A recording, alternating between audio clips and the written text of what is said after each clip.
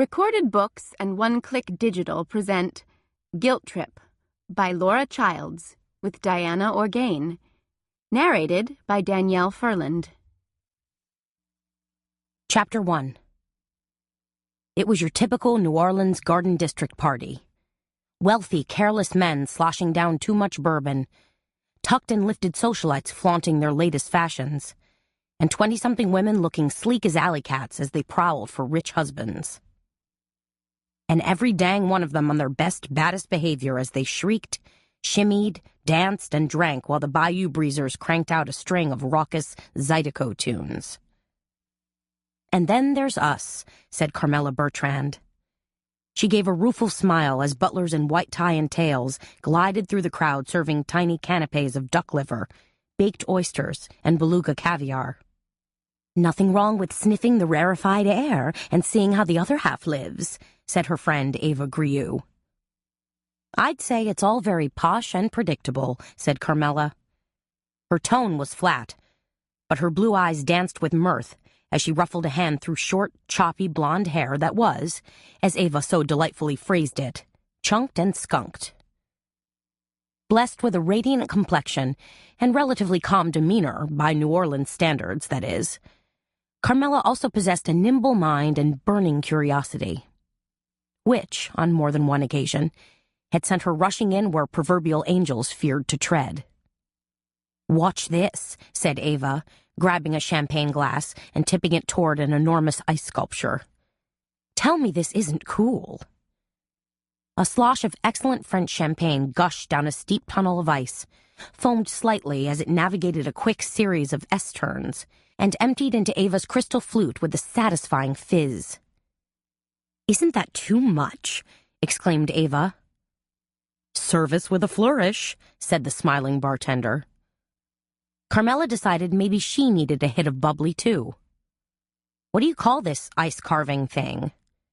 "A champagne luge," said the waiter, "guaranteed to deliver a super-chilled serving of champagne." Ava, who was Carmela's BFF, shopping cohort, and French Quarter neighbor, gave Carmela a nudge. "Come on, you do it." She smiled coyly at the bartender. "Ready, baby?" Nodding, the bartender hefted a magnum of champagne, poured a judicious serving into the delicately carved ice slat at the top of the sculpture, then stood back and smiled. "Isn't that the coolest dang thing you've ever laid eyes on?" said Ava, as she watched the froth of champagne wend its circuitous route to Carmela's glass. The ice luge, carved from a solid block of ice, was almost 5 feet high and featured, besides the zigzagging slide, a carved Chinese dragon inset with gold coins. "Only the best for Margot," said Carmela. "And Jerry Earl," said Ava. She pushed a mass of dark curly hair off her cheek, angled out one curvaceous hip, and struck a red carpet-worthy pose. "This is some super welcome home party for him." Margot's husband, Jerry Earl Leland, had just been released from the Dixon Correctional Institute, and Margot was throwing what she called a get-out-of-jail-free party. "Jerry Earl's a lucky man," said Carmela, and she meant that in more ways than one. He'd been Margot's ex-husband. Then the two had remarried in a red-hot flurry right before Jerry Earl had been carted off to the slammer. And now he'd been released from prison early. "Champagne, caviar, and a spattering of eligible men," said Ava, glancing about with predatory eyes. "How'd we manage to get invited to this fancy soiree?" "We're here mostly out of politeness," said Carmela. "I got roped into designing the invitations, and Margot went bonkers when she saw what I came up with. Told me I just had to attend. A command performance was how she phrased it." Carmela's scrapbooking shop, Memory Mine, carried all the latest papers and albums and was the go-to spot for having cards, announcements, and invitations designed. Besides being the French Quarter's resident scrapbook maven, Carmela was also a skilled graphic artist. "I gotta say," said Ava, helping herself to a toast point loaded with glistening caviar, "the lady has style, as well as a potful of money. I mean, did you get a gander at that gilded fireplace? And all that fancy artwork? And the silk upholstery on her cabriolet sofa? The word opulent does come to mind. Carmela nodded in agreement. Margot's house was a bold statement in conspicuous consumption. But truth be told, she wasn't all that impressed. It hadn't been too many years since she'd resided in this part of town herself. In a white elephant of a house that was currently on the market for $2.3 million. Of course, her tenure in the Garden District stretched back to the bad old days when she'd been married to Seamus Allen Meacham, heretofore known as the Rat.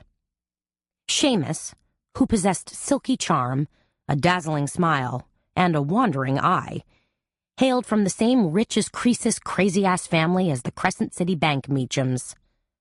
Thus, he'd always felt above it all and not bound by ordinary convention. Carmela nudged Ava. There's Margot now.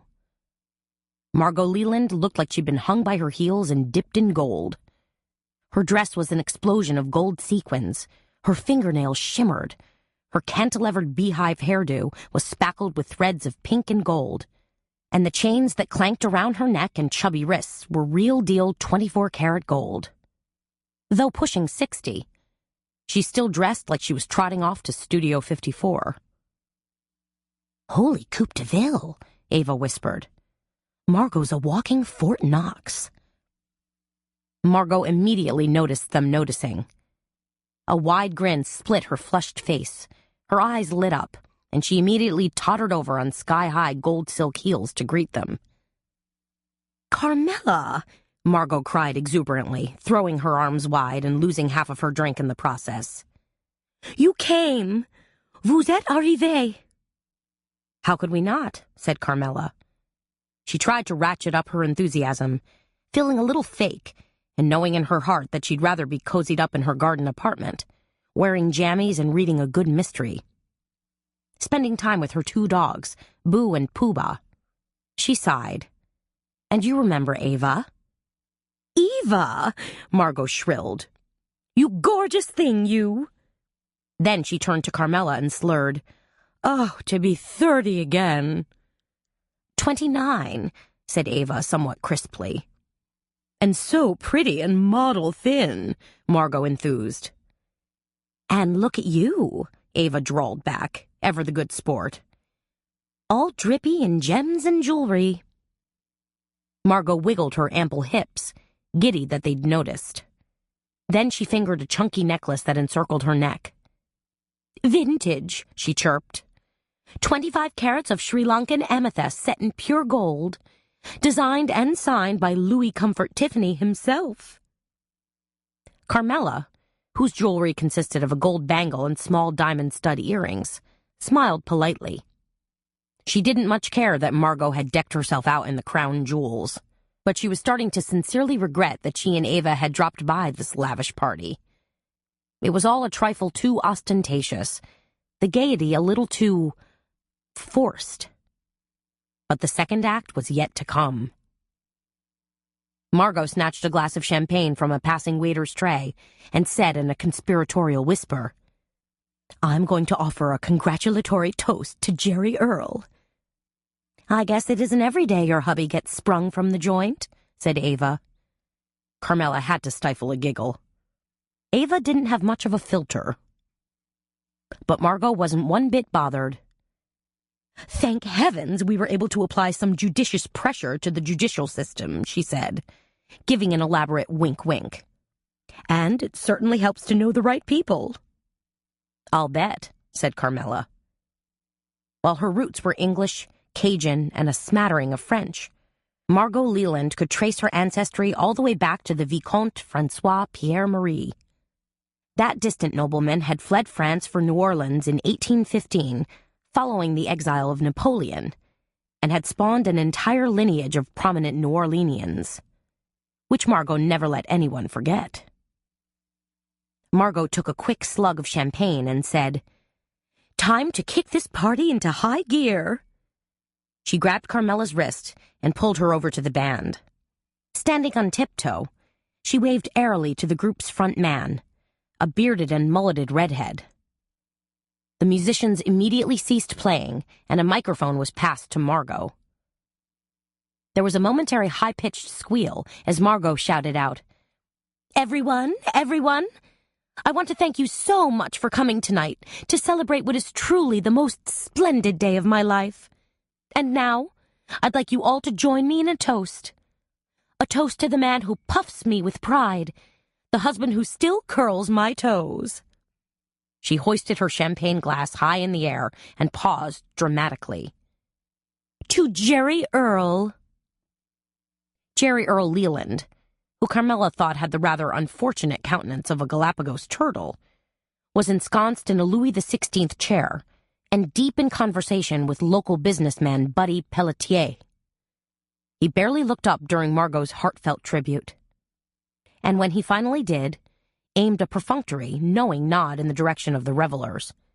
Then, Jerry Earl turned back to resume his conversation. Fueled by too much champagne, bourbon, and rich food, the Tony crowd didn't seem to mind his dismissiveness. "To Jerry Earl!" they roared. Glasses clinked, and laughter echoed as 100 of New Orleans' most prominent socialites poured even more liquor down their gullets. "You'd think Jerry Earl would be a bit more humbled," observed Ava, "on account of his being incarcerated and all." "Doubtful," said Carmela.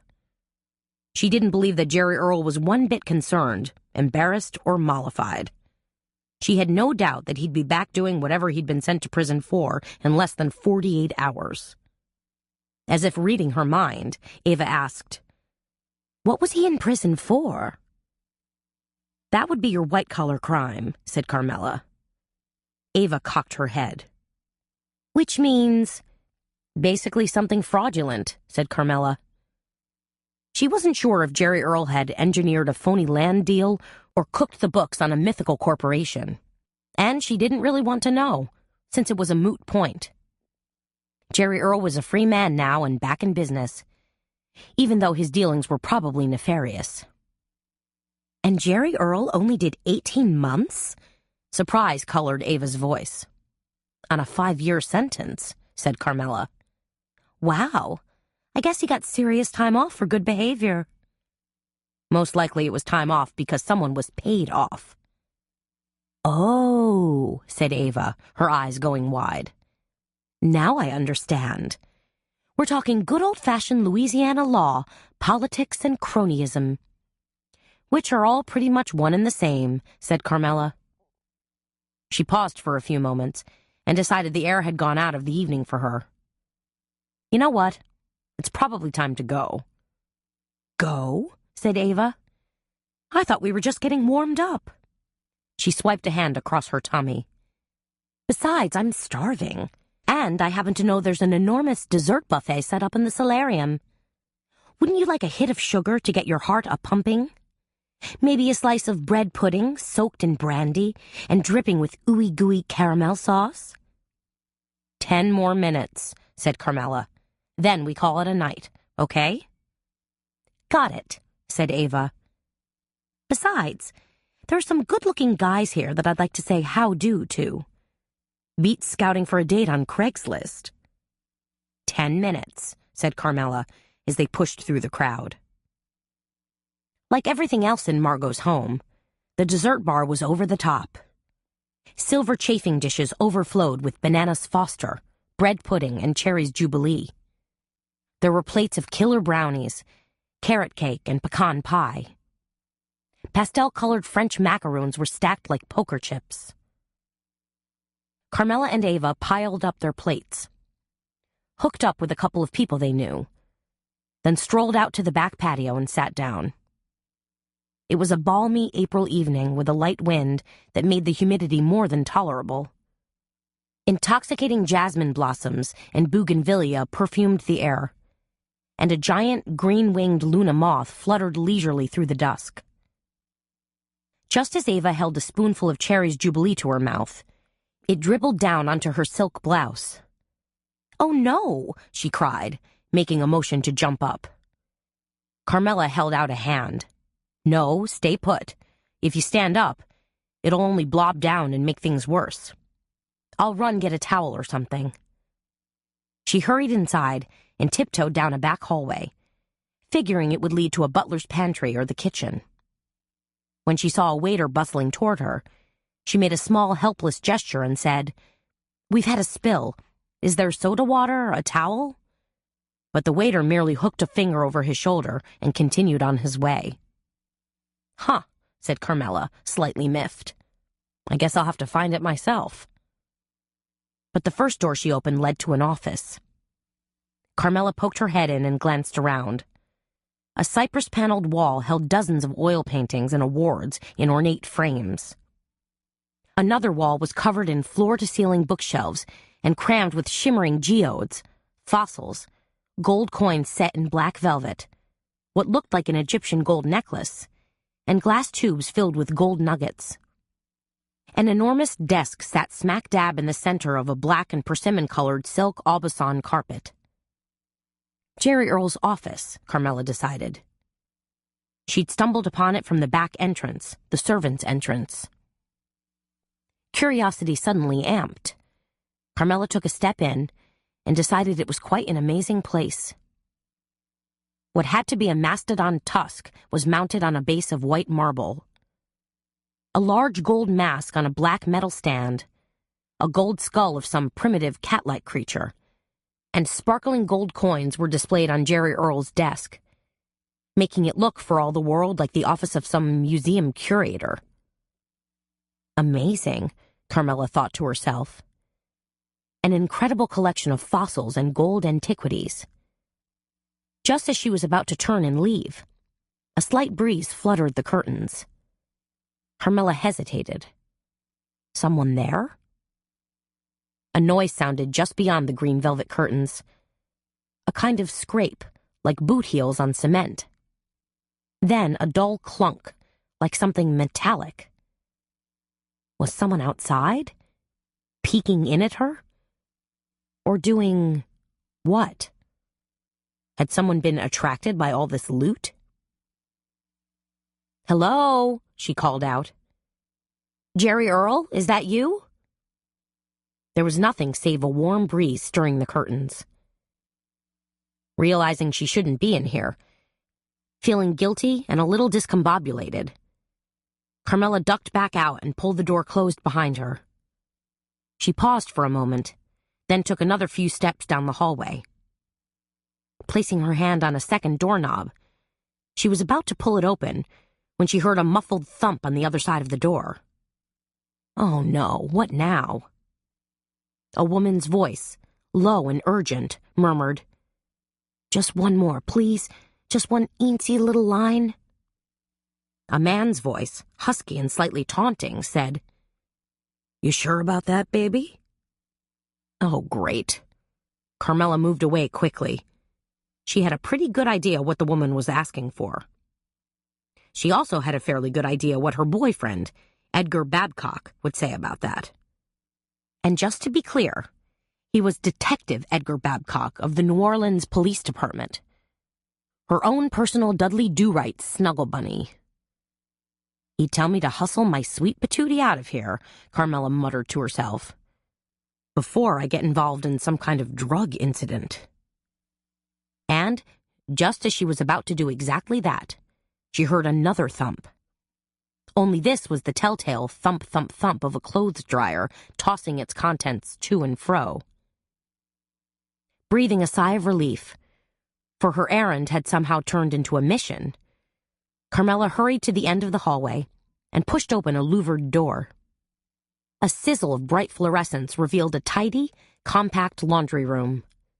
It was warm, steamy, and noisy, as laundry rooms generally are when there's a load in the washer and one in the dryer.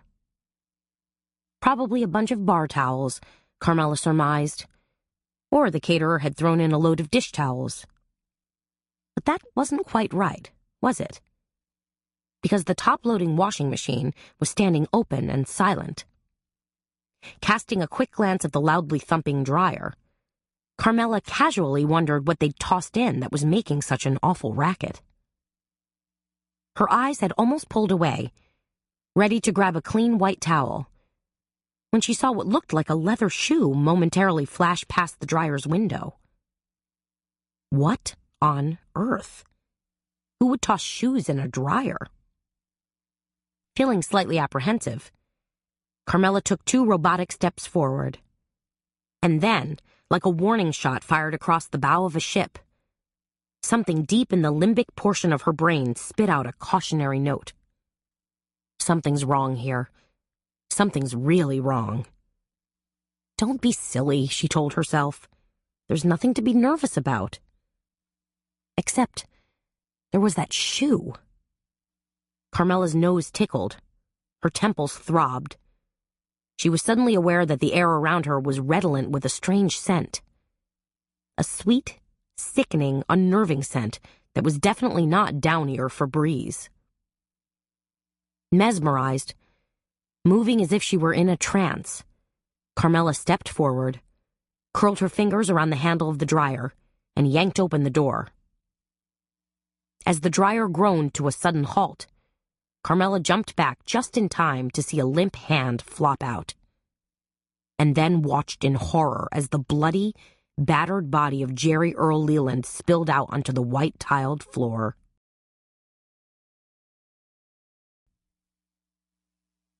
Chapter 2. Horrified and in shock, Carmela inanely spun around the room, searching high and low for another witness. On her third dizzying whirl, the realization finally sank in that she was the only other person in the room. Well, at least the only living person. Swallowing hard, Carmela gaped at the body. Oh, dear Lord, could Jerry Earl really have been brutally murdered right in the middle of his own lavish welcome home party? Was that really his limp body sprawled at her feet? Was that the metallic scent of fresh blood stinging her nose? The angry buzz of fluorescent lights rang in Carmela's ears like a plague of cicadas, and she suddenly found it difficult to breathe in the steamy, claustrophobic room. She spun on her heels, pushed hard on the louvered door, and raced back down the narrow hallway, greedily swallowing great gulps of fresh air and fighting the awful tide of bile that rose in her throat. Because I have to get help.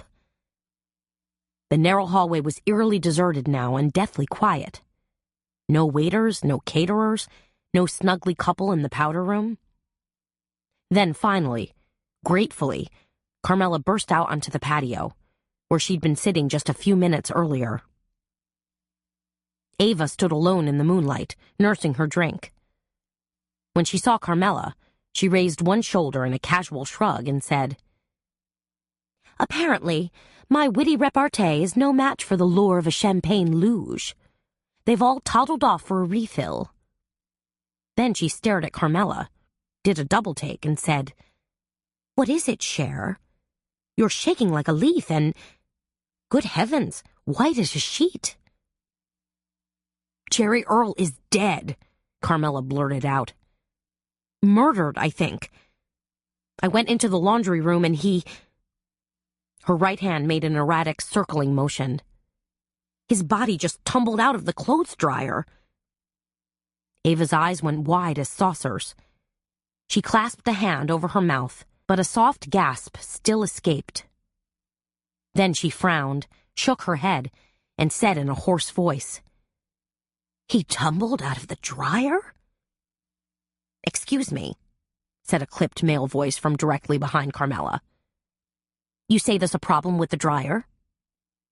Carmela spun around to face Eric Zane, Jerry Earl's personal assistant, who'd been pointed out to her earlier that night. Zane was a tall, reed-thin fellow of about 30, with a pale oval face and a proper, almost brittle manner. "I've ordered the staff to keep up with the linens," said Zane, radiating a cool annoyance. "It's not the linens," Carmela rasped out. "It's Jerry Earl. You've got to call the police." "Carmela thinks he's been murdered," Ava added helpfully. Looking as if he'd just been socked in the gut, Zane took a step backward. "What?" he said in an incredulous tone. "What did you say?" "Murdered," said Carmela. "In the laundry room." "That can't be," Zane cried. He seemed to have trouble processing the information. "I just spoke to him." He glanced at his wristwatch, which hung upside down on his narrow wrist. With a trembling hand, he flipped the gold watch over and stared at the face. "Maybe 10 minutes ago." "That was then, and this is now," said Carmela. "And now he's lying dead on your laundry room floor." 10 minutes later, the party officially over, the guests officially stunned by the grisly news. Detective Bobby Gallant and his team showed up to take charge of the scene. First order of business was to round up all the guests and keep them in the living room in a kind of holding pattern. The bar was shut down, and the musicians silenced as the guests cast worried glances at one another and muttered quietly among themselves. Margot Leland, who'd practically swooned at the awful news, had forced her way into the laundry room to view Jerry Earle's body for herself. Now, after having a full-court press meltdown, she was huddled in her dead husband's office, bleeding out a series of heart-wrenching sobs and weeping onto the shoulder of her dear friend, Betsy Bischoff. Carmela and Ava were huddled at the end of the hallway, watching Bobby Gallant bark orders to his fellow officers and crime scene team. "Thank goodness Bobby got the call out," Carmela said to Ava. Bobby Gallant worked as an assistant to her sweetie, Edgar Babcock, who was in Washington, D.C. attending a forensics conference. "Bobby's a smart guy," agreed Ava. "He'll figure this out." "Hopefully," said Carmela.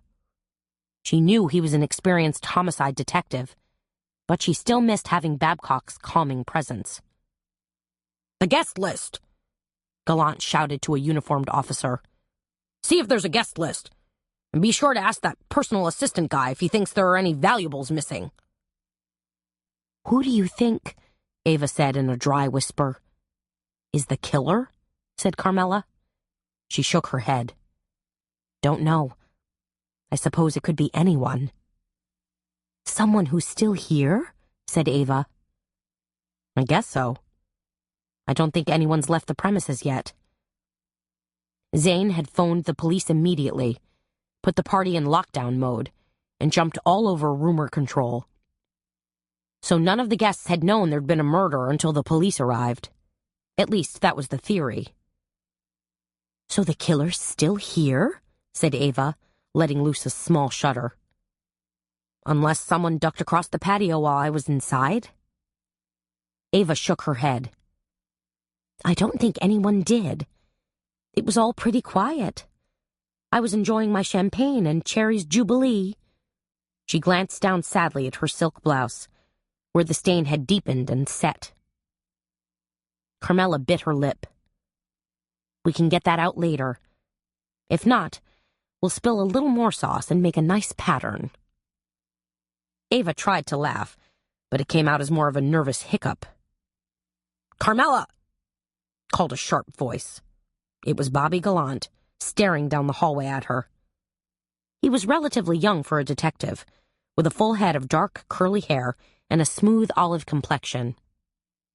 Tonight, dressed in a leather bomber jacket and khaki slacks, he looked cool, unflappable, and really quite adorable. "Detective Gallant," Carmela responded. "You shouldn't be back here," he told her. He looked at one of the uniformed officers and asked, "Why is she here?" But the uniformed officer just shifted nervously. "But I was the one who—" Carmela began. She was shocked by the murder, but certainly intrigued, too. Who would murder a man who'd just been released from prison? And in his own house? I know, said Gallant. "Still." He hooked a thumb and jabbed it in the air, indicating for them both to move away. "Come on, Cher," said Ava. "Let's go wait in that big office." They trooped past Gallant, trying to peer into the laundry room as they did. But he carefully blocked their view with his shoulders. "I'll talk to you two later," he told them. Margot Leland turned her tear-stained face toward Carmela and said, Why? Carmela crossed the room quickly, knelt down next to Margot on the whisper-soft Chinese carpet, and said, "I don't know, honey, but I promise you, the police are going to figure all of this out." Beatsy gazed at Carmela, a look of despair on her narrow face. "You seem like you know some of these officers." Carmela nodded. "I do, and please believe me when I say that they're really good at what they do. They will find out who killed Jerry Earl." "Just when I finally got him back," wailed Margot. "My poor sweetie." Beatsy patted her friend's shoulder. "I know, dear, I know." Margot twisted a hanky in her hands. "So, Carmela, they tell me that you were the one who found him in the laundry room?" Carmela nodded. "I'm afraid so." Did it look like he suffered?" Margot asked hopefully. Carmela thought about all the blood and the horrible bumping around that Jerry Earl's body had sustained, but said without hesitation, "No, I'm pretty sure he didn't suffer." "That's a huge relief," said Margot. "A blessing," agreed Beatsy. A lie, thought Carmela, but certainly one told out of kindness. Bobby Gallant suddenly pulled open the door and stepped into the room, causing everyone to immediately stop talking and stare at him. He wiggled his fingers at Carmela and Ava and said, "Okay, now we can have our little confab." Carmela gave Margot's hand a final, reassuring pat. Then she and Ava joined Bobby Gallant in the hallway. Gallant pulled the office door closed behind them and said, "Okay, I want the straight poop." "Sweet talk will get you everywhere," said Ava, batting her eyelashes. She'd gone from scared to flirtatious in about 10 seconds flat. A new land speed record. "I'm serious," said Gallant. He looked at Carmela with hooded brown eyes and said, "Walk me through it." So they all went out to the patio, and Carmela started from the very beginning. "We were all right here," said Carmela. "Who's we?" said Gallant. Carmela and Ava started to run through their story. And all the while, Carmela kept wishing she'd never gone looking for a towel. Why didn't she carry one of those detergent sticks in her purse? That would have neatly solved the problem of a stain on Ava's blouse.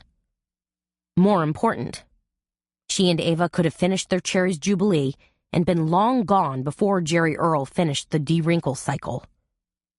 Instead, she'd encountered a gruesome laundry room scene that was sure to haunt her nightmares forever. "So, then you went inside to get a towel?" Gallant prompted. "That's right," said Carmela. She had to force herself to focus. "And you were the only one around?" Gallant asked. "No," said Carmela. "I saw a waiter in the hallway." "Do you remember which one?" "Are they all still here?" she asked. Gallant nodded. "If you line him up, I'm pretty sure I can point him out." Carmela started to say something else, then hesitated. "What?" said Gallant. "Spit it out. This is no time to be coy." There were also 2 people in the powder room. Gallant cocked an inquisitive eye. "How do you know that?" "Hey," said Ava. "If Carmela says there were 2 people, then there were 2 people." "I'm not questioning her honesty," said Gallant. "I'm just trying to get the story straight." He nodded at Carmela. "Go on." "I heard voices anyway," said Carmela. "They were sort of giggling and thumping up against the door. I think they were doing drugs." "You know that for a fact?" "Kind of. The woman was asking the man if she could do another line." "And you think she was referring to a line of cocaine?" asked Gallant. "I don't think it was a dance line," said Carmela. Gallant nodded. "Okay. Where did you go from there?" Carmela crooked a finger, indicating the laundry room. "In there, but I'd rather not go back." Gallant shook his head. No, we can't go in right now. The crime scene guys are still at work."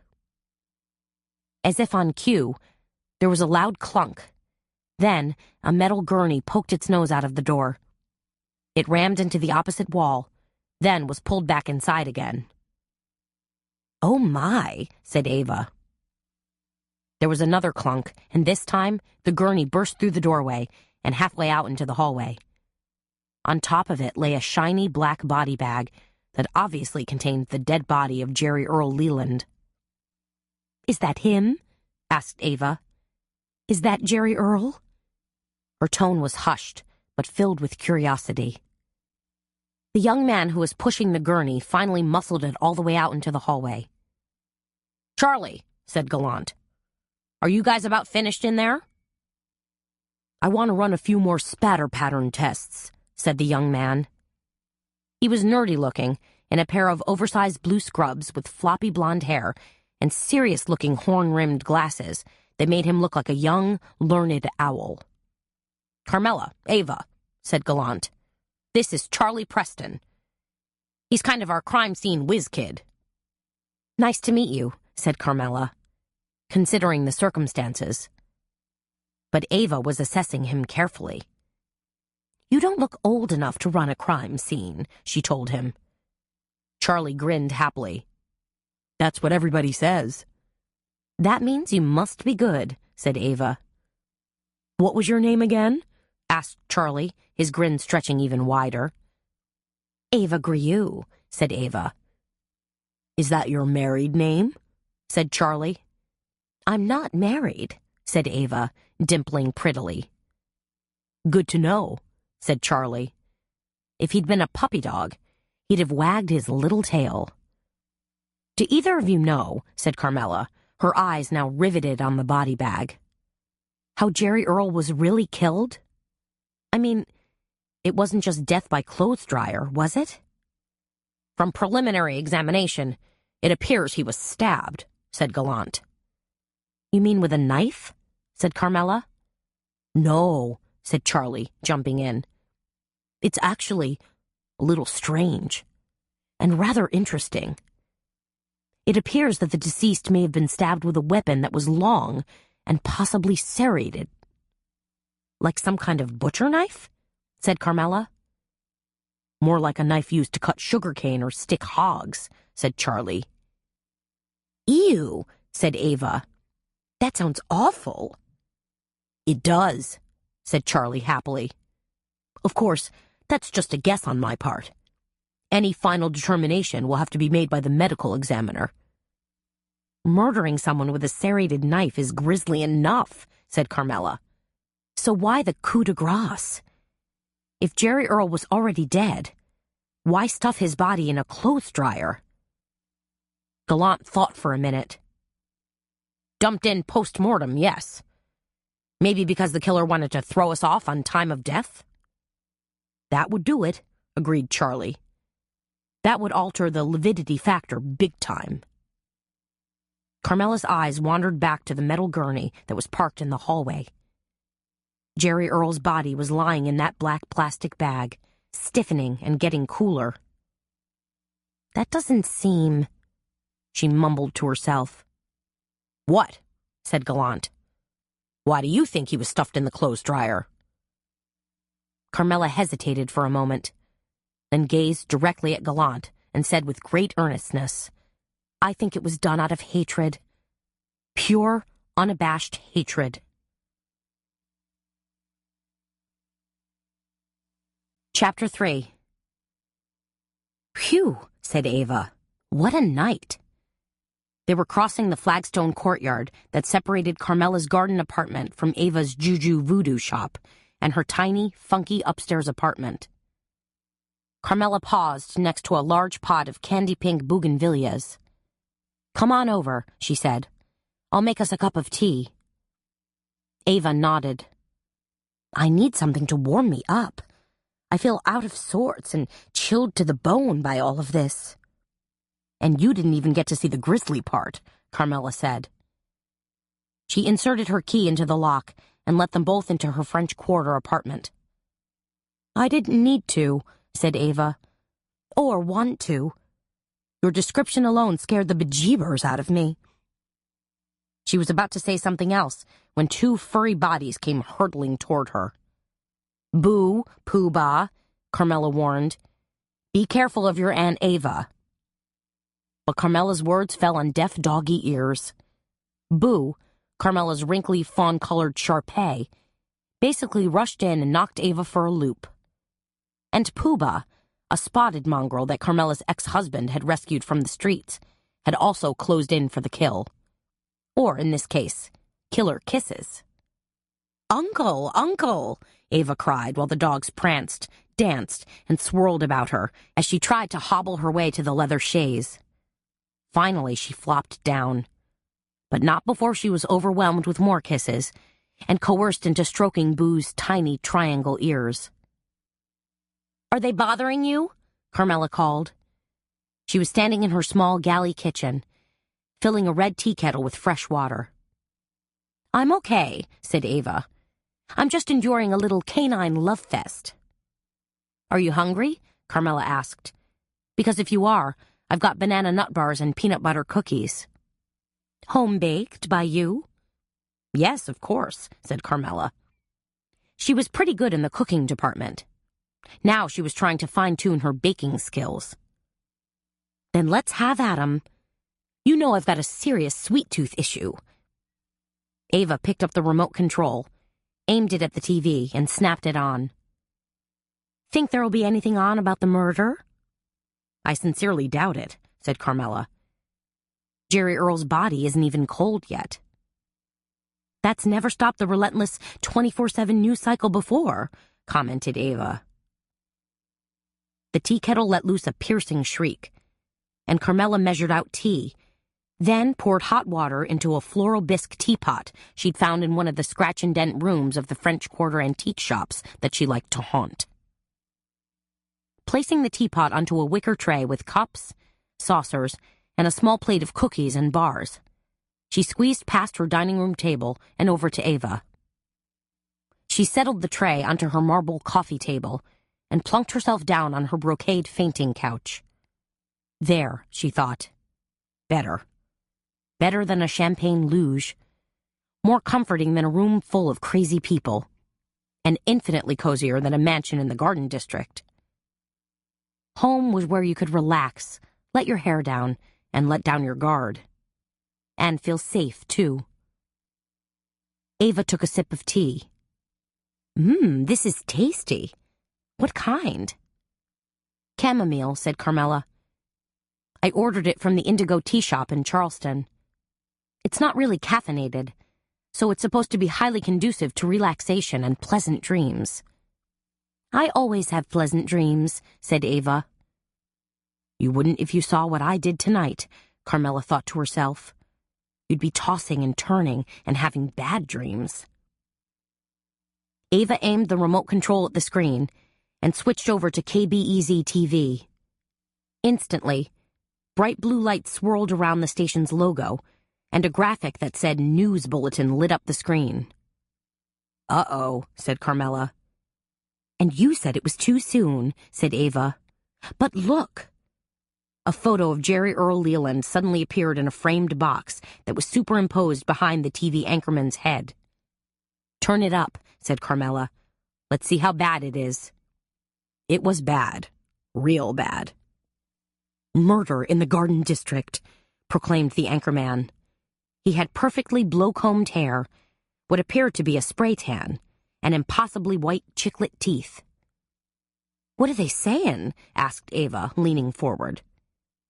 "Details are sketchy so far," intoned the anchorman in a voice that promised to deliver vivid details as soon as they were available. "But what we know for sure is that prominent New Orleans business tycoon Jerry Earl Leland was brutally murdered at his Garden District home earlier this evening. In a strange chain of events, Leland had just been released from Dixon Correctional Institute, where he'd been serving a 3 to 5 year prison sentence for fraud. Though police officials were reluctant to comment on the exact details of tonight's violent crime, it has been learned through an unnamed source that a welcome home party had been in progress at the time." "I wonder who the unnamed source was," said Carmela. "Not me," said Ava. The anchorman continued. Standing by to comment, we have our own Zoe Carmichael talking to Conrad Falcon, the businessman and whistleblower who helped put Leland in prison. There was a quick shot of a distinguished-looking man with dark eyes and gray hair gazing directly into the camera's lens. Jerry Earl Leland made a lot of enemies, said Falcon. It was probably only a matter of time. Ouch, said Ava. The camera pulled back to reveal a two-shot. So, you think it was a kind of justice? Zoe asked. She was petite and pretty, with reddish blonde hair and a cherubic smile. Falcon drew breath and shook his head. A very sad justice. I understand, said Zoe, that you had been vehemently opposed to Mr. Leland's early release? Yes, I was, continued Falcon. I was on the phone with several legislators, cautioning them against his release. In fact, had the justice system not been so severely tampered with, and Mr. Leland remained incarcerated, this murder might have easily been averted. Zoe dimpled prettily and said, And now back to you, Guy. Look at that, said Ava, still studying the screen. That guy Conrad Falcon was pretending to be all serious and concerned, all on the fence politically correct. But you can tell he's really jumping with joy. Carmela was skeptical. You think so? Oh, yeah. I read this article about body language in Star Watch magazine. It said that if somebody looks up to the left when they're talking, it means they're lying. And if they look right, it means they're telling the truth. No kidding. It was all very scientific, said Ava. A lot like astrology or tarot cards. Shh, said Carmela. I want to hear what else they have to say. The camera moved in tight on the news anchor, and he said, As our viewers may recall, Leland's construction company, Leland Enterprises, was found guilty of overbilling the federal government for $12 million worth of highway and bridge work in and around the New Orleans area. I guess that explains why Margot's got such fancy jewelry, said Ava, and why Conrad Falcon wasn't a guest at tonight's party. If Falcon had been there, said Carmela, still studying the screen, he'd probably be the #1 suspect. But he wasn't there, said Ava. So it had to be somebody at the party, don't you think? Maybe, said Carmela. She nibbled at one of the cookies. The weird thing is, we were all having such a great time. At least it sure felt that way. I guess we'll just have to wait and see who pops up on Detective Gallant's radar screen, said Carmela. Although he's got a ton of interviews to get through. Some of those people aren't going to want to talk to him, said Ava. You know, the wealthy ones, the people who jealously guard their privacy. There's a lot of that going around, agreed Carmela. The wealthy of New Orleans, especially those who resided in the Garden District, were especially careful of their privacy. Many of the homes had security systems worthy of Fort Knox, and many families even employed private security forces. Ava took a final sip of tea and stood up. Well, time to shove off, I guess. Big day tomorrow. I've got a busload of tourists coming in for tarot readings and voodoo doll demonstrations. Take a cookie for the road, said Carmela. Ava grabbed 2 cookies. Don't mind if I do, Cher. Carmela walked Ava to the door, then watched as her friend hurried across the courtyard and let herself into her shop. From there, it was a crooked flight upstairs to an apartment that had been painted a rather amazing Pepto pink.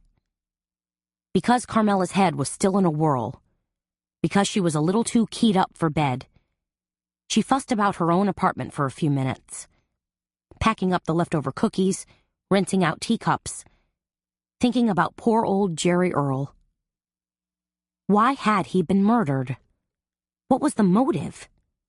Did it have something to do with all the glittering gold and antiquities that were strewn so casually about his office? Was it related to his construction business? To the people he'd bilked out of money? Or was it something else entirely? Carmela frowned and let loose a deep sigh. Had it been an inside job? Someone who'd been at the party? Had to be. She spun around, her back to the sink now, and gazed about her apartment.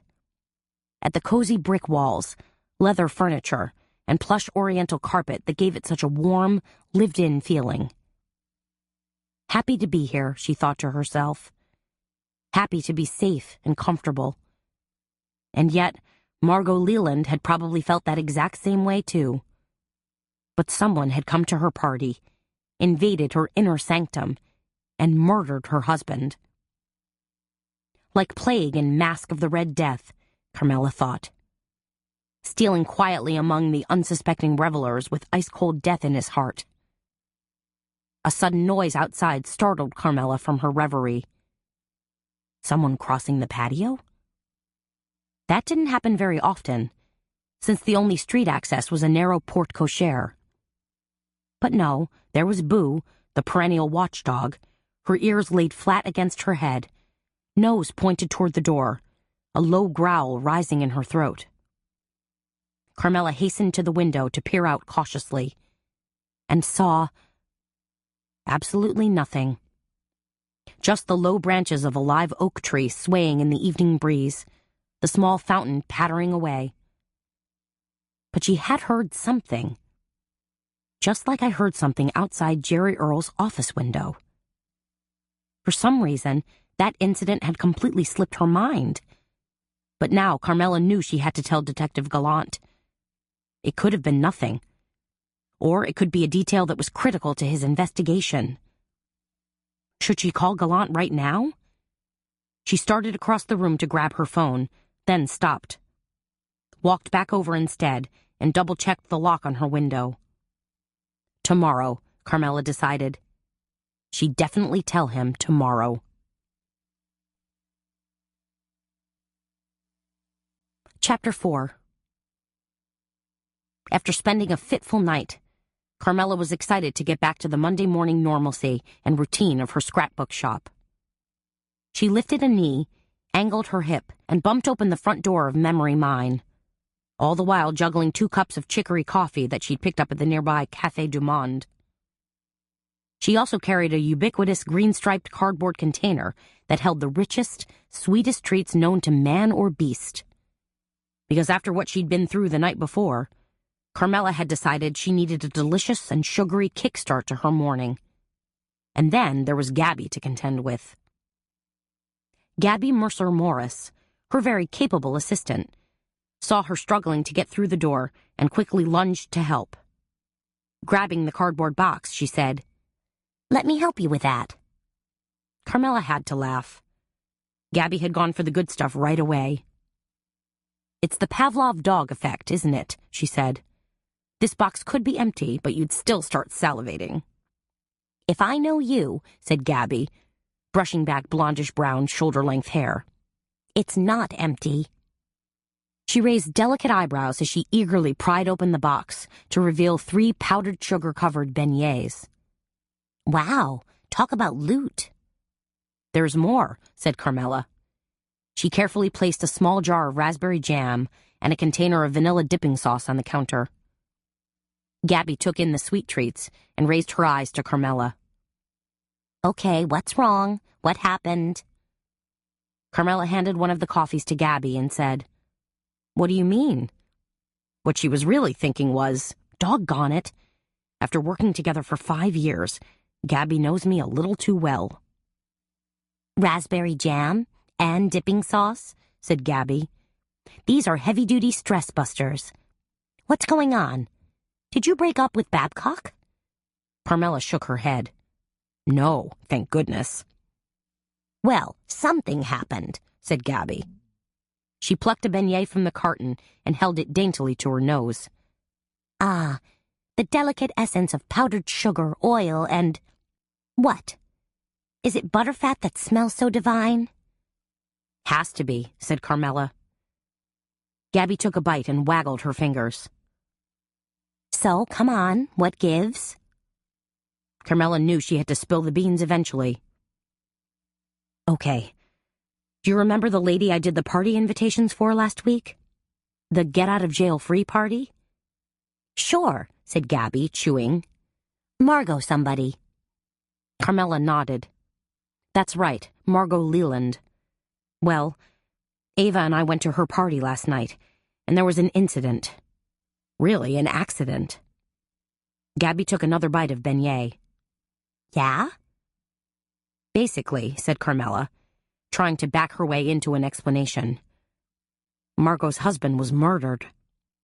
Gabby's eyes suddenly bulged as roundly as her cheeks, which were stuffed with half a beignet. What?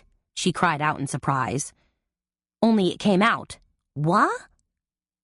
Margot's husband, Jerry Earl, continued Carmela. I found him dead and stuffed inside a clothes dryer. What? Gabby said again. Carmela handed Gabby a paper napkin and indicated her chin. Un petit peu of cleanup. Gabby swiped at her chin a couple of times while she fought to find her voice. That's terrible, she finally cried. It's awful. She took a step backward, as if to distance herself from the bad news. Her chin quivered, and she looked as if she was about to burst into tears. Oh dear, Carmela thought.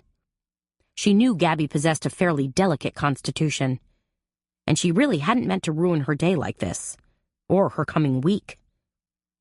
Gabby waved a hand rapidly in front of her eyes in an attempt to ward off possible waterworks. So, what did you... We called the police, said Carmela. What else could we do? And when you found him, he was... Dead, said Carmela. Dead as a doornail. Oh dear, said Gabby. Oh my. She wiped her hands on a paper napkin, then pulled her mint green cardigan closer around her as she gazed at Carmela with limpid brown eyes. So, then what? Did Detective Babcock show up? She was well aware that Edgar Babcock was Carmela's boyfriend, sweetie, and snuggle bunny du jour. In fact, Carmela and Babcock had met on a case a few years earlier when Carmela's ex-husband, Seamus Meacham, had been kidnapped. They'd managed to get Seamus back in one piece, but their marriage had been left in disarray. Not Babcock, said Carmela. He's out of town. Remember I told you he was attending that seminar on forensics up in D.C.? Okay, said Gabby. I guess. She still didn't look happy. But Detective Bobby Gallant got the call out, said Carmela. And you have faith in him? Oh, absolutely, said Carmela. She paused. Besides what? I'm really hoping this will be an open and shut case. Gabby tilted her head to one side. She seemed to be getting over her initial shock. How so? Carmela took a sip of coffee. I'm betting that Jerry Earl's murder was business-related. All Gallant really needs to do is figure out who hated him the most. Can Gallant do that? He's that good of an investigator? Probably. Carmela helped herself to one of the beignets. Of course, now that I think about it, there were probably quite a few people who disliked Jerry Earl. Really? Said Gabby. That's so sad. You didn't know Jerry Earl, said Carmela. Margot may have loved the man enough to marry him twice, but he was mean as a cottonmouth and tough as a hunk of old shoe leather. I've also heard that when it came to business, he was a hard-nosed jerk. But he paid the price, said Gabby. That's right, said Carmela. He went to jail. No, said Gabby. I mean the ultimate price. His life. They got busy then, readying the shop for the coming week. This was the time, early morning, that Carmela liked best, when she could straighten the colored pens and glue sticks, arrange packages of beads and embellishments, add new rubber stamps to their huge wall display, and create a fun little still life in the front window using their new albums, spools of ribbon, and special scissors. Since Memory Mine was located in the French Quarter on Governor Nichols Street, the shop itself pretty much oozed old-world charm. Longer than it was wide, the shop featured high ceilings, wide wood-planked floors, a lovely arched bay window in front, and yellow brick walls. It was along this longest wall that Carmela had placed her wire paper racks. They held thousands of sheets of paper in every color, style, and texture, and brought her an immense amount of joy.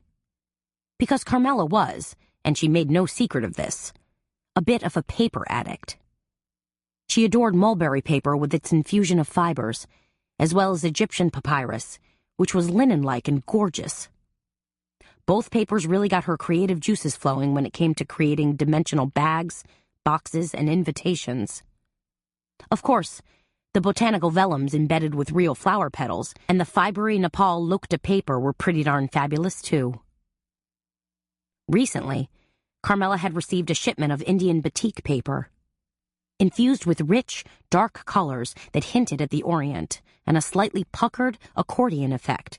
She was looking forward to using this paper in one of her many projects. And though business wasn't always as brisk as Carmela would like it to be, she had lots of loyal customers who gladly supported her, which made her more grateful than ever to have built this little business and kept it going, even when Hurricane Katrina and Hurricane Isaac had swept through town and caused their respective hiccups. Carmela was sitting in her small office in back, sketching out a design for a triptych when the phone rang. "Carmela," Gabby called from the front counter. "Your sweetie's on the line." Grinning from ear to ear, Carmela snatched up the phone. "Hey there." "How are you doing, Carmela?" came a rich, warm, baritone voice. Carmela felt her heart give a little flutter. She could just picture Babcock in her mind's eye, tall, lanky, and handsome. Ginger-colored hair cropped short and neat. His blue eyes constant pinpricks of intensity. And, of course, he was always well-dressed. A cop with a curious taste for Armani and Hugo Boss. "I'm great," she told him, "now that you've called." "I heard there was a rather unexpected turn of events at Margot Leland's party last night." Uh-oh, he knew. "You talked to Bobby Gallant?" Obviously he had. "Yes, I did," said Babcock. "It's funny how the phone lines stretch all the way up here to D.C. What exactly did he tell you? She wondered if Babcock was upset that she hadn't called him. "That information is strictly confidential," said Babcock. "Nothing to concern your head over." "But I—" began Carmela. "Yes, I'm well aware that you were there, Carmela. But there's still no reason for you to get involved.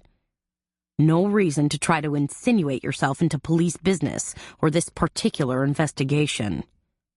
"I wouldn't do that," said Carmela. "Yes, you would," said Babcock. "You would do that in a heartbeat." He hesitated. "You realize, my dear, and I'm quite positive we've had this conversation before, that when someone gets killed in New Orleans, it isn't up to you to solve the crime." "I know that." Carmela swung her chair in a circle, studying the walls of her office, looking at paper swatches she'd tacked up, bits of ribbon, and sketches she'd made of future projects. Wishing Babcock wasn't so darned prickly about this. "I'll keep my distance, I promise." Babcock made a strangled sound, somewhere between a cough and a chuckle. "I miss you too," Carmela said. This time Babcock laughed out loud.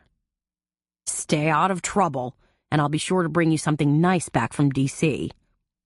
"Thanks," she said. "But you're the only thing I want back from D.C. Carmela was standing at the front counter, adding a snippet of ribbon to a newly created memory box, when the door flew open. Our first customer, she thought.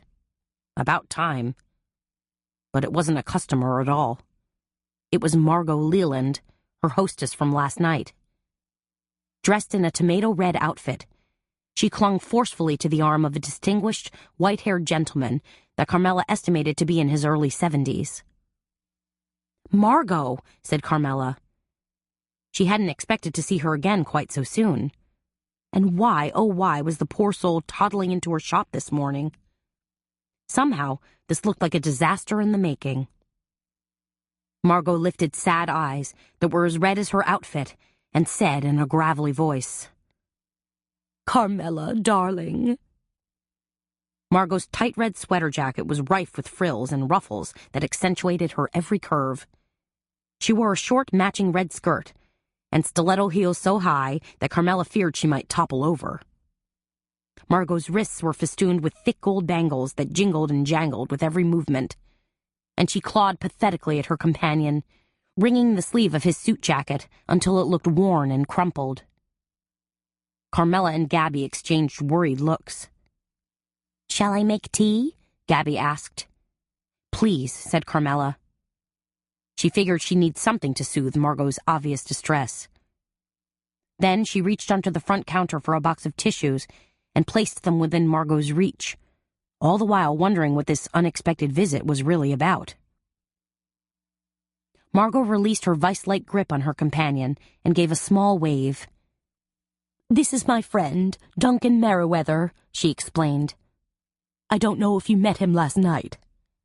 "No, I didn't," said Carmela. She smiled politely at Merriweather and said, "Pleased to meet you."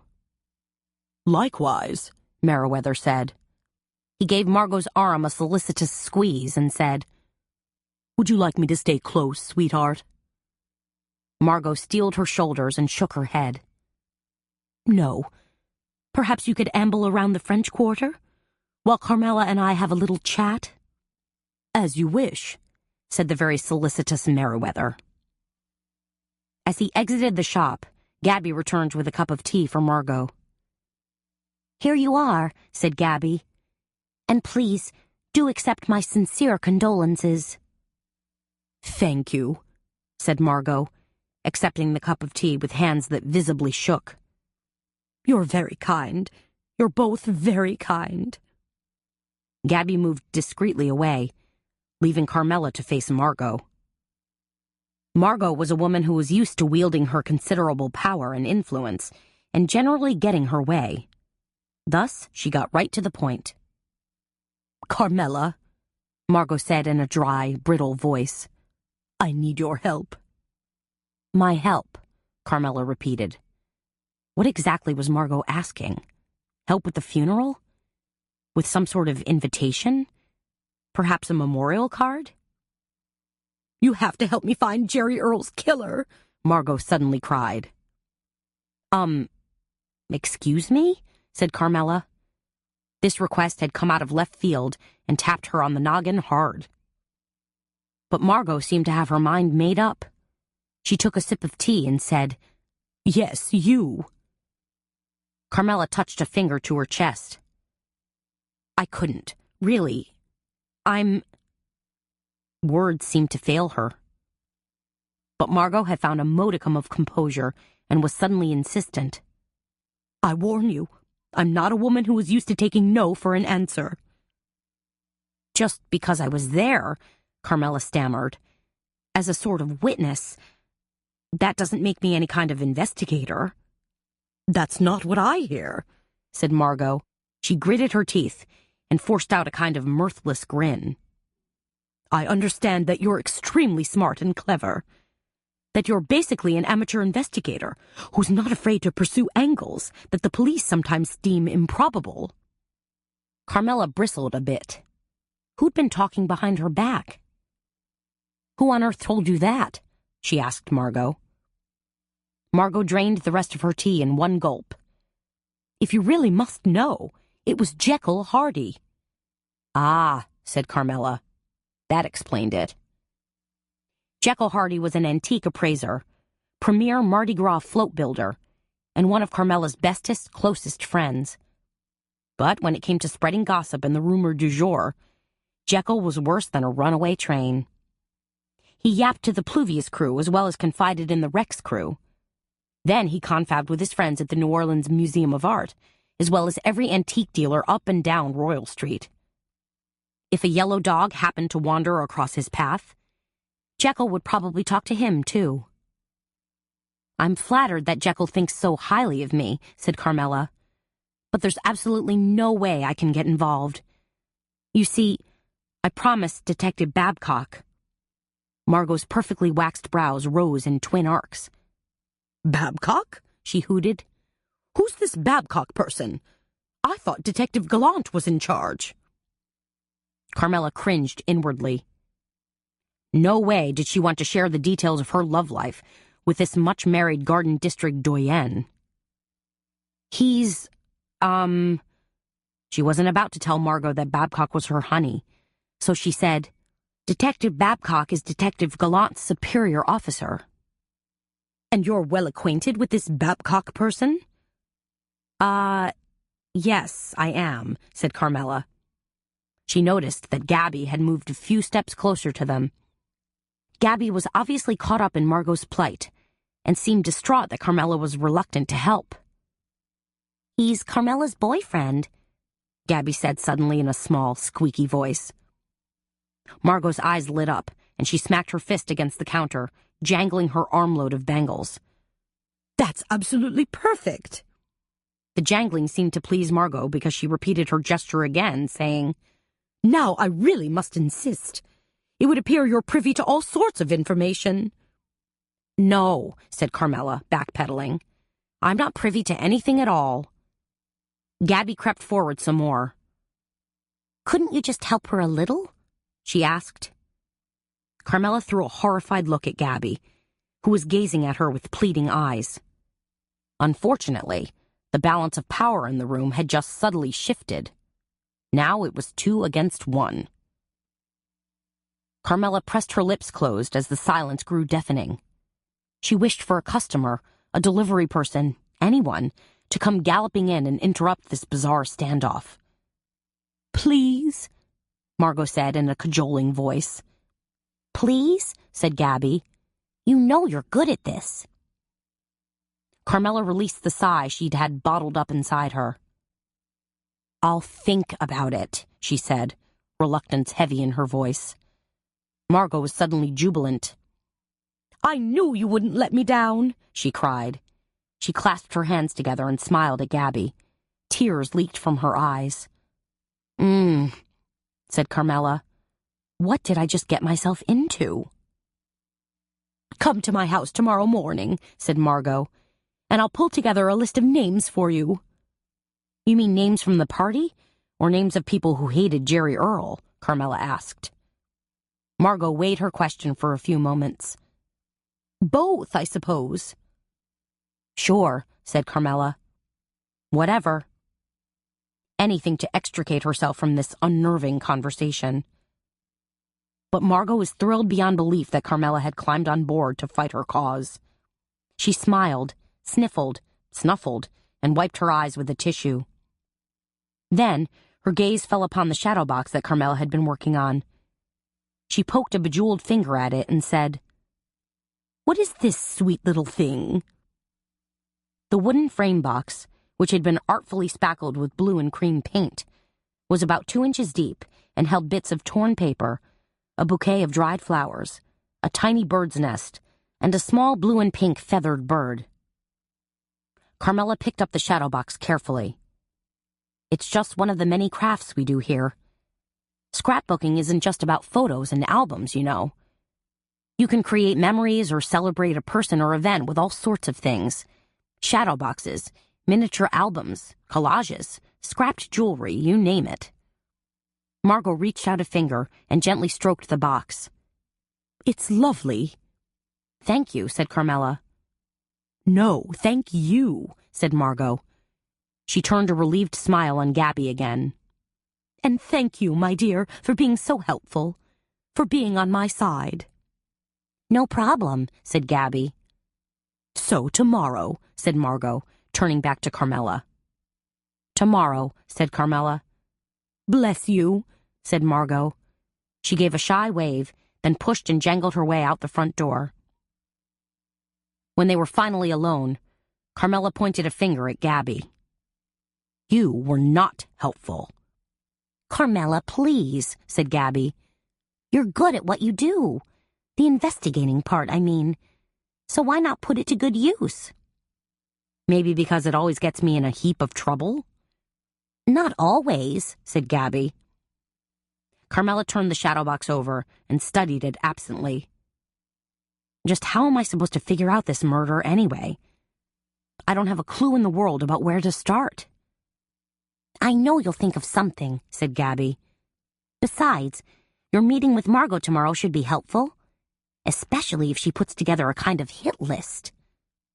Or in her case, a shit list, Carmela mumbled to herself.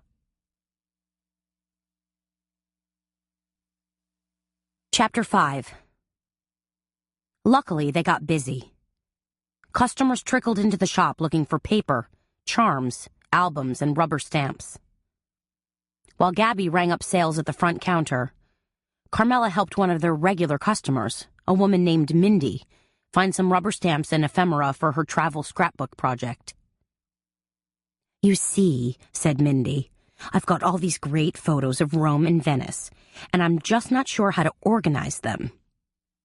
You want an entire album devoted to your trip? Asked Carmela. Mindy nodded as she fingered a small album. I think so, yes. Well, that album you have in your hand would work beautifully, Carmela pointed out. The album had a pebbled brown cover and was 8 1/2 inches by 10 inches in size. You could mount one of your photos on the front cover using a sheet of glue film. I've got a great photo of some Roman statuary, said Mindy. Perfect, said Carmela. You mount the photo under glue film to protect it and make it semi-permanent. Then color the edges with bronze or gold paint to simulate the look of a frame. Then you simply glue it to the cover.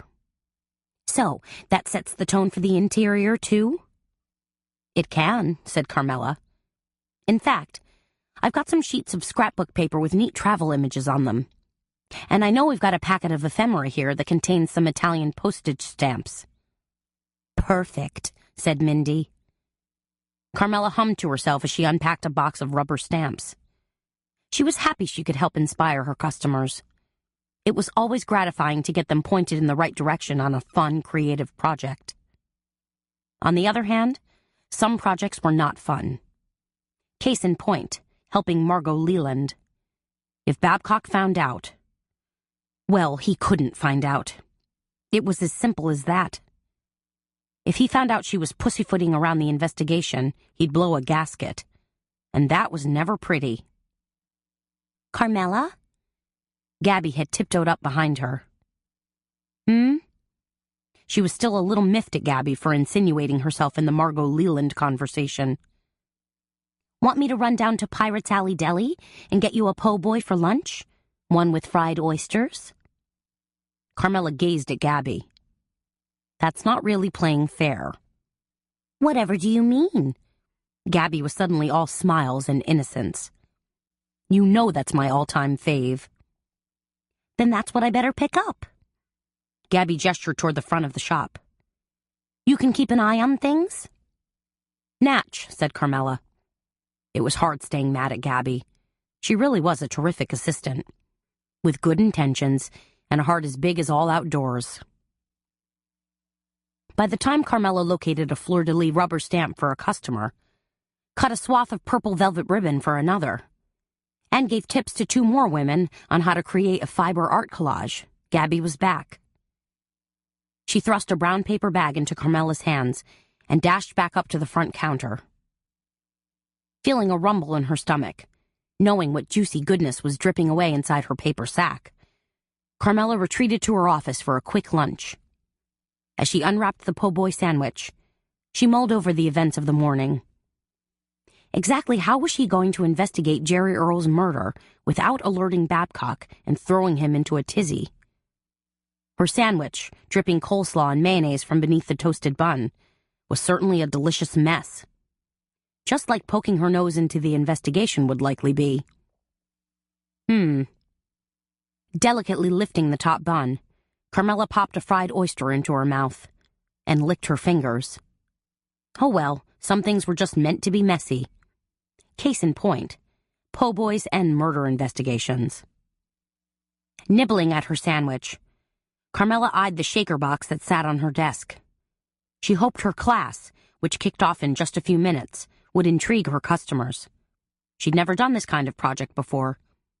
Most of her previous classes had focused on paper, lettering, stitching, using brads and beads, or paper clay. But this was new and different. So, fingers crossed.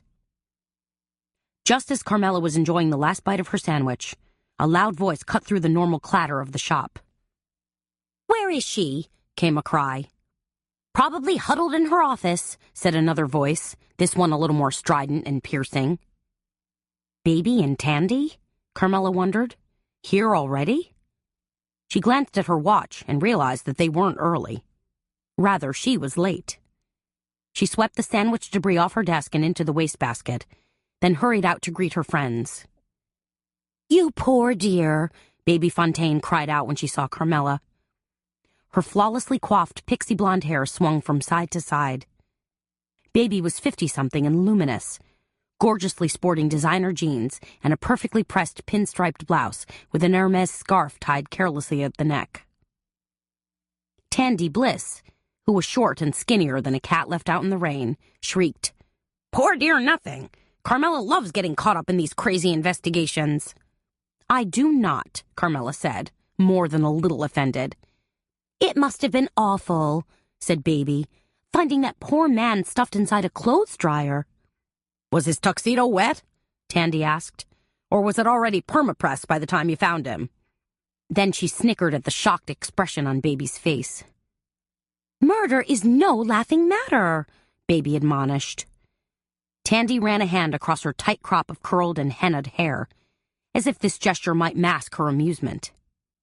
"Does everybody know about Jerry Earl's murder?" asked Carmela.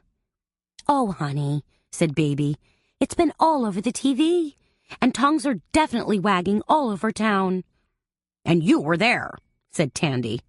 "It must have been a pretty gruesome scene, huh? Got any gory details you'd like to share with your friends?" "Tandy," said Baby, "I never—" "That's right, you never like to hear the good stuff," chuckled Tandy. She poked an index finger at Carmela and said, "So, you're up to your eyeballs in this thing, huh?" "Not exactly," said Carmela. She was reluctant to spill too many details about the murder. It just seemed like bad karma, to say nothing of bad manners.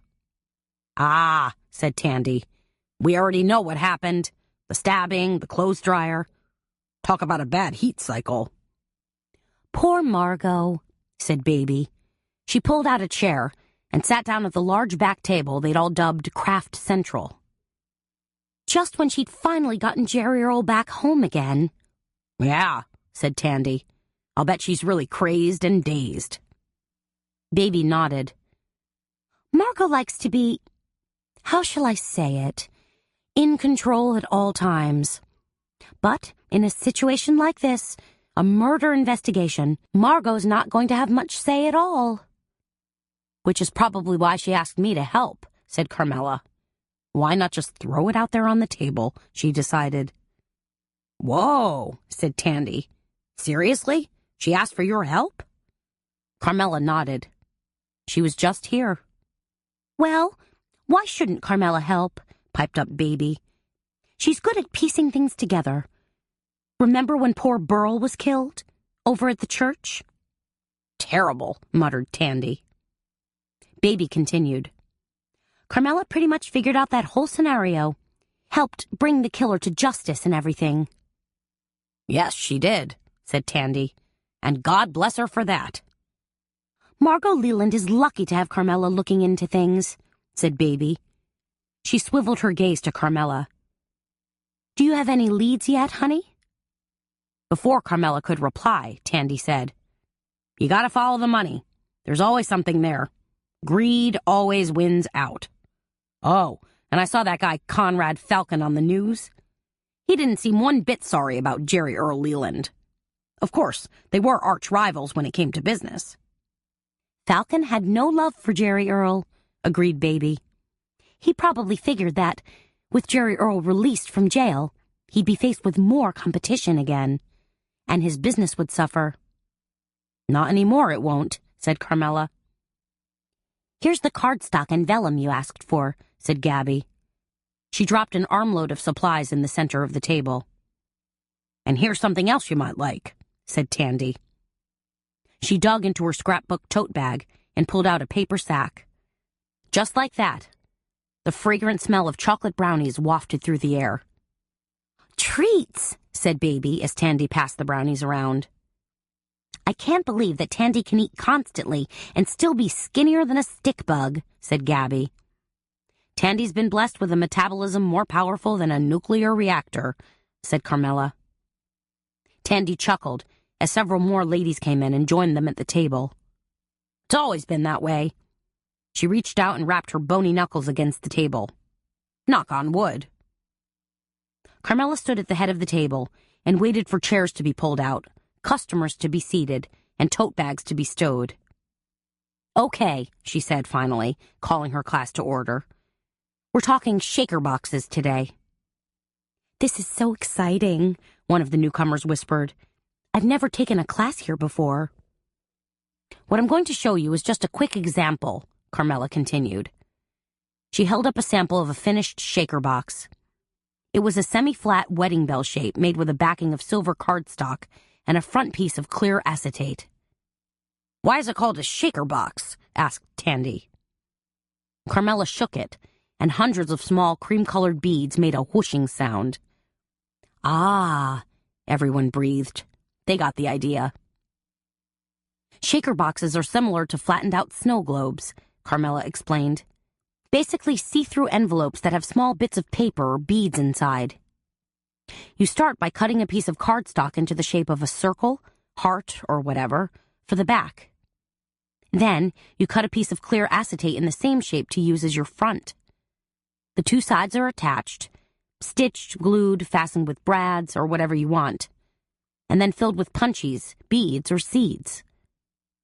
"And we use them how?" asked Baby. "It's just a fun little craft item that adds a bit of motion to a scrapbook page or the inside of one of your homemade greeting cards," said Carmela. "Plus, you can make one in any shape or theme that you want." Gabby indicated the dozen or so stencils that sat in the middle of the table. "We have an umbrella-shaped stencil if you're working on a scrapbook page about a rainy day. Or a heart-shaped stencil if you're doing a Valentine's Day. Wedding bell shapes if you're doing a wedding or anniversary." She riffled through the stencils and held one up in the shape of a turtle. "Oh," one of the ladies squealed. "That's perfect for me. I'm putting together my snaps from a trip to Cabo San Lucas, and we got to observe sea turtles at night. It was beautiful." Carmela grabbed a basket that was filled with tiny bags of seeds and crystals. She grabbed one of the bags and set it down in front of her turtle-loving customer. "These are tiny seashells. They'd be perfect to use as your filling." The woman's hand snaked out to grab the shells. "Thank you." All the crafters selected their supplies and got to work then. Carmela watched one woman cut heart shapes from hot pink cardstock and clear acetate. Then she selected red beads for the inside. "Want to try the white beads?" Carmela asked. "It'd be more of a contrast to the paper." "No," the woman said. "I want red." Carmela handed her the red beads, then watched as the woman quickly glued the sides of her shaker box. When she poured the red beads inside, Carmela turned away. The bright red was too reminiscent of blood, of Jerry Earl being stabbed and flopping out of the dryer. The killer must have been strong, Carmela thought to herself. And smart. Smart enough to have lured Jerry Earl away from that big crowd. Strong enough to kill him, manhandle him, and lift him into a machine. Unless there'd been more than one killer? Was that possible? There had been that couple in the restroom nearby. And where exactly had Jerry Earl been killed? Had it happened in the laundry room? Or in his office? She hadn't seen any blood anywhere, though the killer could have easily concealed the mess. Clearly, she needed a lot more information if she was going to help Margot in any way. As Carmela mulled over the murder, a thought struck her. She eased into her office and quickly called Ava at her voodoo shop. "Juju voodoo," said Ava. "In harm's way. We got charms today." "Hey," said Carmela. "You remember that crime scene tech from last night? The one who was following you around like a lovesick puppy? You mean Charlie? Said Ava. Was that his name? Okay, good. Could you please call him and work your prodigious female wiles on him? Flirt with him, then see if there's anything more on the murder weapon? I can do that, said Ava. But just so you know, that might make me beholden to him. I might have to go out with him on an actual dress-up date.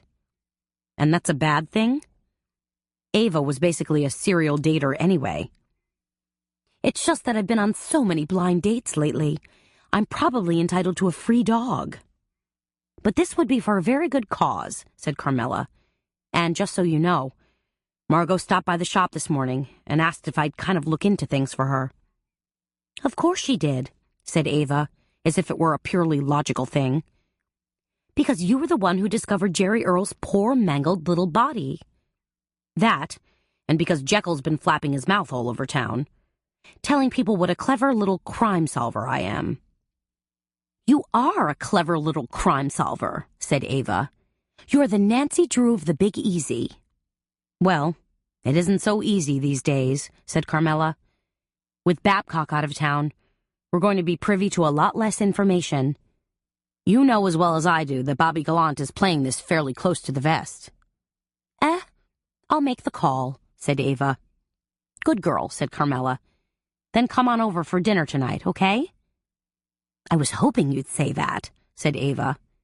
What you gonna whip up, Cher? I hadn't thought about it. What would you like? I wouldn't mind some of your shrimp étouffée, but anything's great. You got it, said Carmela. She hung up, thought for a few moments, and dialed the phone again. It took a good 5 minutes to talk her way through all the gatekeepers, but finally she had Bobby Gallant on the phone. What? He said, sounding brusque and none too friendly. I'm busy. I forgot to tell you something, said Carmela. What? I said I heard you, said Gallant. I mean, what did you forget to tell me? Oh, said Carmela. The thing is, I kind of peeked inside Jerry Earl's office last night. What? I said cut to the chase, Carmela. I got turned around in the hallway, said Carmela, when I was looking for the laundry room, and I sort of stumbled into Jerry Earl's office. Okay, said Gallant. Is there a point to this? Is it leading somewhere? The point is, said Carmela, I might have heard someone outside. At the window. Well, really, the French doors. You did hear someone? Or you might have heard someone? Asked Gallant. It's hard to say, said Carmela. But I had the strangest feeling that there was someone out there. You're sure it wasn't just the wind? Or noise from guests? Yes. No. She hesitated. I'm not sure. Gallant sighed. There's something I need to ask you, said Carmela. I noticed there were an awful lot of antiquities on display in Jerry Earl's office. Do you know if any of them are missing? We don't have any idea on that yet. When you do know, can you let me know? Asked Carmela. No, said Gallant. Stunned by his vehemence, Carmela hung on the phone for a few more moments. Until finally, she realized he'd hung up on her. Chapter 6. As Carmela stirred butter, flour, salt, and pepper into a rich golden brown roux, her front doorbell rang. Boo and Pooh Bah let out anxious yips, rushed over to the door, and staged a brilliant flanking maneuver worthy of the Napoleonic Wars. Down, doggies, Carmela said as she wiped her hands on her apron and pulled open the door. Ava immediately held out a bottle of Syrah. Laissez le bon temps rouler. Let the good times roll, Cher. Immediately, Carmela said, pointing Ava toward her dining room table, where 2 red wine glasses and a bottle opener waited. Ava clicked over to the table in her lime green heels and plunked herself down. Along with her trademark skin-tight jeans, she wore a low-cut blouse that perfectly matched her shoes. You're wearing your Jimmy Choos, Carmela remarked. The ones you found at the Latest Wrinkle. The Latest Wrinkle was their favorite resale shop on Magazine Street. They pretty much haunted the place looking for designer duds, especially jackets that hinted at Chanel. "Some fancy lady must have got sick of the color," said Ava, sticking out a shapely leg and pointing her pink-lacquered toes. "But I think it's punchy. I can't tell you how many lovely comments I've gotten from men." "Ava, honey," said Carmela, retreating to the kitchen. "You'd get comments from men if you wore a potato sack and $2 flip-flops." "I certainly hope so," said Ava. She pulled the cork with a flourish and carefully poured out 2 glasses of wine. In a pan sizzling with butter, Carmela sautéed onion and bell pepper. Then she added paprika, salt, black and red pepper, and finally fresh shrimp. She added water, covered the pot, and checked a separate pan of rice.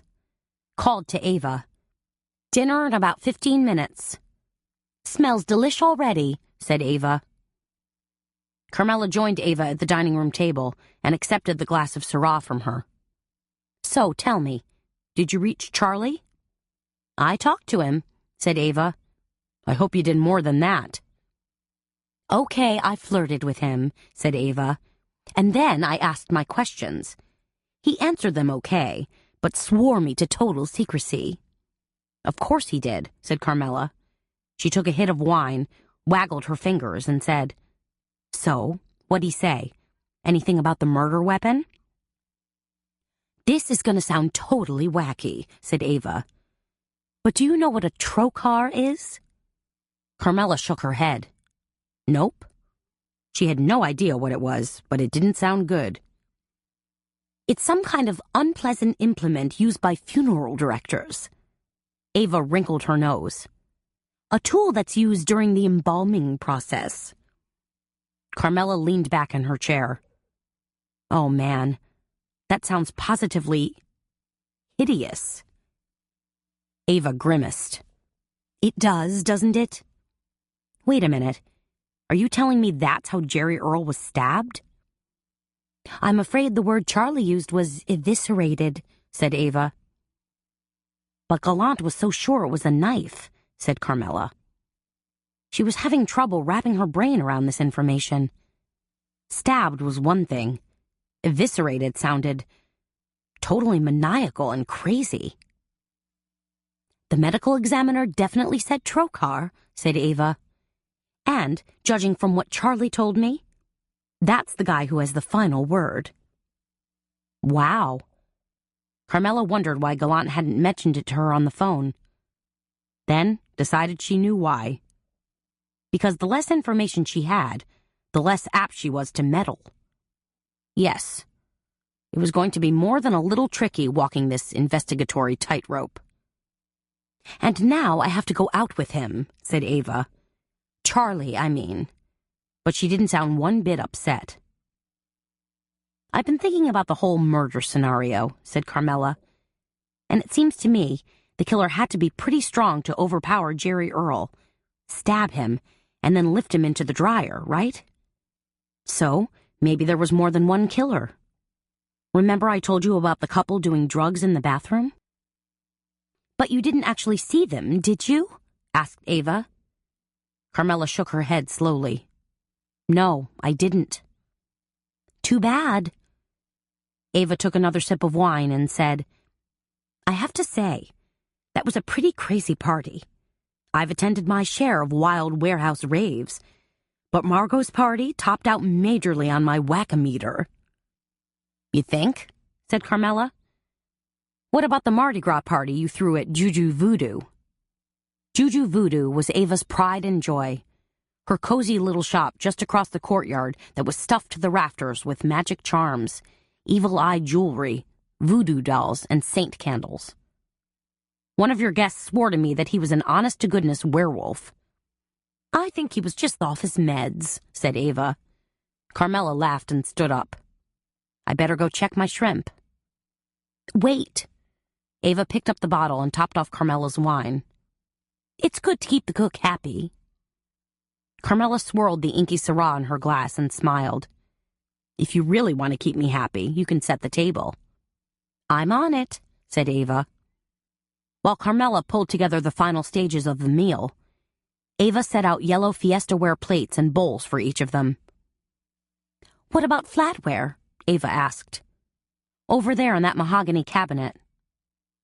Ava pulled open the top drawer and said, "Hey, girlfriend, you got new knives and forks and stuff?" "Not really," said Carmela. Ava held up a spoon to the light. "And it's embellished with the letter M." "Wait a minute. Don't tell me. You didn't—" "M for Meacham," said Carmela. "That's right. I finally talked Seamus out of the good silver." "How on earth did you manage that?" "Told him he needed to polish it. And since Seamus abhors menial labor of any sort, he gladly traded the stainless steel for the sterling silver." "You literally pried the silver spoon out of Seamus's mouth," said Ava, clearly impressed. "Good for you." 10 minutes later, the table set, 2 white candles flickering, they sat down to eat. 2 drooling dogs sat nearby, watching with beady eyes. "Perfection," said Ava. "Hot, creamy shrimp étouffée on rice and creamy coleslaw. You know the way to my heart." "Or an early grave," joked Carmela. "Please," said Ava. "Who cares if New Orleans is infamous for our slightly unhealthy food? We're happy. That's what really counts. I mean, do you really want to live in hippy-dippy land and eat tofu burgers and baked kale?" "Not me," said Carmela. "In fact, everything turned out so smashingly well tonight, I'm probably going to repeat the same menu for Babcock, to make up with him." Ava frowned. "Are you 2 lovebirds in a peck fest?"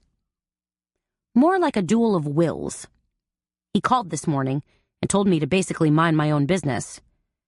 So I'm sure he'll go absolutely postal if he finds out I'm meeting with Margot tomorrow." "That's easily solved," said Ava. "Just don't tell him." She frowned and suddenly pointed a finger at Carmela. "Wait a minute. I just had a very nasty thought. What if Margot did it? What if she killed Jerry Earl?" "Why on earth would you think that?" "For one thing, Margot could have easily lured him into the laundry room and stabbed him, and then cleaned everything up." Ava snapped her fingers. "Yeah, I forgot to tell you. Charlie told me they found bloody towels stuffed in the washing machine." Carmela shuddered. "Oh, man, it just gets worse and worse." "See," said Ava, "it could have been Margot." "What possible reason could Margot have?" "How about pure embarrassment?" said Ava. "What if, besides putting on the dog, Margot was putting on a brave face at her party? What if she was really furious with Jerry Earl because he disgraced her in front of all those Garden District swells?" "Then why wouldn't she have just divorced him?" said Carmela. Yet again, instead of staging an elaborate party and acting like she was all gaga over him. "That could be part of her ruse," said Ava. "With Jerry Earl out of the way, Margot doesn't have to settle for inheriting half of his money. She seizes what is literally a golden opportunity and inherits the whole enchilada." "Versus just a smaller chili relleno," said Carmela. She took a sip of wine and rolled it around inside her mouth. "I hear you. I hear where you're coming from. But if Margot is truly guilty, why on earth would she ask me to look into things?" "I don't know," said Ava. "Maybe she thinks you can function as a kind of smokescreen. Maybe she's trying to get as many people as possible to stick their fingers into the pie and mess things up. Maybe she's trying to manipulate this thing from both ends." She took a sip of wine. "I don't know. Maybe you should just come right out and ask Margot if she did it." "I don't think so," said Carmela. "I'm thinking I should just have a low-key meeting with her and let this thing play out. Sometimes people let slip a lot more information when you don't pry or ask questions." They cleared the dinner dishes together, gave a few judicious scraps to Boo and Pooh-Bah, then settled in the living room with the remaining Syrah. "You bought a new print," said Ava. She pointed to a framed etching of Andrew Jackson addressing his troops. It's just something Toby White had hanging in his antique shop. It finally went on sale. It's nice, said Ava. Conservative, but nice. But, you got to admit, Jackson's certainly no George Clooney. She grinned wickedly as her cell phone burped from inside her purse. She pulled it out and glanced at the caller ID. Oh, it's Sully. Carmela raised one quivering eyebrow at her. Don't make the lemon face, Ava said. What? Said Carmela. Am I that obvious? That face you make every time he calls, like you just sucked on a sour lemon. Ava hit a button on her phone and purred. Hey there, sugar. Carmela was not a big fan of Sullivan Finch. He was an artist they'd met recently at a charity art show at the Click Gallery. The fact that he painted what he called death portraits creeped her out. And his smart-ass, erudite Ivy League posturing bugged her like crazy. But Ava was a woman smitten, and when Ava was smitten, there was no stopping her. As Ava cooed into the phone, Boo and Pooba crowded around her. Obviously, they thought the cooing was intended for them. Hey, guys, Carmela murmured softly. She grabbed Boo's collar and pulled her away. As she was reaching for Pooba, trying to get a grip as he wiggled around, she heard Ava say, Seriously? Margot Leland? Now what? Carmela thought to herself. Does everyone and his brother-in-law know what's going on? Was this going to turn into one of those high-profile society murder mystery cases? If that was the case, she was going to be crowded out and squished like the proverbial bug. Ava shook her head as she set down her phone. What? Said Carmela. Something about Margot? Ava put a hand to her heart and drew a deep breath. Cher, I think we might have a problem. What problem? What's wrong? Margot Leland, said Ava. I get that, said Carmela. What about Margot Leland? Sully just told me that Margot commissioned him to paint a portrait of Jerry Earl. Ava raised her right hand and made a spinning motion. You know, one of his infamous death portraits? Something pinged deep within Carmela's brain. Something felt not right. When? She demanded. When did Margot call him? Like, today? That's the really cuckoo thing, said Ava. Sully said she called him last week. Carmela sucked in a sharp breath. Why on earth would Margot Leland commission a death portrait when Jerry Earl was still alive? Unless she had the ability to see into the future. Or worse yet, had manipulated the future.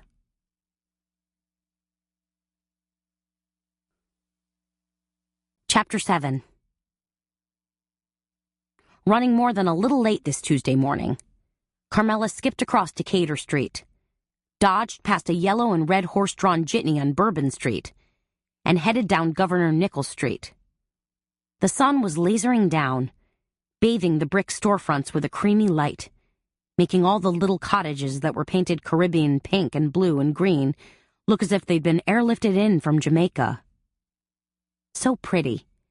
She could almost forget that a brutal murder had cast its pall over the city.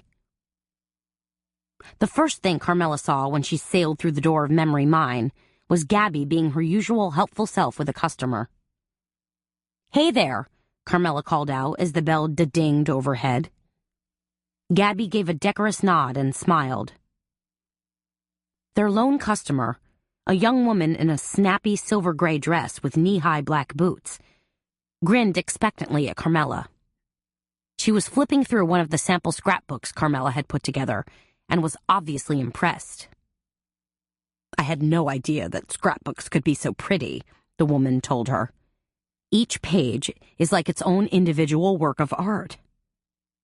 Carmela gave a distracted smile and said, Scrapbooking is all about preserving your memories in a personal way. Was that what Margot had intended when she hired Sullivan Fisk to paint a death portrait of Jerry Earl, she wondered? Preserving a memory of his death? There was nothing wrong with having a portrait of your dead husband, of course. The only catch, the big tripwire in all of this, was that Margot had hired Sullivan before Jerry Earl had died, which seemed to make no sense at all. Or perfect sense if Margot Leland was the nasty, scheming sort of wife. Part of Carmela dreaded going to her meeting with Margot Leland today. The other part craved answers. Would Margot really ask her to help snoop out Jerry Earl's killer if she was the one who was guilty? That didn't seem to make any sense at all. Therefore, there had to be a lot more to this story. "Do you think you could help me get started?" the customer asked Carmela. Carmela snapped back to attention and realized she had no idea what the woman had just said. Luckily, Gabby stepped in. "Why don't you let me assist you? We'll select an album and look at some of the fun papers. Also, in case you're interested, we're having a paper moon class tomorrow afternoon. Perhaps you might like to join us?" "I might like to," the woman said. Carmela left Gabby and the woman at the counter and hustled back to her office. There were orders to be placed, catalogs to be perused, and bills to be paid. It was paperwork, just not the creative, hands-on kind that she really enjoyed. But Carmela worked doggedly at her tasks, and by mid-morning, she was able to slip out the door for her meeting with Margot. The lavish Garden District mansion looked oddly sad and neglected to Carmela in the wake of Jerry Earl's death. The camellias drooped. The grass was uncut.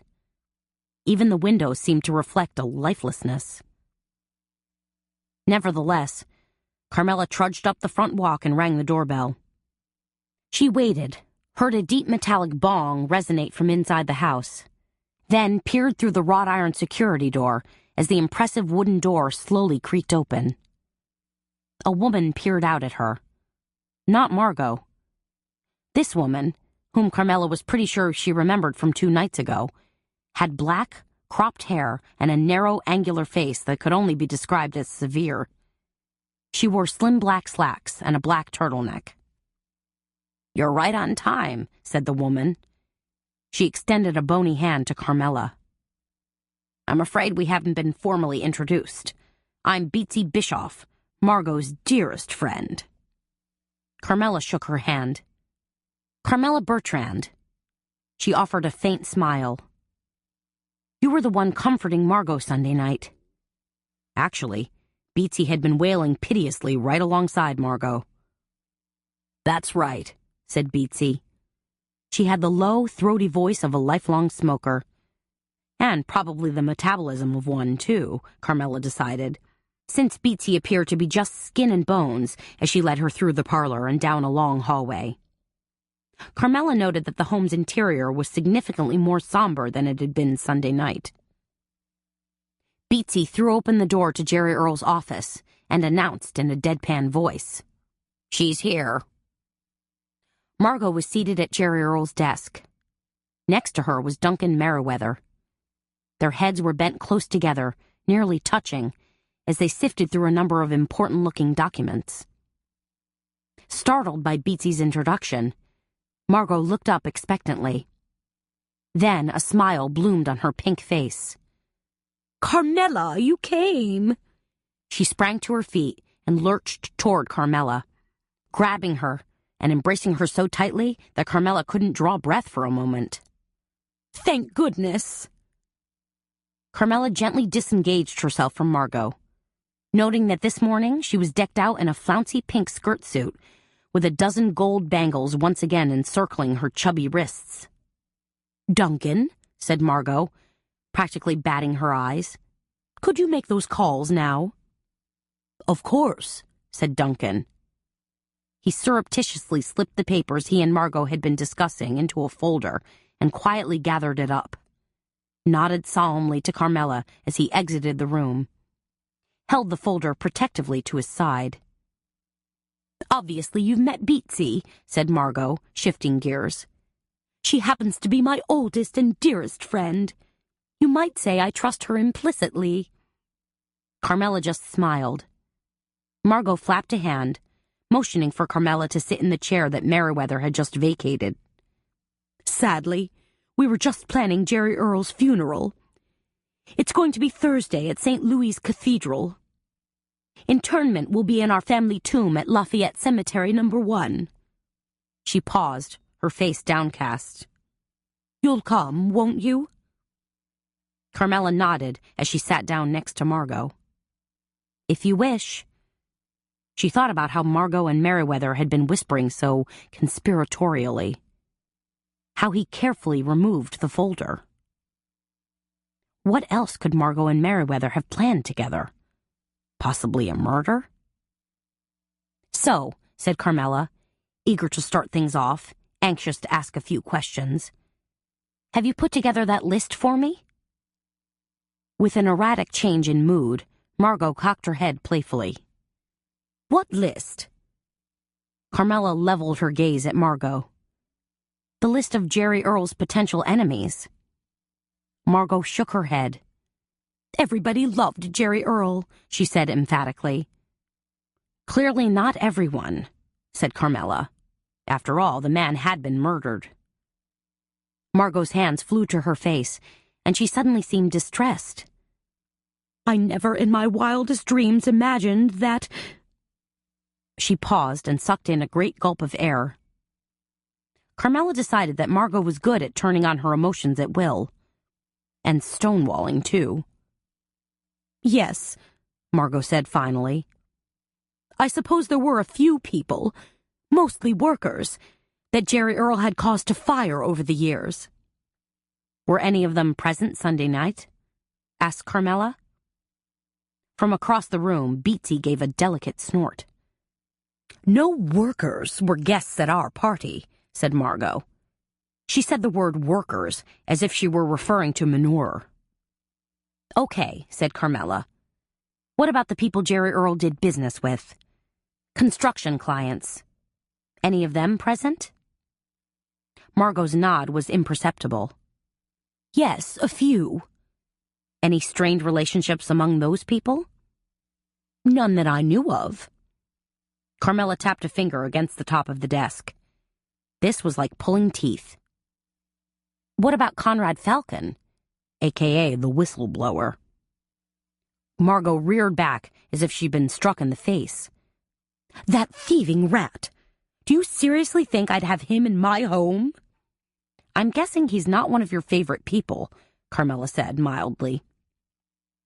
Margot was practically foaming at the mouth now. "Conrad Falcon hated Jerry Earle. Falcon was always jealous of Jerry Earle because he was smarter and more successful." "You're telling me they were fierce rivals," said Carmela, "because they both owned construction companies?" "They were in rival Mardi Gras crews, too," put in Beatsy. "Jerry Earle was in the Rex crew, while Falcon was in the Pluvius crew." Conrad Falcon was in the same as Seamus, Carmela thought. Interesting. "It seems to me," said Carmela, "that you're pretty much pointing a finger at Falcon." Margot frowned. "Yes, I suppose I am highly suspicious of the man. Obviously I am." "And there's no way Falcon was at your party Sunday night?" "Never," said Margot. "Absolutely not," echoed Beatsy. "He may live in our neighborhood, but we always make it a point to snub him." "Tell me," Carmela said to Margot, "did you share your suspicions about Conrad Falcon with Detective Gallant?" "I might have mentioned it," said Margot. Carmela gazed at Margot, who was toying idly with a gold coin in a lucite frame. "Why do you think Jerry Earle slipped away from the party?" Privately, Carmela figured the man had tucked into his office because he'd developed a burning desire for a few nips of a real drink, a man's drink like bourbon or whiskey. "I don't know," said Margot. "Perhaps he received a phone call?" "How would Jerry Earle know that?" Carmela asked. "The musicians were playing, the crowd was noisy and exuberant, and your husband was being lauded by well-wishers and mingling with guests." "I suppose Eric would have told him," said Margot. Carmela stared at her. Eric Zane," said Margot. "Jerry Earle's personal assistant." Ah, yes, he was at the party, said Carmela. Of course he was. She remembered Zane as the brittle young man who'd been questioned at length by Gallant. But he wasn't an invited guest, said Margot. Zane is on our personal staff. Is Zane here now? He should be. Then let's get him in here, said Carmela. Beatsy crossed the rug, her soft-sole, no-nonsense shoes barely making a whisper. Carmela looked down at the carpet on which she just trod. Where exactly had Jerry Earl been killed? Surely the delicate carpet would still be a bloody mess if Jerry Earl had been stabbed in his own office. And it didn't appear as if the rug doctor had made a recent house call. Could the killer have lured Jerry Earl into the laundry room and done the deed there? That had a nice hard tile floor. Easy to spritz a little 409 and tidy up the blood once you were all done committing bloody blue murder. And who had access to the laundry room? Well, she supposed pretty much anyone and everyone who wandered down that back hallway. As Carmela mulled this over, Beatsy returned with an unhappy-looking Eric Zane. But Zane wasn't just here to answer questions. He'd been pressed into service as a sort of temporary butler. He carried a silver tray that held a teapot and matching bone china cups and saucers. Tea for 3, but not for 4. Zane poured a cup of tea for Carmela and handed it to her with a slightly trembling hand. Then he did the same for Margot and Beatsy. Eric, please tell Carmela what you remember about Sunday night, Margot instructed. Zane's spine straightened, as if Margot had prodded him with a hot poker. Sunday night, he said, his voice cracking. Beatsy took a sip of tea and stared at Zane with hooded eyes. Carmela is very clever. She's going to help us find Jerry Earl's killer. Excuse me, said Zane. He seemed to muster a bit of courage. Are you asking what I remember about the party? Such as which guests were in attendance? He frowned. Because if you recall, I gave the detective our guest list. It's not so much what you remember, said Carmela, but rather the chain of events. For instance, I was wondering if you knew why Jerry Earl left the party. The last time I saw him, probably the last time any of us saw him, he was sitting in an easy chair talking to Buddy Pelletier. But shortly after his body was discovered and the police arrived, you mentioned that you'd spoken to Jerry Earl not 10 minutes earlier. Zane blinked at her. Can you explain that? Asked Carmela. Well, Margot demanded. Answer her question. Eric shook his head as if he'd drifted off for a moment. Oh, Was there a question? Carmela set her teacup down with a clink. It seems you were the last person to see Jerry Earl alive, so I'm just wondering about your interaction with him. She knew Zane had related his story to Detective Gallant. Now she wanted to hear it. There wasn't an interaction, Zane said crisply. You realize, said Carmela, we're not accusing you of anything. This isn't a tribunal, said Margot. All we're trying to figure out, said Carmela, is what you were doing around the same time Jerry Earl was killed. If you must know, said Zane, I was in and out of the kitchen and butler's pantry looking for a bartender and waitress who'd skipped out on their posts. The couple in the bathroom, Carmela wondered. You also mentioned that you were tending to the linens, said Carmela. Yes, ma'am, said Zane. When there's a high-caliber event going on, you have to ride herd on everything. The catering and waitstaff needs to be supervised, the bar towels have to be laundered, every detail has to be perfect. He carefully enunciated his final words to Carmela as if he were talking to a very small child. But you were aware that Jerry Earl had retired to his office? Said Carmela. This time she was fishing a bit. She didn't know if he really had. Oh, yes, said Zane. I saw the lights on in Mr. Leland's office, and I peeked in. And what did you see? Asked Margot. Zane shrugged. Just that he was on the phone. Any idea who he was talking to? Asked Beatsy. I would never presume to eavesdrop, said Zane. He squared his shoulders and stared at Margot. I hope you're not suggesting that I had a hand in Mr. Leland's death. Margot waved her hands wildly, spilling a big splotch of tea in her lap. No, Eric, we're not suggesting that at all. Because, said Zane, I didn't talk to him, I didn't quarrel with him, and I certainly didn't kill him. Carmela noted the anger that seethed below the surface with Zane. Zane certainly had access to Jerry Earl, and lots of employees entertained murderous thoughts about their boss. But most of the time they were just thoughts. If Zane really had murder on his mind, would he kill Jerry Earl smack dab in the middle of a fancy party, with 100 guests milling around? Or would that be the ideal time to kill someone, when people were tipsy and raucous and there was a house full of potential suspects? I can assure you, said Zane, I did everything humanly possible to ensure the success of Mr. Leland's party, not disrupt it. I helped select the highest caliber caterer, bartending staff, florist. Your taste is to be commended, said Beatsy. Before Zane could respond, the phone on the desk started to ring. Margot reached out and grabbed it. Hello? Margot squawked into the line. Then she smiled and nodded. Oh, yes, Detective, one moment. She put a hand over the receiver and said to Zane, I'm going to take this in the other room. Please hang up when I pick up the extension. Zane nodded.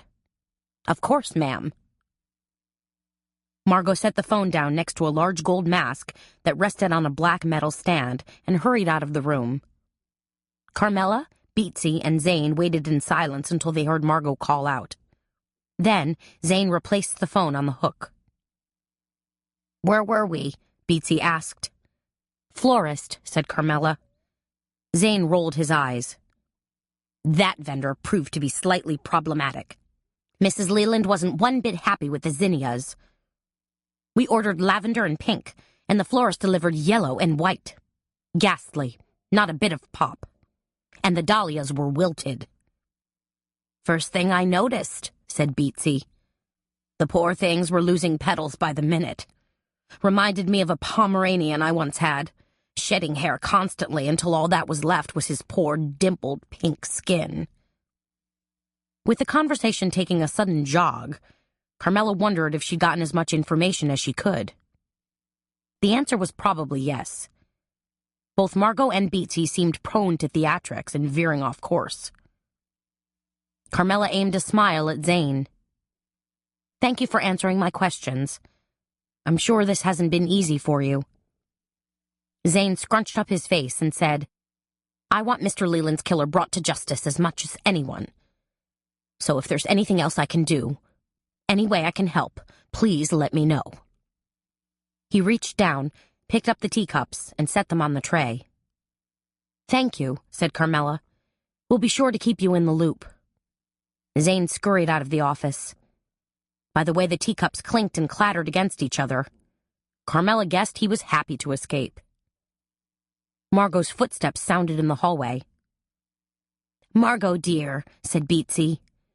Did the detective... Margot staggered into the room, looking white-faced and stricken.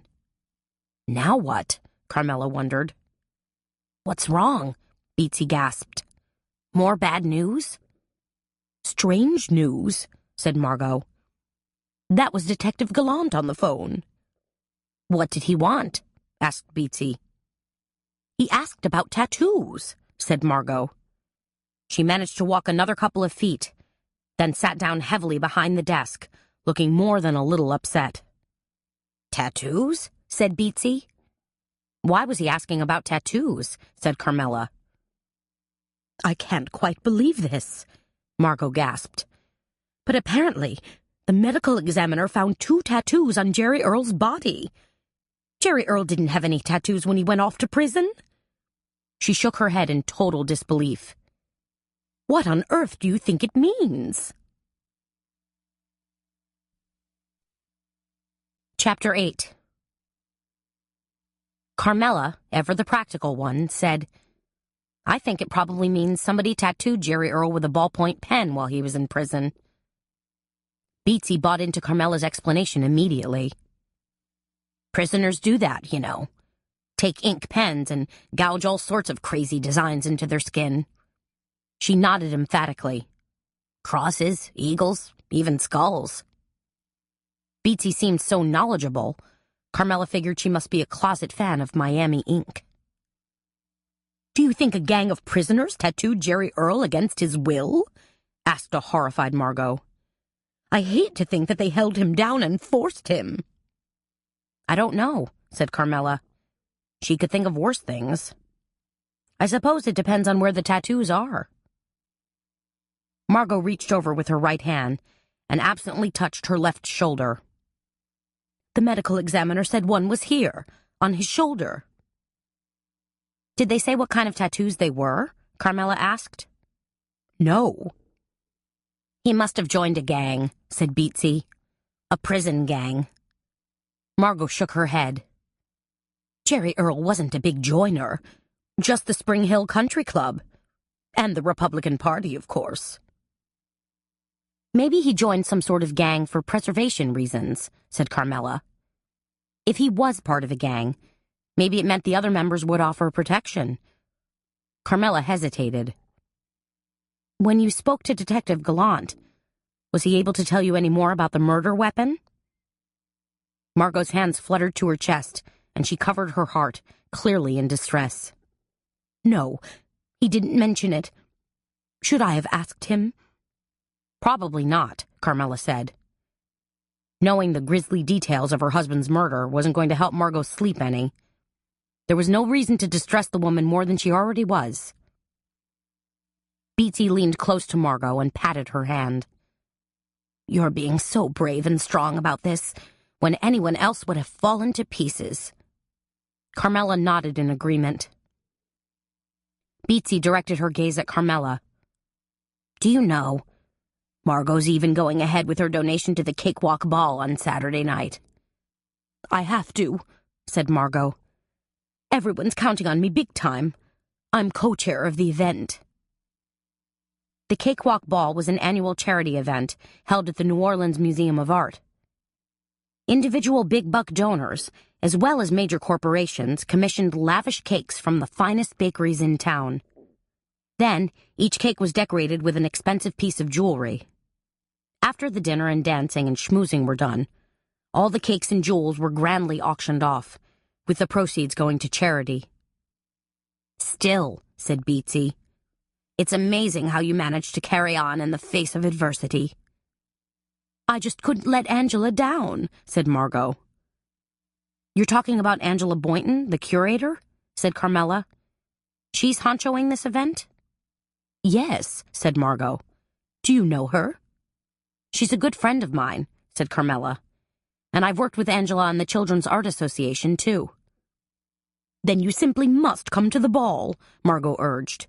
In fact, I'll send over a couple of tickets for you and Eva. Carmela would have preferred to spend Saturday night at home, awaiting the arrival of Detective Edgar Babcock, who was due back that evening. But Margot looked so miserable and forlorn that Carmela couldn't refuse. That would be nice. I've always wanted to attend the Cakewalk Ball. I think Ava has, too. Carmela?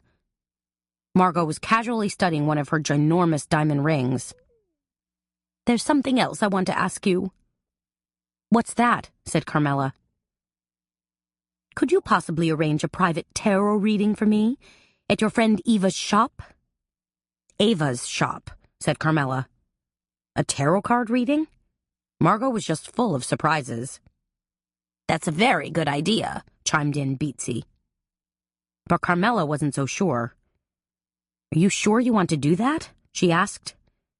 What if, through the luck, or bad luck, of the draw, Margot got the death card or some other card that freaked her out? I'm positive, Margot said.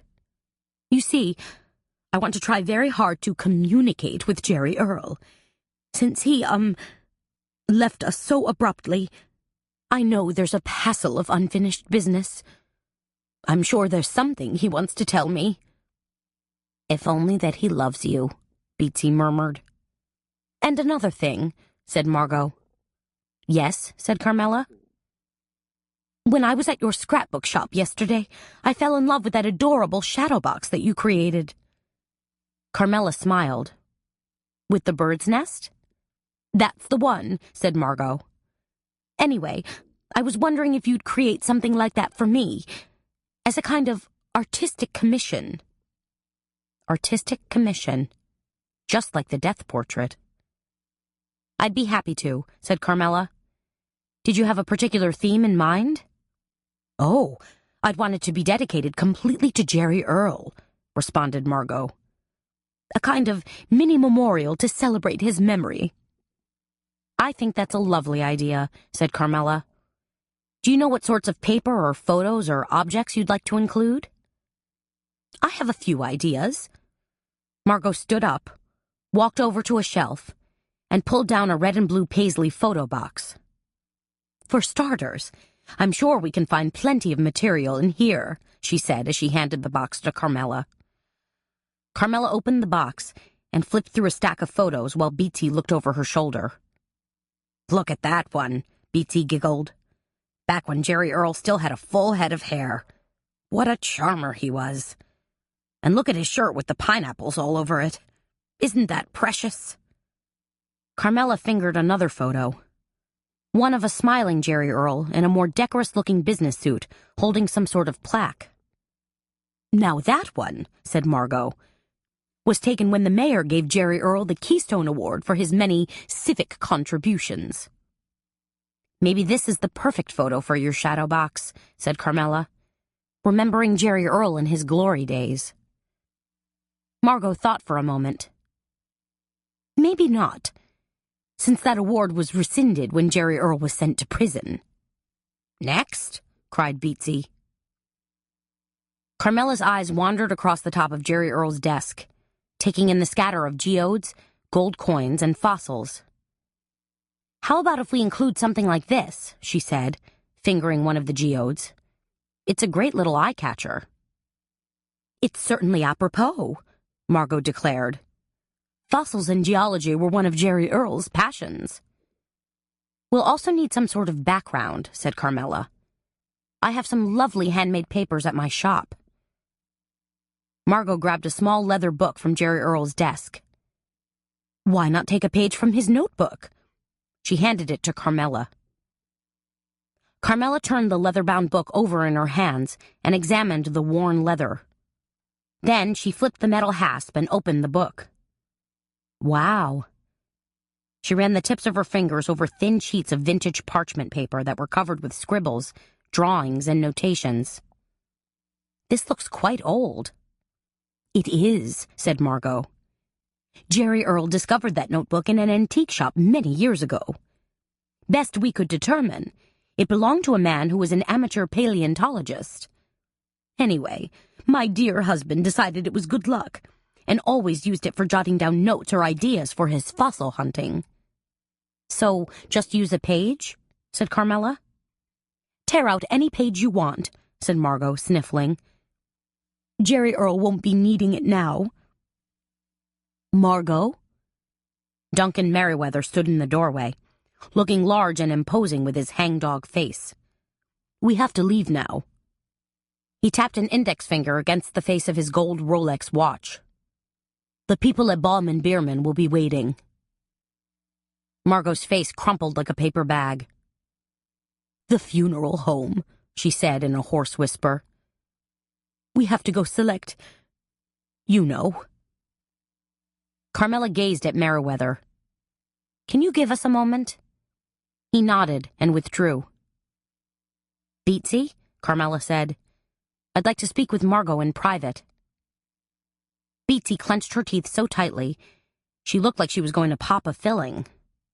But she rose from her chair stiffly and rather ungraciously stomped out of the room. What? Said Margot, staring at Carmela. She looked worried and a little perplexed. I hate to bring this up, said Carmela, but I have to ask. Ask me anything, said Margot. I understand you commissioned a death portrait of Jerry Earl. Carmela had barely uttered her words when Margot's lower lip began to quiver and tears shone in her eyes.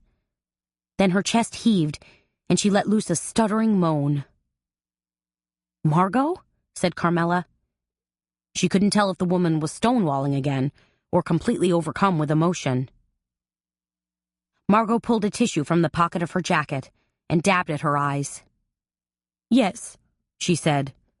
"I'm afraid I did."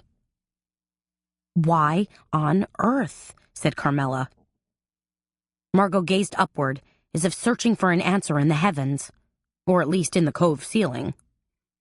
"Because at the time I did it, it seemed fun." "Fun," Carmela repeated. "You know, trendy," said Margot. "A few weeks ago, Beatsy and I saw some of Sullivan Finch's work at the Click Gallery, and I thought, why not?" "You just decided it might be a wild and crazy thing to do?" said Carmela. She glanced at the cypress-paneled walls that were hung with dozens of staid-looking landscape paintings, and tried to imagine a death portrait hanging among them. Just the notion of the incongruity sent a shiver down her spine. Margot snuffled into her tissue. "Beatsy was all gung-ho cheerleadery about having a portrait done. She was the one who really pushed for it. So I just... well..." Tears streamed down her face. "Oh, Carmela," she sobbed. "Do you think I brought it on?" Carmela shook her head. "Brought what on?" "Jerry Earl's death. His murder," she said in a loud stage whisper. "You're asking me if commissioning the portrait was some kind of talisman or bad magic?" "Yes," Margot breathed. "No," said Carmela. "I don't think it works that way. I don't believe in... what would you call something like that? A psychic inducement?" "So it wasn't my fault?" Margot asked tearfully. No, Carmela thought. But why on earth had Beatsy goaded her into it? Why on earth would Beatsy be all rah-rah over a crappy death portrait? Was Beatsy not what she appeared to be? Margot, Beatsy, and Merriweather took off then, leaving Carmela waving goodbye from the front door. They'd urged her to stay as long as she needed, to peruse the rest of the photos and objects in Jerry Earl's office and select whichever one she thought would work best. But now the house felt strange and deserted. Down the hallway, a clock ticked loudly. Upstairs, Carmela could hear the whisper of footsteps. A maid, perhaps? Or a cleaning woman? And there was a far-off low rumble of something else, too. Carmela prayed it wasn't the clothes dryer. They'd already selected a half-dozen photos, and Carmela decided she'd better scoot back to Jerry Earl's office and grab that small, sparkling pink geode, too. It would be a perfect addition to the memory box. But when she got to the office, Eric Zane was standing at the desk, and he seemed to be studying a sheaf of papers. "Hello," said Carmela. Zane practically came out of his loafers. "You? I didn't know you were still here." He was startled and discombobulated, but not enough so that he wasn't able to cover up the papers he'd been peering at. This is a house filled with secrets, Carmela thought to herself. Carmela approached the desk and saw what looked like some kind of geological map.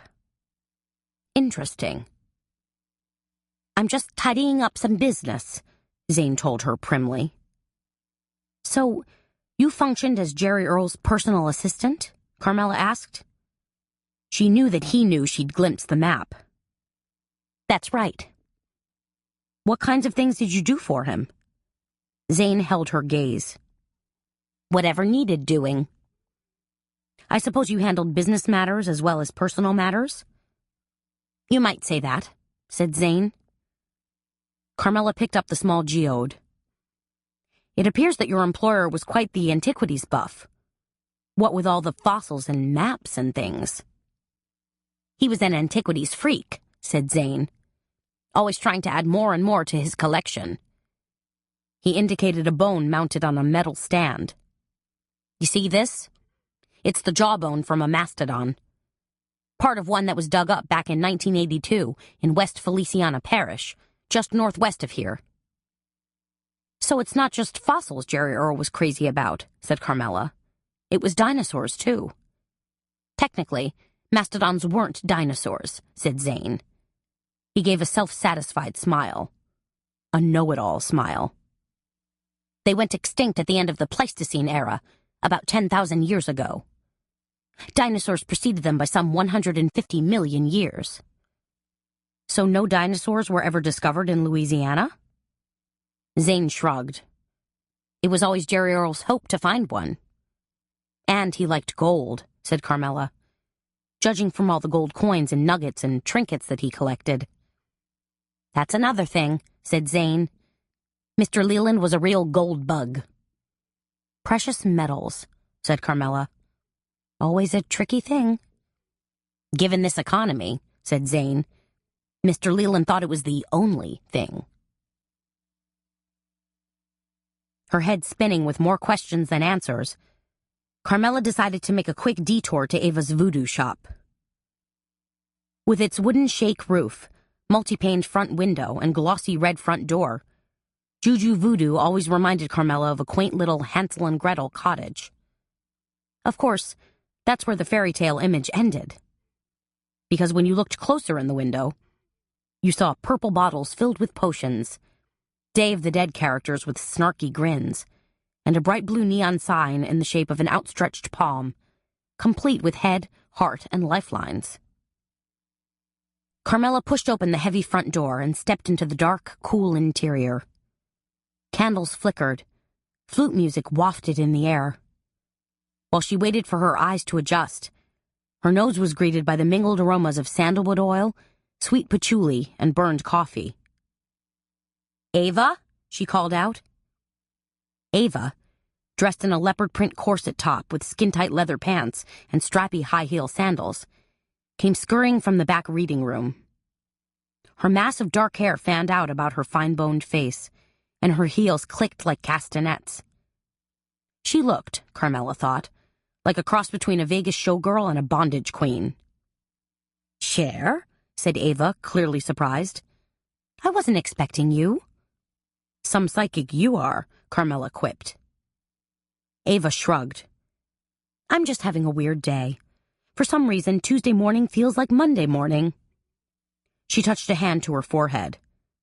"Also, I'm nursing a Reese's peanut butter cup hangover." "It's that late-night snacking that does it every time," said Carmela. "Miss Griou?" a voice called. Then, a diminutive Japanese man emerged from the back reading room. He wore big round glasses, a brown sport coat, and tan slacks, and clutched a black messenger bag. Ava winked at Carmela.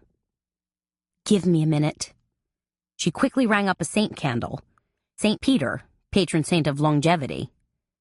A small wax voodoo doll with a packet of red pins and a shrunken head. "That all comes to $39.50, darlin'." The man seemed pathetically grateful as he cheerfully handed over his Visa card to Ava. And Carmela wondered if he was happy with his bizarre souvenirs or just thrilled to be waited on by a bombshell like Ava. All dolled up in leather to boot. "Don't forget," Ava told him, "that special on love potions runs until Saturday. And it comes with a 30-day guarantee." When her customer had finally put his tongue back in his mouth and departed, Ava turned her attention to Carmela. "So, how'd it go with Margot?" Margot seems to run hot and cold. One minute she's sniffling about Jerry Earl, the next she's giggling with her buddy Beatsy." "You mean that dreary-looking skinny gal who talks without moving her jaw?" "That's the one," said Carmela. "In fact, Margot says Beatsy was the one who urged her to commission a death portrait. Said they did it on a lark." "Do you believe her?" "I think so," said Carmela. "I mean, what crazy woman would get all excited over a death portrait and then murder her husband?" "Crazy like a fox," said Ava. "A rich woman who'd like to be even richer?" Carmela shrugged. Maybe. She fingered one of the evil eye necklaces hanging on a rack on the counter. The big news is that Detective Gallant called while I was there and freaked Margot out in a major way. How so? Apparently, the ME discovered prison tattoos on Jerry Earl's body. Ava let loose a low whistle. Tats on old Jerry Earl? Maybe underneath those stuffy Brooks Brothers suits, he was a biker boy at heart. More like somebody worked him over with a ballpoint pen, said Carmela. What were the tats? A skull and crossbones? Screaming eagle? Ava smirked. A cupid heart? No idea. Better call up Bobby Gallant and pump him for information, girlfriend. This could be a serious clue. Oh, said Carmela. And I ended up hustling some business for you, too. Margot's all worked up about having a tarot reading. We can arrange that. I'm sure Madame Blavatsky will be happy to accommodate us. Madame Blavatsky was really Ellie Black, a tarot and I Ching reader that Ava had found working the tourist crowds over in Jackson Square. Great, said Carmela as she turned to leave. I'll set it up. And be sure to call Gallant, said Ava. Get the scoop and tell me all about it tonight. Carmela stopped in her tracks. Tonight? Ava stared at her. Please don't tell me you forgot. I didn't, said Carmela. Of course she'd forgotten. You know darned well the Star of the South cat show is tonight, cried Ava. It's Isis's big opportunity to shine. Isis was Ava's elegant black Persian cat that she'd inherited a couple years back after the death of a friend. I've been looking forward to it, Carmela lied. Me too, said Ava, practically delirious with excitement. In fact, Isis is at the groomer right now. Carmela nodded, trying to rally a little inner excitement. Getting all prettied up. Getting a pedicure, said Ava. Chapter 9. As soon as Carmela got back to Memory Mine, she made a beeline for her office. Hello to you, too, Gabby said as Carmela sailed past. Hi. Sorry I'm in such a crazy rush. I gotta make a quick phone call to Bobby Gallant. What's in the envelope? Gabby asked as she snipped a length of lavender velvet ribbon for an invitation she was working on. Shadowbox project for Margot Leland, Carmela called over her shoulder. Gabby nodded. You'll have to fill me in. Carmela plunked herself down in her chair and spun around. Because honestly, that was how she felt. As if her world was spinning out of control, and she was able to glimpse only the briefest hints of truth. Then she took a deep breath, picked up the phone, and dialed Gallant. While she waited, she studied a book of paper swatches from Kingston Paper, one of her premier paper vendors. Though they offered several varieties of parchment and parchment lookalikes, there was nothing of the same high quality as was found in Jerry Earl's little notebook. When Gallant came on the phone, the first thing he said was, Babcock warned me this might happen. Nothing's happening, said Carmela. I just want to confirm some information I got from Margot. She didn't ask you to call me? Nope. I'm just a private citizen making a simple inquiry. Not so simple, Gallant grumbled. Sure it is, said Carmela. Just tell me about the tattoos. You know I can't do that. Sure you can. Look, I already know about them. It's not like they're a deep, dark secret. I'll tell you one thing and one thing only, said Gallant. The tats were crude drawings of a sailboat, a tiny map, and a constellation of stars. Possibly done by a group of prisoners that belonged to something called the End of the World Gang. A gang, said Carmela. What do you make of that? Not a whole lot, said Gallant. There are gangs that call themselves the Hellwampers, the Walking Zombies, the Bounty Hunters, the Killer Boys, you name it. But End of the World, said Carmela. That sounds kind of fatalistic. Yes, it does. It sounds like crazies who drink strychnine-laced Kool-Aid or believe in doomsday predictions by Nostradamus. Your kind of customer, said Carmela. Gallant sighed deeply. Unfortunately, the New Orleans PD has way too many customers like that. What? Said Gabby, once Carmela was off the phone. She'd managed to hang in the doorway and listen in on part of the conversation. What's going on? What's this about a gang? Please don't tell me Ava's hanging out with those motorcycle guys again. It's nothing like that, said Carmela. But here's the thing. The medical examiner found prison tattoos on Jerry Earl's body, and they were apparently done by some group called the End of the World Gang.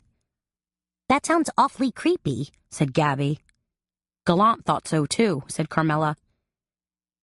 Do you think it means, like, the real end of the world?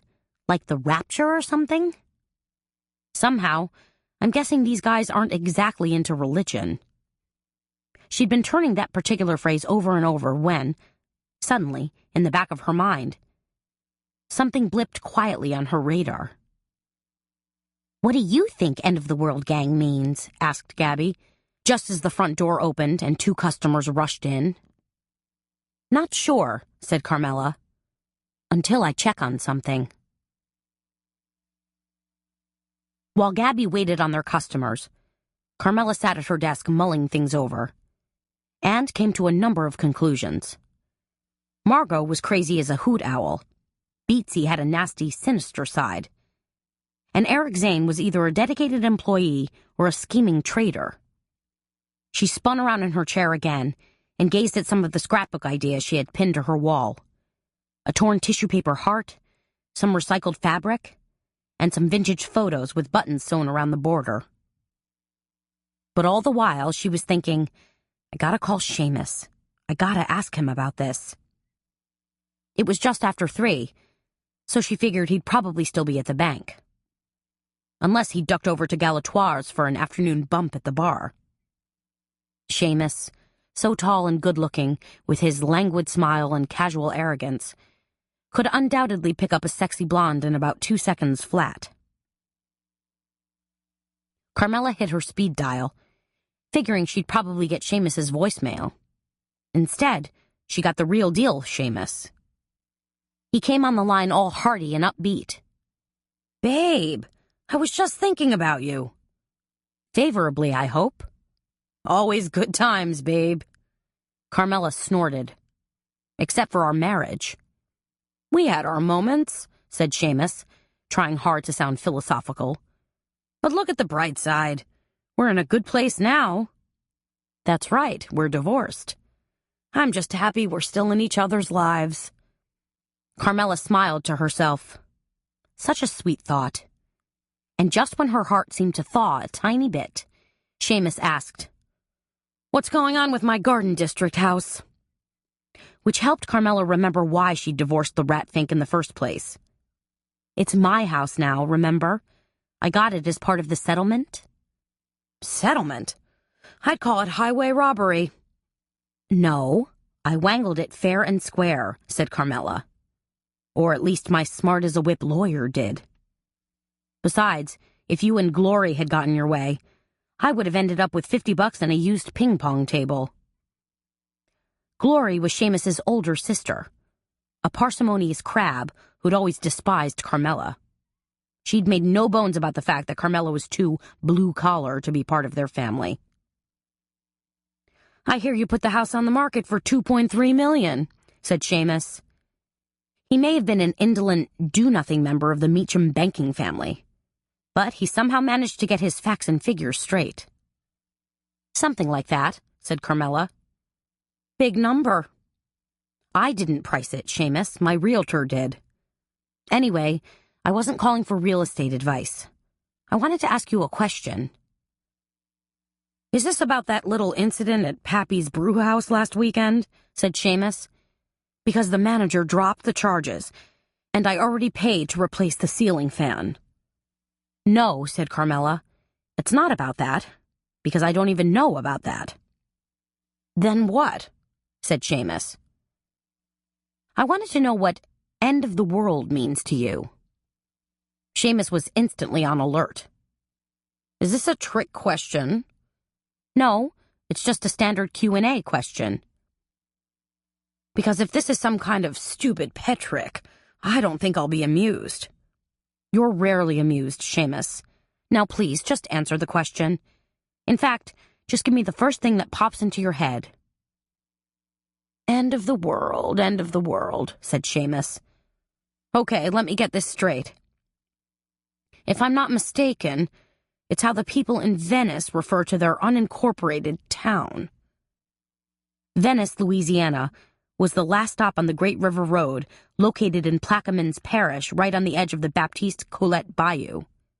It had been almost completely destroyed by Hurricane Katrina in 2005, and hadn't fared well with Hurricane Isaac in 2012. You're sure about that? Said Carmela. Sure, I'm sure. They call it that because it's kind of the last bit of civilization. Yeah, Seamus rhapsodized. I had me some excellent fishing trips down that way. Good game fish, wahoo, marlin, snapper, you name it. I don't think there's a prettier place on earth. Yes, Carmela said softly. The memory of all the nights they'd spent together at Seamus's little camp house in the nearby Barataria Bayou came flooding back to her. The rain pattering gently on the corrugated tin roof, a crackling fire, fresh-grilled snapper. Those were good times. Better times. Thank you, Seamus, she murmured. Hey, did I get it right? This time, Seamus, I think you might have. Carmela hung up the phone and thought about that isolated little spit of land south of New Orleans. What would Venice, Louisiana, have to do with Jerry Earl's murder? It was all bayous and bars and swamp rats. How on earth would the little down-on-its-heels town of Venice intersect with the gilded life of Jerry Earl and Margot Leland? Is this where the prison gang hailed from? If so, why would they be after Jerry Earl? Could things have gone terribly wrong in prison? Had Jerry Earl violated some sort of prison code? On the other hand, maybe she was coming at this the wrong way. What if, instead of looking at people, she viewed the murder from a completely different angle entirely? Such as trying to figure out more about the grisly murder weapon. The trocar. Even the name sounded alien to her. Spooky and threatening and old-fashioned. Still, Ava had called Charlie the crime scene guy, and that's what he'd confided to her. Murder via trocar. How could she find out more about a trocar? Whom could she call? Who might know? Like the proverbial light bulb popping on above her head, Carmela suddenly remembered Oddities, the little shop next door. Little shop of horrors is what Gabby calls it. Still, talking to Marcus Joubert, the owner of Oddities, might give her a smattering of insight. I'm running next door for a second, Carmela told Gabby as she breezed past her yet again. Ugh. Gabby made the appropriate face to accompany her remark. Don't worry, I'll be back in 2 shakes. I do worry, Gabby called after her. But Carmela was already out the door. From there, it was a quick 10 steps to the front door of Oddities. She pushed her way in and was instantly struck by the extremely bizarre inventory. There were Victorian-era top hats, stuffed bats, leather riding crops, animal skulls, butterfly and beetle collections, tribal masks, a real-life sarcophagus, and so much more. The narrow brick walls and strange objects seemed to close in on her as she walked through the store. Carmela! Marcus Joubert looked up from a glass case and smiled his toothy grin. He was tall and slightly stooped, with a bold lantern jaw. If he were a few years younger, he could have been mistaken for Lurch in the Addams Family. What can I do for you? He asked, wiggling bushy gray eyebrows at her. Carmela glanced around at the knickknacks in his shop. Something's different. Joubert waved a thin, bony hand. Aren't you the observant one? Yes, I've changed up the merchandise somewhat. The stuffed monkeys and toads weren't selling all that well. Now steampunk is the hot new thing. What's steampunk? Carmela asked. She'd heard the term, but wasn't sure what it meant. It's a sci-fi or fantasy subgenre, Joubert explained. A sort of mashup of 19th century industrialized looks with Victorian flourishes. He held up a black leather fitted top with multiple lacings and studs. See? OMG, said Carmela. Do not show that to Ava. Joubert peered expectantly at Carmela. One bushy eyebrow arched up, the other slanted downward. Would she like it? Like it? She's a pushover for goth and Victorian. It's got sexy vamp written all over it. Of course she'd love it. Bring her by. Carmela groaned inwardly. The last thing she needed was Ava prancing around town looking like an extra in the movie Edward Scissorhands. No, she'd come here for information and she was going to get it. Even if she had to wiggle into that top herself. This is going to sound a little strange, Carmela said. She dropped her voice and leaned toward Joubert, as if pulling him into her confidence. But do you know anything about trocars? I mean, some of your inventory here includes old medical instruments, correct? Ah, trocars, said Joubert, his face lighting up. The mortician's trusty friend. Carmela made her lemon face. I might even have some photos here, said Joubert. Hold on. He rummaged around behind a counter and pulled out a handful of dog-eared catalogs. After leafing through several, he smiled and spread the pages out for Carmela to see.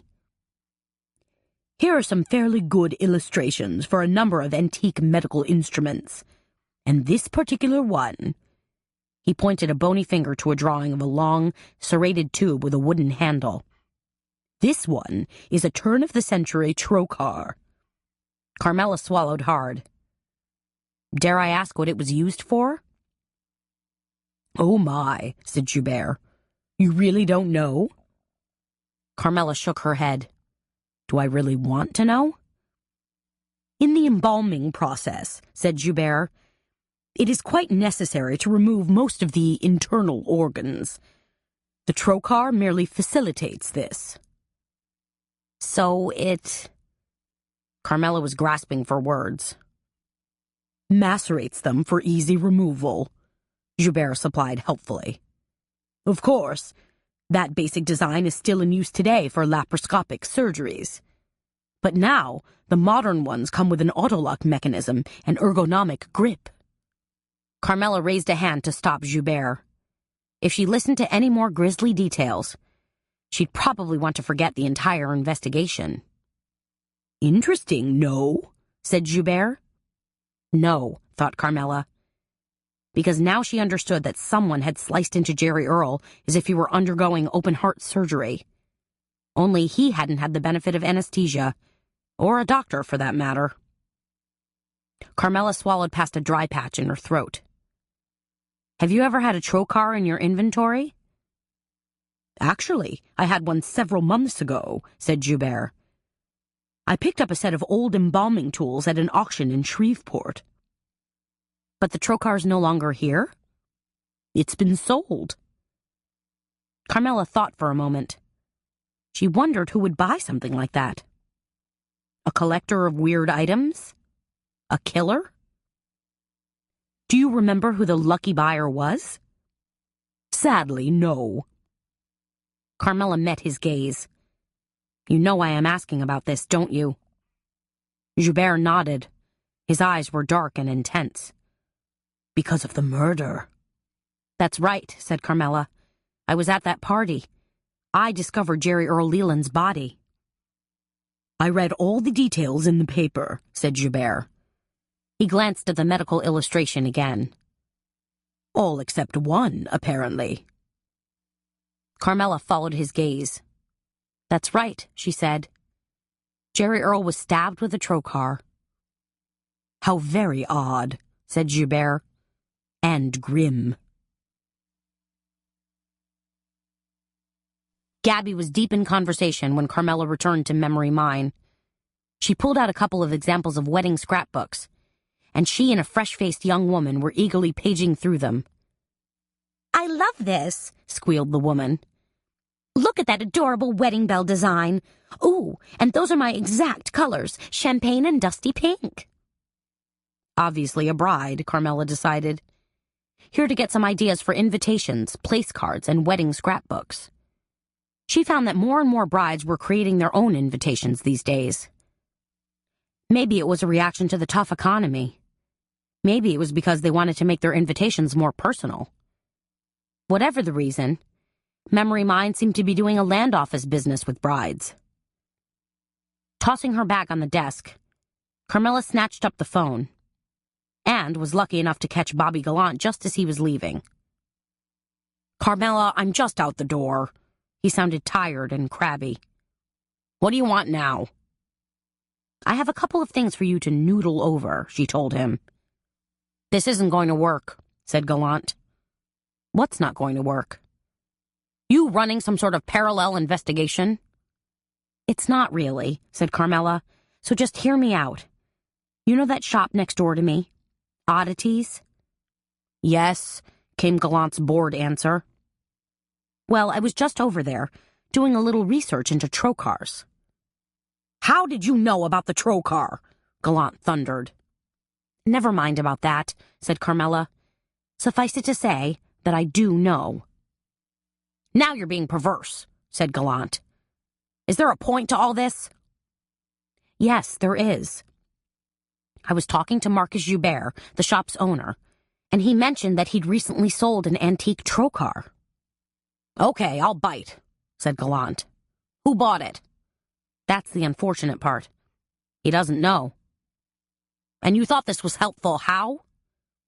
"Just sort of an FYI thing," said Carmela. "And that's it? That's what you wanted to tell me?" "There's more," said Carmela. "I may have figured out what end of the world means." "Seriously?" Now there was wariness in his voice. "You said Jerry Earl had a gang tattoo, right? Well, is it possible the gang hails from somewhere around Venice, Louisiana?" The silence on the other end of the line told Carmela she just struck investigative gold. "Well," she said, "what do you think?" "You put two and two together?" he asked. "Just like that?" "That's right." "Why? How?" "Because I'm smart," said Carmela. "And I'm right, aren't I?" "There's a remote possibility," said Gallant. "I did some checking with the prison officials where Jerry Earl was incarcerated, and there was a gang that hailed from around Venice." "Do you think Jerry Earl hung out with them?" "That's still being investigated," said Gallant. The notion of old Jerry Earl chumming with a bunch of redneck Cajun swamp rats somehow tickled Carmela. "Are those guys still in prison? Can you talk to them? Maybe Jerry Earl knew his life was in danger, and that's why he joined up with them." "Most of them have already been released," said Gallant. "At the same time as Jerry Earl?" No. Some maybe a month earlier. Some 3 or 4 months earlier. They weren't there because of any major crimes. It was mostly junk stuff, poaching, bootlegging, that sort of thing." "Do you think Jerry Earl might have done something to anger them? That they might be the killers?" "Anything's possible," said Gallant. "Well, are you going to talk to those guys?" "If and when we locate them, yes. Venice barely exists anymore. Most of these former prison guys live way off the grid." He hesitated for a moment and then said, "But don't you try and find them." "I wouldn't," said Carmela. "I wouldn't do that." But all the while she was thinking, maybe I should take a little trip down there. Chapter 10. The courtyard of the Trillium Hotel was paved with red brick cobblestones and surrounded by impressive stone masonry that included a mashup of Greek columns and Roman statues. A grove of potted palm trees bobbed their shaggy heads next to a sparkling azure pool. At the outside bar, which was one umbrella short of a tiki bar, A couple was toasting each other, tipping their giant hurricane cocktails together with a resounding clink. A hotel worker in a black Chinese-style jacket mopped a spill nearby. Ava gripped Isis's carrying cage as she and Carmela headed for the hotel's ballroom. She was decked out to the nines in hot pink capri pants, a clingy off-the-shoulder white blouse, and sky-high gold sandals. Carmela followed in jeans, a blazer, and more sensible shoes. She was trying to tell Ava about her conversation with Bobby Gallant, about how he'd pretty much tap-danced around everything she'd brought up, but it wasn't working. "Oh, Cher," Ava complained as she lurched and wobbled for about the 50th time. "My heels keep getting stuck between these cobblestones." She held out the carrier to Carmela. "Do you think you can take Isis?" Carmela grabbed the cat carrier as the hotel worker hurriedly dropped his mop and rushed over to assist. Predictably, his eyes roved over Ava and his tongue practically wagged out of his mouth. "Can I help you, miss?" asked the young fellow. He offered his arm to assist her. "I'd hate to see a pretty lady take a tumble." Ava dimpled prettily. "Aren't you just a perfectly darling Southern gentleman?" she squealed. Then she clutched his arm tightly and began a running commentary on how fabulous it was for him to offer such welcome assistance as she marched on ahead of Carmela. Carmela raised the carrier to eye level and gazed at Isis. "What am I?" she asked the cat. "Chopped liver?" Isis meowed, her pink tongue flashing between sparkling white teeth. "I don't actually have liver for you, my dear. I'm asking if... Oh, never mind. But I must say you look exceedingly lovely tonight. In fact, you're almost as spiffed up as Ava." The Star of the South Cat Show was big. In fact, as they entered the Millennium Ballroom, where the show was being held, Carmela saw that it was humongous. Basically, Cat Central. There were 15 rings with judging all going on at once. Categories ranged from bench judging to feline agility, as well as specialty contests for themed cat costumes and even cage decorating. And, oh my goodness, what an amazing array of cats and kittens. There were Persians, Maine Coons, Norwegian forest cats, Savannahs, Siamese, Oriental Shorthairs, Bengals, Ragdolls, and even tabby kittens. In one corner of the ballroom, Animal Rescue New Orleans had even set up a booth where cats and kittens were being offered for adoption.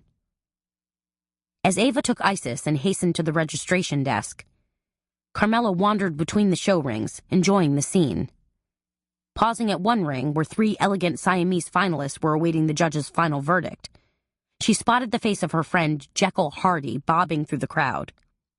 He was pale, tall, rail-thin, and wore his dark hair pulled back in a ponytail. Dressed in his trademark black silk shirt, black slacks, and black high-gloss shoes, he was a dead ringer for Anne Rice's vampire Lestat. Although, to Carmela's knowledge, Jekyll had never shown any aversion to the sun. Jekyll saw her and gave a wave. He was as excited as Carmela and Ava to watch Isis compete in her first show. "Carmela!" Jekyll called as he approached. "Looking gorge as always. And where's my other divine diva?" Carmela nodded toward the registration desk, where Ava seemed mired in paperwork. "Ava!" Jekyll called. "Hey, baby!" He waved madly at Ava, who winked and blew kisses back to him. "Let's find a seat," Carmela said. She and Jekyll pushed their way past cats, cat lovers, stacks of cat carriers, and various food vendors, heading for a stand of audience bleachers that had been set up. The smell of freshly shampooed cats, fried crab cakes, and spicy andouille sausage filled the air around them. Jekyll raised a sharp eyebrow at Carmela. "Can I tempt m'lady with a crab cake?" Carmela shook her head. "I think I've already exceeded my caloric allotment for today." She'd for sure hit her quota at lunch, not to mention dinner. Jekyll snorted. "Poor dear, you are missing out." He put up one slender finger and motioned to the crab cake vendor. After receiving his fried treat in its little red and white striped cardboard container, he dripped on enough aioli sauce to induce a medium-sized coronary. Then they climbed the bleachers and, from their vantage point, enjoyed a clear view of Ava holding her cat while she preened for the judges. "So," said Carmela, "thanks to you, Margot Leland has pressured me to look into the circumstances surrounding Jerry Earl's murder." Jekyll gave her a sideways glance and then proceeded to stuff half a crab cake into his mouth. Carmela rolled her eyes. "Oh, I see you can't talk about it now. But you certainly didn't have any trouble yapping to Margot that good old Carmela happens to be a crackerjack amateur investigator." Jekyll's eyes danced with amusement as he continued to chew. "Anyway," said Carmela, "I had a very interesting meeting with Margot and her friend Beatsy this morning." "Tell me," said Jekyll, finally. So Carmela told him about Margot, weird old Beatsy, and weirder old Duncan Merriweather. Then, because her story sounded like a crazy, jumbled mess, she threw in the part about Eric Zane, too. "Don't you love the gall of the Garden District swells?" Jekyll chortled. "They think just because they have money, they can snap their fingers and make all their problems go away." "Not in this case," said Carmela. "There's been no snapping of fingers or exchanging of money as far as I can see." Instead of one of his usual sharp retorts, Jekyll proceeded to wipe his fingers with a paper napkin. "What?" said Carmela. "Nothing," said Jekyll. "Something," said Carmela. "You know something." "Just a rumor that's been flying around the ozone." Carmela waggled her fingers. "Concerning Beatsy Bischoff? Margot's self-proclaimed BFF? What's going on? You better tell me." Jekyll shrugged. "I shouldn't, really." "How about I twist your arm and pinch your nose closed until you turn blue and can't breathe?" Carmela knew it wouldn't come to that. She knew Jekyll was positively dying to tell her. "Mind you," said Jekyll, talking in a low, conspiratorial voice now, "I got this information second-hand." He thought for a moment. "Well, maybe third-hand. I talked to Devin Dowling, who heard it from Stefan Purdy at the Estate Gems and Jewels Gallery." Carmela waggled her fingers again. "And what I heard," said Jekyll, "was that Beatsy and Jerry Earl were involved." Carmela frowned. "You mean involved in a compromising situation?" "Bingo! Give that lady a plush pink panda." Carmela let this information percolate for a few moments. Beatsy and Jerry Earl? How could Beatsy and Jerry Earl be having an affair and Margot not tumble to it? Then she remembered the death portrait. That little bit of mischief had been Beatsy's brilliant idea. A chill zipped up Carmela's spine. Had Beatsy wanted Jerry Earl dead? If so, why? He certainly wouldn't be leaving his fortune to the other woman. "I'm just saying," said Jekyll. "Mind you, this is just a rumor." "Still," said Carmela, "if there's any truth behind it, then—" She hesitated. Then what? Then Beatsy was definitely a suspect? Or Margot was a suspect because she deprived Beatsy of her husband's ardor? None of it felt right. And yet, there it was, sitting there like a big fat meatball of information. "Well, I'll be darned," Jekyll chuckled. Carmela looked up and suddenly saw Ava hopping up and down like crazy. And, wonder of wonders, the silver-haired judge was smiling brightly at her and handing her a white ribbon. "Oh my gosh!" Carmela exclaimed. "Isis won?"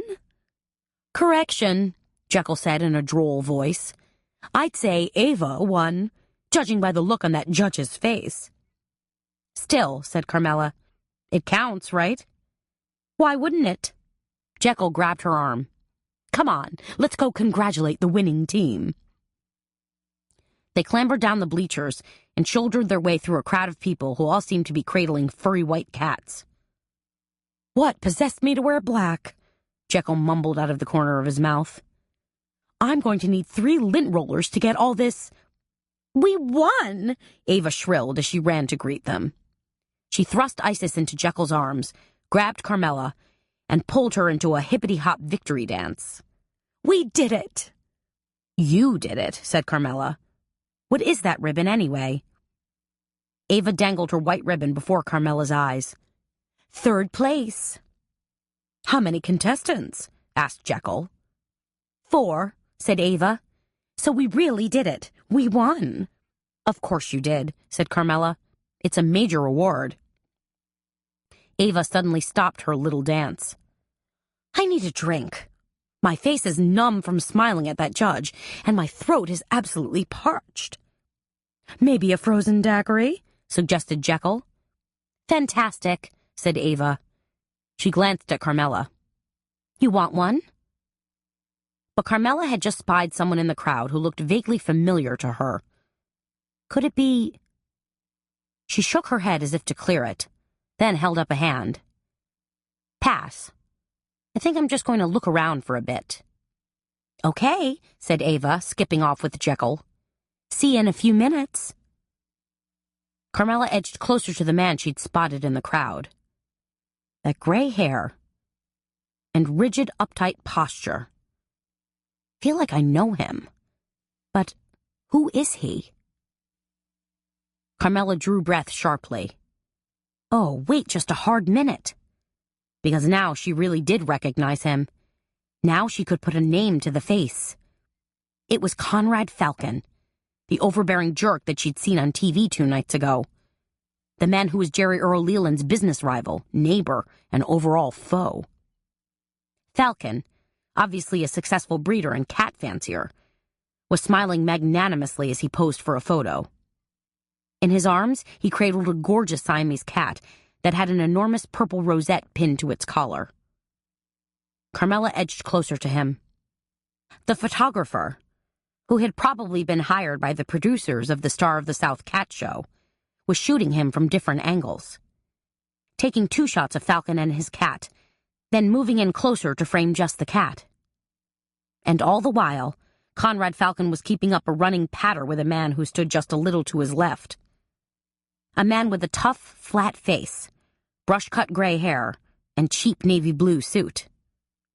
From the looks of things, they were having what must be a very serious conversation. But about... what? Curious now, Carmela moved in closer. The man in the bad suit was nodding vigorously, as yes men often do. Am I rushing in where angels fear to tread? Carmela wondered. Yeah, maybe. Probably. But that didn't stop her. She edged even closer, trying to hear what Falcon was saying. He was talking in a low monotone that was difficult to catch, so she heard only part of it. Now that he's not around anymore to make a stink, snarled Falcon, as his henchman nodded again. What on earth? Could they be talking about Jerry Earl? Is that what Falcon means by not around anymore? The photographer, done with snapping photos of the Siamese, abruptly straightened up and moved off, which left Carmela standing there, staring directly at Falcon and his cat. Trying to make a fast recovery, Carmela said, "Congratulations on your win. Such a beautiful cat." Falcon stared at her. "Thank you." Keep him talking, Carmela told herself. What's your cat's name? Carmela asked. Lady Devonshire of Chatsworth, said Falcon. That's a pretty big name for such a dainty little cat, Carmela replied. Falcon grunted and was about to turn away when Carmela took a step closer. If I'm not mistaken, she said, I saw you on the news the other night. Falcon glanced up at her. Now she had his attention. You were speaking about Jerry Earl Leland and his tragic demise, Carmela continued. Falcon's lips twisted and his brows bunched together. I was on the news, yes. You made a few rather pointed remarks about Jerry Earl Leland because he was your neighbor and business rival. Falcon squinted at Carmela. Leland was my neighbor before he screwed up and landed himself in prison. And you, miss? Who, may I ask, are you? Carmela Bertrand. She extended a hand. Falcon ignored her. He inclined his head toward his henchman, and the man, picking up on his cue, immediately held up a cage. Falcon turned and quickly deposited Lady Devonshire inside it. "I'm a friend of Margot's," Carmela said. Falcon stood rigidly, his back to Carmela. He took extreme and slow care to secure the hasp on the tiny gate of the cat's carrier cage. After a moment, he turned to address Carmela. "Margot, yes. This string of unfortunate events must certainly be trying for her." "She was pained by your words as well," said Carmela. Falcon gazed at Carmela with the intensity of a cobra sizing up a mongoose. "Perhaps she's better off without him." Then he shrugged. "And if the justice system hadn't been so rudely tampered with, Jerry Earl Leland might still be alive. He'd be behind bars, mind you, but I doubt he would have been murdered there." "I understand you two were business rivals." Falcon twisted his mouth into a harsh sneer. "When it comes to business, young lady, everyone is my rival." Carmela was about to let loose a sharp retort, but stopped herself short. After all, this was a man who ran a huge company and had an army of people at his command. When a man wielded that much power, she surely didn't need to make an enemy of him. Ava tapped Carmela on the shoulder. "Who was that unhappy-looking man you were just yucking it up with?" "Remember the guy we saw on TV the other night? Conrad Falcon?" Ava's eyes grew large. "Whoa, that was Falcon? The whistleblower? What'd he say? What'd you ask him?" "I tried to talk to him about Jerry Earl," said Carmela, "but he clearly wasn't having it." "He was rude to you?" "More like hateful. It pretty much oozed out of every pore." Ava clutched the white ribbon to her chest, as if to protect herself from hatred contamination. "Ooh, that means he's negative juju, Cher. Let's get out of here." "Good idea," said Carmela. "Where's Isis?" "Jekyll's got her. He's showing her off to some of his friends. You'd think he entered her in the darned contest." "Let's get her and go," said Carmela. They found Jekyll cooing over Isis and chatting with a bunch of fellow antique dealers. Once they pried Isis away from him, they cut a direct path through the crowded room, heading for the exit.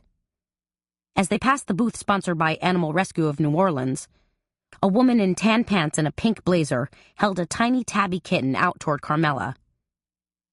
"Are you interested in adopting a kitten, dear?" asked the woman. Carmela shook her head, but Ava nearly exploded. "Ooh, look at the itty-bitty baby." Ava reached a finger out to gently stroke the adorable little kitten.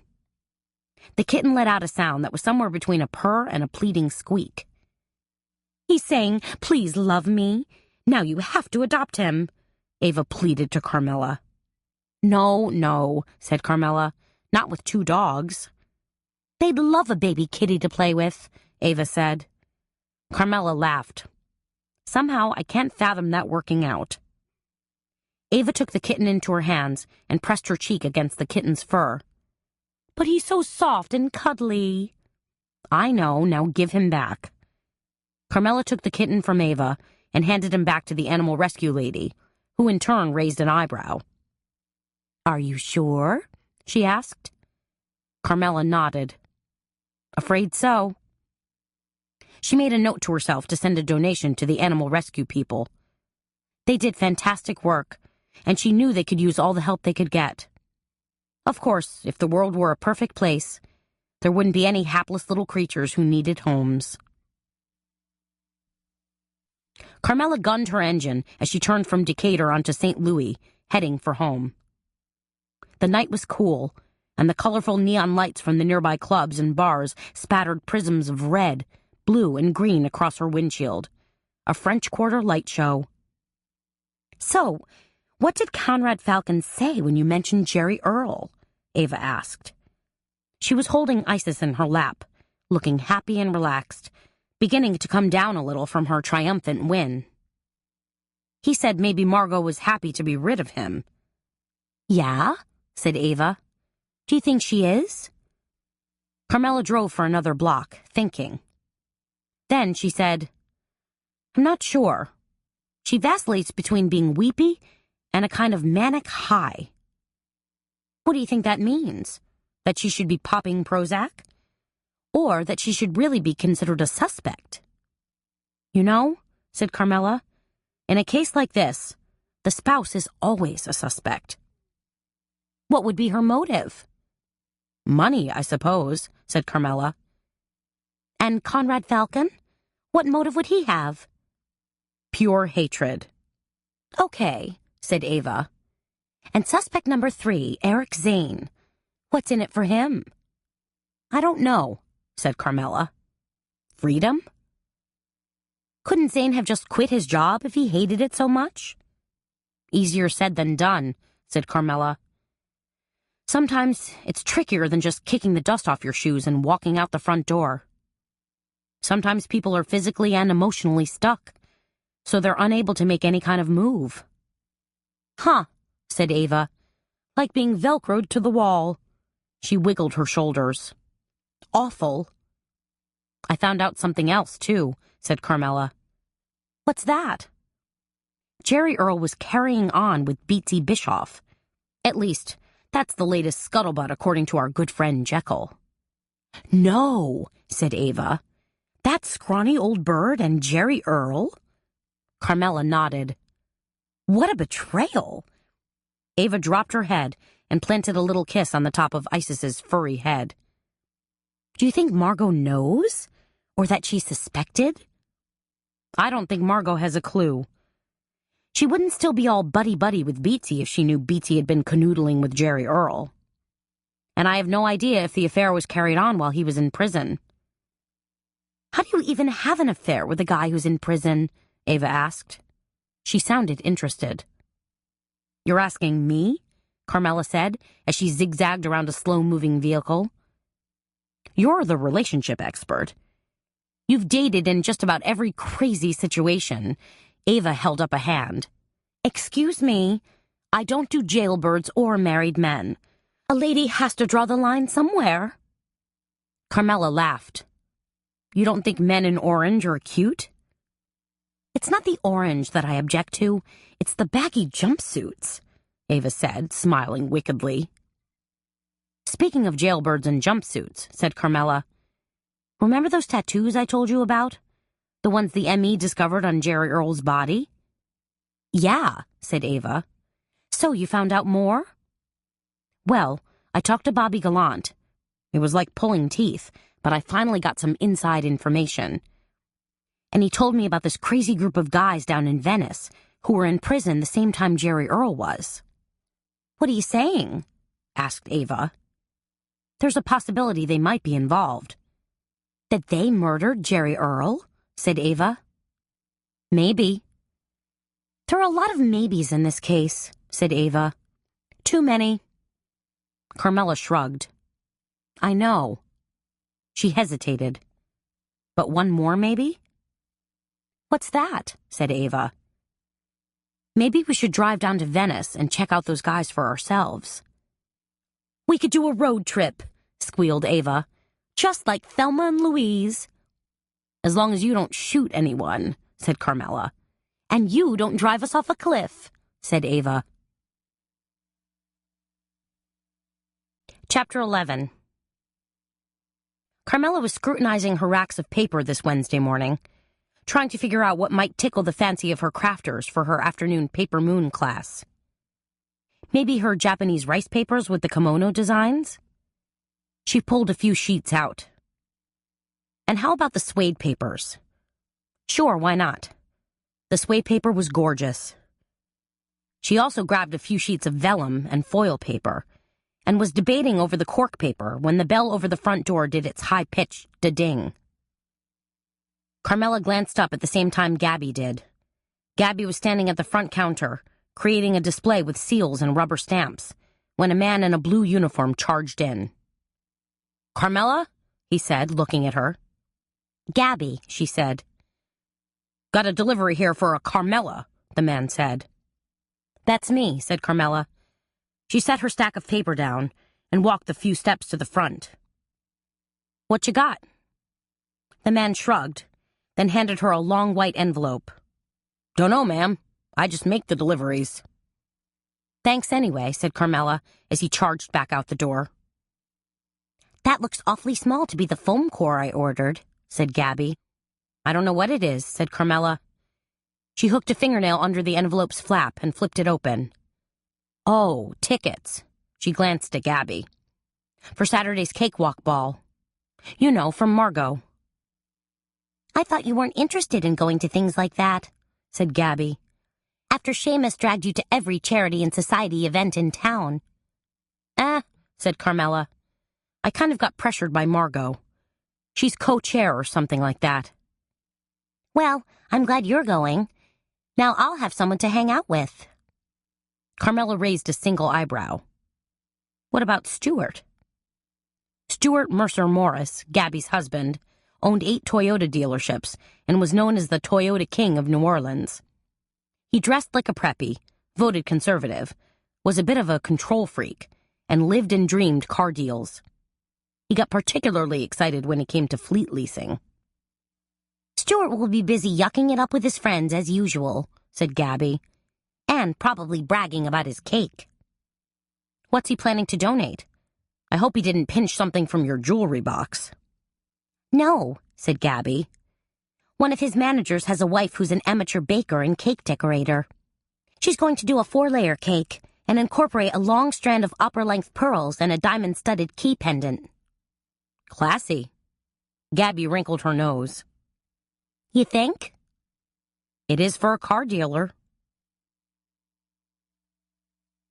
20 minutes later, they were up to their ears in customers. A trio of women came tripping in and started grabbing packs of beads, colored brads, and stickers. Another woman, a semi-regular named Amanda, who'd just acquired a stash of antique paper dolls, cornered Carmela and inquired about the best way to display them. "Display them?" asked Carmela. "Or showcase them in an album?" Said Amanda. "Maybe I would rather put them in an album. If I did go that route, what would you recommend?" Carmela reached up and grabbed an album off the shelf. It had a pebbly black leather finish that made it look old, like a vintage ledger or banker's book. This might work. She carried it to the craft table and back. "How many paper dolls do you have?" Amanda opened her portfolio and showed her. "A dozen." "So maybe give each paper doll her own page?" "That's a lot of pages," said Amanda. "I don't know if I can manage that many." Her finger touched one of the dolls. "What I'm saying is, I don't know that I'm that creative." "The thing is, we have a lot of antique-looking paper. So if you use that for background, you're already halfway there." Amanda remained doubtful. "Can you show me? Just one example?" "Sure." Carmela spun around and grabbed a sheet of paper that was printed with a wonderful collage that included old newspapers, antique flower seed packets, and vintage postcards. "You see, this sets the vintage tone right away." "Neat. But what else?" "You could also add a snippet of vintage fabric or lace, add some buttons, and even pressed flower petals."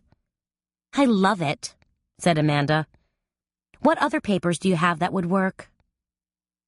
Carmela grabbed a handful of 12 by 12-inch sheets of paper that featured designs of old sheet music, vintage wallpaper, Audubon prints, and butterfly designs. "I get it," said Amanda, "and I think I can figure out the rest." "I knew you could," said Carmela. Gabby seemed to have everything in the shop under control, so Carmela retreated to her office. She plopped down in her chair and studied the items she'd brought back yesterday from Margot's house. She leafed through some of the photos, then picked up Jerry Earle's antique leather journal. As she carefully turned the pages, she was quickly mesmerized by all the notes and scrawls and diagrams. She could understand why Jerry Earle had found this little journal so fascinating. She wondered if he had regarded it as a sort of good luck talisman in his own search for treasure. A discreet knock on the doorframe caused Carmela to lift her head and turn around. Gabby was standing there, a crooked smile on her face. What on earth are you reading? A very fascinating little notebook, said Carmela. Did you know that all sorts of fossils and bones have been discovered in Louisiana? No, I did not, said Gabby. Well, according to Jerry Earle's notes, this state is a hotbed for them. The phone suddenly rang, as if to punctuate her sentence. And Gabby, ever the good and mindful shopkeeper's assistant, reached across the desk and grabbed it. She listened for a moment, then covered the receiver with her hand. Speaking of hotbeds, said Gabby, your ex is on the phone. Carmela made a face. Now, said Gabby, chiding her. Carmela took the phone. What? She said. Babe, said Seamus. Is that any way to say hello? Hello, said Carmela. What? I have a favor to ask, said Seamus. No, said Carmela. You don't even know what it is. The answer is still no, said Carmela. Please, said Seamus. I need your help. I need to tap that spark of creative genius that burns inside your pretty little head. What are you talking about, Seamus? Spit it out. I can't. Not over the phone. Meet me for a drink after work, okay? I don't like this, Seamus. You're being very mysterious. Does that mean you'll meet me? Is this about money? Carmela asked. Because I have no intention of rehashing old... It's not, said Seamus. It's just a teensy tiny personal favor that's right up your alley. Carmela sighed. Okay, but this is against my better judgment. Across the street from your shop, said Seamus. Gilson's Courtyard Restaurant. See you at 5. This better be good, Seamus. 2 seconds after she hung up, the phone rang again. This time, Carmela snatched it up. Memory mine, she said in a pleasant tone. How can we help? You can start by explaining a few things, said a rich baritone voice. Babcock. Carmela felt a warm flutter of butterflies deep within her stomach. How are things going? She asked. How's your seminar? Are you learning lots of exciting new investigative techniques? Never mind my seminar, said Babcock. What I want to know is why are you interfering so much in Gallant's case? The butterfly stopped fluttering and took a nosedive. I'm not. That's not what I hear. He called you? Yes, he called me. He works for me, remember? I maybe asked him just a couple of little things, that's all, said Carmela. Are you being truthful? Carmela crossed her fingers to help mitigate her little white lie. Sure. Well, just take it easy on Gallant, okay? He's tearing his hair out over this Jerry Earle Leland case. It's a tough nut to crack, admitted Carmela. Just don't you try to crack it, said Babcock. Said Carmela. Listen, Carmela. Margot Leland is really, really rich, and her husband, like it or not, has been a major political contributor in the past. So what are you saying? Said Carmela. There's some serious pressure to solve this thing, said Babcock. From the mayor's office on up. Got it, said Carmela.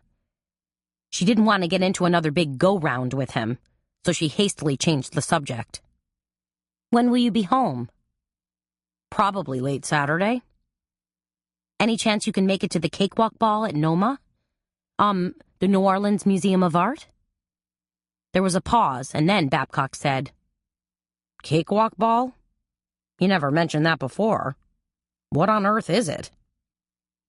Just your basic annual charity event. Big buck donors, lavish cakes, dinner, dancing, schmoozing, and a de rigueur auction. So it's fancy. Does that mean I have to wear a monkey suit? It would be quite appropriate if you did, yes. This was a man who favored Hugo Boss, Zegna, and Armani, but was unhappy about wearing a tux? Give me a break. I'm not sure I'll be able to make it in time. Carmela heard indecision in his voice. I'd love it if you'd try, she said. I promise to wear something cute.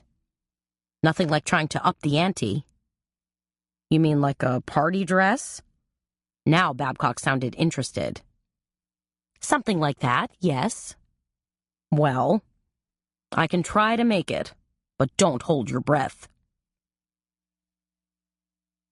After lunch, with one eye on the clock, Carmela got busy and pulled several more sheets of paper for her Paper Moon class. Since she was so intrigued by the little journal, she pulled a bunch of parchment paper, too. Parchment, said Gabby, studying her choices.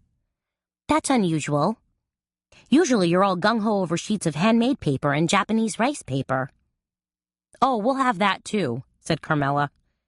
Then the front door chimed, and Baby and Tandy came flying in.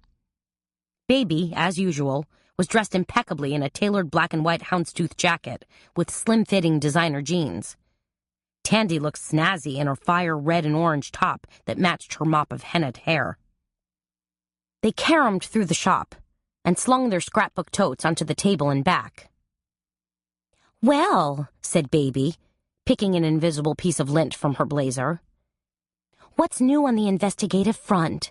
Have you figured out who killed Jerry Earl? Carmela squinted at her. I haven't solved the case yet, if that's what you're asking. Then again, neither have the New Orleans police. But there are more and more seedy details that keep coming to the surface. Tell us, Tandy squawked. She was always up for a choice tidbit of gossip. What scandalous information did you find out? Just the usual. Betrayal, backstabbing, and shameful affairs, Carmela said. She dropped her armload of craft supplies in the middle of the table, where it landed with a thunk.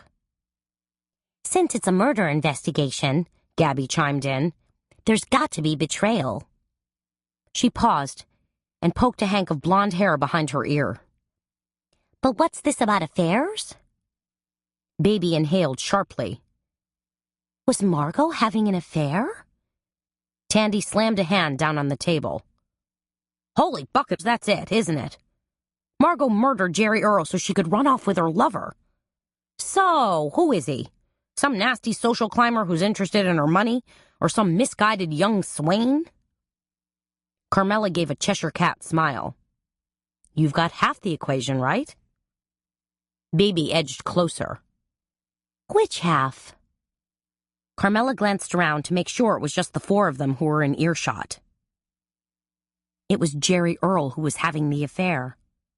Tandy whistled. Hound dogging around. Can't say I'm surprised.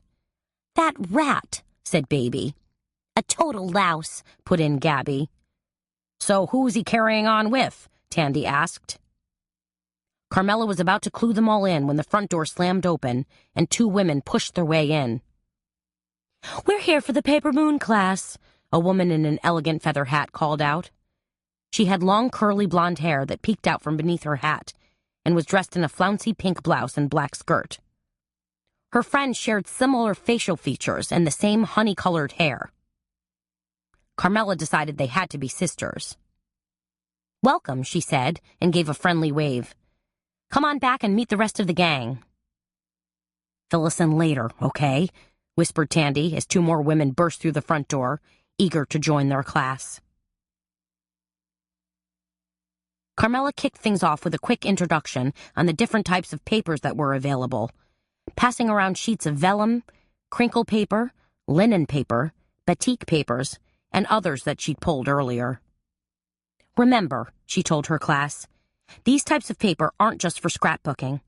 They're perfect for journaling, card making, tags, booklets, shadow boxes, labels, and wherever else your creativity leads you.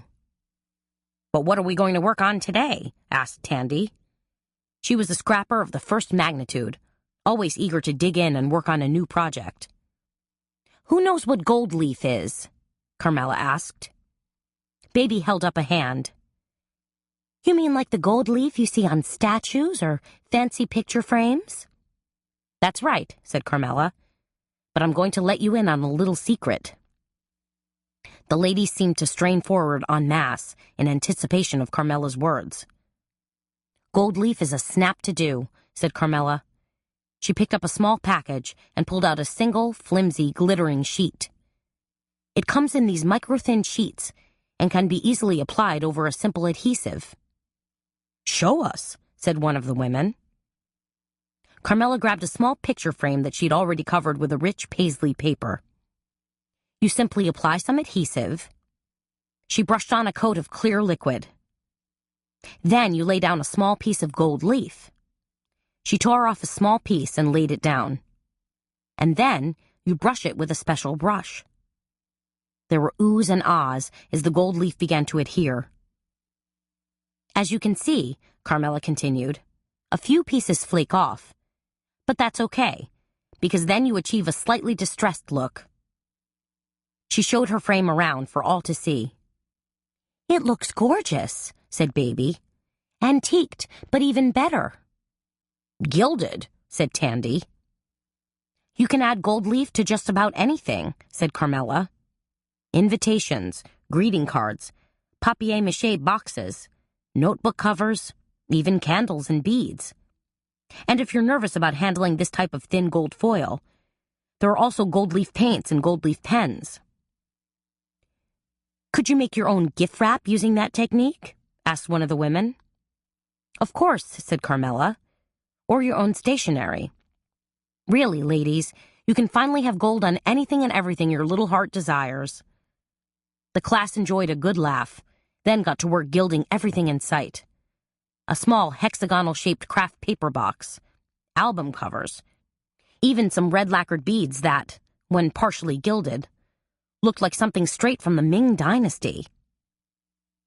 An hour into the class, Gabby cleared a space on the table and set out a tray of bars that she'd purchased from the Merci Beaucoup bakery. Said the lady with the feather hat. What have we got here? Coconut bars and marbled brownies, said Gabby. Help yourself. Can you gild food? Asked Tandy, a twinkle dancing in her eye. Of course you can, responded Baby.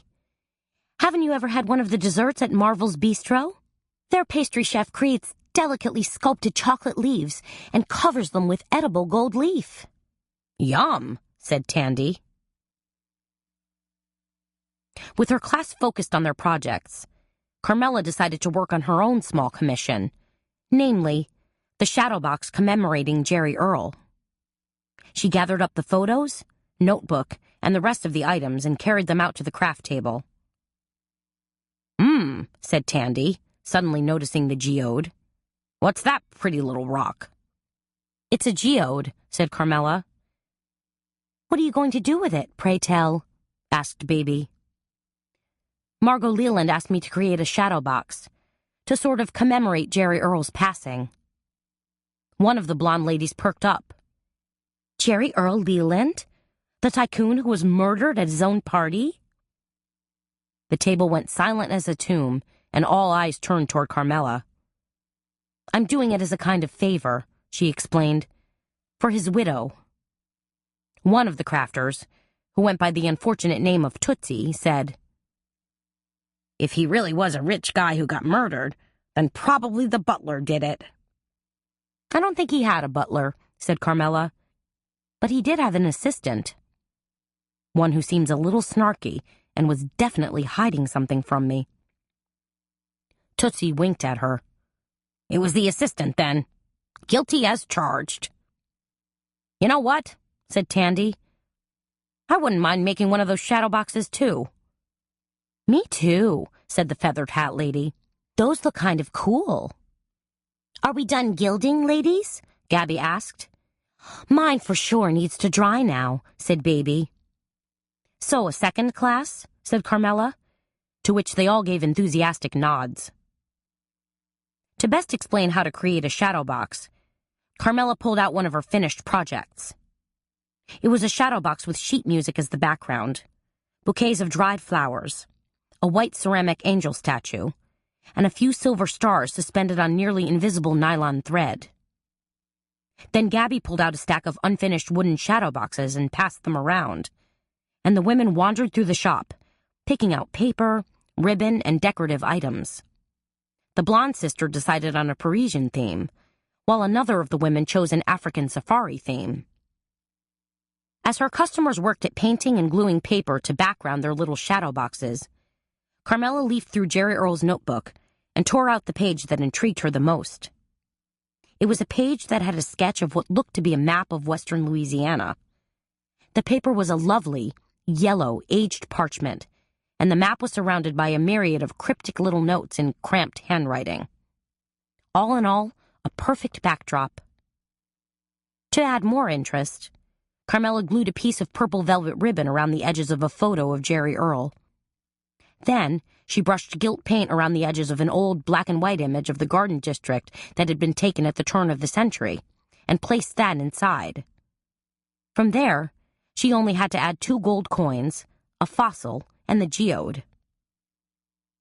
As she was positioning the geode, Carmela was suddenly aware of Baby looking over her shoulder. "That's just lovely," Baby murmured. "You should take it over to Margot as soon as you can. I'm sure it will be a great comfort to her." "Let me see," said Tandy, crowding in too. "Oh yeah, that really is nice." "No matter what you think of Margot," said Baby, "she doesn't deserve all the bad luck she's had of late." Unless Margot's the killer, Carmela thought to herself. Tandy was still studying Carmela's little creation. "There's something kind of familiar about that map in the background." "You think?" said Carmela. "Yes, but I just can't put my finger on it." "I think it's some area around here," said Carmela. Tandy shrugged. "Yeah, probably." Then, in a whisper the others couldn't hear, she said, "Carmela, who was having the affair?" Baby leaned in closer, the better to hear, as Carmela whispered, "Jerry Earl and Beatsy." "Oh," said Baby. Chapter 12. Her guests long gone, all craft supplies cleaned up and put back in their rightful places, Carmela scurried across Governor Nickel Street to meet Seamus. Daylight was morphing into dusk, and the French Quarter never looked more beautiful than when pink and purple streaked the sky. All the graceful old buildings had a certain softness to them, like a rubber stamp that had been carefully printed, then gently smudged. A breeze riffled the green awning overhead, and the twinkling white lights in the potted palmettos looked positively welcoming as Carmela hurried through the door into Glisson's courtyard restaurant. The maitre d' glanced up from his reservation book with a smile, but Carmela waved him off with a quick, "I'm meeting someone." Then she strode into the dining room and looked around. It was old-world New Orleans glamour personified. Decorated in a French palette of pale blue, eggshell white, and yellow, it was both posh and plush. White linens graced the tables. Diners sat on richly upholstered high-backed chairs. Windows were swagged with linen draperies, and bunches of dried lavender and white roses were arranged in enormous French crocks. Tonight there were a few early diners, but no Seamus. But he wouldn't wait for me in here. He's probably... Carmela strolled into the sleek, dark bar with its backlit Greek chorus of bottles filled with rum, brandy, whiskey, and every other spirit you could possibly conjure. And there he was, sprawled at the bar, looking happy and sassy, as if he held the deed to the darn place in his hot little hand.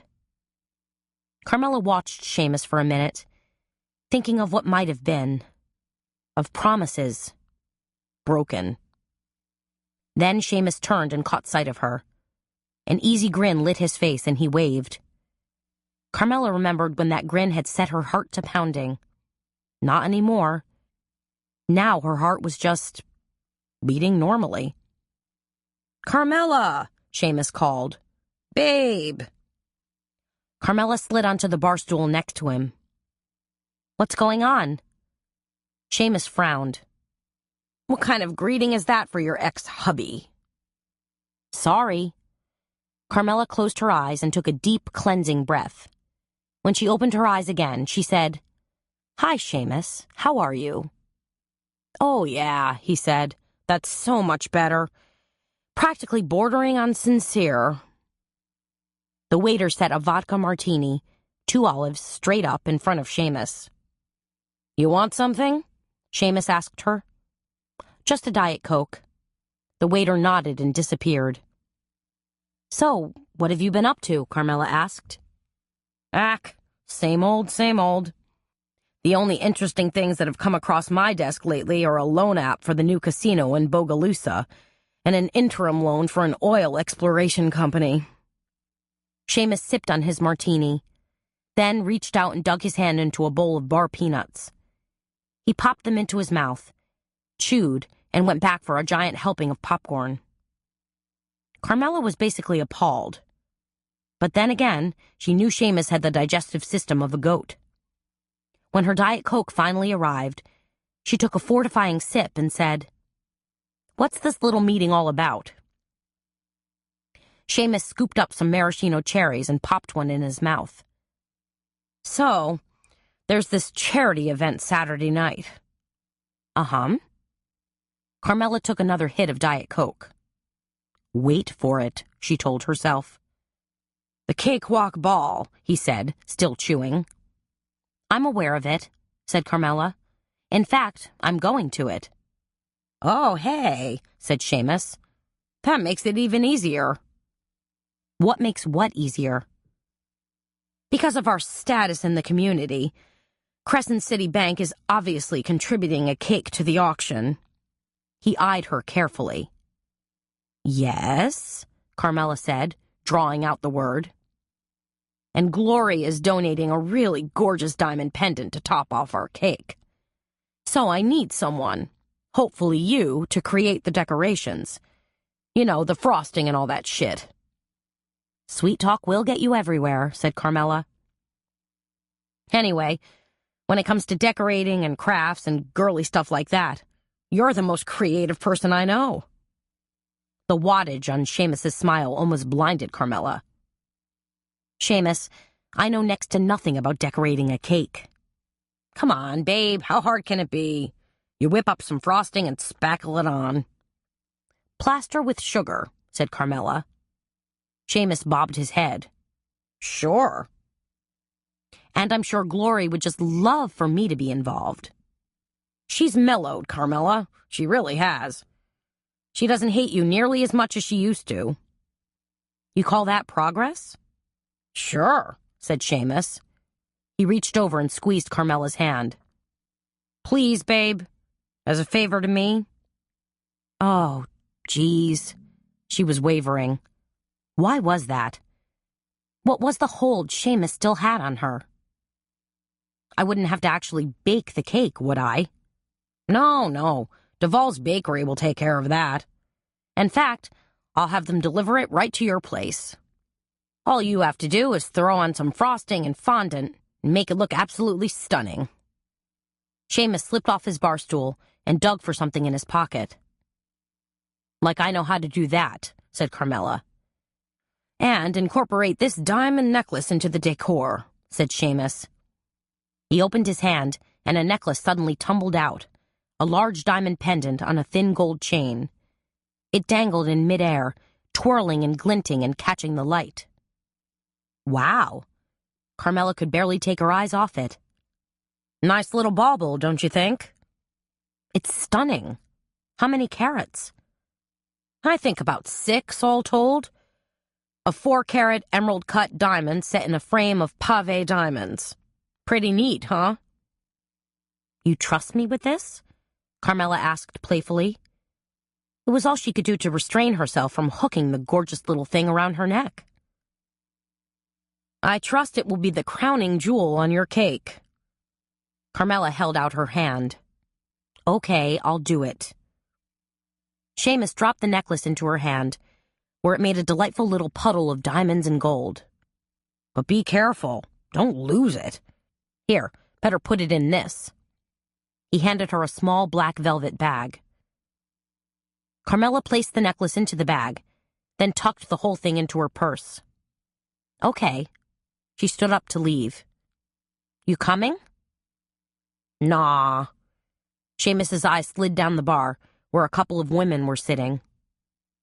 I think I'll hang around for a while, see what's shakin'. You're incorrigible, Seamus. Yeah, whatever. His eyes focused on her. You know this is my weekend to take the dogs. According to our somewhat laissez-faire custody agreement. I know that. Okay, said Seamus. I'm just saying. His eyes slid back to the two women. Bye, Seamus. Try to be good. Carmela walked back through the dining room, which was filling up rapidly now, and headed for the door. But before she could push it open, a gentleman inclined his head to her and said, Please, allow me. Carmela looked up into the bearded face of Buddy Pelletier. Oh, she said, startled. It's Mr. Pelletier, right? She remembered him from Margot's party. That's right, he said as he pushed the door open for her. And you're Carmela Bertrand. They walked out into the coolness of the late afternoon. Margot Leland has told me quite a bit about you. Buddy Pelletier was tall and strikingly handsome. He was mid-40s and wore an expensively hand-tailored suit that oozed class. He had the sharp blue eyes of a Samoyed, and they crinkled winningly at the corners. My dear, Pelletier continued, you have my undying thanks. Margot tells me you've been a tremendous comfort to her during her time of need. I hope I have been, said Carmela. Margot also tells me she's roped you into the investigation? Only because I was the one who found Jerry Earl. And a sad state of affairs that was. A sleek navy blue convertible slid to the curb, and a valet jumped out. An Aston Martin, Carmela thought to herself. Hand-tooled in England, and the very same vehicle that 007 drove. Your car is beautiful, she told him. She couldn't help herself. She was a sports car aficionado and knew this one was in a class by itself. One of the best things about New Orleans' climate, said Pelletier, is that you can enjoy tooling around in your convertible practically year-round. Then Pelletier got serious again. Your kindness to Margot is greatly appreciated. Jerry Earl was a dear friend of mine, and Margot is very special to me, too. If there's anything I can do to help, please, don't hesitate to ask. He reached into his jacket pocket and took out his wallet. He extracted a business card and handed it to Carmela. I mean that. Anything at all. Thank you, said Carmela, accepting the card. For some reason, the heartfelt sincerity of this very busy man touched her and brought tears to her eyes. The memory box tucked safely inside a cardboard box, Carmela strode up the walkway to Margot's mansion. After her encounter with Pelletier, she'd returned to her shop and picked up her handiwork. Somehow, Pelletier's worry over Margot's well-being had telegraphed to her. Even Baby had remarked how much of a comfort the memory box would be. So here she was, bearing both sympathy and a gift. Carmela noticed that the grounds looked well kept today. The grass had been freshly cut, and the camellias pruned. She inhaled the pleasant fragrance as she rang the bell, then waited for someone to appear from behind the wrought iron security door. A few moments later, Beatsy opened the door. She was wearing a dark dress that hung on her spare frame. Surprise registered on her face. Carmela, was Margot expecting you? Then her manners got the better of her, and she said, Come in. Carmela followed Beatsy inside. Is Margot here? Of course, dear. I'll get her. You can wait in the parlor. Carmela stepped into the parlor where, only a few days before, guests had danced and drank while a Zydeco band cranked out foot-stompin' tunes. Now it all looked subdued and unused. The heavy velvet chairs and sofas looked almost shabby, as if they, too, were in mourning. Carmela glanced at the enormous white marble fireplace and the portrait of Margot that hung above it. It was a very flattering oil painting, one that made Margot look years younger and pounds slimmer. She wondered who the artist had been. Certainly not Sullivan Finch, he of strange and unusual death portraits. Soft footsteps caught Carmela's attention. Margot descended a long stairway with Beatsy trailing behind. "Carmela, darling," said Margot. "I've just been picking out clothes for the funeral tomorrow." She looked hollow and worn out. "You'll come, won't you? It's going to be held at St. Louis Cathedral." "Yes, you mentioned that," said Carmela. "Elaborate yet personal," said Beatsy. Carmela searched her brain for a good excuse not to attend, but Margot clasped a pudgy hand to her chest and said, "Please, Carmela, you have to come. We're counting on it." Carmela gave in. "Then I'll be there. And thank you for the tickets to the Cakewalk Ball. As it turns out, I'm going to be decorating a cake for Crescent City Bank." "Aren't you the clever one?" remarked Beatsy. "That's just wonderful," Margot chirped. Sad Margot was suddenly gone. Happy Margot had just taken her place. Then a wolfish grin spread across her face. "Would you like to see the necklace that I'm donating?" "Certainly," said Carmela. "Beatsy," said Margot. She did everything but snap her fingers. "The necklace?" Beatsy hustled out of the room and returned not 30 seconds later bearing a purple velvet box. "Come take a peek," said Margot. Carmela and Margot crowded closer to Beatsy as she raised the lid. An elaborate necklace studded with diamonds, emeralds, and rubies sparkled at them. In the center was a pendant in the shape of a Victorian crown. Carmela thought it looked like something Marie Antoinette might have worn, or at least lost her head over. "Stunning," said Carmela. Margot raised an appreciative eyebrow. "It is, isn't it? It will no doubt be the highlight of the auction." Carmela stood there for a couple of seconds, then said, "You know, I didn't mean to interrupt your dinner hour." She thrust her gift box toward Margot. "I just came by to give you this." "What?" said Margot, accepting the box. "What is it?" "It's the memory box we talked about," said Carmela. "Haven't you been the busy little bee?" said Beatsy. Margot carried the box over to a table, then carefully lifted the lid.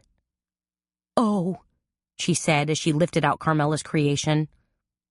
"Oh, my." Said Beatsy. "Carmela," said Margot. She was choked up and finding it difficult to speak. "I can't believe it." Now she pulled out a hanky and wiped away tears. I absolutely love it." "Thank you," said Carmela. "I was hoping you would." "You're so very clever," said Beatsy. But not half as clever as you, Carmela thought. If you really were carrying on with Jerry Earl. "Speaking of clever," said Margot, "how is your investigation coming along?" "Slow," said Carmela. "There's not a whole lot to go on." "There isn't, is there?" said Beatsy, staring at her with eyes that were as cold as a silver penny.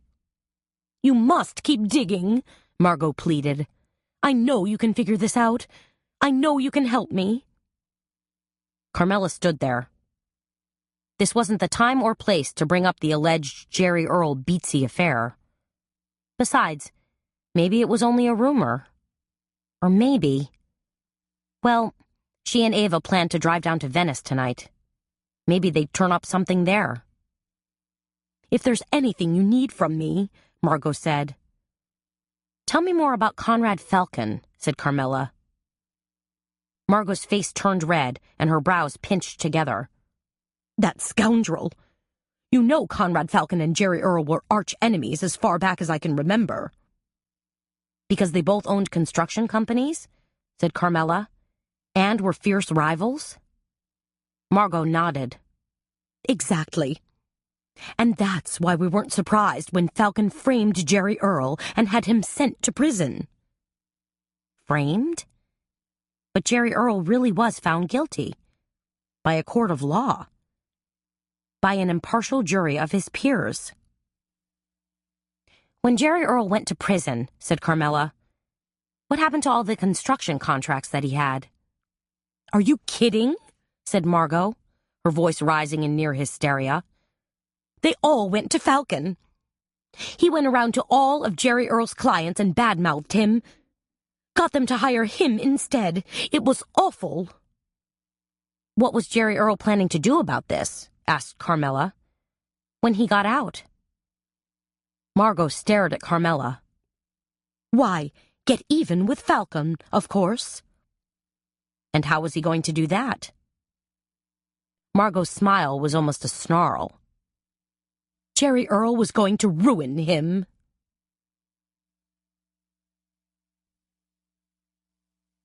Chapter 13. Against Carmela's better judgment, she and Ava were cruising down Highway 23, headed for Venice.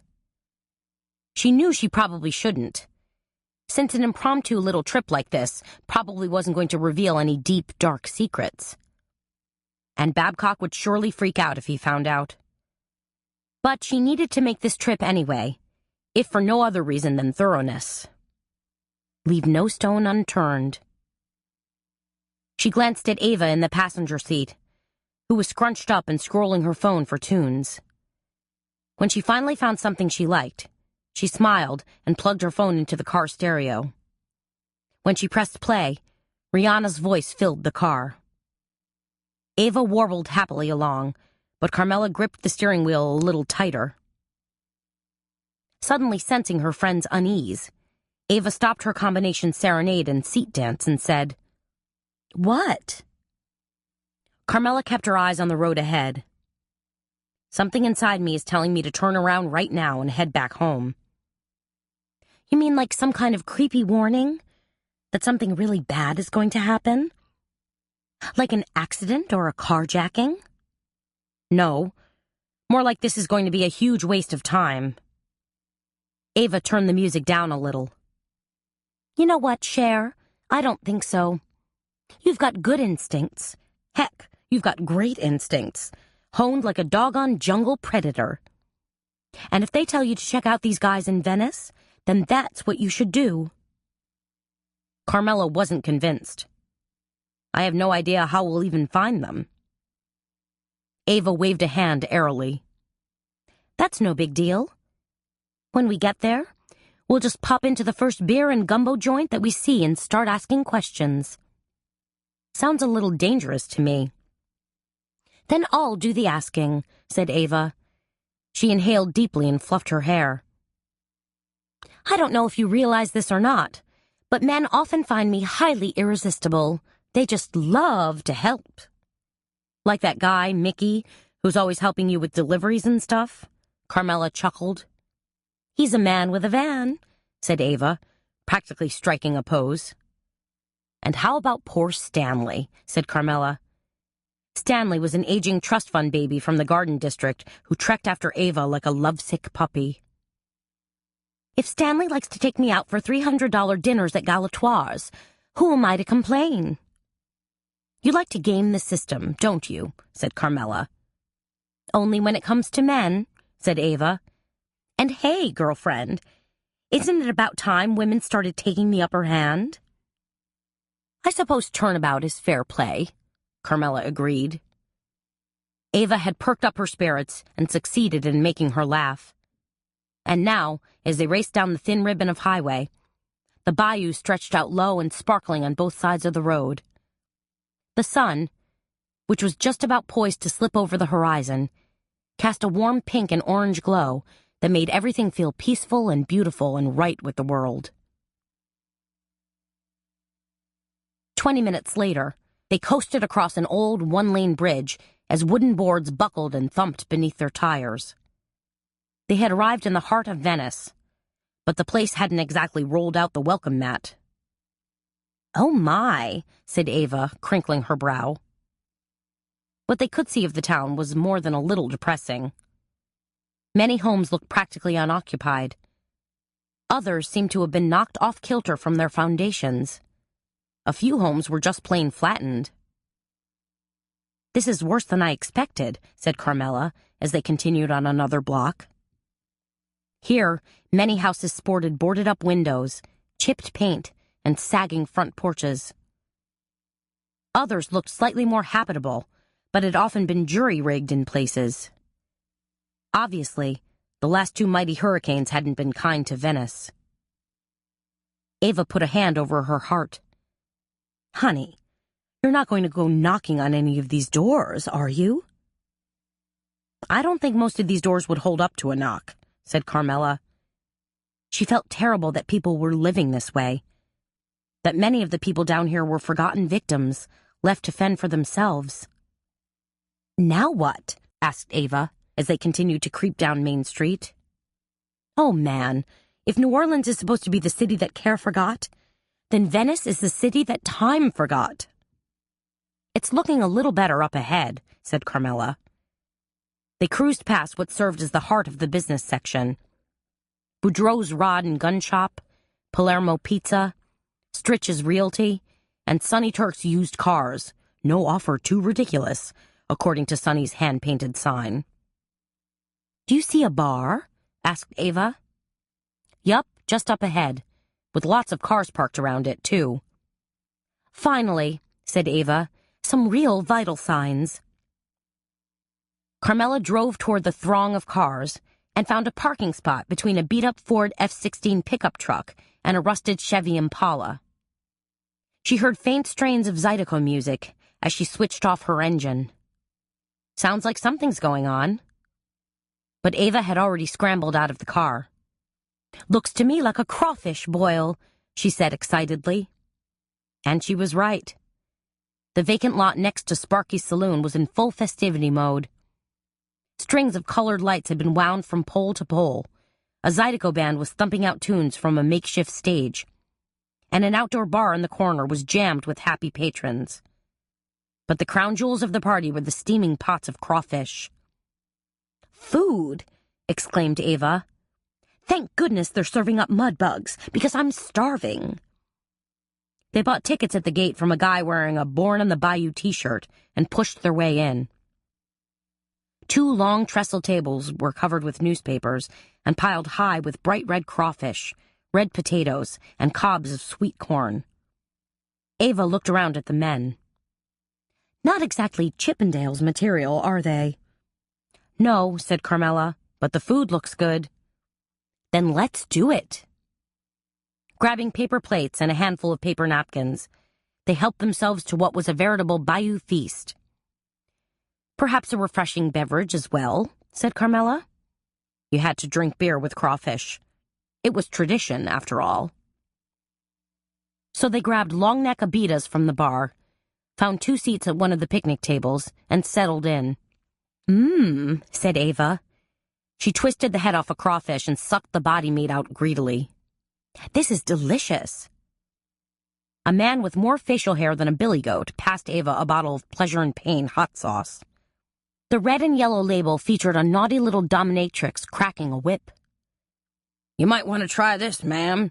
It'll really spice things up." "Merci," said Ava. "This is quite a fait dodo," Carmela said to him, using the Cajun word for dance party.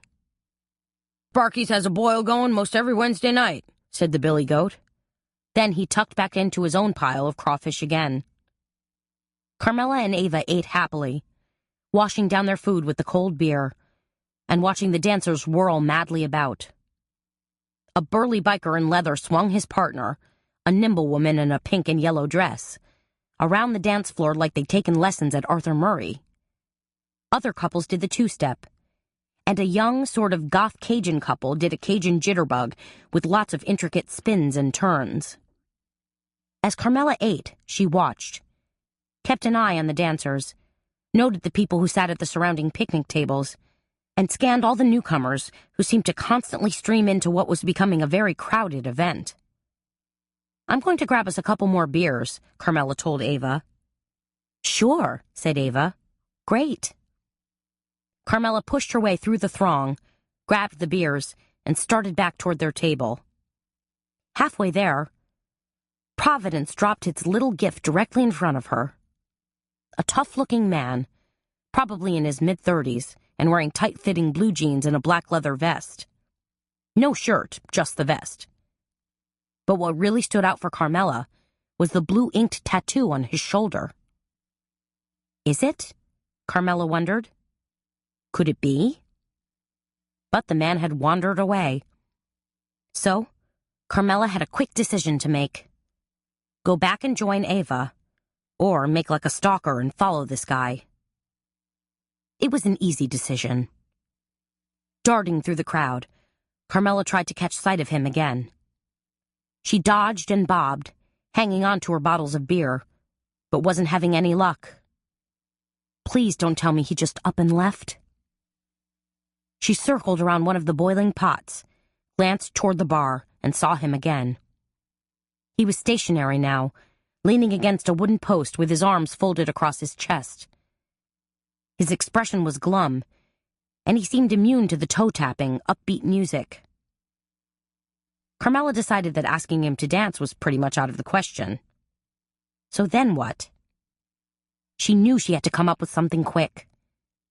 She was 10 feet away from him, walking straight at him, and closing fast.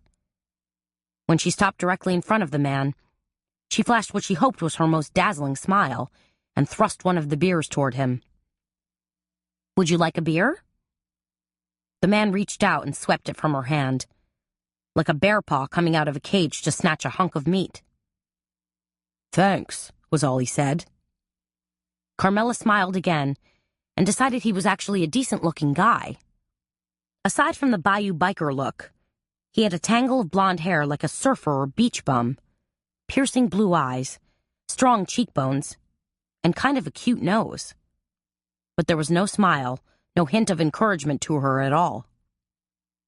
I bet a smile would light up that handsome face, she said to him. The man continued to stare at her. Okay, maybe I should try another angle, Carmela thought, and decided to take a direct route. A very direct route. I like your tattoo. Who are you? Asked the guy. His tone was suddenly wary. Carmela's trusty compadre in crime suddenly materialized at her side. We're just a couple of friendly gals from up New Orleans way, Ava said breezily. And we're sure enjoying the hospitality around here. As the man studied Ava, Carmela studied his tattoos. They were faded, and his skin was very tan and leathered, but she could definitely see the outline of a sailboat. The other tattoo looked like a complex algebra equation, but Carmela guessed it was really the stars and map. This could be a guy who served time with Jerry Earl Leland. Before Carmela could ask him anything, a man with a receding hairline and toothy smile reached in and grabbed Ava's hand. Excuse me, Mooney, he said, but if you ain't gonna dance with one of these fine beauties, then I will. And with that, he pulled Ava into the fray of dancers, which left Carmela facing her quarry once again. Your name is Mooney? She asked. The man nodded. That's your God-given name? Asked Carmela. You ask a lot of questions, don't you? Said Mooney. And I'm about to ask a lot more, Carmela thought to herself. Look, said Carmela, I bought you a beer. The least you can do is tell me your name. Ah, said Mooney. Then his shoulders seemed to relax, and his face lost some of its earlier tension. It's Eddie Moon, but everybody around here calls me Mooney. Is that where you're from? Around here? That's right, said Mooney. He took another sip of beer and gazed toward the dancers. Your friend is having some fun out there. Carmela followed his gaze and saw Ava shimmying and shaking like she was the second coming of Beyoncé. Girls just like to have fun, she quipped to him. And then, as the music ended, Ava's partner dropped to one knee. He said something that made her throw her head back with laughter. Then she scampered back to join Carmela and Mooney. What was that all about? Carmela asked her. Ava blinked. What? He was down on one knee, said Carmela. Oh, that. Ava casually brushed her hair off her shoulder. He professed his undying love for me and asked for my hand in marriage. Next to them, Mooney snorted loudly. Carmela raised an eyebrow at him. Knowing old Dusty, said Mooney, that's not all he asked for. Ava dimpled prettily. No, but I'm a lady, and that's all I'm going to divulge in mixed company. This time Mooney laughed out loud, his shoulders shaking. Carmela took full advantage of his guard being down. Mooney, we were wondering if you were acquainted with a gentleman by the name of Jerry Earl Leland. Mooney's disposition changed in a heartbeat, and his shoulders suddenly hitched up to around his ears. Why would you ask me that? Carmela pointed at his tattoo. Your tats are showing. So what? Said Mooney. Jerry Earl Leland had the same tattoo, said Carmela. Mooney's eyes flashed an angry green, then turned hard as sea glass. How would you know that? It was in the coroner's report, said Carmela. She and Ava both held their breath as they waited for Mooney's reaction. Finally, Mooney said, Yeah, I heard that old Leland kicked the bucket. Now he had his eyes focused on the ground. Sounded like a tough way to go.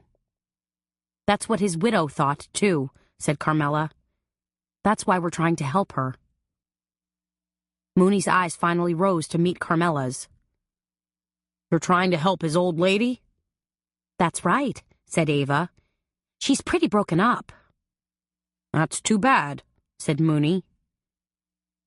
If you two had the same tattoos, said Carmela, you must have been friends. Mooney seemed to pick his words carefully. Not really friends, more like acquaintances. But you knew him fairly well? Carmela prodded. Yeah, I knew Jerry Earl, he acknowledged. From when we were in Dixon together. You were both in some sort of gang? Asked Ava. Mooney thought for a moment. I'd call it more of a business arrangement. Me and my guys occasionally helped smuggle out information for Jerry Earl. Information? What kind of information? Carmela asked. More like orders, said Mooney. That old fox was running his company from inside a 10-by-12-foot jail cell. Pretty funny when you think about it. Carmela didn't see anything funny about it. What exactly was it you smuggled out? Mooney shrugged. Like I said, information. Notes and shit. You know, the kind of... He twirled his hand around in a circle. Messages. Stuff a guy like Jerry Earl would need to communicate to the outside world. How exactly did you smuggle it out? Asked Ava. If you were in the joint yourself. Lots of different ways, said Mooney. Sometimes it went out with our lawyers inside their briefcases. Sometimes one of my boys would get his release papers and carry it himself. And sometimes we used visitors or even tennis balls. Tennis balls? Said Carmela. You had a tennis court? Said Ava. I've heard of country club prisons, but that's ridiculous. No, said Mooney, interrupting. From where we were out in the exercise yard. You cut a hole in a tennis ball, stuff in a note, and toss it over the fence to a waiting messenger. He grinned. That's a good way to get dope into the prison, too. So the notes were all about business? Carmela asked. Mooney shrugged. Sometimes it was a note to his old lady. Sometimes it was this crap about geology. He was loony about geology and dinosaurs. Kept yapping about how he knew where there was a T-Rex buried. At least he hoped there was. Did he tell you where? Ava asked. Mooney pursed his lips and made a disparaging sound. Come on, like you actually believe that stuff? Dinosaur bones buried in Louisiana?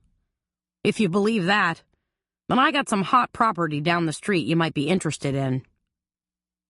Oh, no, said Ava. I've been down that street. Nothing in my price range. Mooney's mood turned dark again. Speaking of money, I did a lot of favors for Jerry Earl, and he owed me considerable money. Now that's all gone, since the jerk went and died on me." "Do you get up to New Orleans very much?" Carmela asked. Mooney narrowed his eyes at her. "I haven't been up to those parts since I got out of the pen." Carmela decided she probably would have noticed if Mooney had been at Margot's big bash. On the other hand, that didn't mean he hadn't creepy-crawled into the house through Jerry Earl's office and killed him. A man like Mooney was used to flying under the radar. He could probably get in and out of Jerry Earl's house before anyone could say, "Another champagne, s'il vous plaît." "Let me ask you something," said Carmela. "How did you know that Jerry Earl was dead?" "Lady," said Mooney, "Venice may be at the end of the world, but we still get TV, newspapers, and the internet." Chapter 14. Carmela pulled back the gauze curtains in her bedroom and assessed the weather. Raindrops tip-tapped at the window and ran down in rivulets. A sodden gray mist consumed her view into the courtyard. Feeling tired and brought down by the weather, every ounce of her wanted to dive back into bed and burrow beneath the down comforter. Cuddle up with Boo and Pooh-Bah and catch a few more Z's. But this morning was Jerry Earl's funeral, and she'd promised Margot that she'd be there. Front and center, rain or shine. She took a shower, standing under the shower head, letting the water wash over her until the pipes started clanking and the hot water dwindled to a tepid trickle. Then she dried off, smoothed on body lotion, and padded barefoot to her closet. Next problem: what to wear? Well, it was a funeral, so she should probably choose something tasteful and sedate. She searched through her closet and came up with nothing.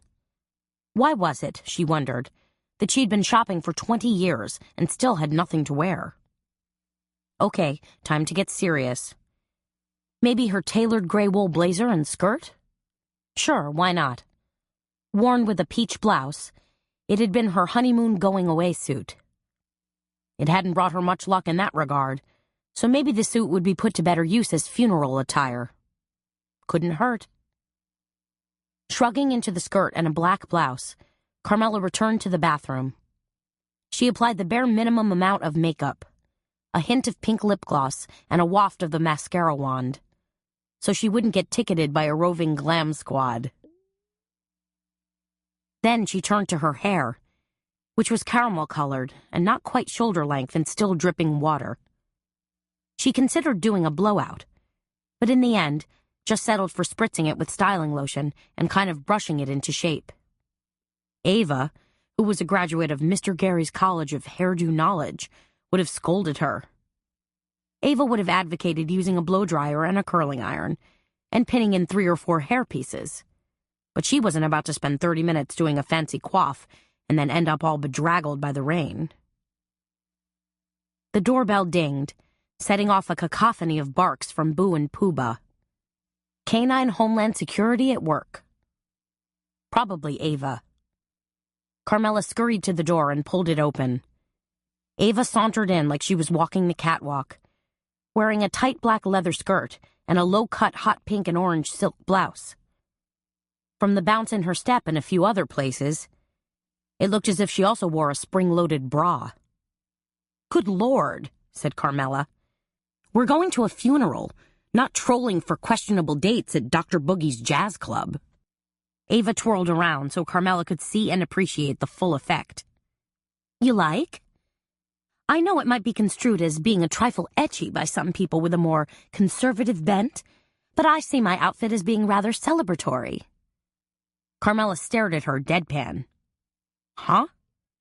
"After all," Ava continued in her confident jabber, "you never know when your time is up. I mean, life is for the living, and this is, after all, New Orleans." Okay. Carmela wasn't sure what kind of philosophical prose that was supposed to be, but she wasn't about to argue. The clock was ticking, and the dogs were padding back and forth between her and Ava, making nervous little figure eights, as if they were in a figure skating competition. Cher, how are you fixed for coffee? Sorry, no time. Coca-Cola? Asked Ava. I always need a hit of caffeine to get my engine purring. Ava's engine seemed like it was purring just fine.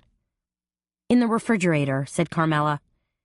She grabbed a bag from under the cupboard and poured kibbles into 2 aluminum bowls for the pups. Petit déjeuner for dogs. Help yourself. Ava found her Coke and wandered over to the dining room table. She plunked herself down, did a sort of double take, and said, Holy ciabatta, girlfriend. That's a sweet-looking little bauble you got here. Oops, Carmela thought. Ava had just spotted the diamond necklace. Where did you get this? Ava had pulled it from the pouch and was practically drooling. From Seamus. Ava's brows instantly puckered. Oh no, problema. Please don't tell me that lying, scheming skunk is trying to ply you with expensive gifts. Don't you dare think about taking him back. Not to worry, Carmela chuckled. That was never going to happen. The necklace is for the top of a cake he asked me to decorate for the cakewalk ball. Ava plucked the little pendant up and dangled it from her fingers. You're telling me Crescent City Bank is donating this? That's right. Pause. Would you like to go? To the ball? Ava nodded. Sure, why not? With me as your date, since I only have 2 tickets. Okay by me. Ava studied Carmela for a couple of seconds, then batted her eyelashes, but in a friendly way. Carmela, dear? Yes. Carmela could pretty much guess what was coming. Can I wear this? Ava asked, giving the little pendant a shake. Just for the funeral? I mean, it's the closest I've come lately to a genuine diamond. She fluttered her left hand absently. Honestly, I thought for sure I'd be married and divorced by now, out of my starter marriage and working on finding a second, more successful husband. And what am I? A single woman with a cat. I'm a cliché. But it's a prize-winning cat, said Carmela. When her words failed to cheer Ava, she added, I suppose you can wear it. After all, what Seamus doesn't know won't hurt him. Ava hastily strung the pendant around her neck, where it glittered and gleamed and caught the light. Isn't it funny, she said in a breathy voice, that diamonds are a girl's best friend, but dogs are a man's best friend? Carmela thought for a moment. I guess that tells you which sex is smarter.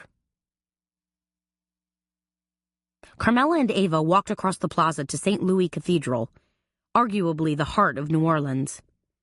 With its triple steeple, the cathedral was an architecture gem. It towered above its historic neighbors, the Cabildo and the Presbytere, and looked down benevolently on the green of the square and the block-long Pontalba buildings with their lacy ironwork galleries. Inside, the church smelled distinctly Catholic, a blend of frankincense and sandalwood mingling with the scent of votive candles, oil, and fresh flowers. Wow, Ava whispered, as she and Carmela stood in the back of the church and looked around. Margot's turned this funeral into a real shindig. The great Rococo altar was adorned with extravagant floral bouquets of porcelain white camellias and English roses. Enormous candles burned on 2 6-foot-high brass stands, and, front and center, between 2 rows of wooden pillars, was Jerry Earl's ornate mahogany casket. It rested atop a wooden bier and was draped with a white flag embroidered with a gold Mardi Gras emblem. It looks like a state funeral, Carmela whispered. She decided that all that was lacking was some red, white, and blue bunting, the kind politicians seemed to love. Then, her eyes searched the crowded church, a veritable sea of darkness with everyone dressed in black like a flock of grackles. Finally, she spotted Gallant, sitting just a few rows ahead of them. Come on, she whispered. Carmela and Ava tiptoed to the pew where Bobby Gallant was camped out. He looked up expectantly, then scooched over to make room for them. Anything new? Carmela asked him. But before he was able to answer, or maybe he wasn't going to answer her at all, a hush descended upon the crowd. There was a clatter at the back of the church. Then Carmela and the 200 or so mourners turned to watch as Margot began her way up the center aisle. Escorted by Duncan Merriweather, Margot was dressed in a flowing black dress and wore a perky hat with a veil. As she stepped smartly along, knowing full well she was being scrutinized by everyone, it became quite apparent that her intent was to show off. Her dress, edged with pale pink lace, was knee-length in front, but fell into dramatic, sweeping, floor-grazing folds in back. "She's wearing a mullet dress," Ava whispered. "Business in the front, party in the back." As Margot continued up the aisle, a chill ran down Carmela's spine. She realized that Margot, with her black dress and matching veil, looked more like a bride than a grieving widow. Only she was a bride dressed in black, like a witch bride, or a character out of some unholy fairy tale. Margot finally made it to her seat in the front row. She and Merriweather slid in and settled next to Beatsy, who extended a bony hand to each of them. Beatsy, Carmela noted, appeared more severe than ever. She wore a plain sack-like black dress that hung loosely around her hips, and she sported a fresh-cropped haircut that revealed rather large ears. Seated directly behind Margot was Eric Zane and two other people that Carmela recognized as household staff. From the third row on were the hoi polloi of the Garden District, friends and neighbors, many of whom had been present at Margot's soiree last Sunday night. Carmela even recognized Buddy Pelletier, looking dignified and somber. He was clutching the hand of a petite blonde woman seated next to him, presumably his wife. Suddenly, organ music burst forth with an impressive rendition of "How Great Thou Art." The priest marched in, accompanied by two altar boys, and the service was underway. The Requiem Mass was longer and more elaborate than Carmela had remembered. And so, when Buddy Pelletier took the lectern to speak, she found it to be a welcome break. His manner was gentle and caring, and he spoke elegantly and meaningfully about his dear departed friend. There was more incense, as well as prayers and songs. And then, finally, the service came to its inevitable conclusion. The casket click-clacked down the aisle, followed by a weeping Margot, who was barely supported by a teetering Duncan Merriweather. "Very dramatic," Ava whispered to Carmela. Carmela nodded, then turned to speak to Gallant. But, like a will-o'-the-wisp, he had suddenly disappeared down the side aisle. "Doggone," Carmela said under her breath. "I wanted to talk to him." "Maybe you can catch him at the cemetery," said Ava. "That means we have to go to the cemetery," said Carmela. She hadn't planned on that. "We have to go," said Ava. "Because—" She hesitated. "What?" "There's a fancy luncheon afterward, at Commander's Palace. You know I don't get to go there all that often." So, of course, they drove down St. Charles Street from the French Quarter to the Garden District. Or, back to the scene of the crime, as Ava called it. "Your pink and orange top is a welcome hint of color in all this gloom," Carmela told Ava, as they walked through the wrought iron gates of Lafayette Cemetery No. 1. "Nothing will ever be dull around me," agreed Ava. "Not even the weather." In the distance, a bright flash lit up the sky. It was followed by a loud clap of thunder. Carmela laughed. "Did you do that?" Ava raised her brows and glanced sideways at her. "That's only a small sample of my bewitching powers." They followed a group of mourners through the jumble of tombs and markers and mausoleums. Rain pattered down lightly as white gravel crunched underfoot. "Spooky in here," Ava muttered. "I thought you liked spooky," said Carmela. "I like my brand." "Oh," Carmela laughed. "You mean the manufactured kind. The the voodoo dolls that come wrapped in plastic from a factory in China. They assembled with a small group of about 30 people. Then, waited in the light rain as a cadre of pallbearers carried in Jerry Earl's casket. "At least this isn't filled with theatrics," Ava whispered. At which point, a flash of lightning blazed across the sky, and Margot Leland stepped forward to place the memory box that Carmela had crafted atop the polished casket. "Ooh, look what's suddenly front and center," whispered Ava. "Shh," said Carmela, as Margot turned to address the group. "I'm so glad y'all could come," Margot said in a halting voice. "It means a lot to me, and it would have meant so very much to my dear Jerry Earl." She brushed back tears. "He did so love a good party." "She's not just the life of the party," Ava whispered. "She's the death of the party." Margot turned and touched a hand to Jerry Earl's casket. "Now, he's going to join his mama and daddy right here in this magnificent Leland family tomb."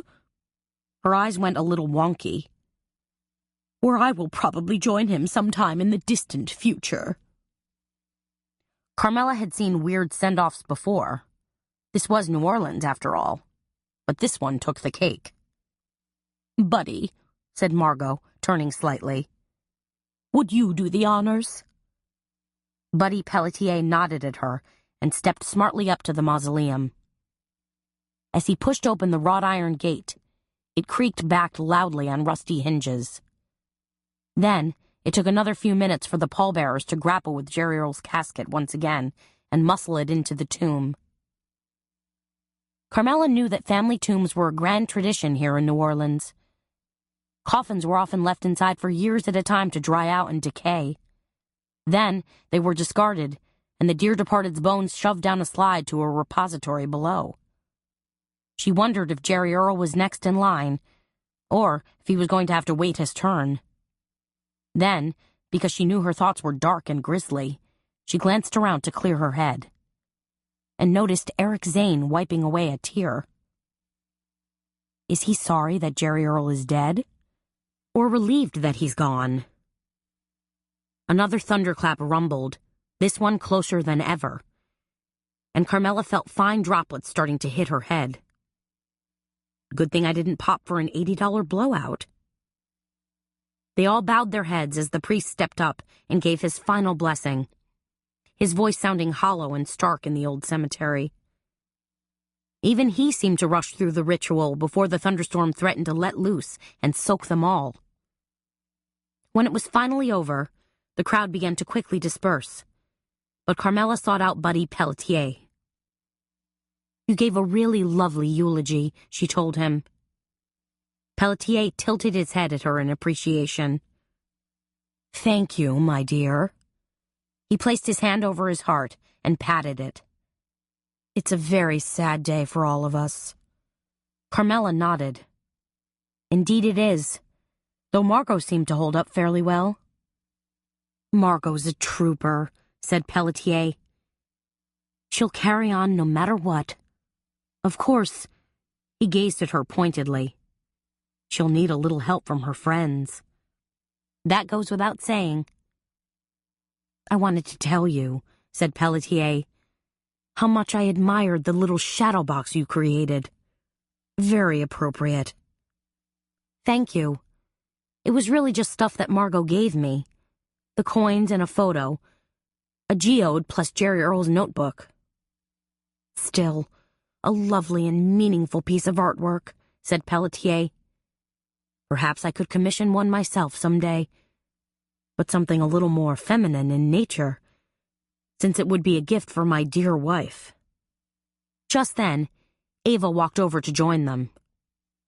"Carmela could do it," said Ava, always the promoter. "She's a real artist." Pelletier smiled. "I know she is." He paused. "Are you ladies coming to the luncheon?" "We wouldn't miss it for the world," said Ava. She waggled her fingers. "Bye-bye, see you later." Ava could generally charm the stitches off a baseball. "Save it," said Carmela when Pelletier was out of earshot. He's married. Why is it that the rich, good-looking ones always are? She sighed. Come on, said Carmela. We should say something to Beatsy. Why? Said Ava. She pulled a mirror out of her bag and made a big point of checking her hair. Ooh, I'm getting soaked to the bone. Soaked to the bone, get it? Be nice, said Carmela. She forced a smile to her face and called out, Beatsy. Beatsy turned toward her, dabbing at her eyes, and Carmela realized that she'd been crying. What a lovely funeral, Carmela told her. It was so kind of you and Duncan Merriweather to help with the planning. Beatsy nodded tiredly. Yes, it was quite a fine send-off. But really, aside from ordering flowers and a few minor details, Duncan handled most of the details himself. He's a retired funeral director, you know. Carmela stiffened. No, I had no idea. Beatsy nodded. I don't think Mr. Merriweather did any actual embalming in the last few years of his career, but he ran a fine, dignified business. Perhaps you know it? Broussard's over on St. Charles? I've heard of it, said Carmela. Yes, said Beatsy. Broussard was his mother's maiden name. She smiled brightly, showing amazingly long incisors. Duncan Merriweather comes from a long line of undertakers. Chapter 15. Carmela and Ava exchanged hasty, astonished looks. This was front-page news for both of them. But that's neither here nor there, Beatsy prattled on. Goodness, I do think it's really going to pour. She hunched her shoulders and tried to shield her head with her clunky black purse. I guess I'd better dash across the street to the luncheon reception. And without even a polite goodbye, she turned and scuttled over to join Margot, who was still surrounded by a small group of mourners. Did you hear that? Said Carmela, her voice rising a couple of octaves. Undertaker? That means Merriweather probably has a trocar, just like the murder weapon. It also means he probably knows how to use it, said Ava. If Merriweather's an expert, and it sounds like he might be, he could probably kill someone in an instant. Ava snapped her fingers. In a heartbeat. Why, he could probably stab someone at a party and no one would even know until it was too late. Carmela rubbed at the goosebumps on her arms. Where's Bobby Gallant? Did you see him? I need to talk to him. I think I should tell him about this. I know he was here, said Ava. I saw him a couple of minutes ago. She glanced at the sky and flinched. But if he has any common sense at all, he's somewhere out of this weather. Come on, we should go too. Let's head over to Commander's Palace and find us a nice, cozy table. Ponder this new information where it's nice and dry. Carmela glanced around. You go grab a table. I'll be right behind you, I promise. I'm just going to take a quick look around, see if I can find Gallant. Ava wagged a finger at Carmela. Okay, but be careful. Stay out of trouble. Like that's going to happen, Carmela thought to herself. She was already in too deep and knew it. She probably shouldn't have agreed to help Margot in the first place. Now, here she was, checking out suspects, stumbling on a couple more. Madness for sure. Carmela dodged around several tombs and mausoleums, looking for Gallant. She really needed to find him. Making that connection between Merriweather and the trocar had given rise to a very bad feeling. Could Duncan Merriweather be the murderer?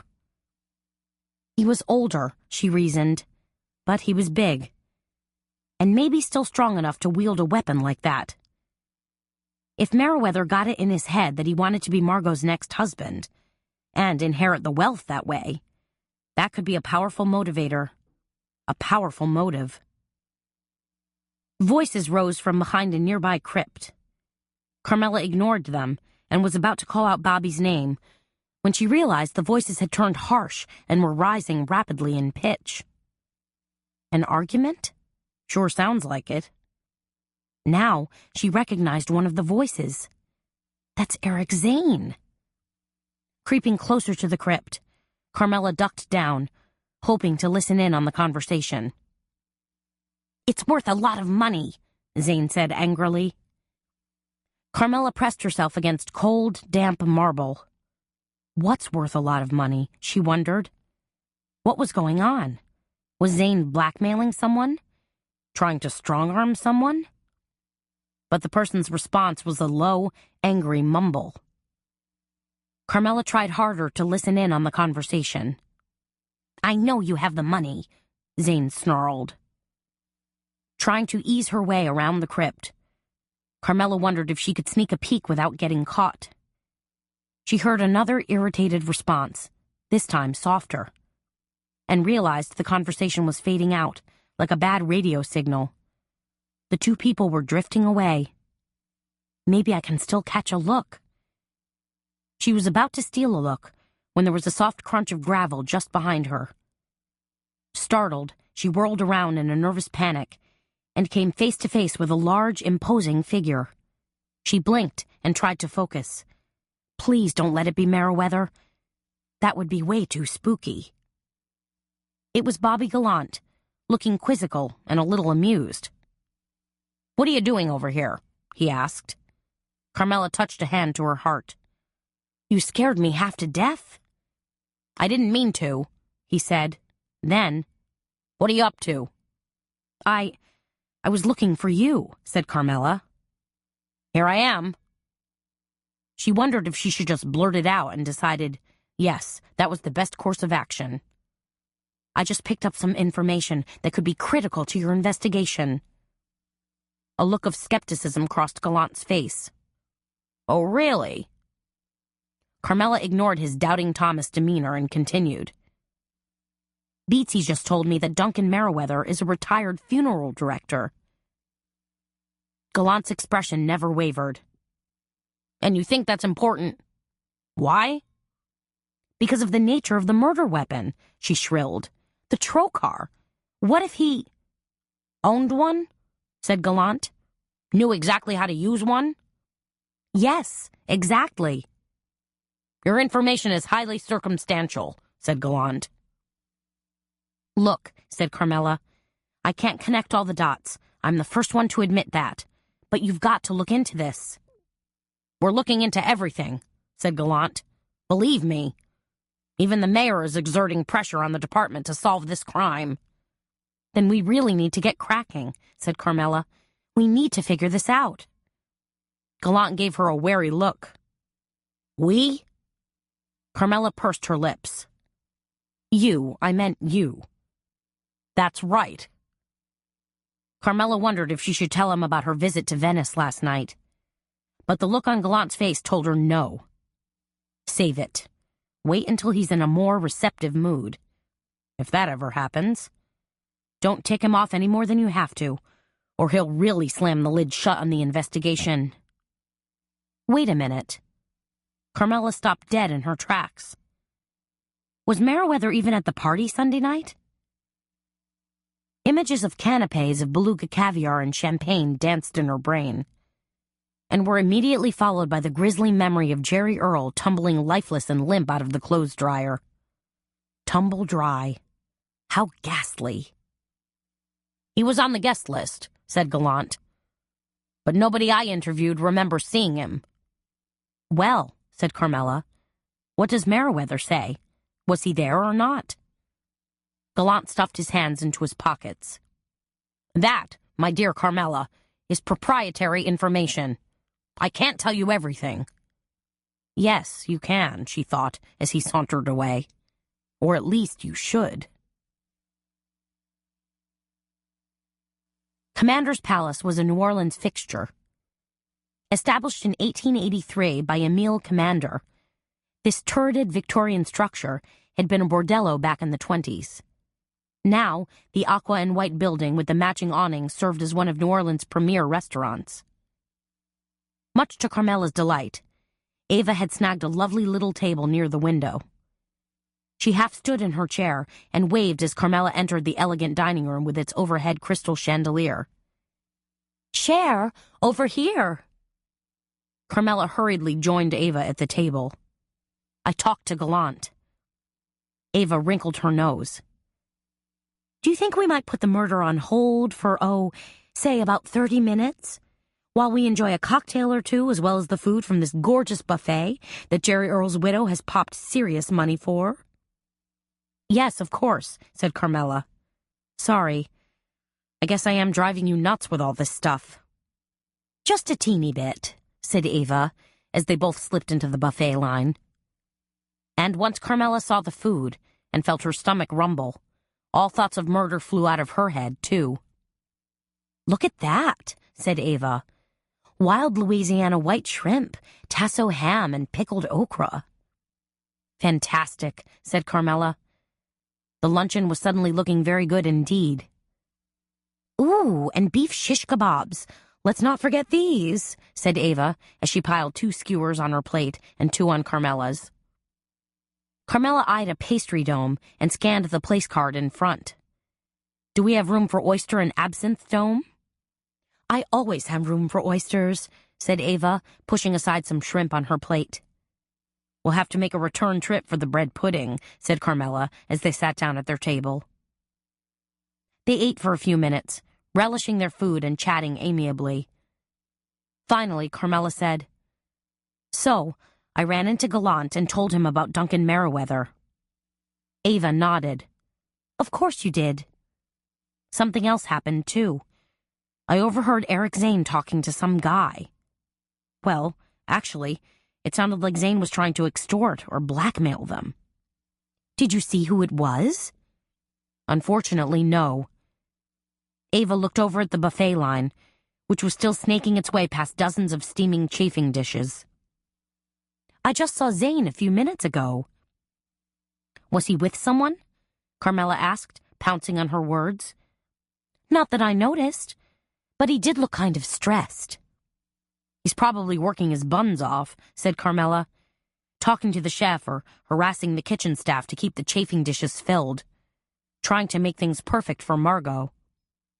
"So he's working for her," said Ava. "Sure, I guess.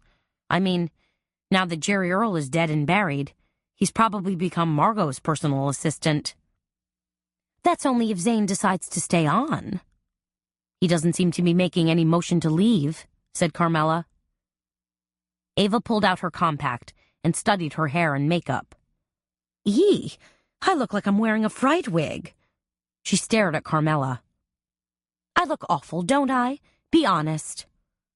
Carmela lifted a hand. "It rained. You were caught without an umbrella." Ava stood up. "Come on, I need to do a major fix-up." She cocked an eye at Carmela. "And, I'm sorry to say, your hair doesn't look all that lush and springy either." "Thanks a lot," said Carmela. They pushed their way through the dining room and wandered down a narrow hallway hung with all sorts of awards, notations, and autographed photos.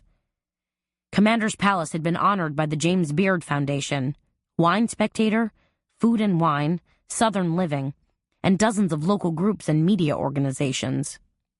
"Here we go," said Ava. She put her hand on the aqua-colored door that said Ladies and gave a little shove. Nothing happened. "Huh?" said Ava. "Is this thing locked?" "What's wrong?" asked Carmela. She'd been scanning an award given by Zagat to honor what they were calling Modern New Orleans Cooking and Haute Creole. Very impressive. "This dang door is stuck," said Ava. "Here, let me try." Carmela pressed a hand against it, but it still didn't budge. "See what I mean?" said Ava. Carmela frowned. "Yeah." She pushed harder on the door. When it still didn't move, she leaned a shoulder against it and put her whole body behind it. It grudgingly opened a few inches. "Well, this is stupid." "Something's blocking it," said Ava. "See if, like, one of the vanity chairs tipped over or something." Carmela pushed the door open another couple of inches and eased her head through the narrow opening, and immediately wished she hadn't. There, sprawled on the carpet, legs and arms akimbo, was Eric Zane. He wasn't moving, breathing, or even twitching. And the carpet, that had once been a plush silver gray, had been turned into a soggy, squishy mess. "What?" said Ava, seeing the look on Carmela's face. "What's wrong? Let me see." Carmela withdrew her head. "You don't want to," Carmela began. But much like the cat, whom curiosity had killed, Ava had already stuck her head in to look. Ava's blood-curdling scream echoed through the whole of Commander's palace. It bounced off the ceiling, rattled dishes in the dining room, and ricocheted back into the depths of the kitchen. Carmela grabbed Ava's arms, held them to her side, and hugged her tight. "It's okay, honey. It's okay." "It's not!" Ava screamed again. "He's in there, and he's dead." "I know he is," Carmela soothed. She wondered how she could remain so calm. Had she actually become blasé about finding dead bodies? But wait, was Zane dead? As nervous waiters and a quizzical maitre d' immediately rushed to join them, everyone venturing a horrified look and yammering at once, Carmela fought to take another look. Zane hadn't moved a muscle, hadn't even twitched. Yup, he was definitely dead. "We called 911, said the maitre d'. He looked pale and stricken, and was wringing his hands compulsively. Another man in a tall chef's hat poked his head in the door to survey the body. "We don't want a problem here," he told Carmela. "It's too late for that," Carmela responded tiredly. "You've already got a problem." Chapter 16. 5 minutes later, the front door flew open, and Bobby Gallant blew in like an ill wind. His mouth was pulled tight, his brow was deeply furrowed, and his jaw was in locked position. By that time, all hell had broken loose. A crowd had gathered, and Margot and Beatsy were toddling around like a pair of hysterical zombies. Only Ava seemed to have recovered fairly well from her fright, and was sipping a hibiscus martini given to her by a passing waiter. Gallant thundered down the hallway, 2 uniformed officers and a full paramedic crew in tow. "Out of the way! Let us through!" he barked, as waiters and looky-loos scattered like bowling pins. When Gallant saw Carmela, he said, "You! I should have known." "I didn't do anything," Carmela bleated. "You found him," said Gallant. "That's bad enough." "I didn't mean to," said Carmela. "We just sort of stumbled upon him." Gallant stood off to one side, while the uniformed officers grappled with screwdrivers and crowbars and pried the entire door off its hinges. Then he pulled on a pair of latex gloves, ducked into the room, and knelt down next to Zane. He studied him for a couple of minutes, then said, "The personal assistant, right?" "That's right," said Carmela. "Eric Zane." "Been dead for what?" said Gallant. "Maybe 20 minutes or so?" One of the blue-suited paramedics nodded. He seemed to concur. "But how?" Carmela asked. She continued to hover in the hallway just outside the ladies' room. "What happened to him? I don't see a gunshot wound or anything." Ava had edged down the hallway, the better to be in on the action. "We didn't hear a gunshot." Gallant was grim. "Another stabbing." "Oh, dear Lord," said Ava. "Don't tell me it was one of those trocar things again." "No, but I'd say this is equally strange," said Gallant. He reached down and gently pointed to a thin trickle of blood on one side of Zane's head. "It appears that someone jammed a thin piece of metal into his ear, like a metal skewer or something." "Oh, no," said Carmela. "You mean a skewer from one of the shish kebabs?" "The what?" said Gallant. He looked up at them, half angry, half surprised. "They served mini shish kebabs at the luncheon," Carmela explained. She was suddenly feeling queasy in her stomach. Filet mignon and pearl onions, Ava said helpfully.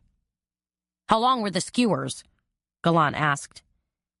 You haven't pulled it out yet? Asked Ava. Gack! It's part of the crime scene, said Gallant. He sounded irritated. So we have to leave it in place and let the ME deal with it. He looked at Carmela again, waiting for an answer. Carmela held her hands a few inches apart. Maybe 7 or 8 inches long? Enough to do the job, said Gallant. You mean enough to kill him? Asked Carmela. You pierced the central cortex, said Gallant. You're talking instant death. He shook his head. Who would do this? And why? I think I might know something about that, said Carmela. At the cemetery, just before I ran into you, I heard Zane arguing with someone. Arguing? Arguing with who? I have no idea. If I knew that, I'd tell you. Was it a male? A female? Now that you ask, I'm not totally sure. Do you think it might have been Duncan Merriweather? Gallant asked. Carmela stared at him. Maybe he had taken her seriously. I suppose it could have been him, she said. Then again, it could have been anyone. Could have even been Beatsy. Carmela tried to shake the feeling of helplessness that had suddenly engulfed her. Did Zane sound like he was being intimidated? Gallant asked. Not at all, said Carmela. In fact, I got the distinct impression that he was the one who had the upper hand. That he might even be trying to blackmail someone. Blackmail?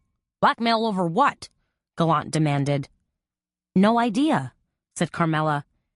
Maybe you should try to ask Margot?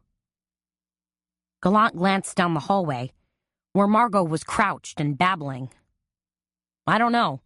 She's pretty hysterical right now. You have to try, said Carmela. Gallant shrugged and walked down the hallway.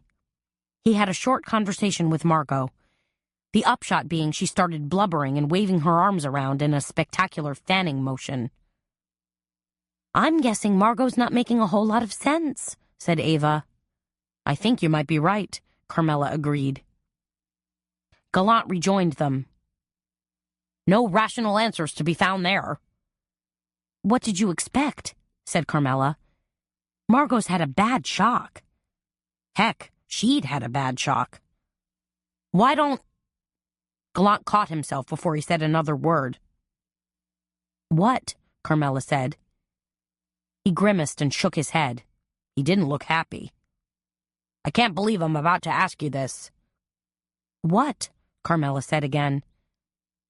Gallant gazed at her and said, Why don't you try to talk to Margot? She might respond more positively to a woman. A friend. A friendly woman, said Ava. Carmela was mildly amused. Me? I thought you wanted me to stay out of this. Well, you're in it up to your armpits now, said Gallant. So could you at least try? Talking to her, I mean? Sure she will, said Ava. We'll both try. Carmela and Ava led Margot into the manager's office and sat her down on a plush blue love seat. Honey, said Carmela, can we get you anything? Maybe a drink, said Margot. She was sniffling like crazy and had black rings around her eyes where her makeup had run. She looked like a raccoon with a head cold. Water, said Ava. Maybe an Evian? Bourbon, said Margot. Once Margot had sucked down 2 fingers of good Kentucky bourbon, she seemed to relax a little bit. I just want to ask you a couple of quick questions, said Carmela. Take your time and try to answer them as best you can. Margot took another long pull on her drink. Okay. Do you know who could have done this? Carmela asked. To Eric? I don't know, Margot blubbered. First Jerry Earl, now poor Eric. Her lower lip began to quiver, and she hiccuped abruptly. It feels like some kind of curse has descended upon me, A curse? Said Ava. She sounded interested for the first time. Margot gripped Carmela's arm tightly. That's it. There must be a terrible curse on my head, she hissed. A curse that latches onto everyone around me, on everything I touch. Her voice rose and cracked, and she pinched Carmela's arm so hard that Carmela winced. Oh, no, said Carmela. There's no such... The psychic, Margot said, her eyes big and fearful. I've got to talk to her, please. You have to get me an appointment with that tarot card reader. Carmela glanced at Ava. We can surely do that, darling, said Ava. Soon, said Margot. We have to do it soon. I have to know what's going to happen. How about tomorrow morning, said Ava. I'll call Madame Blavatsky and set everything up. Margot released her death grip on Carmela's arm and gazed at Ava. Thank you, Eva. Thank you so much. Ava pursed her lips, but didn't bother to correct her. Carmela tried to ask a couple more questions, but Margot wasn't having it. Finally, she left Margot sitting in the office, having a second drink and commiserating with Beatsy. Nothing? Said Gallant. She thinks there's a curse on her head, said Carmela. Well, that's real helpful, said Gallant. Maybe I should consult a witch doctor. Sorry, said Carmela. We tried. We gave it a shot. She paused. Is Duncan Merriweather still around? Yes. He's sitting in the dining room with the rest of the guests who've been stunned into silence. Gallant rolled his eyes. Now I have to conduct more interviews. Too bad, said Ava. After muttering a few more words to Gallant, apologizing for not getting any useful information out of Margot, Carmela tried to steer Ava toward the door. Let's blow this pop stand, Ava, before something else happens. A look of shock crossed Ava's face. Wait a minute. We're leaving now? But we didn't even get a chance to sample the bread pudding. Carmela felt a wave of relief wash over her the minute she entered Memory Mine. She was finally back in familiar territory, her safety net, her home away from home with its racks of colored paper and rubber stamps and rolls of ribbon. Gabby was, as usual, expertly holding down the fort as she rang up one customer while she demonstrated to another how to make a crepe paper rosette. When both customers had made substantial purchases and finally exited the shop, Carmela grabbed Gabby's hands in hers and said, "You'll never guess what happened after the funeral." Gabby frowned. Margot freaked out and tried to jump into her husband's grave? Carmela shook her head. Close, but no cigar. Rather than putting Jerry Earl's coffin in the ground, they stuck it inside the family mausoleum. Then what are you talking about? After the graveside service, right smack in the middle of the funeral luncheon, Eric Zane was murdered in the ladies' room at Commander's Palace. Gabby frowned. Zane? What on earth was he doing in the ladies' room? I don't know, said Carmela. Dying, I guess. Oh my gosh, said Gabby, her eyes going big. You're not kidding, are you? You're absolutely serious. Hey, said Carmela, you can't make this stuff up. She paused and thought for a moment. Well, maybe you could if you were a really bad sitcom writer. I think you'd better start from the beginning and tell me everything, said Gabby. Carmela gave Gabby a quick rundown on the entire morning. She gave her the Reader's Digest version of the funeral and graveside service, and ended with her account of Eric Zane's bizarre murder. Holy frijoles, said Gabby. And you say Bobby Gallant did a complete switcheroo and asked you to talk to Margot? That's pretty bizarre. Isn't it? Said Carmela. Who would have thought that he'd ask for my help? But maybe you shouldn't be looking into this at all, Carmela. There's a killer out there who doesn't seem to be afraid to take down anyone who gets in his way. Gabby glanced furtively at the shop's front door. Which means you might not be safe anywhere. I hear you, said Carmela. Which is why I can hardly wait for Babcock to get back. Were you able to pry anything at all out of Margot? Carmela shook her head. Nope. Margot was in the advanced stages of hysterics. She's also convinced herself that there's some sort of evil curse hanging over her head, and that it can be transferred to anything or anyone she touches. Wow, said Gabby. That's kapow crazy. Isn't it? Anyway, to calm her down, Ava and I had to schedule a tarot card reading for her tomorrow. A lot of good that's going to do, said Gabby. I don't think you'll find any real answers in those cards. Margot's convinced we will. But what about suspects? Said Gabby. You must have some ideas on possible suspects. I'm guessing it had to be someone who was at the funeral luncheon, said Carmela. But who? I don't know, said Carmela. The two people closest to Margot seemed to be Betsy Bischoff and Duncan Merriweather, but she debated telling Gabby about Merriweather's background as a funeral director, then decided not to. She'd spooked poor Gabby enough for one day. Instead, she said, Betsy always seems to be around whenever someone gets killed. That's nothing, said Gabby. So are you. Thanks a lot, said Carmela. She slipped her jacket off. You know what? I suddenly have a splitting headache. So I think I'm going to take refuge in my office for a while. Maybe work on a scrapbook page or start that history scrapbook I promised the French Quarter Association. Let everything percolate for a while, said Gabby. That's right, said Carmela. But if we get super busy, give me a holler. Carmela sank into her chair and kicked off her shoes. There, much better. It felt comforting to be surrounded by all her familiar things. Even if they were just drawings pinned to the wall, some brocade pillow boxes she'd created, and a handful of decoupaged boxes. She pulled out her sketch pad and turned to a clean sheet. I should work on a few ideas for Seamus's cake, not leave it to the last minute like I usually do. But what could she do for a cake topper? How to incorporate the great little necklace that was still dangling around Ava's slim neck? Carmela thought for a few minutes, then picked up a fat, squishy pencil and started sketching. What if she did a cake decorated with twigs and branches that were made out of frosting?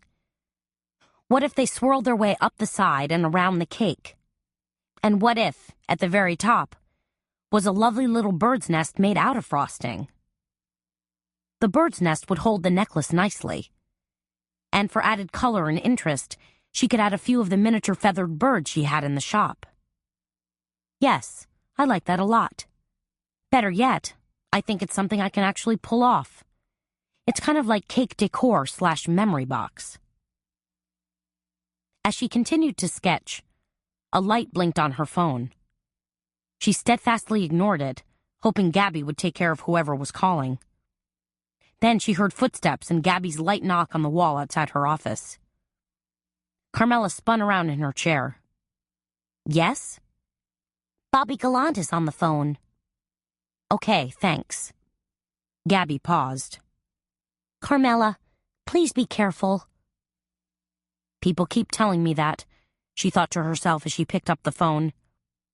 Maybe I should start listening to them. I shouldn't be telling you this, were Gallant's opening words. What? Said Carmela, practically pouncing on him. You were 100% correct. It was a metal skewer. From one of the shish kebabs, said Carmela. The chef confirmed it, so yes. What do you think? Was it the same killer who stabbed Jerry Earl? That possibility certainly exists. Then it had to be someone who was at the funeral luncheon, Carmela said. Or someone from the kitchen staff, said Gallant. But that's kind of a stretch. Not if they were also on the catering staff from the other night. I thought of that, said Gallant, and we're checking it out. Do you have a guest list of who attended the services and luncheon today? Carmela asked. That, of course, was Eric Zane's job, said Gallant. Oh.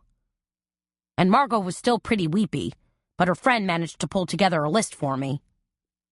You mean Beatsy? That's the one. He paused. Then, I asked Margot if she thought Zane might have been trying to blackmail someone. What did Margot say? Basically nothing. Margot was stunned. She didn't have a single idea in her head. She never does, said Carmela, which is starting to make me a little suspicious. Are you telling me you suspect the grieving widow? I don't know what to think, said Carmela. For one thing, I'm not even sure about motive anymore. I can understand if someone hated Jerry Earl and wanted him dead. But then to kill his assistant? What's that all about? But if Zane was trying to blackmail somebody... Blackmail them over what? Carmela asked. Zane was basically a flunky. But maybe he knew something, said Gallant. Because he spent so much time hanging around the Lelands' home? That's right, said Gallant. So I need to keep asking questions. Did you talk to Duncan Merriweather? Yes, I did. After you told me about Duncan Merriweather's background, I spoke to him, and he did admit to having a number of antique mortuary items in his possession. But here's where it gets a little crazy. Merriweather also told me that several of them were stolen from his house when it was burglarized a few months ago. What? Do you believe him? I pulled the police report, and there was indeed a burglary, said Gallant. Carmela sighed loudly. Don't tell me a trocar was stolen. A trocar was listed among the stolen contents. Dang, said Carmela. I still think you've got to look at him hard. Because you know why? He could be Margot's next in line. What are you talking about? I didn't think it was strange at the time, but Merriweather escorted Margot to my shop last Monday. And he hangs around her house all the time. And he was comforting her at the funeral this morning. That's what friends do, said Gallant. Or he could have another motive. Which is? What if Merriweather is angling to marry Margot, get her money, then dump her for Beatsy? Gallant was shocked. That sounds like a storyline on Days of Our Lives, not a motive for murder. What if it's both? Then God help us, said Gallant. He was quiet for a few moments. Then he said, No, you've got to be overthinking this. It has to be business-related. What makes you say that? Said Carmela. Because Merriweather still strikes me as a nice old guy. Kindly and sweet. So was John Wayne Gacy, said Carmela. He dressed up as Pogo the Clown to entertain kids, yet turned out to be one of the worst serial killers of all time. Point taken, said Gallant. Carmela worked for another 20 minutes until she was interrupted again. Her realtor, Miranda Jackson. Hey there, said Miranda. I've got some good news for you. You finally sold the house. No, but I've got an offer I'd like to present. When? Asked Carmela. What are you doing in 30 minutes? Oh, said Carmela. That soon? You're the one who wanted a quick sale, said Miranda. And it's a buyer's market out there. Good point, said Carmela. So, where do you want to meet? At the property, of course. The Garden District house, Carmela said slowly. She wasn't all that keen on going back there. Too many bad memories. There are a few contingencies we need to go over, Miranda said breezily. Okay, said Carmela. I'll see you there. Chapter 17. New Orleans' Garden District is considered to be one of the best preserved collections of historic Southern mansions in the United States. Greek Revival, Italianate, and Moorish-designed homes stand shoulder to shoulder amid lush foliage and abundant flowers. Authors such as Anne Rice and Truman Capote have found inspiration among all these white columns and louvered shutters, and dozens of novels and movies have been set here. The Garden District is, to put it mildly, utterly enchanting. With tentative movements, Carmela pushed open the front door of her soon-to-be former home. She stood in the marble-tiled entry, breathed in the scent of sweet jasmine mingled with dust bunnies, and called out, "I'm home, dear." The voice of Miranda Jackson, her realtor, floated back to her. "I'm in the dining room." Carmela stepped into the living room, or grand salon, as she'd once jokingly referred to it. She took in the marble fireplace, cove ceilings, arched windows, and magnificent chandelier. Even unlit and unlived in, the home was definitely a beauty. And deep inside her chest, she felt a small flutter of... what? Is it regret? No. She knew she was far better off with her life firmly rooted in the here and now.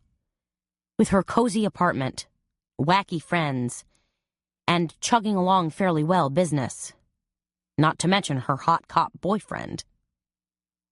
Carmela tamped down her feelings and ghosted through the house, following the clicking sounds that were coming from the dining room. She found Miranda seated at the expansive pecan table, pecking away on her tablet computer. Miranda looked up and smiled. She was a pretty woman in her mid-40s, with a mane of curly blonde hair and a pair of pink half-glasses perched on her pert nose. Her worn leather briefcase was puddled on the table, and sheets of paper covered every inch of fine, polished wood. "Your new office?" said Carmela. Miranda shoved a pencil into her hair. "Don't I wish? This is such a grand old place. Maybe you should buy it." "Can't," said Miranda. "I just closed on 2 duplexes over by Tulane. Rental properties, you know." "You think I should invest in another home? A smaller home?" "Couldn't hurt," said Miranda. "Now's the time to make your move, before all the homeowner tax loopholes get closed by those greedy feds." Carmela wandered absently over to the bay window and gazed out into the back garden. It was lush and beautiful, the low afternoon sun casting a soft glow on the crepe myrtle and azaleas that were in bloom. "Don't look out at that magnificent view," Miranda warned. "I don't want you getting cold feet." Carmela chuckled. "I won't." She took a deep breath. "So, you brought me an offer?" Miranda pulled the pencil out of her hair and tapped at a legal-sized sheet of paper. Then she indicated the chair next to her. Carmela came over, sat down, and stared at the paper. It was filled with numbers and line after line of small print. Weasel words, as she liked to call them. "It's an impressive offer," said Miranda. "Not full price, but close enough for jazz." Carmela wasn't sure how to respond. She was so dazzled by all the zeros that danced before her eyes. So, this is it? She would sign on the dotted line and be free of the massive home and the nagging memory of Seamus? She suddenly felt a strange hollowness deep in the pit of her stomach. Probably just need something to eat. Miranda's phone buzzed. "Where do I sign?" Carmela asked. Miranda fumbled with her phone and sent the call into voicemail. "Not so fast," she held up a hand. "Your buyers are asking for a few sweeteners." "Sweeteners?" Miranda sighed. "They walked in and absolutely went gaga over your furniture. So they're asking you to throw in a few pieces." "How few?" Carmela asked. "This dining room table and chairs, as well as the mahogany secretary and side table from the living room." Carmela drummed her fingers on the table, thinking. "We can always counter," said Miranda. "Remember, this is all about negotiation." "No," said Carmela. "I want to get this done. So, they can have the furniture." She didn't really want to deal with it, and had already talked to Jekyll about selling whatever pieces seemed worthwhile. He'd promised to place them on consignment in various antique shops up and down Royal Street. "All right," said Miranda, surprised by Carmela's decisiveness. "We'll include those few pieces." She made a few notations on the document. "Oh, and one more thing. What's that? The buyers also want you to share in the closing costs. Carmela frowned. How much would that be? They usually run a couple $1,000, maybe $3 at the most.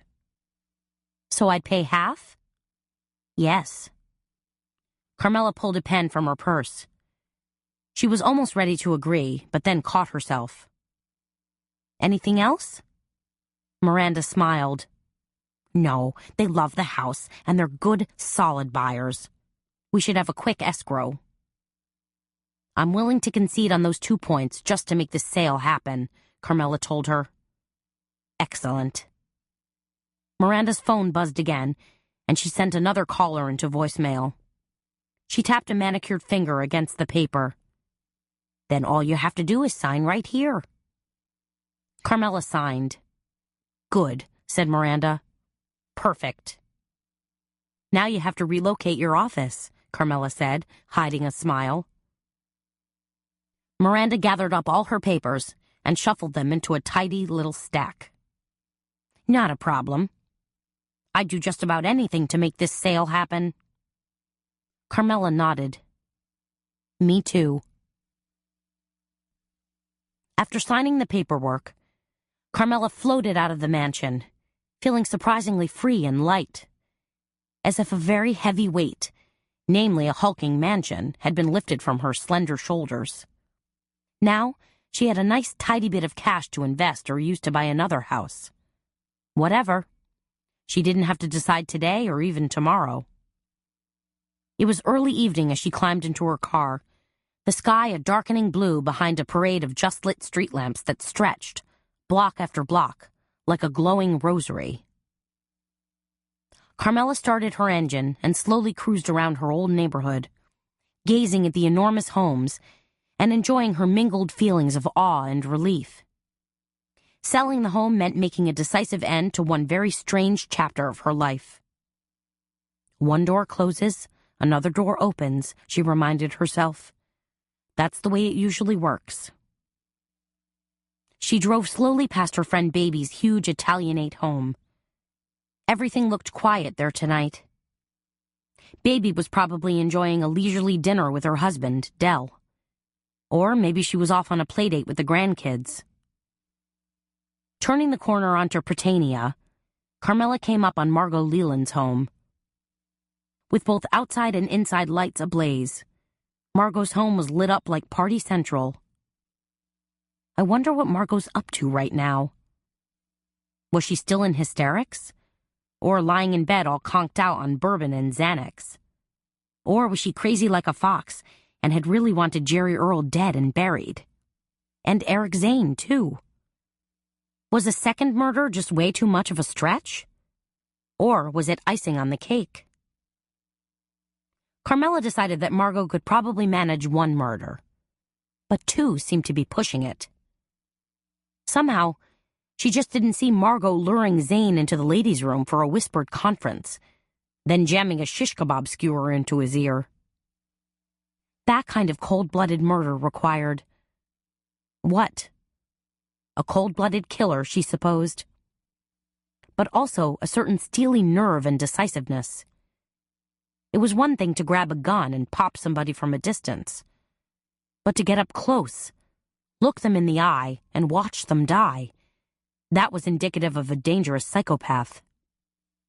So who? Who indeed? Carmela drove down the block and hooked a right turn. A large black Range Rover had just pulled into a driveway, and Carmela was amazed when she saw Conrad Falcon scramble out of the vehicle. Falcon? He lives across the back alley from Margot? Why hadn't Margot ever told her about this? Carmela thought for a moment, then realized that Margot had mentioned to her that Falcon lived in the neighborhood. She just hadn't said how close he was. Carmela pulled to a stop across the street and killed her headlights. She watched as Falcon stalked up to a side door and disappeared inside his house. 2 minutes later, the light in his front room snapped on. So, he was probably home by himself. Carmela waited a few minutes, then slipped out of her car. She glanced up and down the street, feeling guilty and pulsing with nervousness. No cars were coming. No pedestrians or dog walkers were in sight. Okay, good, she thought as she crossed hurriedly. Carmela chided herself about feeling guilty. After all, she was only trying to get a closer look at his property, right? Gosh, I love a good rationalization, she told herself, as she dashed past Falcon's car and slid around the side of his house. The backyard was a veritable jungle of magnolias, oleander, and gardenias, with a few pecan and sweet olive trees tossed in for good measure. She had just waded through a spongy flower bed and was tiptoeing across the lawn when a yard light flashed on. She heard the back door snick open. Then her breath caught in the back of her throat as she heard a disgruntled mumble followed by the loud bark of a dog. Nerves fizzing, Carmela flattened herself against a tree. What would she tell Falcon if he stormed out and caught her? If he accused her of trespassing and called the police?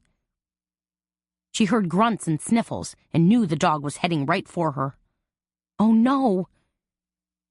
Carmela peeked around the tree, ready to confront a hulking Doberman or German Shepherd, and saw a fluffy little bichon who trotted right up to her and happily wagged its tail.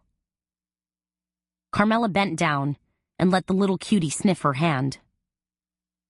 Are you going to give me away? She whispered. The dog rubbed his head against her hand as she stroked him between the ears.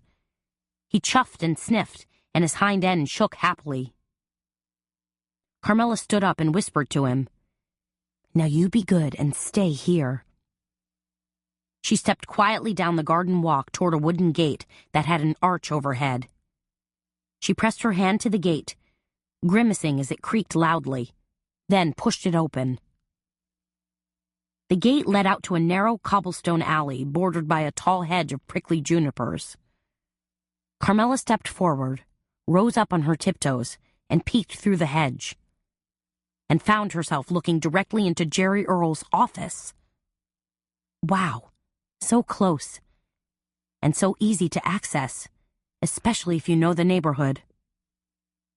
Carmela wondered if Conrad Falcon had stolen across the alley on the evening of Jerry Earle's big party. Had he stood in the shadows waiting and watching with murder in his heart? Then snuck into Jerry Earle's office and stabbed him? And stuffed his body into the clothes dryer?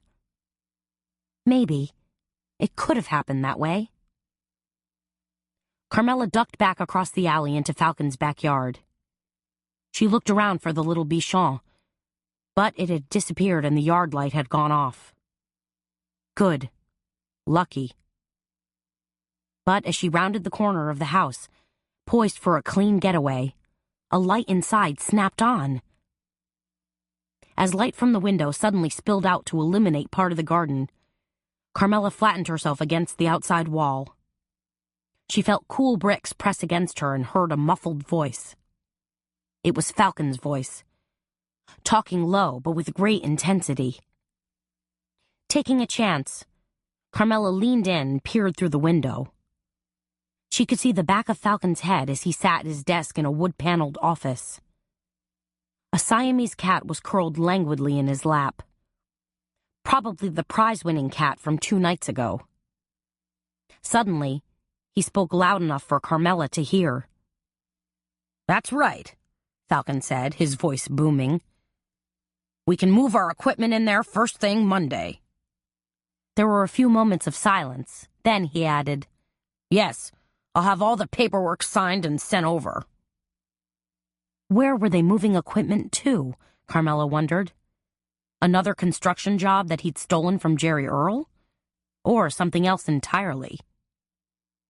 Falcon hung up the phone and dumped the cat onto his desk. Then he stood up and stretched, arms above his head, neck lolling from side to side. Carmela ducked down hurriedly, deciding she couldn't make a move until his office light went off. Several minutes passed, and she was starting to get a nasty cramp in her calves from crouching in the oleander. What on earth is he doing in there? As she waited, her paranoia began to get the best of her. Had Falcon seen her? Did he know she was hiding and was planning to... The light winked out, leaving Carmela in the relative safety of darkness. She stood up, unkinked herself, and thanking her lucky stars that she hadn't been caught, quickly scurried away. Once she got home, still thankful she hadn't been caught, Carmela scrounged around the kitchen for dinner. She wasn't terribly hungry, but finally decided on some baked shrimp. It was a simple one-pan dish with shrimp, butter, lemon juice, seasonings, and parsley.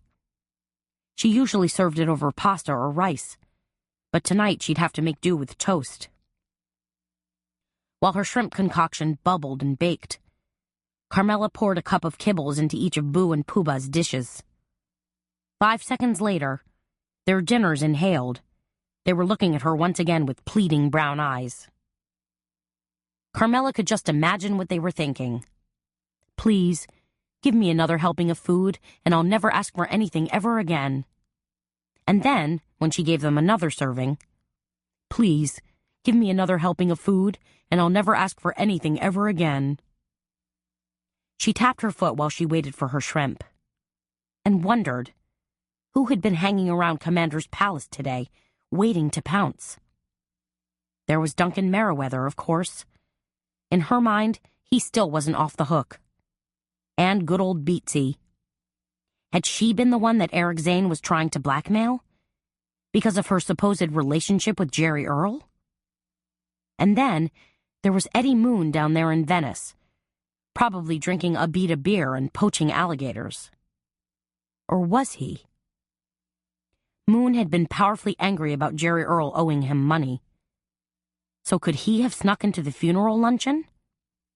There was always that possibility. But why would he do that? To kill Eric Zane? That seemed a little far-fetched. Unless there'd been bad blood between Zane and the Venice gang? She let that thought percolate for a few minutes.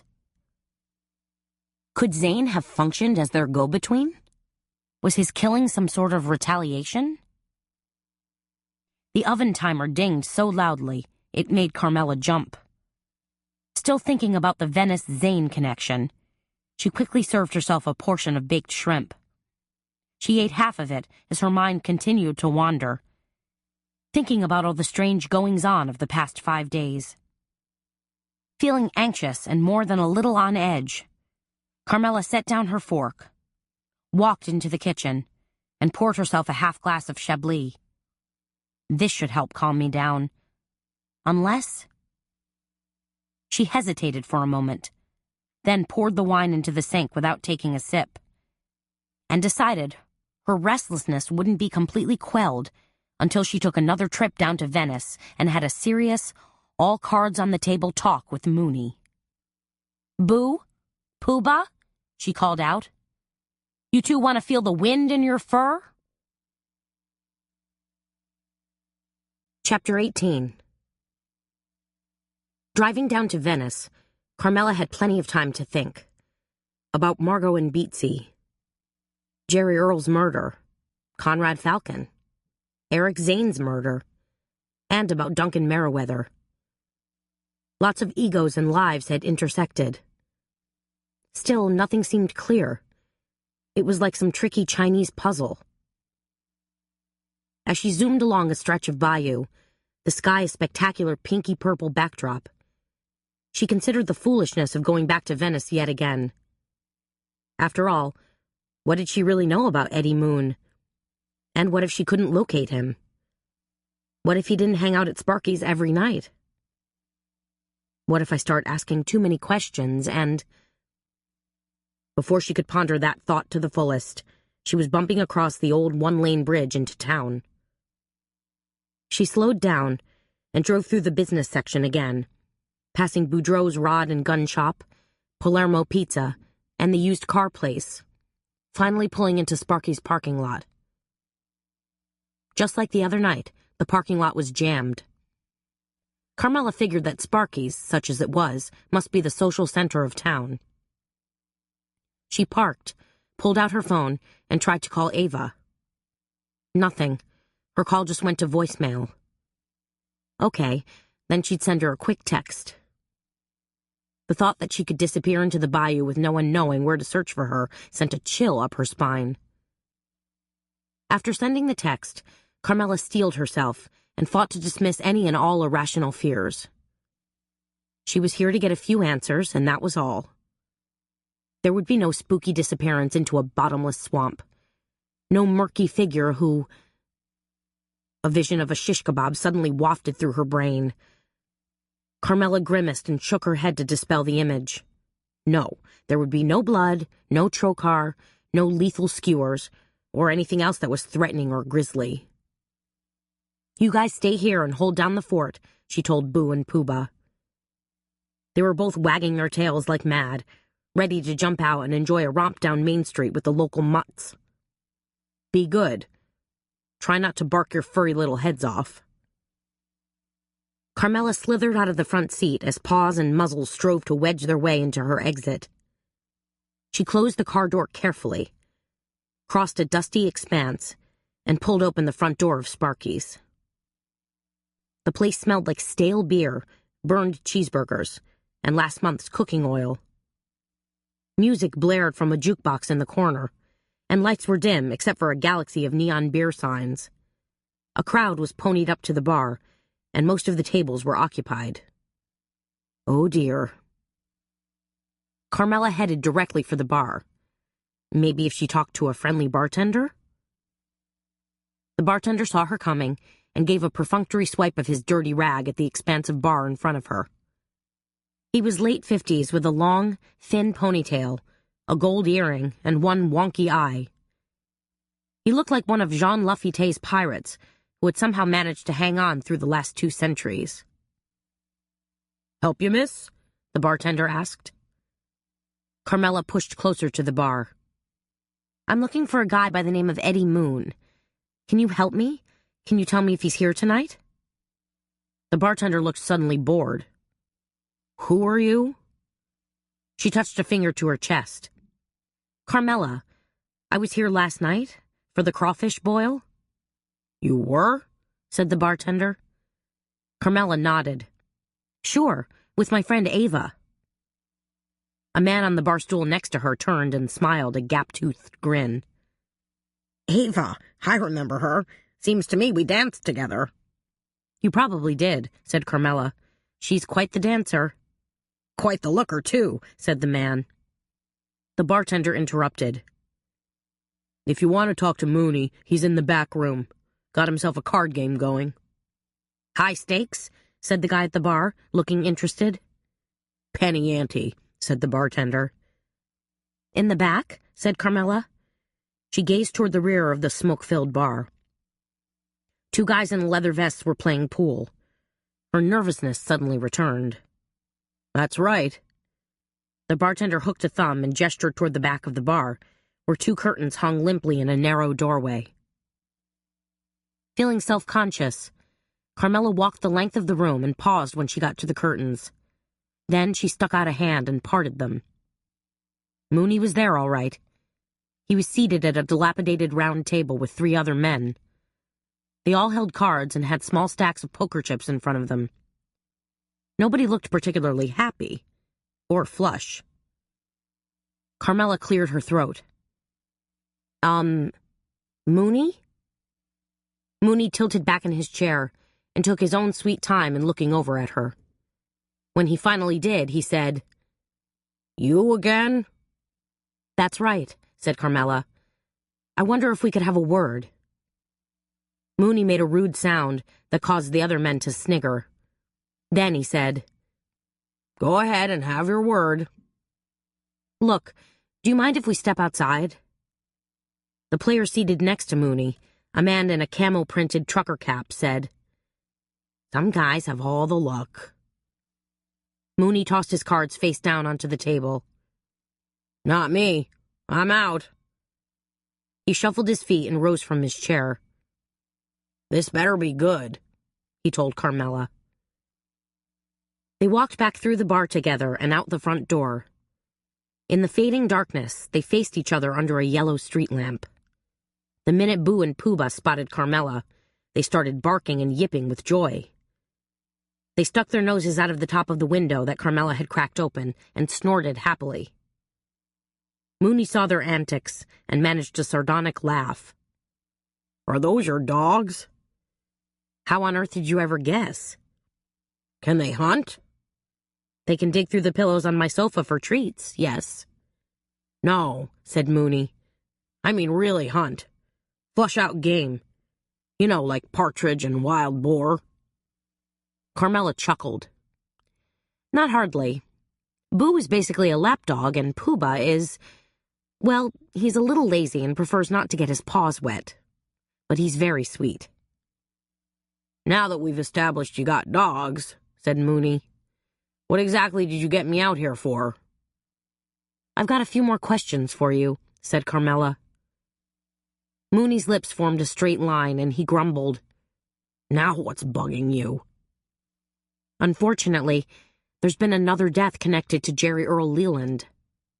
Mooney frowned. "What are you talking about?" "Eric Zane, Jerry Earl's assistant, was murdered today." Mooney looked surprised. "The prissy guy?" "You knew him?" Carmela asked. Now it was her turn to be surprised. Mooney shrugged. "Met him a couple of times." "Where?" Carmela asked. "At Leland's house." "Really?" said Carmela. "So Mooney's been there. He knows exactly where Jerry Earl called home. Isn't that interesting?" Mooney stared at her. "So, what was your question?" Carmela was still processing this new information. "You said you had a couple of questions for me. So, shoot. Time's a-wastin'." "Did you, deliver some of Jerry Earl's messages to Eric Zane?" Carmela asked. Suddenly, Mooney seemed fascinated by his shoes. He scuffed up some dirt and studied the sole of his boot. After a moment, he said, "Maybe a couple, yeah." "So, where else were messages delivered?" Carmela asked. Mooney stiffened. "I'm not sure. I don't keep no notebooks or records or anything like that. And I already told you, I had some of my guys working on that stuff too." "Which guys?" Carmela asked. "Could I talk to them?" "Lady, you are way too cuckoo for words. What do you want, huh? You want me to take you to meet 'em?" "Well," said Carmela, "I guess I do." Her heart caught in her throat. What was she getting into? Mooney took a step back and considered her words. "You really are crazy. But heck, if you want to take a ride." Carmela looked at him expectantly. "What can I say?" said Mooney. "I've always had a soft spot for the ladies. Come on, I'll drive. You can leave your car here, it'll be safe enough." He sauntered toward a dusty, red Jeep Wrangler that was parked haphazardly on the street. In fact, half of the Jeep rested on the curb. Carmela reconsidered the idea of Mooney taking her anywhere. Even if he didn't have malicious plans for her, she could wind up dead or maimed just because he was a terrible driver. Mooney glared at Carmela. "Come on. The longer you make me wait, the easier it is to change my mind." That was enough for Carmela.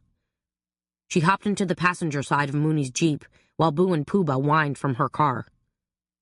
"Oh, man," she worried. "I really hate leaving them behind." "Get 'em," Mooney said. "That's okay with me."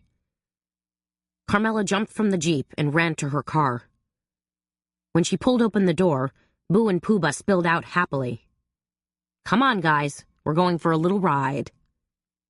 Carmela hefted the dogs into the back of the Jeep, then climbed in herself. "Buckle up," said Mooney as they lurched forward. "We're about to navigate some real Louisiana backroads." As they tore down the main street, two bearded men in camo gear were just coming out of Boudreaux's. They lifted their hands in a knowing wave as Mooney's Jeep shot down the street. "At least if I disappear, there'll be a couple of witnesses," Carmela thought grimly to herself. "And I do have the dogs for protection." She glanced back at the dogs, who were slobbering on the upholstery and couldn't have cared less. They crossed the rickety bridge, a tide of dark water swirling below as Boo and Pooba danced with excitement. Soon they hung a left turn onto a dirt road that was rugged with grooves and treacherous dips. Branches swept against the sides of the Jeep and scratched overhead as they hurtled down a dark tunnel of foliage, swaying from side to side as if they were on a roller coaster. At one point, the bayou closed in so tightly that the road was just a puddle of muck in Mooney's headlights. Carmela figured they'd get stuck for sure, but Mooney navigated the muck and ruts like an expert, like someone who knew this road like the back of his hand. As if reading Carmela's mind, Mooney said, "I go hog hunting out here all the time." The narrow road rose a bit as they approached a fork. Without hesitating, Mooney downshifted and turned down the right fork. They wove their way past stands of bald cypress and tupelo, eventually ending up at a ramshackle camp house. "This here is Jake Ebson's house," Mooney said, as they rocked to a stop in a patch of hard-pan dirt. "But most everybody around here just calls him Squirrel." Carmela gazed around. Under a dim yard light, the camp house was a weathered silver gray with a corrugated metal roof and an array of animal hides and antique traps nailed to the outside walls. A yellow bug light glowed on the porch, and a man in cut-off jeans and a t-shirt with 3 days' worth of growth on his face lounged in a handmade rocking chair. Next to him was an old blue cooler with a rip down one of its seams. Mooney climbed out of his Jeep. "Come on. You can let those dogs stretch their legs, too." "You think?" said Carmela. What if they wandered off, never to be seen again? "They'll be fine," Mooney assured her. Carmela let the dogs scramble out, just as a brown and white hound came bounding over to inspect the newcomers. In about 2 seconds flat, the dogs were playing and jumping around together. Fast friends already. When the man on the porch caught sight of Mooney, he dipped a hand into his cooler and fished out a can of Dixie beer. "Hey, Mooney," he called out. "How's about a cold one?" "Don't mind if I do, Squirrel," said Mooney as he stomped over and accepted the beer. "What you doing out this way?" Squirrel asked. Then he turned his curious gaze on Carmela, who had followed closely behind Mooney. "And who's the lady you brought along?" Mooney pulled back on the tab and said, I got this lady nagging on my butt." Squirrel tipped his bushy head back and laughed. Then he scratched at his belly. "Well, she's a very pretty lady. I'd sure enough let her nag at me if she wanted." Mooney held up a cautionary hand. "Don't say that. She'll start right in." Carmela laughed good-naturedly, then stuck out her hand. "Hi, I'm Carmela Bertrand." Squirrel shook hands with her politely. "How do? Nice to meet you." "And I hope you don't mind," said Carmela, "but I have a few questions to ask you." Mooney snorted. "Here she goes." "As you can see," Carmela continued, "Mr. Mooney was kind enough to drive me out here." Squirrel, ever the gentleman, reached in and grabbed another can of beer and held it out to Carmela. When she declined, he shrugged and opened the beer for himself. "Questions about what?" he finally asked. "Jerry Earl Leland was murdered last Sunday," Carmela began. Squirrel watched her intently. "So I heard." "And now," Carmela continued, "his assistant, Eric Zane, was killed right after his funeral this morning." Squirrel sat up straighter. "You don't say." "So I'm trying to figure a few things out," said Carmela. "Kind of, well, I guess you'd call it investigating." Squirrel narrowed his eyes. "Are you some kind of cop?" "No," Carmela said. "No way. I'm just looking into things for Jerry Earl's widow. She's pretty broken up about things." She hesitated. "So, Mooney told me you did some deliveries for Jerry Earl when he was in prison?" "I might have," said Squirrel. "I was wondering," said Carmela, "who else you might have delivered messages to besides Eric Zane." She glanced off into the dark woods, where she could hear the dogs yipping and yapping at something. Squirrel thought for a few minutes. He took a swig of beer, then brushed at the back of his hand. Finally, he said, "I do remember some guy by the name of Beck." "Is Beck his first name or his last?" Carmela asked. Squirrel cocked his head to one side. "I really can't recall." "But this Beck person lived in New Orleans?" Carmela asked. "Oh, no," said Squirrel. "He lived somewhere up in West Feliciana Parish, near, Laurel Hill." He nodded, sure of himself now. "Yeah, I think that was it." Carmela continued her line of questioning. "Can you think of anything else regarding this guy Beck?" Squirrel shrugged, then finished his beer in one long gulp. He crushed the aluminum can in one hand and tossed it in the corner, where it clanked noisily and joined a half-dozen of its equals. "Not really," he said. "Sorry." "Too bad," Carmela murmured as the three dogs came strolling back and settled in the dust at her feet. Mooney stepped forward and said rather aggressively, "Look, Carmela," she said tiredly. "Carmela," said Mooney. "We just gave you a whole bunch of information for free." Carmela gazed at him. "This seems to be an ongoing concern of yours, that you're not getting paid." Mooney's face flushed bright pink. "That's right," he said, his voice a cranky scratch. "I never got paid, and I was supposed to. Jerry Earl even told me he was going to sell this fancy antique necklace his old lady had. Something victorious." Carmela stared at him. "Wait a minute. You mean Victorian? Was it a Victorian necklace?" "That might have been it, yeah," said Mooney. "Anyway, Jerry Earl even described it to me. It was some kind of elaborate crown with a whole bunch of rubies and emeralds stuck in it." "He was going to sell it?" Carmela said, her voice rising in a squawk. "Why would Jerry Earl do that? Because he needed money? Or—" "I think it was on account of his wife didn't wear it anymore," said Mooney. "She was tired of it, I guess. Rich lady like that, he figured she'd never miss it. Or she didn't care anymore." "That's so weird," said Carmela. "I mean about the necklace." "How so?" said Squirrel. He was glancing back and forth between the two of them like a spectator at a tennis match. "I think it's the same necklace Margot Leland is using to decorate her cake," said Carmela. Now Mooney looked disbelieving. "A cake? Who puts a necklace on a cake?" "For the Cakewalk Ball," Carmela explained. "It's a charity event this Saturday night at the New Orleans Art Institute." "A cake ball?" said Mooney. He lifted a hand and scratched his head. "That sounds like the kind of stupid thing rich people would do." Chapter 19. "You're looking a little tuckered out, Cher," observed Ava. "I need to squeeze in a nap to get rid of these bags," Carmela grumbled.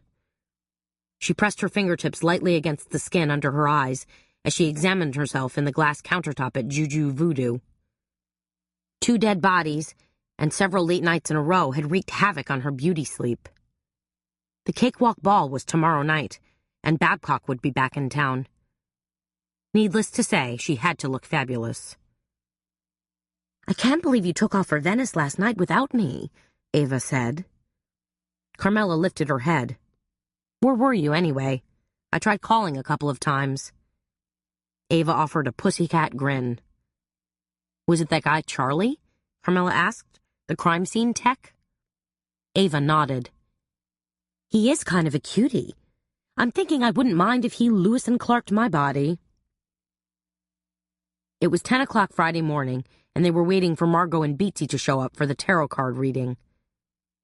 Madame Blavatsky had already arrived and was fussing around in the back of the shop, preparing the reading room and, even more important, brewing up a pot of much-needed chicory coffee. Ava fingered a purple and gold saint candle that sat on her counter. St. Christopher, patron saint against floods. She'd sold a lot of those in the past couple of years. Now she always kept them on order. So, Ava said, were you able to pick up any hot new information? She pulled her tight glitter-skull t-shirt a little lower, the better to show off her assets. Carmela thought for a minute. Had she? No, not really. No, not really, she told Ava. Well, maybe one thing. Mooney took me to meet this guy, Squirrel. And it turns out Squirrel delivered some of Jerry Earl's messages to a guy named Beck, somewhere up in West Feliciana Parish. I used to date somebody who was from there, said Ava. Nice fella, except he wore his pants a little too short. She shook her head. I just don't enjoy seeing a man's ankles. Do you know how picky you sound? Carmela asked. I prefer to think of it as exacting, said Ava. Really, sweetie? Do you want me to lower my standards? And who are you to talk? You spent last evening with two guys named Mooney and Squirrel. Give me a break. Sounds like a reality show on the Discovery Channel. Footsteps sounded behind them as Madame Blavatsky suddenly whisked out from behind the green velvet draperies that separated the reading room from the shop. She was dressed in a flowing midnight blue skirt, matching peasant blouse and leather boots. Several long necklaces clanked around her neck, and a red beaded shawl was wrapped around her slim waist. Best of all, she held a tray with 2 steaming mugs of high-octane coffee. Carmela made a one-handed grab, snatching a cup off her tray. Thank you, she gasped. Madame Blavatsky held the tray out to Ava. Thanks, said Ava as she accepted a mug. But aren't you having any? Madame Blavatsky waved a hand. I'm going to abstain. I find that any sort of caffeine clouds my instincts. Wow, said Ava. Even Diet Coke? I couldn't live without a hit of Diet Coke in the morning. Those bubbles really wake you up. Carmela took a sip of coffee. Thank you, that really hits the spot. You had a rough night, said Madame Blavatsky. I did, said Carmela. I went on kind of a wild goose chase.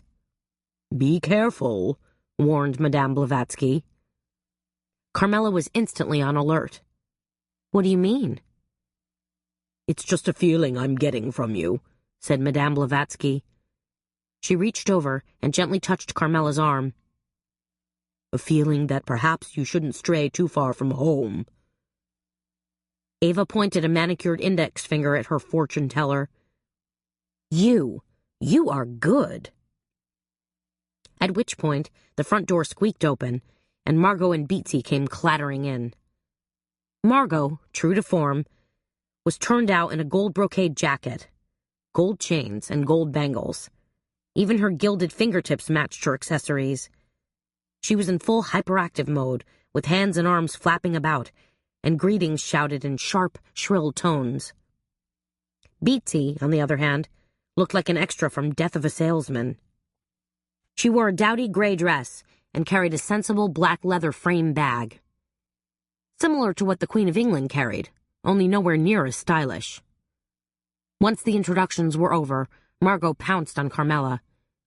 Carmela, darling, she said, have you made any progress at all in your investigation? It depends, said Carmela. Do you know anyone by the name of Beck? Margot's lips pursed together, and she made a big show of feigning thoughtfulness, her eyes rolling to the back of her head as if searching out an answer. Doesn't ring a bell, Beatsy said.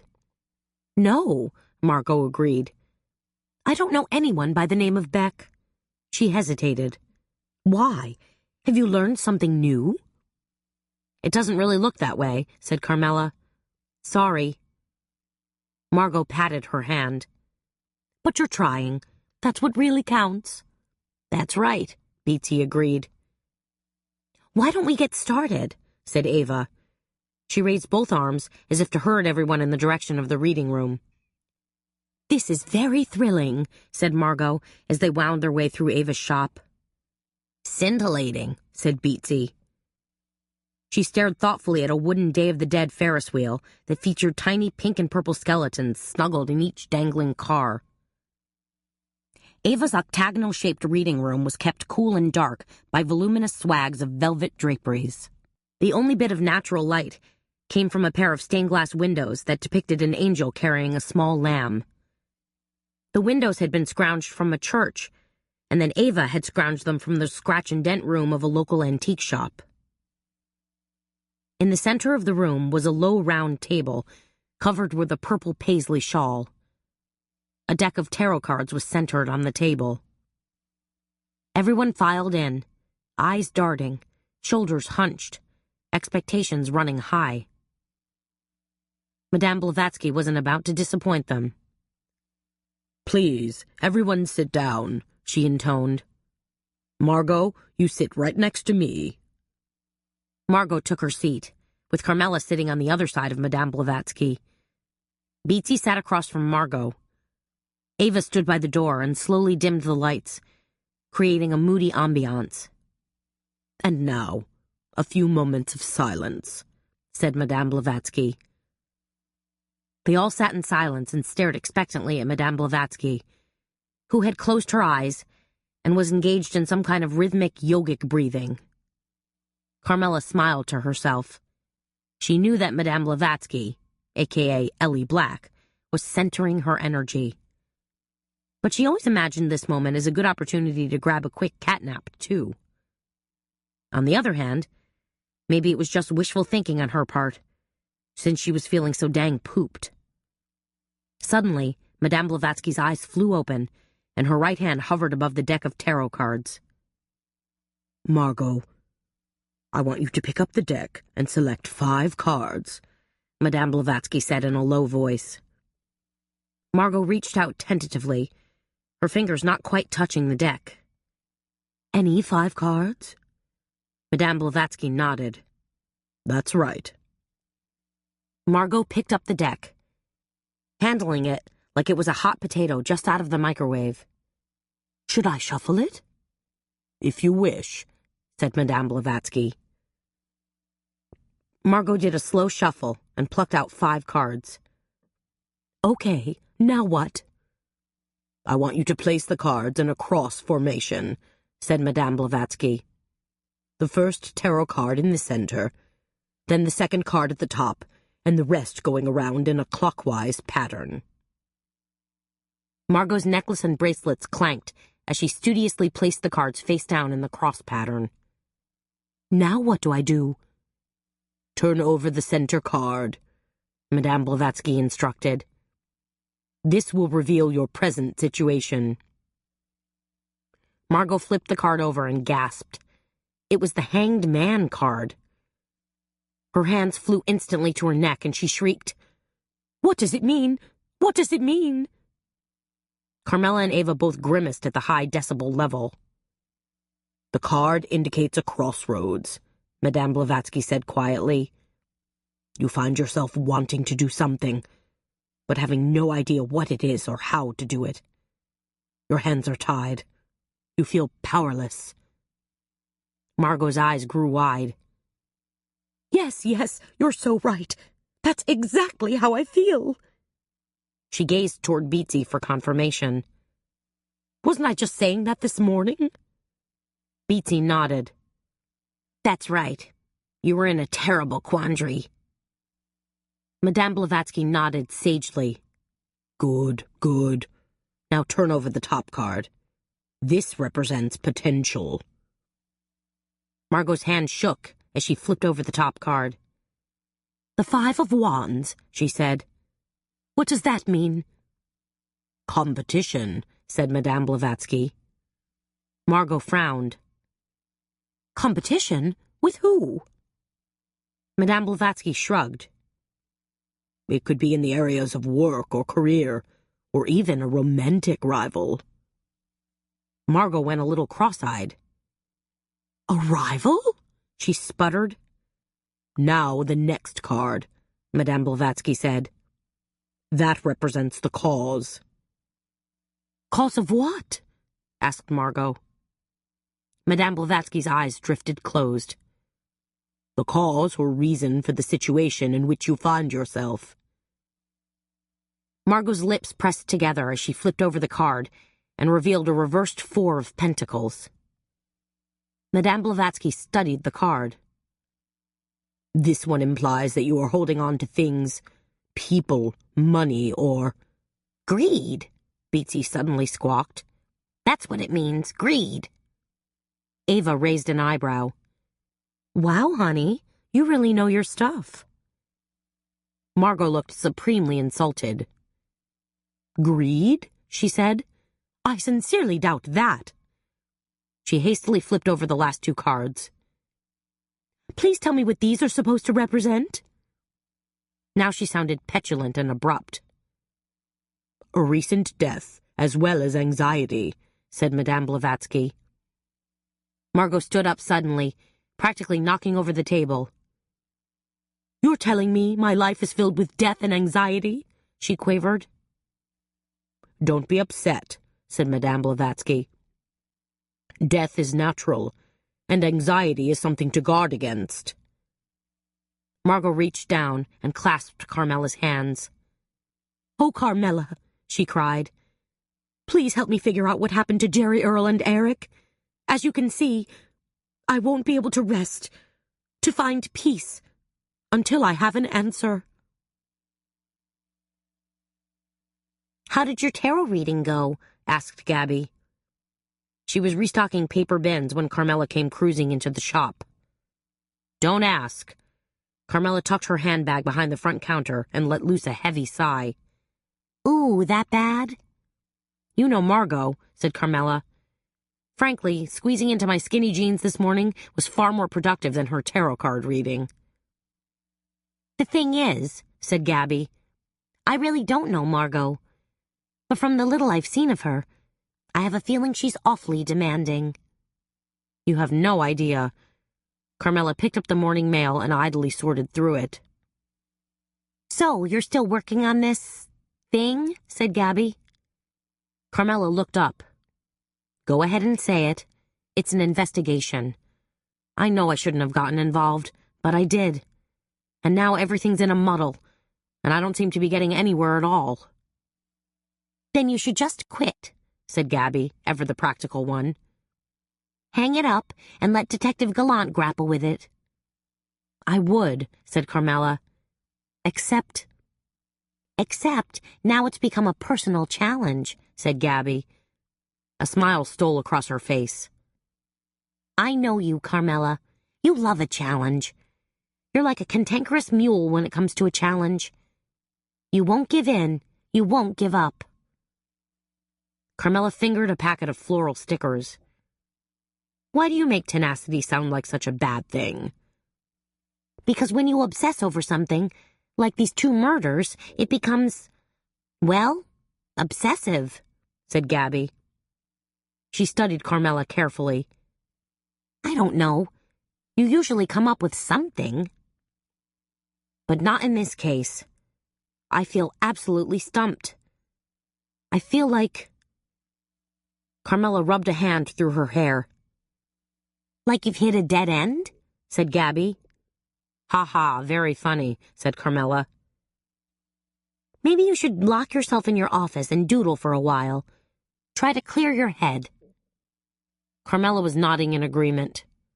Blow out the cobwebs. Yeah, well, I suppose I could give it the old college try. Oh, said Gabby as Carmela headed for her office. I put a couple of those little feathered birds on your desk. The ones you wanted for cake toppers. And under her breath, she added, Maybe they'll put you in a better frame of mind. Carmela grasped a squishy red marker and sketched a quick layout for a scrapbook page she was working on for Chart House Antiques. If she put a large photo at the bottom of the page and a smaller photo intersecting the top half of the large one, then her copy could go... The marker hit her desk with a clatter. No, doodling and working weren't putting her in a better frame of mind at all. They were only delaying the inevitable. Which is... what? More investigating? Carmela spun in her chair and tried to think in a more practical manner. What would be the next step? Talk to Margot again? Try to pry more information out of Bobby Gallant? Or...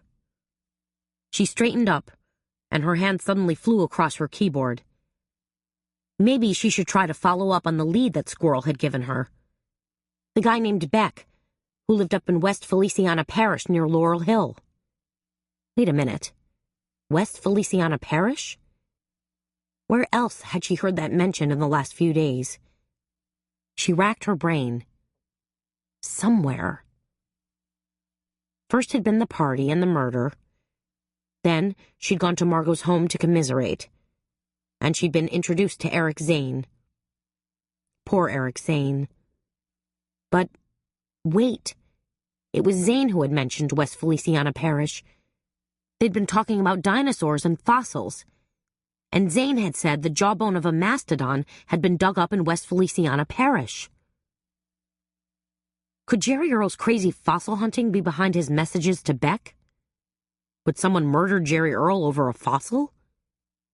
She supposed it depended on how much a fossil could be worth.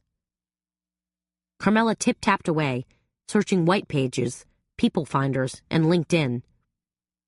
But the only Beck she was coming up with, the only one near Laurel Hill, was Beck's tire store. A shot in the dark, maybe, but a shot worth taking. Carmela dialed the phone number. 2 seconds later, a chirpy voice came on the line. Beck's tire store, this is Cindy. Hi, Cindy, Carmela began, then faltered.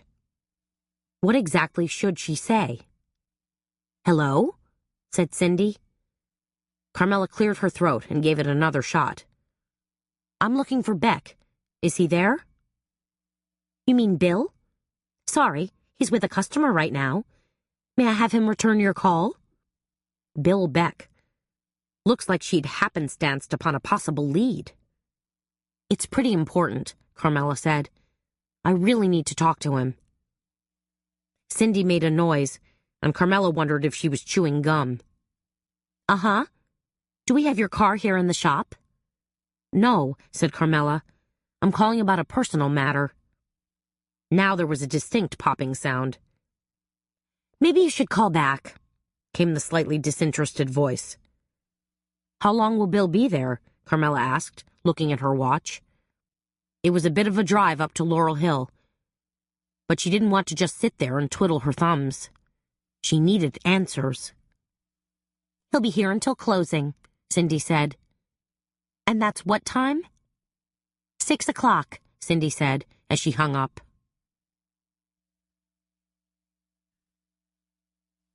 Chapter 20. Laurel Hill was above Baton Rouge, practically on the Louisiana-Mississippi border.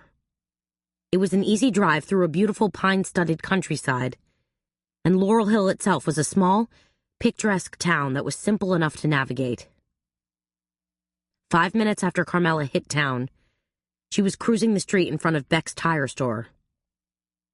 The store was a small stucco building that had seen better days.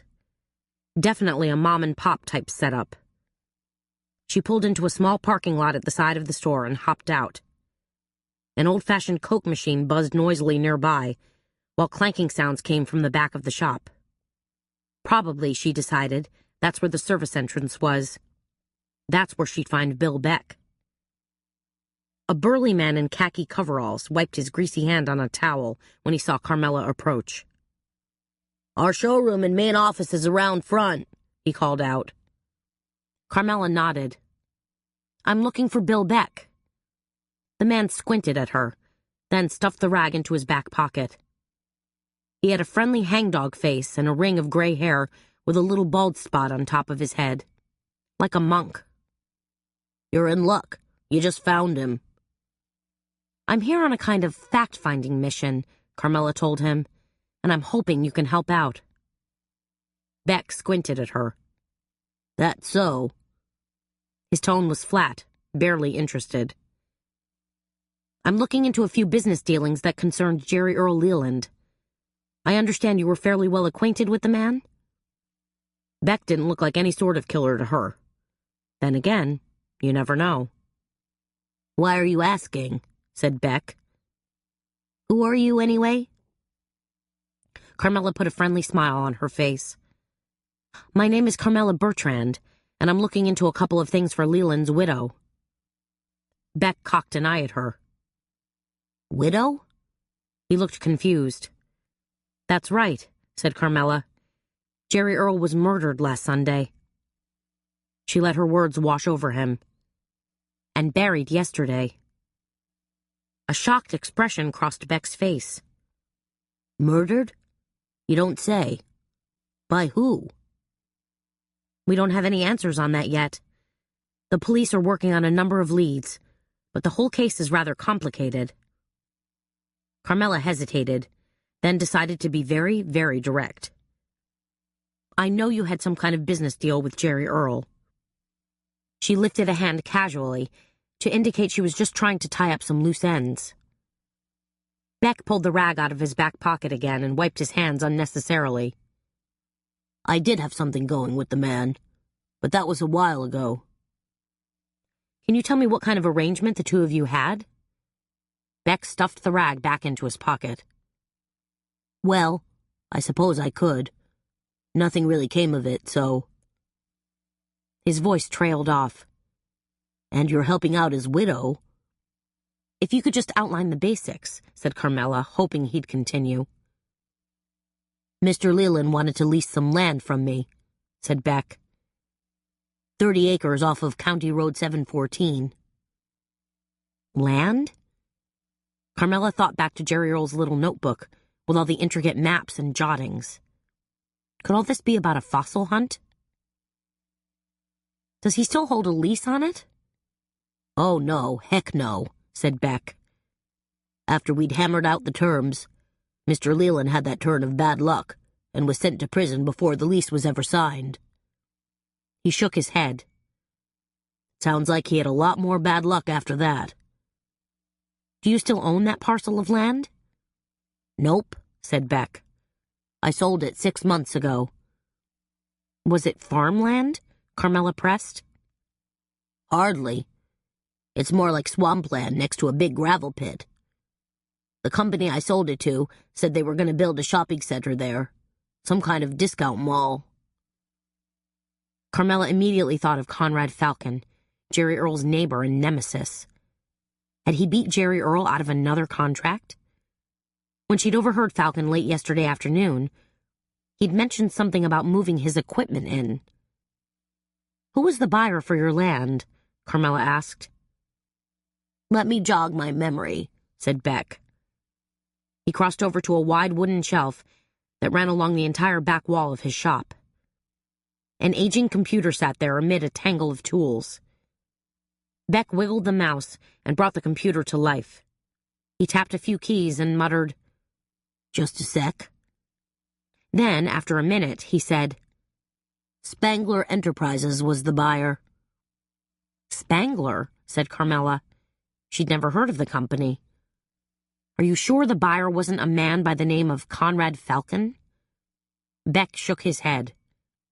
I don't think so, ma'am. But you've heard that name before, Carmela asked hopefully. Falcon? Beck shook his head. Nope, sorry. Doesn't ring a bell. Carmela followed Highway 714 out of town, determined to take a bit of a detour and look at the land that Jerry Earl had been so anxious to lease. She followed the directions Beck had given her and came upon the parcel of land with a minimum of fuss. Beck had been right. The land was part swamp, part gravel pit. Not much to look at. Her curiosity at a fever pitch, Carmela wondered just what Jerry Earl's interest had been. Were there fossils buried here? Dinosaur bones? Somehow, that didn't seem very likely. So, had something else drawn him? Determined to get a closer look, Carmela parked the car on the side of the road and jumped out. Because she was still wearing pumps, she exchanged them for a pair of sneakers that were in her back seat. As she laced up the sneakers, she noticed a spot of dried dog drool staining them. Oh well, what else is new? Then, She stepped off the blacktop and crossed into what appeared to be a miniature Badlands. The land was challenging terrain at best, lots of mounded earth and deep trenches where it had been roughly gouged up, and tall, prickly grasses that made her wish she'd strapped a couple of Puba's flea and tick collars around her ankles. She pressed on, came to a stream that burbled down through a rocky stream bed, and skipped across it.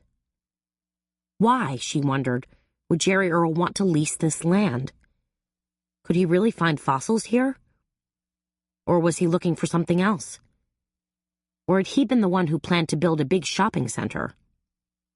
Although this place seemed like it was in the middle of nowhere. Up ahead, an enormous mound of gravel rose up. Carmela headed that way, thinking that the ground might be a little drier that way, and that if she climbed to the top of the mound, she could get a bird's-eye view of the entire property. Halfway up the mound, her tennis shoes displacing little avalanches of gravel.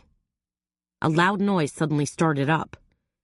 A kerpuckety-puckety kind of noise. What on earth?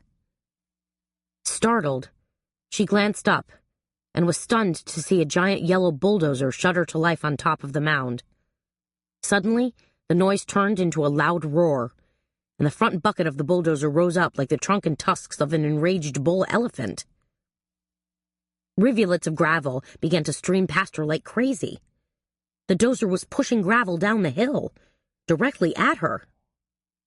"Stop!" Carmela yelled. "Stop it, please!" As more gravel continued to pour down, the loose gravel beneath her feet gave way. Stumbling, scrambling to gain a better foothold, Carmela fought to keep from falling as gravel rained down from above. "Stop!" she cried again, waving her arms, trying to catch the attention of the machine's operator.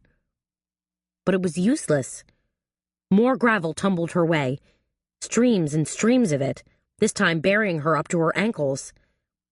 Thrown off balance, she fell forward and sank to her knees as more gravel piled up around her. Frantic now, Carmela began pawing at the stones around her. "Dear Lord, if I don't get myself out of here, I'm going to be buried alive." She struggled to get upright again as dust blew into her eyes and filled her nose. The roar of the engine above was deafening. Small stones pelted painfully against her as she pulled one foot free and spun to turn her back on the bulldozer. A massive push of gravel came hurtling downhill and shoved her forward. Helpless now and at its mercy, she rode the avalanche down as if surfing a wave, somehow managing to keep her balance. At the bottom of the hill, she was rudely upended and bounced painfully onto her backside. Pulling herself up, dazed and shaking with fear, Carmela backed away from what was now a major rock slide. Then she spun on her heels and sprinted for the safety of her car. Still shaking and trembling, spitting out grit, she gunned the engine and raced away from there as fast as she could. Instead of heading home to relative safety, Carmela drove back over to Laurel Hill. She was dazed and dusty and hopping mad, determined to find out who owned the land and figure out exactly what was going on there. After a few wrong turns and more than a couple of inquiries, she found her way to the county clerk's office. The office was housed in a sleepy-looking red brick building with white trim, and Carmela prayed that someone was still working there. It was late Friday afternoon, so there was no knowing if the office would be open or closed. Hoping for the best, she pushed her way through the front door, saw 2 service windows with closed signs on them and one window still open. Luck was with her. She glanced around the deserted office and called out, "Hello?" Her voice echoed in the empty building. Walking up to the open window, she grimaced when she noticed that her shoes were leaving scuff marks on the tile floor. She kicked at the spots, hoping to erase them, but only made it worse. After a moment, a woman with short wavy hair and thick glasses that gave her a bug-eyed look appeared behind the counter. She let out a startled gasp when she saw Carmela and put a hand to her heart. "I'm sorry," said Carmela. "I didn't mean to frighten you." "I didn't hear you come in," said the clerk. Her eyes remained large and startled. I was just about to lock up. She glanced at a wall clock in a black metal cage. We close at 4:30, she said primly. It was 4:28 now, clearly an imposition. This will only take a minute, Carmela said. I was hoping you could look something up for me. She held her breath, hoping the woman would comply. The clerk seemed to hesitate, glancing at the clock again, probably willing it to spin ahead faster. Then Carmela said, I just need you to check the ownership of a parcel of land out on Highway 714. It's approximately 30 acres and was sold by Bill Beck maybe 5 or 6 months ago. The clerk let out a sigh and crossed over to a computer station. Let me bring up the plot map. Carmela breathed a sigh of relief. Thank you. The clerk fiddled on the computer as Carmela squinted through the service window, trying to read the screen. Yes, that's it right there. Carmela pointed out the grid that corresponded to the land where she'd nearly been buried alive. The clerk copied down the parcel number. I have to look this record up and back. It'll take a few minutes. Her look was stern, indicating that Carmela was causing her to stay late. And on a Friday yet. I sure do appreciate this, Carmela said smoothly. It's very important. Is this information for personal or business use? Asked the clerk. Business, said Carmela. For the Crescent City Bank Corporation. She crossed her fingers at her little white lie. What Seamus and his cohorts didn't know wouldn't hurt them. Oh, sure, said the clerk, recognizing the name. I think we've done searches for them before. She scurried to the back room and returned 2 minutes later with a smile on her face. She glanced at the pad of paper she carried and said, That parcel was purchased by Spangler Enterprises. That's it? That's the only name? That's the corporation it's registered to. Do you know if they have plans to build some kind of shopping center? Carmela asked. The woman shook her head. No idea. The information we have so far indicates the land is pending development, so it's currently taxed as undeveloped land. Thank you, said Carmela. You've been a big help. Now, if I could just figure out the link between Conrad Falcon and Spangler Enterprises, I might actually get somewhere. Carmela skirted Lake Pontchartrain on I-10, heading for home. She felt tired, dusty, and achy, and couldn't wait to jump into a nice hot shower. But when she hit the French Quarter and spotted a familiar beat-up van parked outside the Click Gallery, she cranked her wheel sharply and pulled over to the curb. That van belonged to Sullivan Finch, Ava's death portrait friend, and Carmela had just developed a sudden hankering to talk to him. She found a lucky parking spot, jumped out of her car, and let her eyes rove up and down the street. She figured Finch was either hanging out at Click, or he was up to no good at Shooter's Oyster Bar, which was right next door. She tried the Click Gallery first, and bingo, there he was. Finch was standing at the far end of the blazingly white gallery, looking blasé and shooting the breeze with the young female receptionist, who sat behind a stark white desk. Carmela walked slowly through the gallery, noting the new photographs that were hanging on the wall. They were black and white, moody and gritty. Lots of shots of barges on the Mississippi, dilapidated warehouses, and tough-looking dock workers. Interesting and well-composed, but not exactly her taste. Finch had his back to her and was waxing prosaically to the young receptionist about his favorite subject, post-apocalyptic and dystopian art. Then, in a purely calculated move, he leaned forward and reached a hand out, gently smoothing a strand of the young woman's long blonde hair. Honestly, if Ava thinks she has a lock on this guy, she is so mistaken. When she was about 10 feet away from him, Carmela called out, "Finch!" Her voice was loud and authoritative, but not so menacing that she'd unnerve him. Sullivan Finch whirled around, caught unaware, and even though his watery blue eyes looked startled, He managed to project the scruffy, I-don't-care look of a serious artist. Shoulder-length hair, drooping mustache, and tweedy but slightly frayed jacket worn casually over blue jeans. "Carmela," Finch said when he finally recognized her. He didn't sound happy. "I need to talk to you," said Carmela. She crooked her finger and motioned for him to come join her. She wasn't about to air Margot's dirty laundry in front of the receptionist. Finch walked slowly toward Carmela, his tennis shoes making little squeaking sounds on the polished wood floor. "What's up?" he asked. "You gave Margot Leland a quote on a painting?" said Carmela. She saw no need to mince words. Finch's head lolled to one side. His nose wrinkled and his lips puckered. "Oh, geez," he said. "First the cops and now you." Carmela gazed at him. So Babcock had followed up on Margot's death portrait commission. "Good."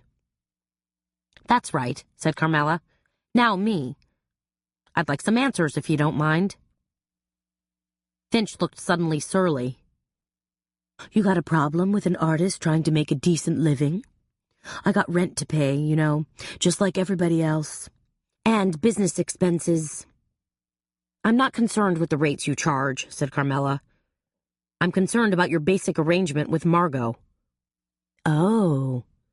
"Tell me," said Carmela. "Was Betsy Bischoff the one who pressured Margot Leland into giving you the commission?" "You mean the skinny older woman?" "I guess you could call her that." "Yeah," said Finch. "I'd say so. She was the one who really flashed on my paintings. She was the one who kept urging on her friend." "It didn't concern you that the death portrait was for a living person?"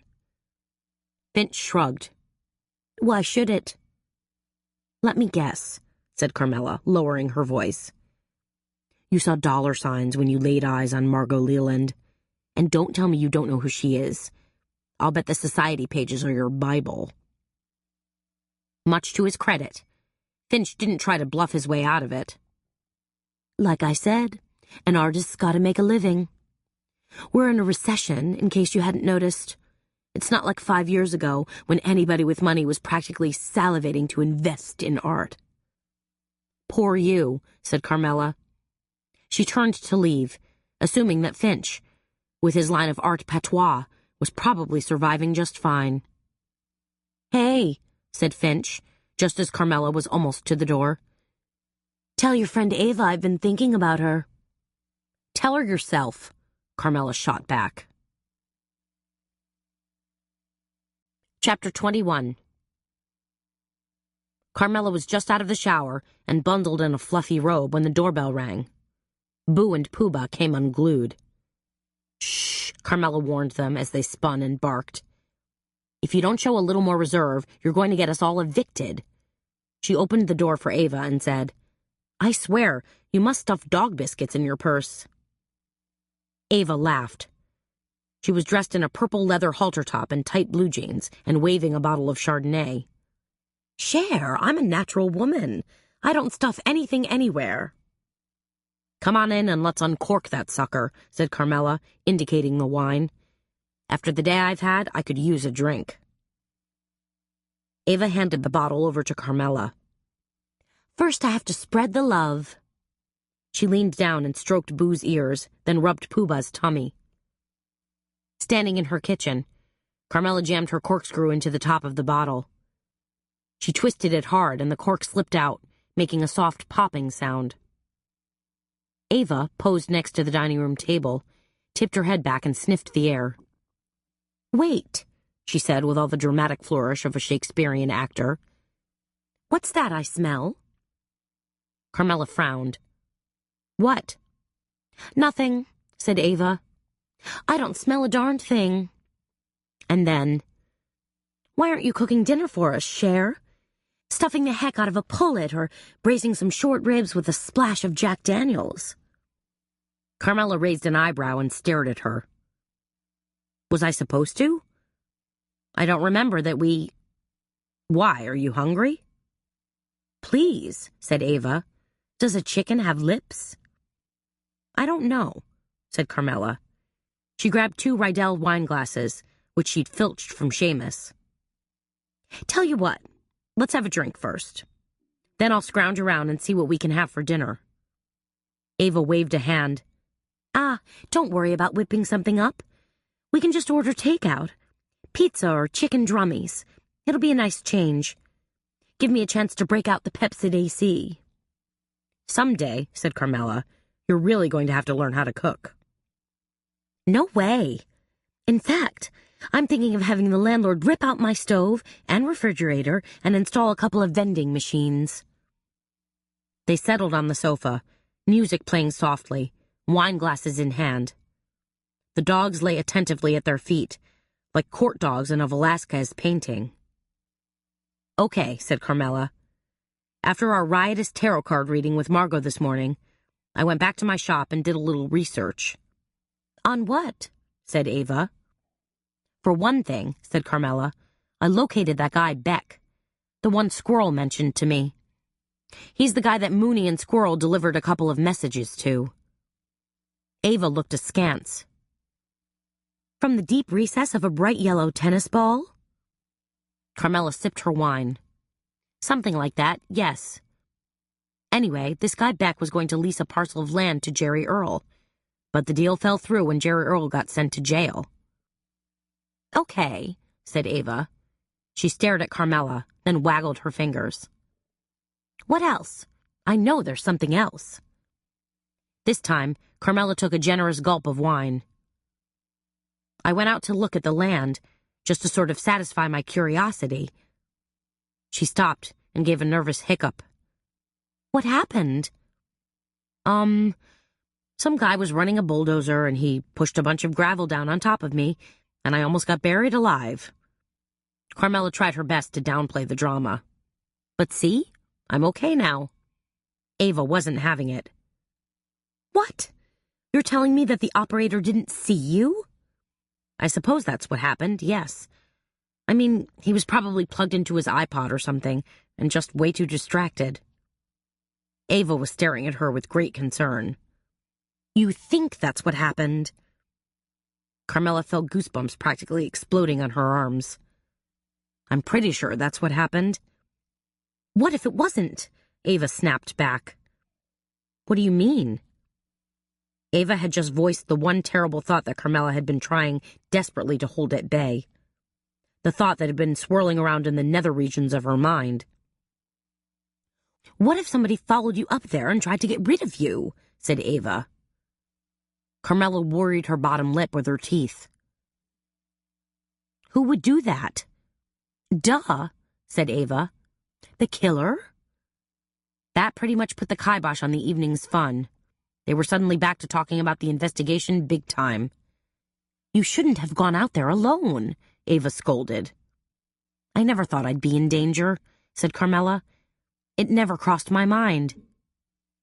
"2 people are dead, and it never crossed your mind that you could be the third?" Carmela shook her head. "Not exactly." "Holy hominy," said Ava. She reached a hand down and stroked Boo's ears. "Did your mama park her brains in her sock drawer this morning?" She turned back to Carmela. "Okay, what else? You were obviously out on some secret agent CIA NSA fact-finding mission." "Well," said Carmela, "I found out that Beck has since sold the land to a company by the name of Spangler Enterprises." "Who are they?" "No idea," said Carmela. "But I think they're in the construction business. I think the plan is to build some kind of discount mall there." "Construction," said Ava. "The same as Jerry Earl's business." "That's right." "Interesting," said Ava. "We should try to find out who they are." "I agree." "Do you think Seamus would know anything about Spangler Enterprises?" "No idea," said Carmela. "Call him," said Ava. "He's a business guy. He gets around." Carmela made a face. "I know," said Ava. "The last thing you want to do is talk to your sad sack husband, especially on a Friday night when neither of us have hooked up with a hot date. But I want you to give him a call anyway, and put it on speakerphone so I can hear." So Carmela picked up her cell phone and called Seamus. It rang 3 times, then went to his voicemail. "Hi, this is Seamus. If you're calling about business, get back with me first thing Monday. If you're a good-looking gal, get over here right now." "Gack," said Carmela, tossing the phone down. "No luck there," said Ava. She frowned and poked a finger into her mass of dark, curly hair and scratched thoughtfully. "What, said Carmela. "We're missing something," said Ava. "Wait a minute. Do you think Margot might know something about Spangler Enterprises?" "I don't know. I suppose I could call her." "She was pretty upset this morning," said Ava. "So, hint, hint, maybe we should go over there and check on her?" Carmela laughed. "You just want to stop and have dinner on the way." Ava dimpled prettily. "Nothing wrong with that. My stomach is growling so loud I sound like a circus act." "What do you feel like eating?" Carmela asked. Ava rubbed her hands together in anticipation. "Chang's Golden Dragon is right on the way." Carmela finished the last of her wine. "You won't catch me saying no to General Tso's chicken." "Or Mugu Gai Pan," said Ava. "Hurry up and throw some clothes on, will you please?" Chang's Golden Dragon on Magazine Street was redolent with spicy peppers, sizzling duck, and steaming noodles. Carmela and Ava ordered 3 different entrees and ate family style, enjoying the hot Szechuan-style food and washing it down with bottles of Qingdao beer. Ava even managed to negotiate her dinner using chopsticks. When the waitress finally delivered their tab along with a couple of fortune cookies, Ava made a grab for hers and immediately cracked it open. "You think fortune cookies are more accurate than tarot cards?" Ava asked. "No, I do not," said Carmela. She wasn't a big believer in cards, fortune-telling, or even the I Ching. "Don't be so hasty to judge," said Ava. "Fortune cookies are made in a factory," said Carmela, "where the same fortunes are probably inserted into every 25th cookie. Then they're randomly packaged." Ava stared at her. "You like to suck the magic out of things, don't you?" "I had no idea I was ruining it for you. Sorry, go ahead and read your fortune." Ava peered into her teacup. "Maybe I'll just read my tea leaves instead." "What do you see in there?" Said Ava. "I think it's something about Margot." She tilted her teacup and gave a wicked smile. "It says, 'Ooh, long time no see.'" The Garden District was a flurry of activity. Lights blazed inside many of the larger homes. Cars were double parked in driveways and lined every curb, while couples strolled up front walks to attend fancy soirees and dinner parties.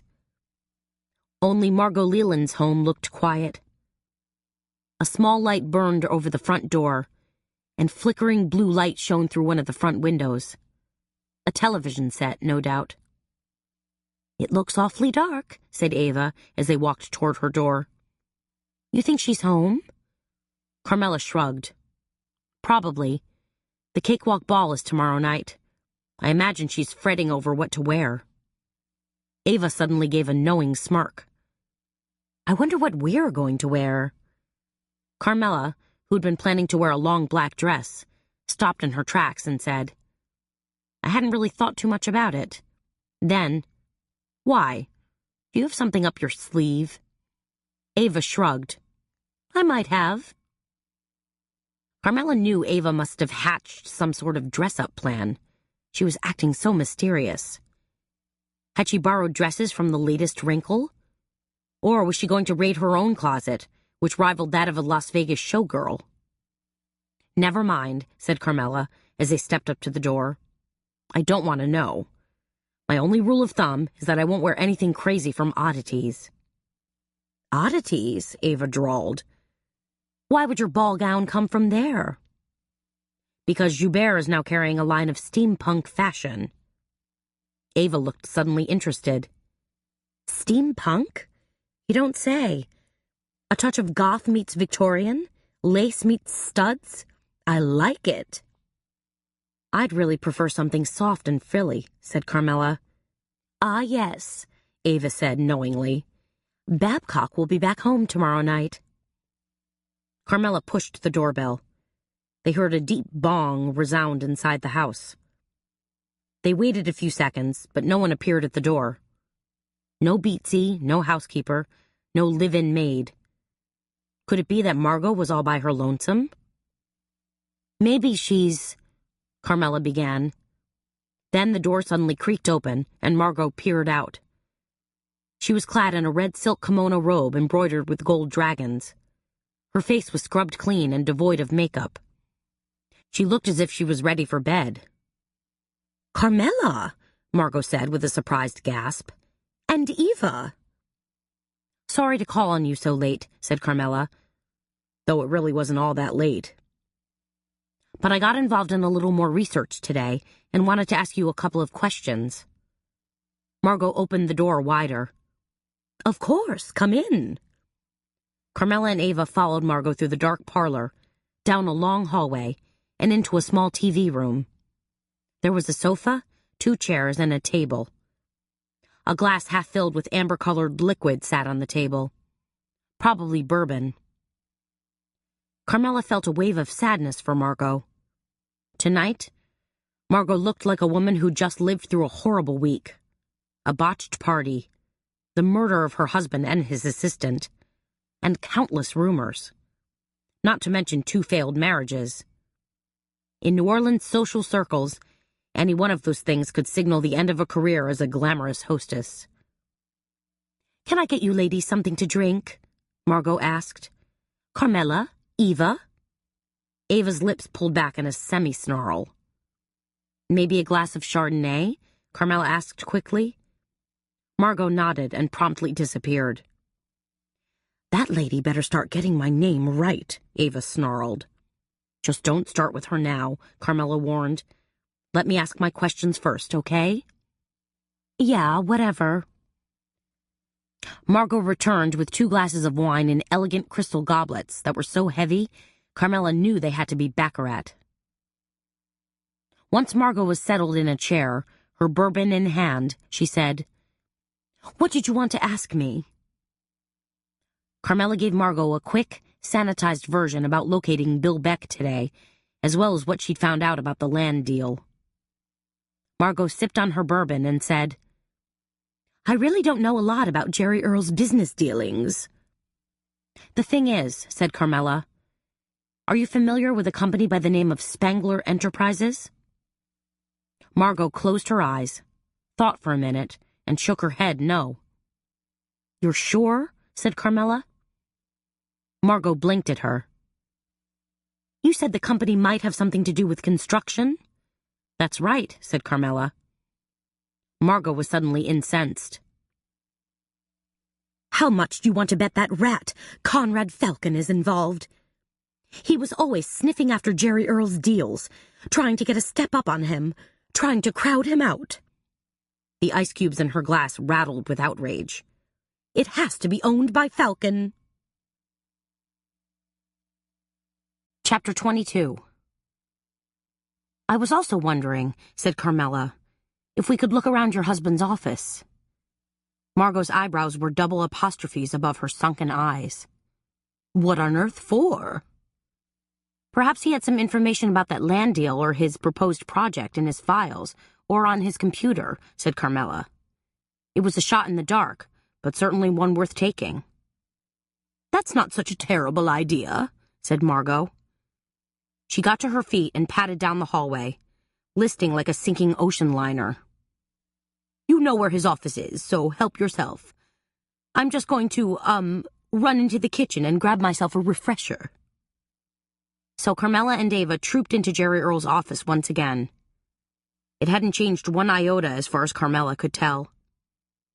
Same black and persimmon-colored carpet, same bookshelves dotted with fossils and gold trinkets, same French doors that led out to the secluded backyard. Carmela peeked out the French doors. Across the alley, on Conrad Falcon's second floor, a light shone. Was he up there right now, watching their comings and goings? Or was she just being paranoid? And when was paranoia really just your brain warning you to be careful? This house feels so empty, said Ava. Without Eric Zane around? Yes, said Carmela. Do you think Margot feels responsible for his death? No idea, said Carmela. You think she's going to plan his funeral? Are you serious? Said Carmela. She didn't even plan her own husband's funeral. She slipped into Jerry Earl's chair and ran her fingertips across the keyboard of his computer. Time to get to work. Is his computer password protected? Ava asked. As if in answer, his desktop file suddenly appeared. Nope, said Carmela. So, what do you see? Asked Ava. She leaned forward and studied the screen along with Carmela. They hunted and searched for a few minutes but came up with nothing. Just files of blueprints that had been digitized and boring notes on several past projects. The clatter of Margot's fresh ice cubes heralded her return. Did you find anything? She asked as she flopped down into a chair. Not yet, said Ava, but we're still working on it. Carmela pulled open the file drawer on the right side of Jerry Earl's desk. There were maybe a dozen folders there, all neatly arranged in Pendaflex hanging files. She scooped them all out and stacked them on top of the desk. Maybe we should each take a couple of these files and go through them, she suggested. Margot pursed her lips.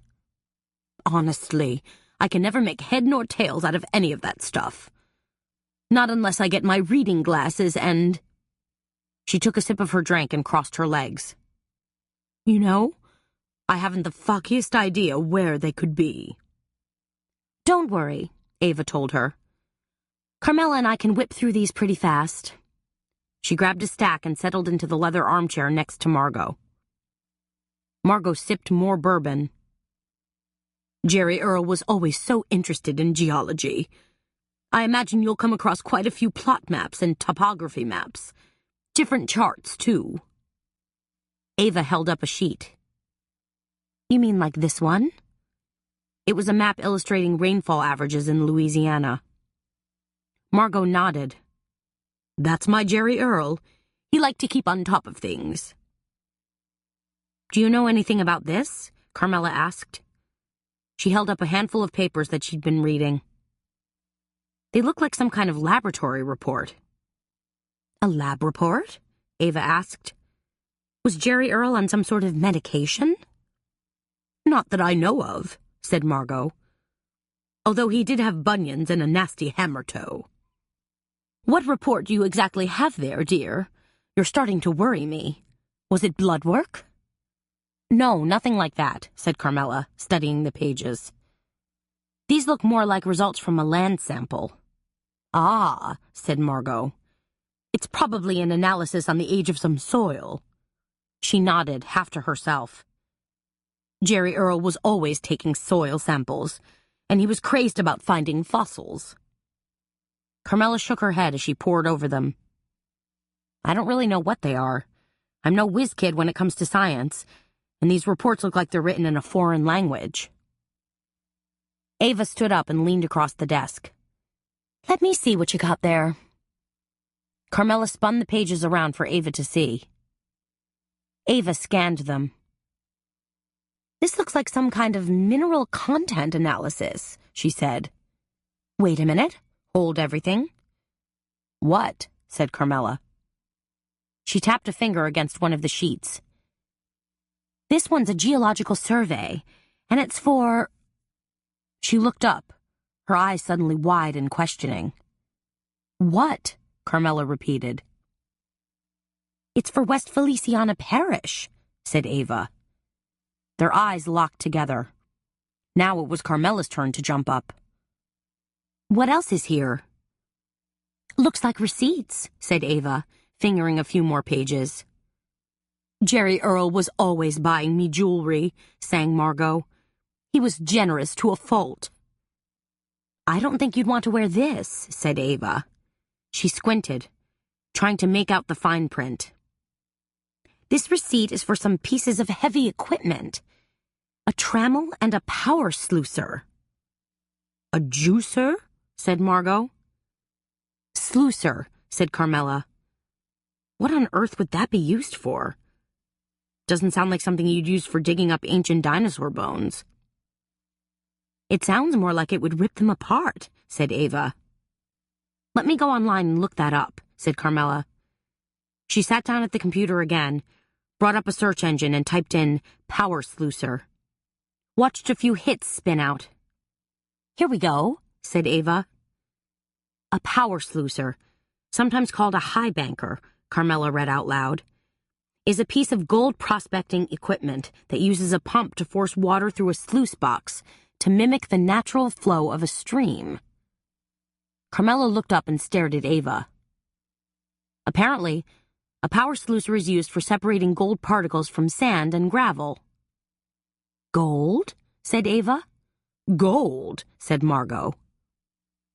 3 sets of eyes suddenly focused on the floor-to-ceiling bookshelves that were crammed with boxed sets of shimmering gold coins, glass tubes filled with gold nuggets, and gold-encrusted statuary.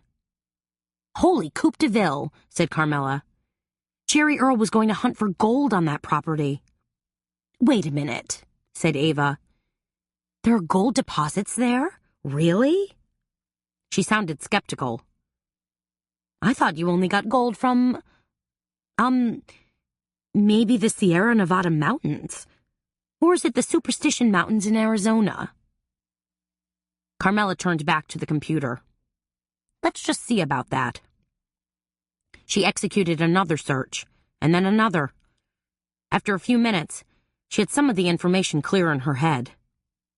It turns out, she said, there were small deposits of gold found in West Feliciana Parish some 125 years ago. Margot squinted at Carmela.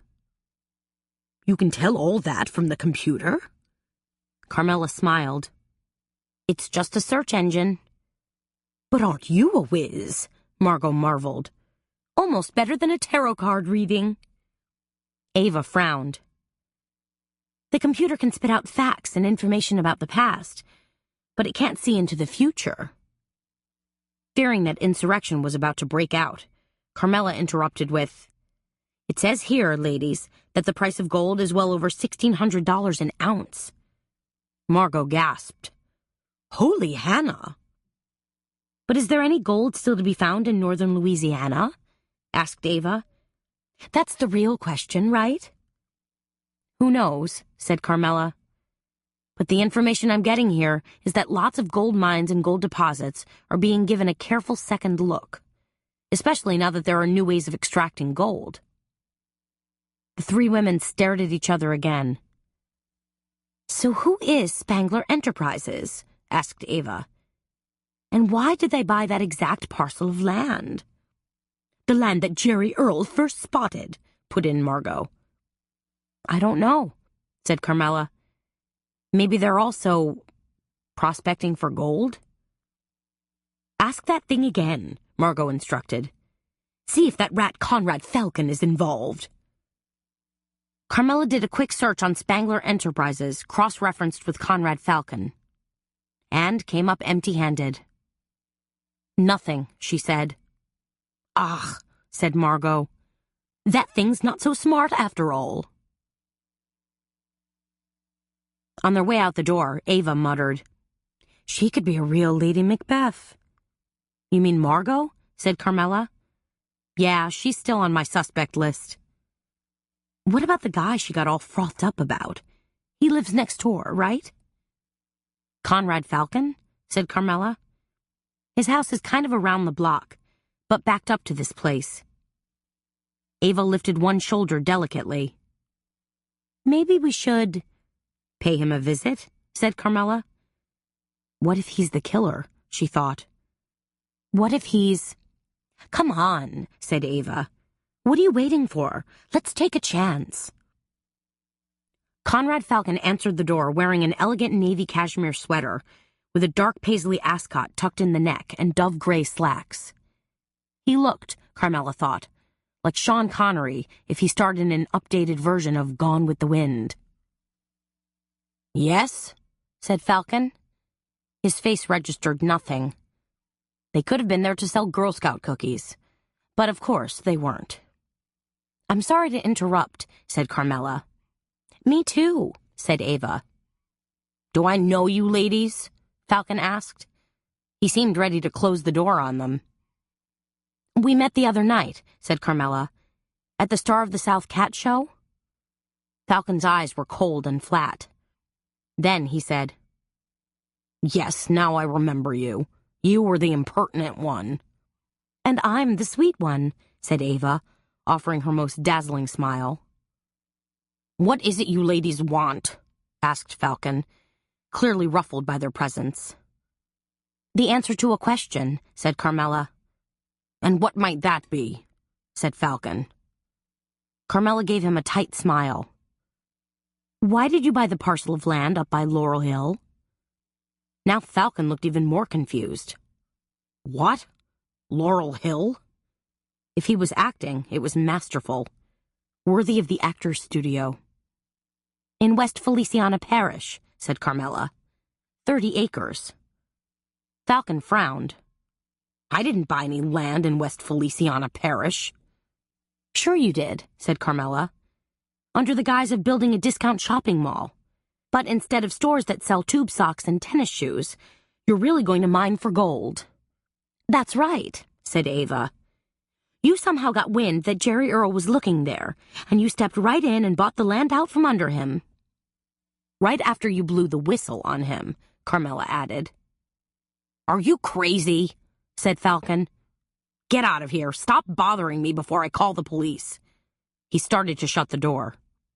"That's a great idea," said Carmela. "In fact, I'm going to call the police myself."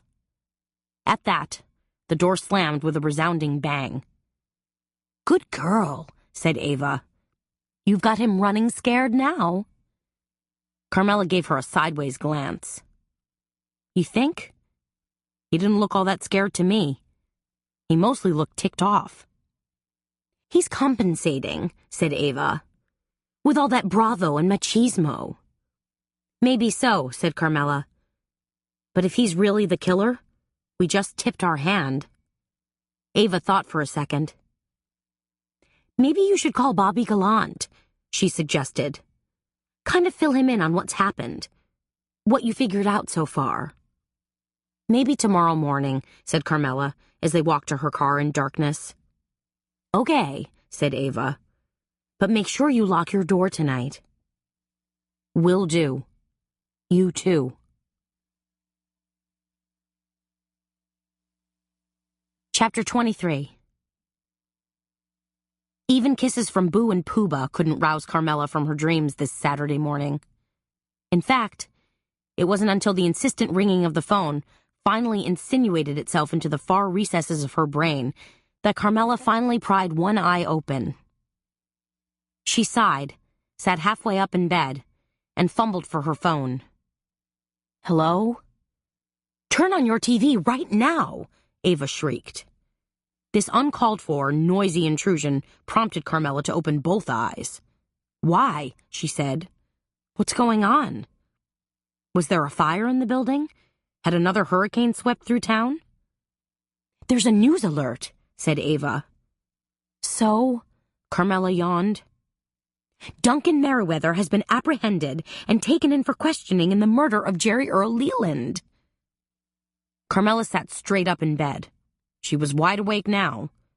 "What?" she blurted. "Why?" "Because a trocar was found in the garbage can just down the block from Merriweather's house," cried Ava. "Dear Lord," Carmela exclaimed. "You're telling me that Duncan Merriweather is the killer?" "Looks like. Isn't that something? He was right under our noses all along. And, of course, you knew about his background as an undertaker." "Beatsy told us," said Carmela. "She was the one who really pointed the finger at him." "But you were smart enough to put it all together and tell the police," said Ava.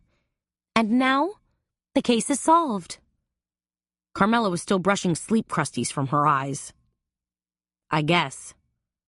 "Gotta go, kid. Lots going on. But I'll be over this afternoon with some gowns for us to try." Carmela crawled out of bed and padded into the living room. Boo and Pooba followed her, relentlessly wagging their tails and grumbling to be let out. "Just a minute, sweeties. Your mama has to figure out what's happening." Plunking herself down onto the chaise lounge, Carmela flipped on the TV and found the typical mindless Saturday morning programming. Cartoons, infomercials for tummy toners, infomercials for pimple products. Needing none of it, she flipped to KBEZ TV, their local station, and caught the tail end of the big news story. There was a grainy photograph of Duncan Merriweather looking dapper in a tuxedo. Choppy red letters across the photo screamed, "Apprehended." The morning news anchor, a chirpy 25-year-old, was saying, "And now, it looks as though we may finally have some answers in the gruesome slaying of Garden District resident Jerry Earl Leland." As the anchor happily switched to sports highlights, Carmela grabbed her phone and punched in Gallant's office number from memory. She fidgeted nervously as it rang.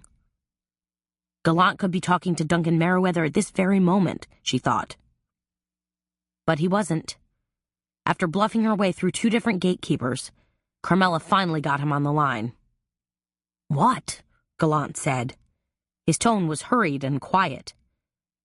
"I just heard that Duncan Merriweather was picked up," said Carmela. "That's right. He's being questioned right now, even as we speak." Carmela was still confused. "But how did you know? How did you locate the murder weapon, the trocar?" "We got a tip," said Gallant. "Anonymously? Is there any other kind?" "I don't know," said Carmela. "That seems awfully convenient to me. Maybe you were getting too close to the truth and—" "Hey," said Gallant. "It's what we got." "But what if it's classic misdirection? What if somebody planted the trocar and then called in the tip?" "It's possible. Anything's possible," said Gallant. "Was there blood residue on the weapon?" "We're working on DNA right now." "But you're still going to hold Merriweather?" "Absolutely. For as long as it takes." "Listen," said Carmela. "I have some information that may or may not impact this case." "Now what?" said Gallant. He didn't sound happy. Carmela hastily told him about the land deal and Spangler Enterprises, and her theory that Conrad Falcon stole the land right out from under Jerry Earl. "Are you sure about all this?" Gallant said, in a tone dripping with skepticism. "That Falcon is behind Spangler Enterprises?" "Well, it's a theory," said Carmela. "Which is why I need your help. I need you to please muster your resources and dig into this. See if it's true." "Why are you so bent out of shape about this investigation?" Gallant asked. "When we probably already have our man." "I'm worried you might have the wrong man, and that Conrad Falcon will get off scot-free." "I can try to find a connection, but I can't promise anything. It's crazy around here. Really, I have to go." "If you find out anything at all, call me." But Gallant had already hung up. Carmela changed into jeans, a sweater, and tennis shoes, and headed off on a morning walk with Boo and Pooba. They skipped down Dauphine Street and cut down Conti Street, going past the Pharmacy Museum and the Historic New Orleans Collection, skirting close to the Voodoo Museum. A lot of museums here, Carmela thought. A lot of history. But what was the history behind prospecting for gold? Or digging up old dinosaur bones? Somehow, those things had to tie in with Jerry Earl's murder, right? And with the murder of Eric Zane? She kicked it into high gear then, as she jogged along with the dogs. Of course, they were doing an easy lope while she was rattling her fillings loose, sweating profusely, and chugging along like the little engine that could. Or at least was trying very hard. As they came flying through the porte cochere and into the inner courtyard, Carmela found a delivery boy standing at her door. He was shifting about uncomfortably, looking uncertain, while he tried to balance an enormous white cake box. "My cake!" Carmela called out. She'd almost forgotten about it. The delivery boy turned. Are you Carmela Bertrand? He looked supremely hopeful. That's right. Are you from Duval's Bakery? He nodded. Let me put the dogs inside, then I'll give you a hand with that cake. So, of course, Boo and Pooh-Bah got tangled up in their leashes and almost tripped the delivery boy. But Carmela finally got everything straightened out. The large white cake box was deposited safely on her dining room table. The delivery boy was tipped, and the dogs were... well, they were definitely eyeing the large box, their pink tongues hanging out. No, Carmela told them. This cake is totally off limits. There will be no begging, sniffing, or nibbling at frosting. There will be no accidentally knocking this cake over. This cake is for an important charity event tonight. Now, do you understand? Please nod if you understand. That said, Carmela gingerly opened the box and peered inside. The intoxicating smell of sugar, butter, chocolate cream, and fondant wafted up at her. She closed her eyes and inhaled. Boo and Pooh-Bah edged dangerously close to the cake. Carmela held up an index finger and glared at them. They hunched their shoulders and slunk back. Carmela smiled to herself as she feasted her eyes upon the cake. It was a 4-tiered beauty, iced in vanilla frosting, and each layer edged with small bouquets of pink and yellow flowers. Bands of fondant pearls coursed down the sides of the cake. Gorgeous. On the bottom layer, Crescent City Bank had been grandly spelled out in poofy fondant. Not so gorgeous, but it was what she had to work with. That was the trouble with a commercial project like this. It was, well, commercial. Carmela headed for her kitchen. First coffee and kibbles, then we'll whip up our frosting. Boo and Pooh-Bah followed her, watching as she measured out a nice strong ration of coffee, set it to brew, and then portioned out food for them. While the coffee brewed and the dogs snarfed their breakfasts, Carmela whipped together batches of chocolate frosting and buttercream frosting. When both frostings were thick and ready to work with, she poured them into plastic pastry bags. Now came the tricky part. Squeezing gently, Carmela formed a crooked, twig-like line of frosting on top of a sheet of waxed paper. She went over it a couple of times until it took on the appearance of nubby bark. Then she squeezed out another 6 crooked twigs. She surveyed her handiwork. Pretty good. Using a silver knife, she carefully lifted one of the twigs, carried it over to the cake, and placed it across the top tier. It looked good. Very realistic, in fact. The other 5 twigs followed. Changing to a smaller tip on her pastry bag, Carmela began the painstaking process of creating the bird's nest. She basically squirted out 5 skinny lines of chocolate frosting, then cross-hatched over them with lines of buttercream frosting. Then, she repeated that process 3 more times. Since the frosting was still sticky and pliable, it was fairly easy to join the 4 sides together, round them out a little bit, and fashion them into a nest. It's working, she told the dogs. It's really working. She carried the nest to her cake and, holding her breath, carefully placed it on top. Again, it looked pretty good. Now she took her miniature feathered birds and placed 2 on either side of the nest and 3 more birds on the tier below.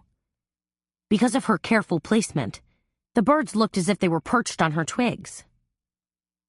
Carmela didn't want the necklace to get lost in the nest, so she fashioned a piece of pink silk around a puffball of cotton and stitched it closed on the bottom. The pink silk pillow went into the nest, and the beautiful diamond pendant puddled right on top of it. Easy to admire, easy to bid on. Ta-da! She sang out, with Boo barking her approval. We did it! She glanced at the clock, stunned that it was already past 1 o'clock. Holy mackerel! She looked at the dogs. Did you guys forget? You're supposed to be packed. The words were barely out of her mouth when there was a sharp knock at the door. Daddy, said Carmela. She pulled open the door and let the dogs launch their assault on Seamus. Jeez, he cried out. Take it easy. We've got all weekend to party, kids. He glanced at Carmela, then dug his hand into the bag of Fritos he was carrying. "Did the cake get here? Did you decorate it?" "Nice to see you too, Seamus. Yes, I decorated the cake. Just finished it, as a matter of fact." Seamus sauntered over to the table and took a peek at it. "Hey, it looks good. You do nice work, kid. I knew I could count on you." He stuck a finger out to grab a bit of frosting. Carmela slapped his hand and said, "Frosting and Fritos? Give me a break." "Hey, the Fritos are organic, right?" He rolled up the bag, tossed it toward the trash can, and missed. He made an ah sound. "You want to take the cake with you?" Carmela asked. Seamus rolled his eyes. "It's hard enough to stuff 2 dogs with all their beds and toys into a Porsche." "You could always get a more sensible car," Carmela pointed out. "Please, that would be so bad for my image." Carmela smiled. "I can see that. You wouldn't want to look too sensible." "Huh?" Seamus said. Then he made a kind of gangling motion toward her, which Carmela deftly sidestepped. "So, I understand you sold the old homestead?" "That's right. It's over and done with." "What a pity." "You didn't really want it, Seamus. In fact, you didn't particularly want to live there with me." "Still, that house had been in my family for years. Yet nobody stepped up to buy it." Seamus glared at her. "Tell me, do you have the buyer's check in your hot little hand?" "No, not yet." "Then the sale's not complete," said Seamus. "It's not technically final until you sign the papers and deposit the check." "Whatever," said Carmela. "I suppose I'll see you at the cakewalk ball tonight," said Seamus. "Wait," said Carmela. "You're going?" Seamus nodded. "Of course. Crescent City Bank needs to be properly represented." "But what about the dogs? I thought you were going to spend time with them tonight." "They'll be just fine," said Seamus. He bent down, grabbed a dog bed, and tucked it under one arm. He struggled to grab the second one. Hunched over like Quasimodo, he headed for the door and said, "Okay, kids, let's haul anchor." "Wait," said Carmela. "You can't forget their toys." "They've got plenty of toys at my place," Seamus growled. "You can't forget Boo's little red gingerbread doll. She can't go to sleep without it." "Aw, crap," said Seamus. He sighed and dropped the beds. "Where is it?" Carmela looked around. "I'm not sure." She gazed at Boo. "Boo-Boo, where's your dolly?" Boo lay down and proceeded to lick her front paws, seemingly unconcerned. "Come on, Boo, I don't have all day," said Seamus. He glanced sharply at Carmela. "Do we really need the darn thing?" "What do you think?" They finally found it under the bed. Chapter 24. When the door closed behind Seamus and the dogs, Carmela sank into the couch. At one time, she would have felt sad to bid goodbye to the little family that she'd made. But today she just felt relieved. Still, Seamus had liked the cake. So there was that one little bit of positivity to hang on to. And hopefully, his curmudgeon sister Glory would be impressed as well. If she wasn't, well, tough. But things were bound to improve, because tonight, Edgar Babcock would presumably join her at the cakewalk ball. A little shiver of anticipation tingled deep within her. It had been a long week with her sweetie being out of town, and she couldn't wait to catch up. Not only bending his ear about the 2 murders, but doing some remedial snuggling, too. When the phone rang, she was almost too tired to pick it up. Then she remembered Bobby Gallant. Was he calling her back? He was indeed. "You were dead wrong," was Gallant's opening salvo. "What are you talking about?" said Carmela. "Conrad Falcon doesn't own that land you told me about. In fact, he has nothing to do with it." "Sure he does," said Carmela. "It's not X marks the spot, but he probably owns it in some tricky kind of way. It's owned under a different entity than Falcon's Above Board Corporation. Probably that other company I told you about, Spangler Enterprises. I checked, said Gallant. There's absolutely no connection between Conrad Falcon and Spangler Enterprises. Carmela was shocked. You're sure about that? Positive. Then what can you tell me about Spangler? Nothing at the moment, said Gallant. I just wanted to give you a heads up. And rub my nose in it? Oh, but can you... Sorry, gotta go. Click. Doggone. Carmela almost tossed the phone across the room, except there was another knock at the front door. She stormed over to the door and yanked it open. What? She cried. A young man in a delivery uniform shrank back. I was supposed to pick up a cake? For delivery to the Art Institute? Oh, right. Come on in. Some of her anger began to dissipate. This kid hadn't done anything to her. Why take it out on him? It's right here on the table. The delivery boy hefted the box an inch off the table.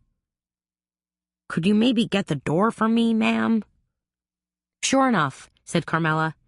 She held the door open as he eased his way out. Thanks. Don't drop it, she told him. I'll try not to, he called back.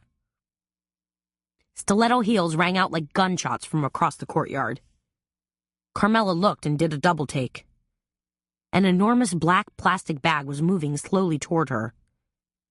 Is that you? Carmela asked. Ava's head cranked out from one side. Cher, help me, came her plaintive voice. Carmela ran over to help, grabbing the bottom half of the garment bag that was dragging on the ground. This weighs a ton, she exclaimed. What have you got in here besides dresses? Gold bars? See, said Ava. You have gold on your mind. Aren't you excited about the arrest? Aren't you glad they finally caught him? Maybe they caught him, said Carmela as they squished and punched the garment bag through the doorway, then threw it down on the chaise lounge. It's just that after finding out about the land lease and all... Ava waved a hand as if solving the murder were a done deal. Meriwether was on your radar all along, you smarty. In fact, that's what I told Jekyll when I talked to him earlier today. He says kudos, by the way. She looked around. Where are the dogs? Daddy's weekend. He was just here to pick them up. Ava grimaced. Ugh, did he give you grief? No more than usual.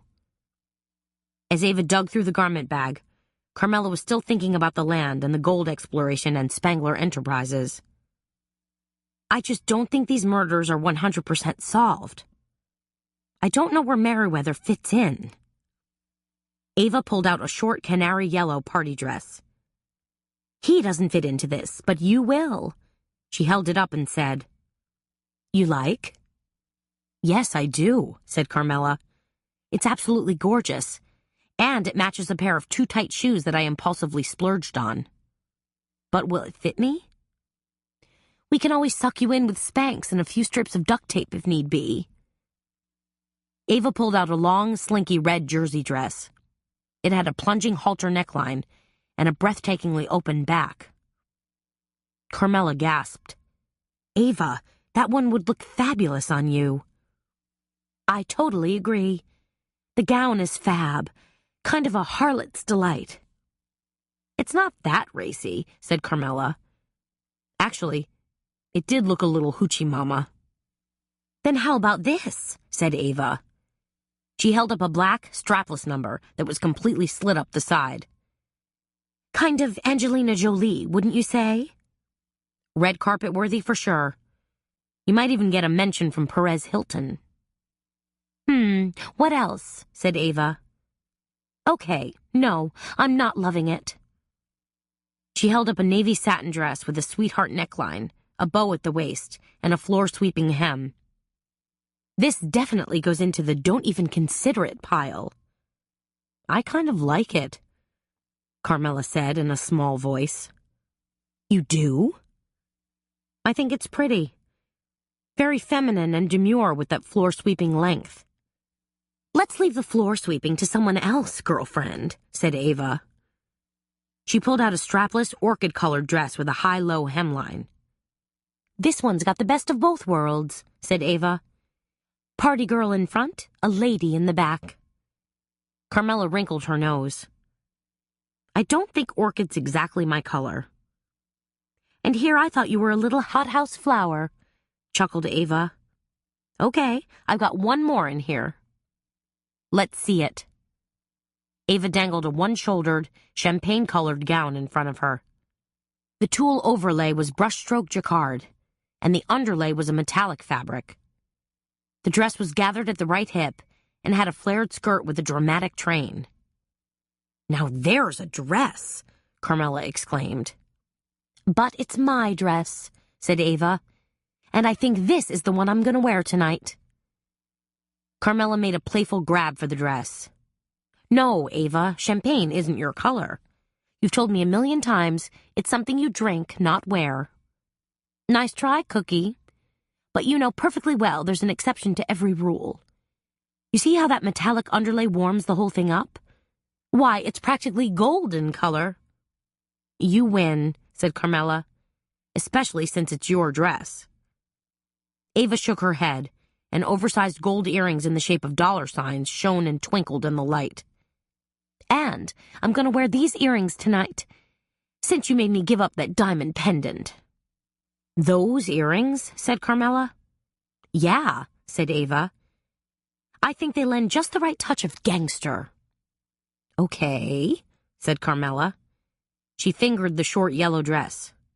So, what do you want to do now? Let's have us a little fashion show and finalize our choices. And while we're at it, maybe enjoy a cocktail or two to loosen things up. Now you're talking, said Carmela. By 4 o'clock, their dresses selected, a pitcher of frozen strawberry daiquiris consumed, Ava drifted back to her own apartment to shower and fix her hair. Carmela was feeling no pain. She climbed into her shower, cranked up the hot water, and under the needle-like spray, felt her entire self begin to decompress. This is good, she told herself. I'll take a couple of hours to relax and get ready. Then I'll get all prettied up for tonight and be ready to dance the night away when Babcock finally shows up. She washed her hair, threw in a little cream rinse for good measure, then stayed under the shower until the hot water dwindled and the pipes began their familiar clank. This is the life. Well, it was anyway. She stepped out of the shower, wrapped a towel around her head, and cozied up in her terry cloth robe. With the bathroom door still closed tight, the room was steamy and warm, the mirror completely fogged. I suppose I have to think about makeup, she told herself. Maybe she'd do the full Monty. Not just tinted moisturizer and mascara, but eyeliner, blusher, lip liner, the works. Really glam it up. Carmela gazed into the mirror, but it was so fogged up that all she could see was an ethereal, wavering image.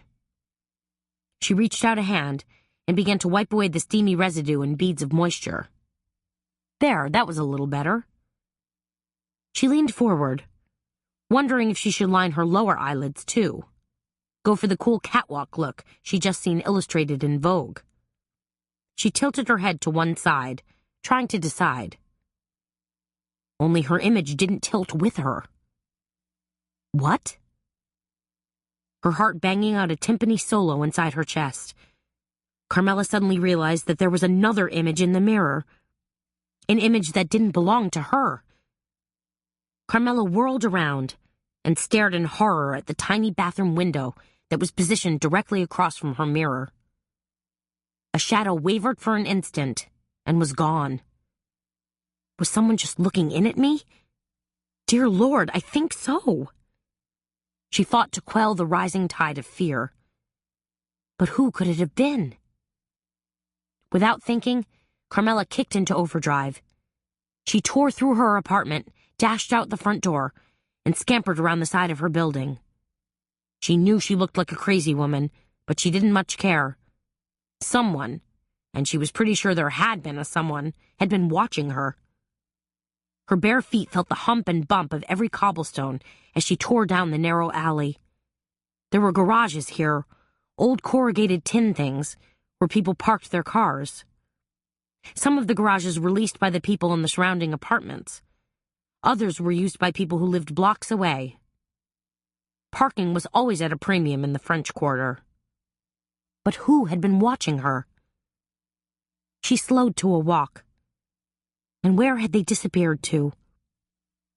Was someone lurking right now behind one of the hulking, rusted dumpsters at the end of the block? Or waiting quietly in one of the open garages? Some of the garages had been broken into so many times, their doors no longer closed. Maybe it was a bad idea to be out here. And I left my door standing wide open, my apartment completely unlocked. That thought got Carmela moving again. She tiptoed back down the alley and slid around her building. A woman with a small, curly-haired dog, a schnauzer she thought it was walking toward her. Carmela racked her brain, trying to remember the woman's name. Mrs. Peabody, that was it. And her dog's name was Antoine.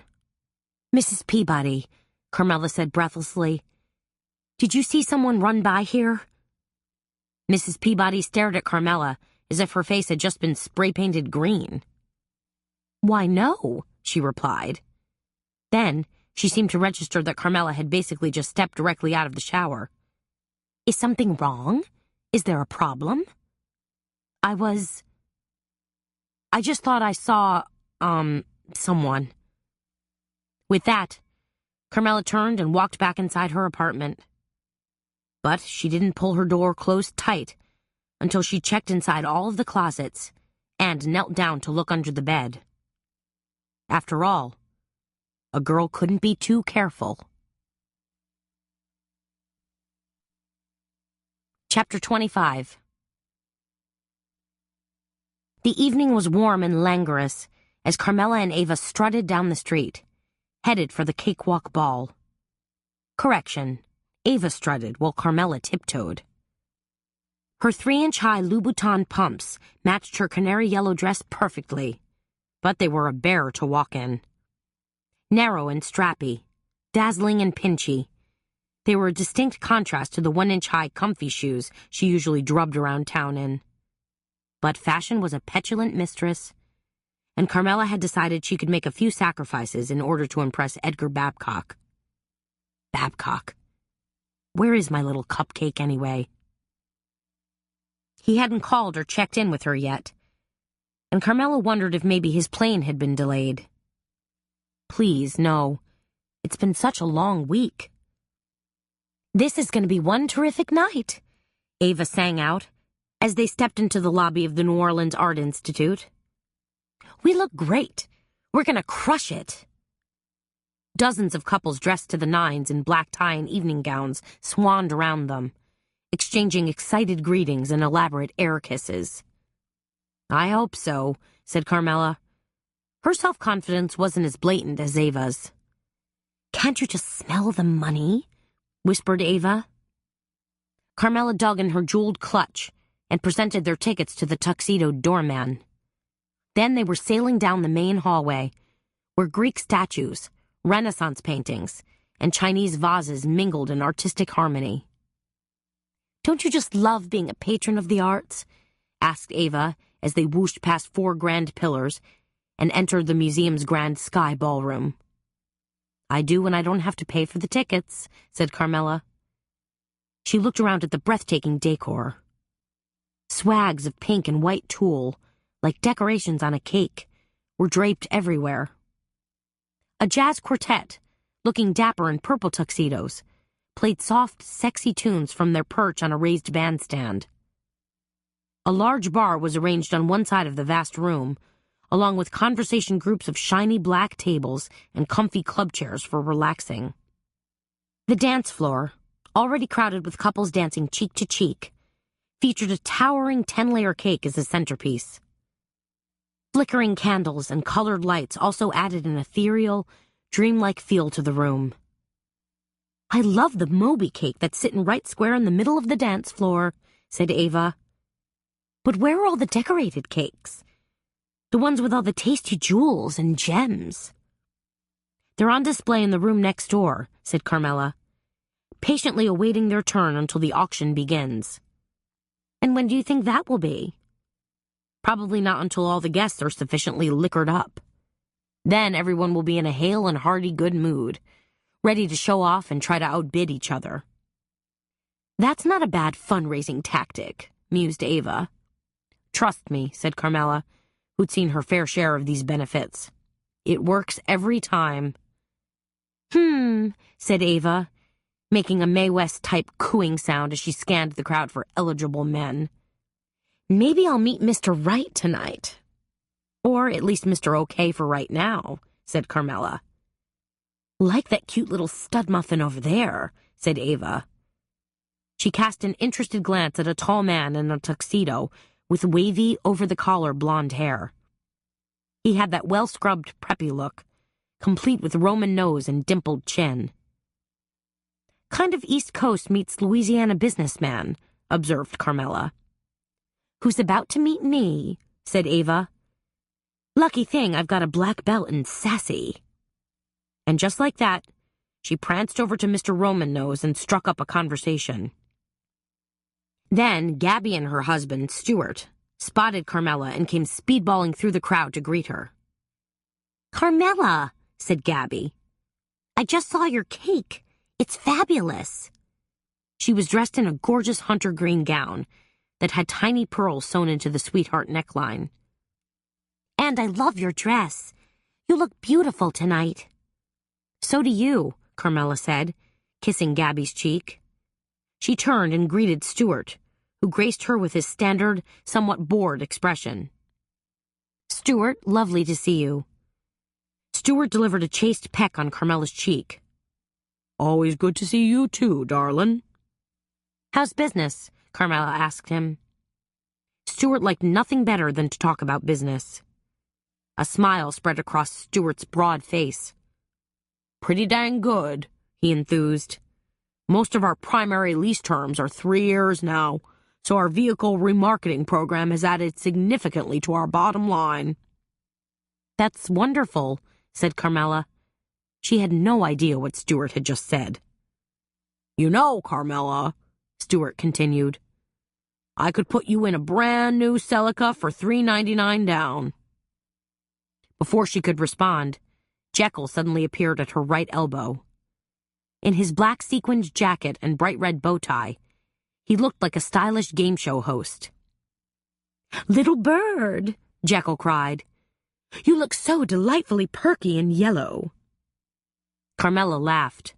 I better look good, because these shoes are killing me. Jekyll grabbed her by the hand and pulled her away. Speaking of killing, me dear, I'd say beaucoup congrats are in order. Carmela stared at him. What do you mean? Jekyll led her closer to the bar, where a waiter tipped his tray toward them and offered a choice of shrimp pâté on crackers or blobs of shiny black caviar on toast points. Carmela helped herself to one of each. She figured it was going to be a long night, and she needed to fortify herself. Darlin', said Jekyll, his dark eyes lighting up. You solved the murder. He popped a cracker into his mouth and chewed thoughtfully. Of course, I always knew you would. You have the raw, natural instincts of a real-life investigator. And here I suspected meek little Beatsy all along. I guess it just goes to show how off-base moi can be. Jekyll. Carmela tapped a finger against his shiny lapel. I don't think I did solve the murder. Yes, the police picked up Duncan Merriweather for questioning, but... Carmela's cell phone buzzed from inside her beaded bag. 1 second, she told Jekyll. I have to get this. She grabbed the phone, checked her caller ID. Yes, it was Babcock. You're here, she said. I'm back in town, yes. His voice sounded mellow but tired. My plane just landed. Just in the nick of time, said Carmela. Why don't you jump into your tux and get over here, okay? A tux, he said, There was a giant sigh attached to that. "That's right," said Carmela. "The same one you wore to the Rex ball would be absolutely perfect." "Carmela, I'm pretty beat." "Please," she said. "Just get your sweet self over here, okay?" She lowered her voice. "I'm really dying to see you." Now Babcock gave a low chuckle. "With a heartfelt invitation like that, how can I resist?" "Ooh, wait a minute," said Carmela. "You don't have an invitation. I mean, like, tickets." "I've got a gold shield," said Babcock. "That should be invitation enough." As Carmela hung up, Jekyll rolled his eyes. "I take it your sweetie is back in town?" "Finally," said Carmela. She linked her arm through Jekyll's, and they strolled around the ballroom. "Carmela!" called Baby, giving an eager wave. Carmela and Jekyll quickly joined Baby and her husband, Dell. Baby was dressed in a burgundy gown with a yellow sash that perfectly matched her sleek blonde hair. "You're the talk of the walk," Baby exclaimed. "Why is that?" said Carmela, somewhat guardedly. "Oh, no. Not more talk about the murder and Duncan Merriweather." But Baby was all jacked up over Carmela's cake. "Your delightful little bird cake is getting tons of attention. I've heard from a couple of people that it's their #1 favorite, so I'll bet you get the highest bid." "I think the attention is probably being paid to the diamond pendant and not my cake," said Carmela. She knew the pendant was a real stunner. Who wouldn't want it? Heck, she'd love to have it. "We'll see," chirped Baby. Baby's husband kissed Carmela fondly on the cheek. "It's a good thing the auction isn't silent," he said. "Then we'd have nothing to gossip about." "Nothing ever remains silent in New Orleans," Carmela replied. Carmela and Jekyll moved on. Then, when Jekyll spotted a bunch of friends from the Pluvius crew, he suddenly dashed off to greet them, leaving Carmela standing alone. But not for long. Buddy Pelletier, Jerry Earl's old business pal, suddenly had her in his clutches. "Carmela," said Pelletier, "I'd like to introduce you to my wife, Melba." Carmela greeted Melba warmly, and they made small talk for a few minutes. Then Pelletier pulled her aside. "Thank you so much for helping Margot," Pelletier told her. "I'm not sure I did all that much," said Carmela. "Dear lady, you did far more than you think. You were a friend during her time of need and, from what I've been hearing, pointed a firm finger at Duncan Merriweather." "Yes, but Don't downplay your good work, Carmela," said Pelletier. "You made a significant contribution to this investigation." He hooked a thumb and pointed at Margot Leland across the dance floor. "Look at Margot over there. Merriweather's arrest this morning came as a terrible shock to her, but it's also lifted an enormous weight off her shoulders." "You think?" Carmela didn't think Margot looked all that happy or relieved. "Absolutely," said Pelletier. "Now she knows. Now she's got closure and can start rebuilding her life." He smiled his handsome smile. "I suppose you're right," said Carmela. Somehow, deep in her heart, she didn't feel like there'd been any sort of closure. Then again, maybe she was still coming to terms with the 2 murders. "I'm going to make sure all Margot's friends continue to rally around her," said Pelletier. "I'm going to ensure there's a good, solid support group." "That's very sweet of you," said Carmela. Pelletier was gazing at her intently. "I think I'm going to go over and say hello to Margot," said Carmela. "Thank her for the tickets." Pelletier nodded forcefully. "Do that. I know she'd love it." When Margot saw Carmela coming toward her, she stretched out a hand and said in a quavering voice, "Carmela, you dear, dear girl." Carmela put her arms around Margot and gave her a big hug. "How are you holding up?" she asked. "I can't believe you're even here tonight." I know, said Margot. But at least this whole terrible ordeal is practically over with now. She stepped back and turned plaintive eyes on Carmela. Can you believe it? Duncan Merriweather, our Duncan. It surely came as a complete shock. Now Beatsy chimed in. He was always right there. Always so close to us. I get chills every time I think about it, said Margot, making Google eyes. Duncan was always with us. Our little troika, he liked to call us. He was at every party, every social engagement, pretending to be helpful, pretending to be solicitous. But we had a viper in our midst, said Beatsy. She wore a long black dress and low, squashy heels. Margot, on the other hand, was dolled up in a flamboyant fuchsia-colored dress with her trademark gold accessories and super-high stilettos. Her forehead looked smooth and a little puffy, and Carmela wondered if she just had a hit of Botox.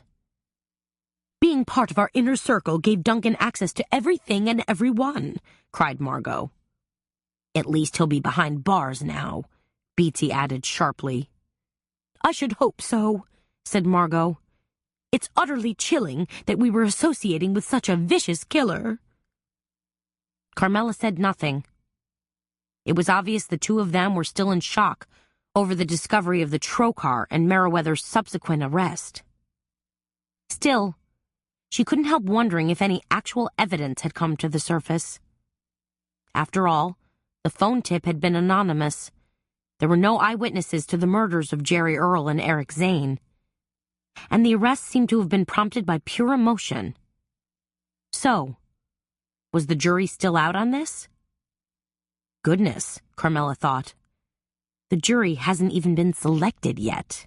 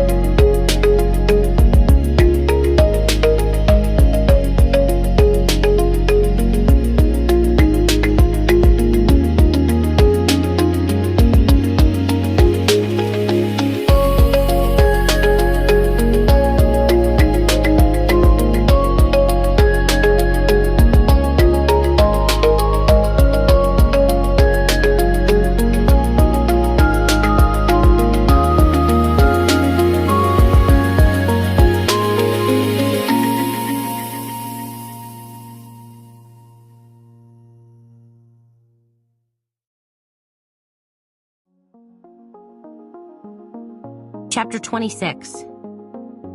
Seamus, said Carmela, suddenly startled. She'd been elbowing her way through the elegant crowd, trying to hunt down Ava. And instead, she'd run into the two people she really had no interest in talking to, Seamus and Glory Meacham. Glory wants to see her cake, said Seamus. He was dressed to kill in a black Armani tuxedo with a tartan plaid cummerbund. Glory, his older sister, had mean, wary eyes sunken into her doughy face, a lacquered helmet of gray hair, and wore her version of a sensible evening gown. In other words, it was brown, long, and shapeless. Carmela peeked down at Glory's shoes. Her feet looked like two gunboats encased in brown leather. Good heavens! Even Beatsy could give this woman pointers. Well, said Glory. She was mean as a puff adder and rich as Croesus. She'd never liked Carmela, and liked her even less now that she'd been forced to relinquish the Garden District home in the divorce settlement. I'd like to see my cake if it's not too much trouble, Carmela. All the cakes are on display in the adjoining room, Carmela told them in a neutral tone. Keep calm and carry on, she vowed to herself. Then lead the way, darlin', said Seamus. Let's take a gander. How are the dogs? Carmela asked. Just fine, said Seamus. The little darlings settled in just fine. The cake? Demanded Glory. Carmela trooped out into the hallway and into the next room with Seamus and Glory following in her wake, like a couple of disapproving ducklings. Her gaze wandered across 6 long tables that each held an opulent arrangement of cakes and jewels. And then she finally spotted hers. Over there, she pointed, with the bird's nest. Seamus saw it and beamed. It looks pretty good, huh, Glory? It turned out okay? Carmela rolled her eyes. Poor Seamus was always trying to please his older sister, always kowtowing to her every whim. Then again, Glory controlled the purse strings that allowed him to live his indolent and often frivolous life. Glory took a look, nodded, then lifted her glass and drained it. Carmela, meanwhile, tried to share the thinking behind her creative endeavor. I thought the bird's nest would really highlight the necklace, she told them. Give the impression of a rare jewel. She looked around. I know some of the other cakes incorporated jewelry into the actual frosting, but I felt that might be downplaying your pendant's beauty and importance. It looks nice, Glory said in a grudging tone. It works. Carmela's right, said Seamus, trying to muster a little more enthusiasm for Carmela's work. A lot of the cakes that were donated by individuals and corporations are all fancy and elaborate, but they don't show off the real reason for the auction, which is, of course, the jewelry. Glory looked around for a waiter. Where are the servers when you need a drink? Anyway, said Carmela, picking up where Seamus had left off.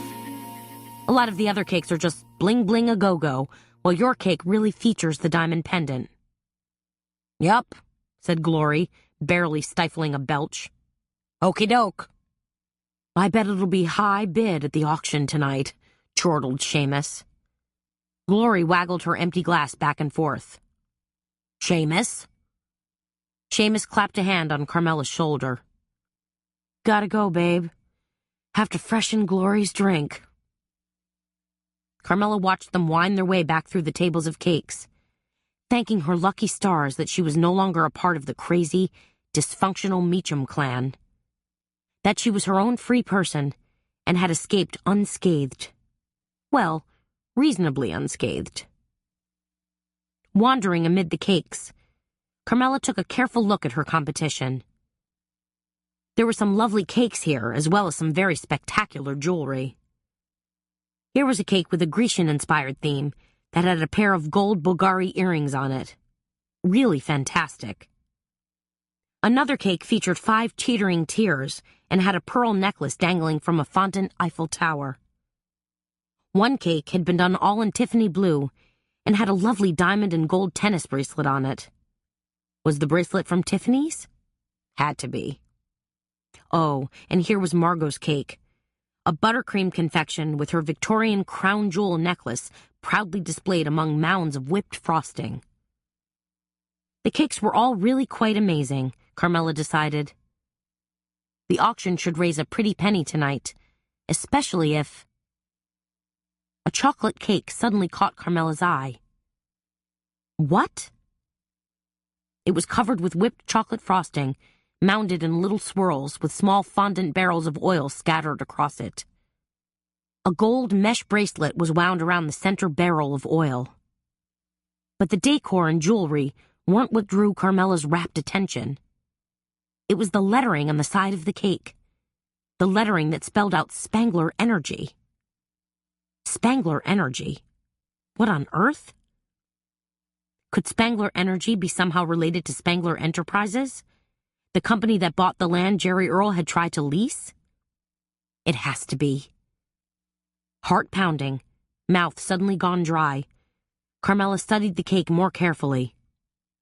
There were lots of little fondant barrels of oil, which seemed to point to a company that did oil drilling. Also, the words Tuscaloosa Marine Shale were written across the bottom layer. Carmela's brows puckered together. What on earth was Tuscaloosa Marine Shale? And more important, who had donated this cake? She needed to find out, immediately. Dashing back into the ballroom, her heart skipping beats, her skirt flying, she glanced around frantically. She saw passing waiters, 2 security guards, a knot of good-looking men passing around unlit cigars, and Conrad Falcon. For once and for all, I'm going to get a straight answer out of that man. Breathlessly, Carmela approached Falcon. Mr. Falcon, a word, please. Carmela wished her nerves were as steely and controlled as her voice. Conrad Falcon practically sneered when he saw her. You, he said. That's right, said Carmela. I was just looking at your cake in the other room and found it extremely interesting. He cocked an eye at her. Oh, really? The Spangler Energy cake? She spat out. Falcon stared at her. Excuse me? What I want to know, said Carmela, is how Spangler Energy, or Spangler Enterprises, or whatever you want to call it, relates to your company. It doesn't, he said. Carmela fought to keep from slapping him across the face. She knew he had to be lying, pure and simple. Of course he was. There was no way he was going to admit to any criminal activity now that Duncan Merriweather was under arrest. She leveled her gaze at Falcon, though her anger was doing a slow burn. I'm going to get the proof I need, she told him. And when I do, rest assured you're going to jail for a very long time. Probably for the rest of your life. Falcon's reply was a low hiss. I think you should take whatever prescription you've run out of and get it renewed. Then he turned and stalked off. Carmela spun around and pushed her way through the growing throng of people. What to do? How to really resolve this? The noise level was rising in pitch as the jazz band pumped out music like crazy. She could barely make herself heard, let alone think clearly. Maybe if she could find Ava. Ava could sometimes be the voice of reason, or at least a catalyst for action. Carmela looked around frantically. There were lots of women in gold floor-length gowns, but none of them was Ava. So where was she? Carmela hastily inspected the crowd again, and suddenly spotted Angela Boynton. Angela was one of the curators who'd helped honcho this event. She was also a good friend. Carmela quickly hatched a plan as she ran up to greet her. Angela, I need your help. Angela turned toward her with a broad smile. But her smile faded when she saw the worry and distress etched on Carmela's face. Carmela, what? Angela was a serious-looking woman in her mid-30s, with shoulder-length light brown hair, green eyes, and a slight bump on her nose that made her look interesting and highly approachable. Tonight, she wore a pale peach gown with a dramatic pair of Etruscan-looking earrings. I have to know who donated the Spangler energy cake, Carmela blurted out. I have to know who's behind it. Angela stared at her. I don't know offhand. I'll have to go back to my office and check the donor list. Can you do that? Can we do that? Carmela, what's wrong? Angela was busy and a little harried, too. Is it real important? Yes, it is, Carmela insisted. Please. I'm right in the middle of... Angela hesitated, then removed a chain from around her wrist and quickly handed it to Carmela. It took Carmela a split second to realize that the keys to Angela's office were attached to that chain. Thank you, Carmela breathed. Angela clutched her arm. Promise me you'll tell me what this is all about when you get a chance? Carmela's head bobbed frantically. I will. I promise. Then she scurried off. All the lights were turned off, but Carmela still managed to find the back hallway that led to the curator's offices. Though her shoes were biting into her feet something awful, she ran lightly down the dark corridor and stopped in front of a wooden door marked Curatorial B. Key ring jingling, she tried the first one in the lock. No go. Okay, the second one. No. The third one? There was a sharp click, and then Carmela was inside the small office that Angela shared with one of the textile curators. She tiptoed over to Angela's desk and turned on the small tensor lamp. Posters, brochures, Japanese obies, and small Buddhist sculptures were suddenly lit up in the spill from the lamp. There was a wall of books, and another wall where an elaborate brocade wedding kimono hung from a bamboo rod. Carmela sank into Angela's desk chair and pawed through the stacks of paperwork that were spread across her desk. She found acquisition lists, minutes from a recent budget meeting, exhibition notes, and, yes, the donor list. A sudden noise sounded from down the hallway. Footsteps. Somebody coming? Carmela froze as she strained to hear. It sounded as if someone was walking very cautiously and deliberately down the hallway. Then, much to her horror, they stopped right outside the office door. Who is it? Who's out there? All thoughts of the donor list were suddenly forgotten. Carmela stood up and looked around with wild eyes.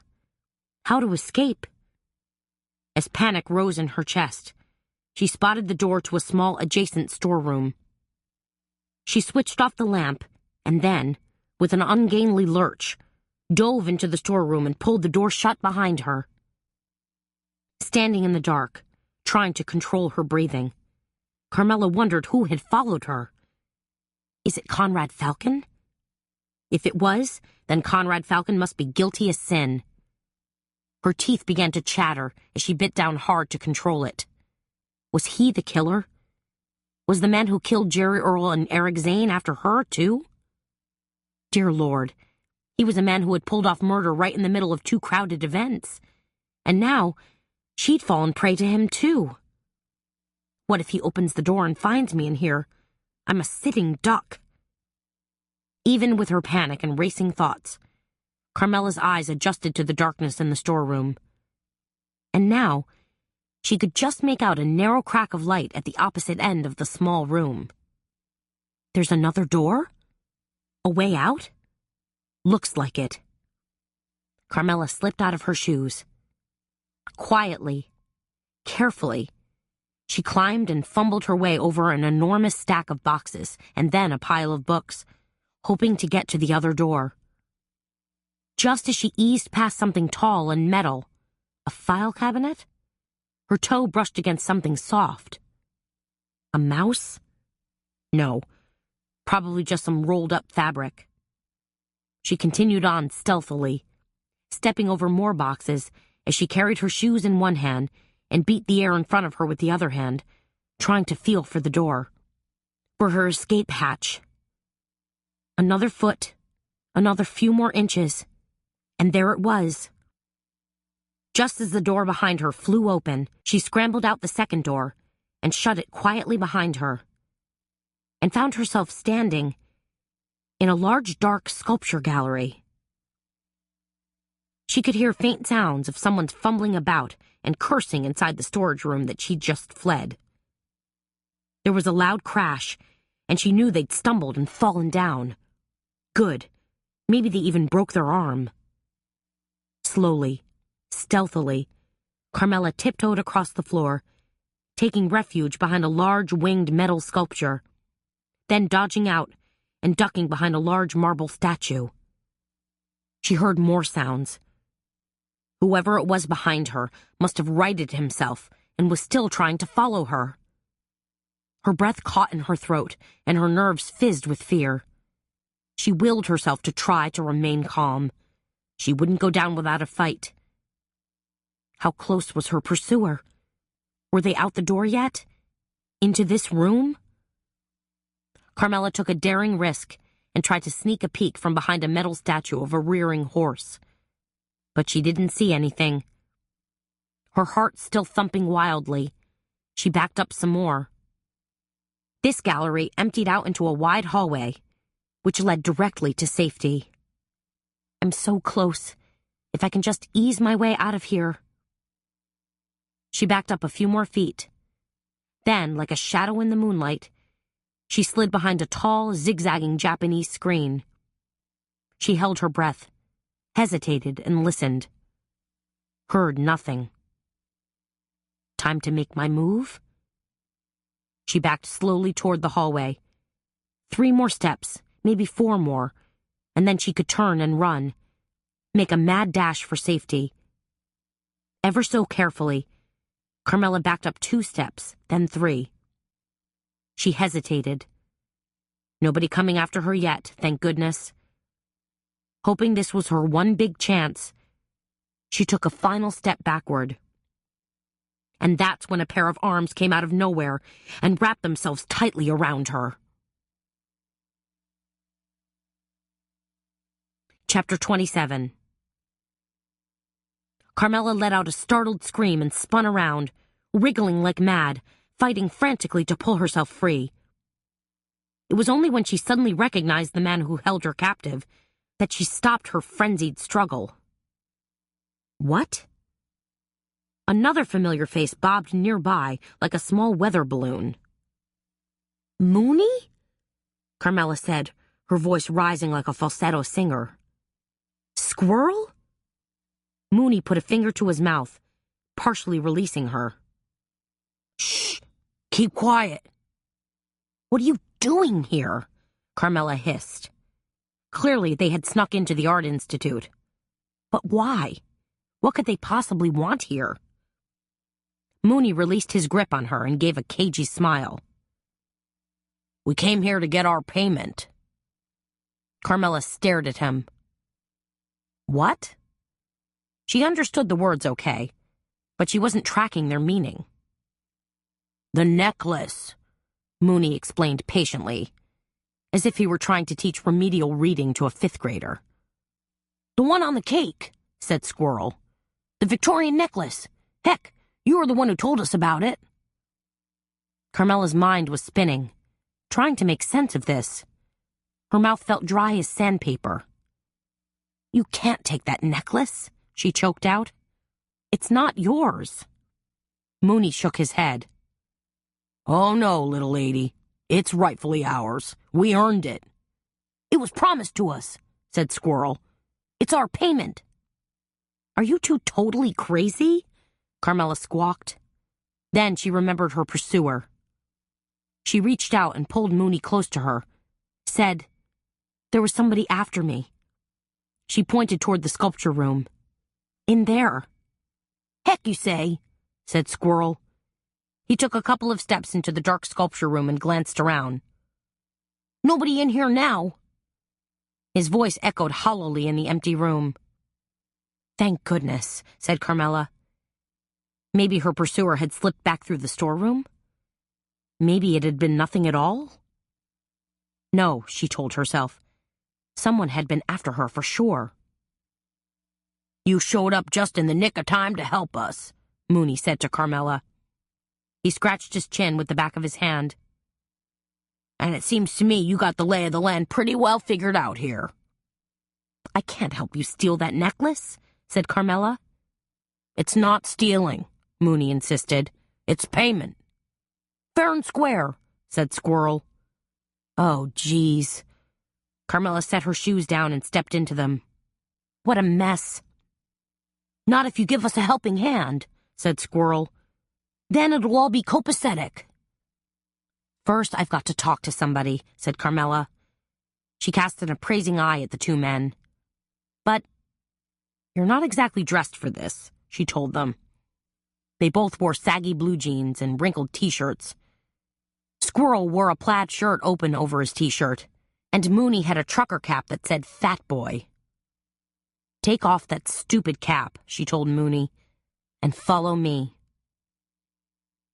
Carmela had luck on her side. The cake and jewelry auction had just kicked off, and most of the guests had crowded up toward the bandstand, their backs turned toward them. Excited murmurs ran through the crowd as they clutched their bidding paddles. 3 gorgeous cakes were on display up on a dais. Nice place you got here, said Mooney as they sauntered into the ballroom. Carmela poked an index finger in his face. You, she said. You let me do the talking. From the front of the room, the auctioneer's voice boomed out. First cake up for auction was donated by Holden Industries. I understand this is a lemon chiffon cake topped by an 18-karat gold charm bracelet. Do I hear $1,000? Dollars? Squeaked Squirrel. $1,000, intoned the auctioneer. From the lady in hot pink. Holy shebang, said Squirrel, ducking his head. A waiter carrying a tray of champagne flutes cautiously approached the 3 of them.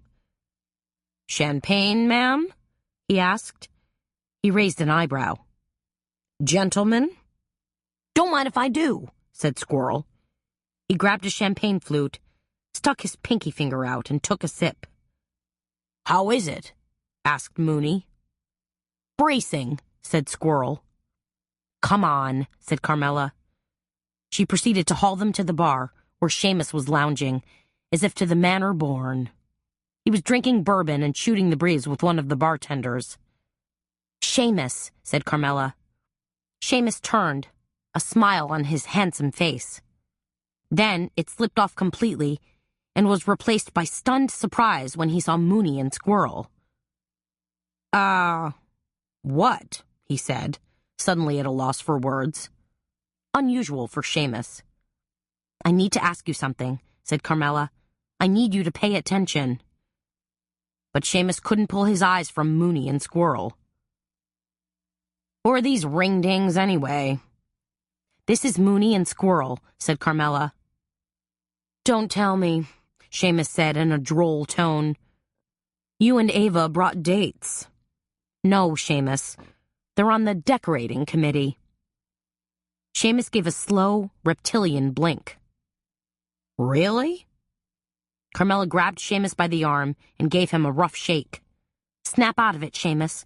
I need to ask you something. His gaze finally focused on her. What, babe? What do you know about Spangler Enterprises? Carmela asked. Seamus stared at her. You mean, Spangler Energy? Carmela jumped on his words. Yes, what is that? Are they the same company? Seamus, pleased to be the center of attention, playing the learned banker now, chose his words carefully. Well, the Energy Group is a division of Spangler Enterprises. A slow, sloppy smile spread across his face. Fact is, we're working with them on an interim loan. For oil drilling? Carmela demanded. Seamus nodded. Oil drilling where, Seamus? He took another sip of bourbon.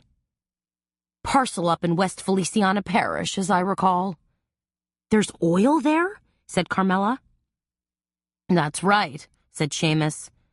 Supposed to be a part of the Tuscaloosa Marine shale play.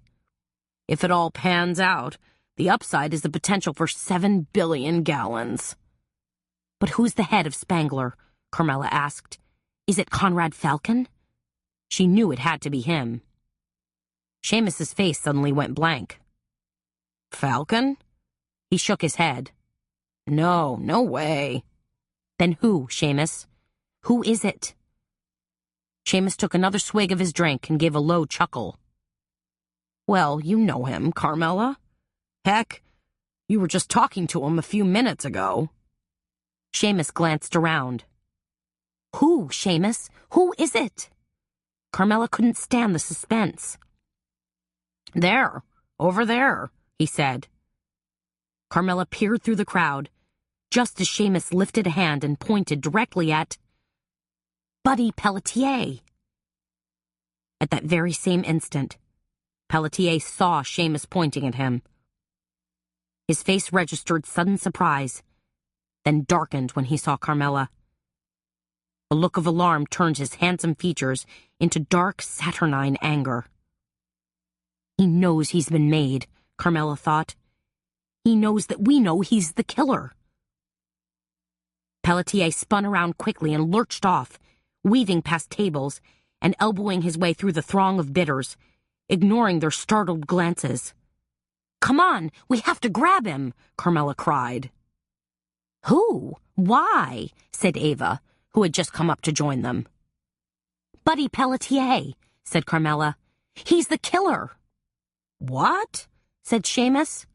Killer, said Squirrel. Holy guacamole, said a stunned Ava. Carmela launched herself like a grenade, waving for Mooney and Squirrel to follow. You guys gotta help me grab this guy.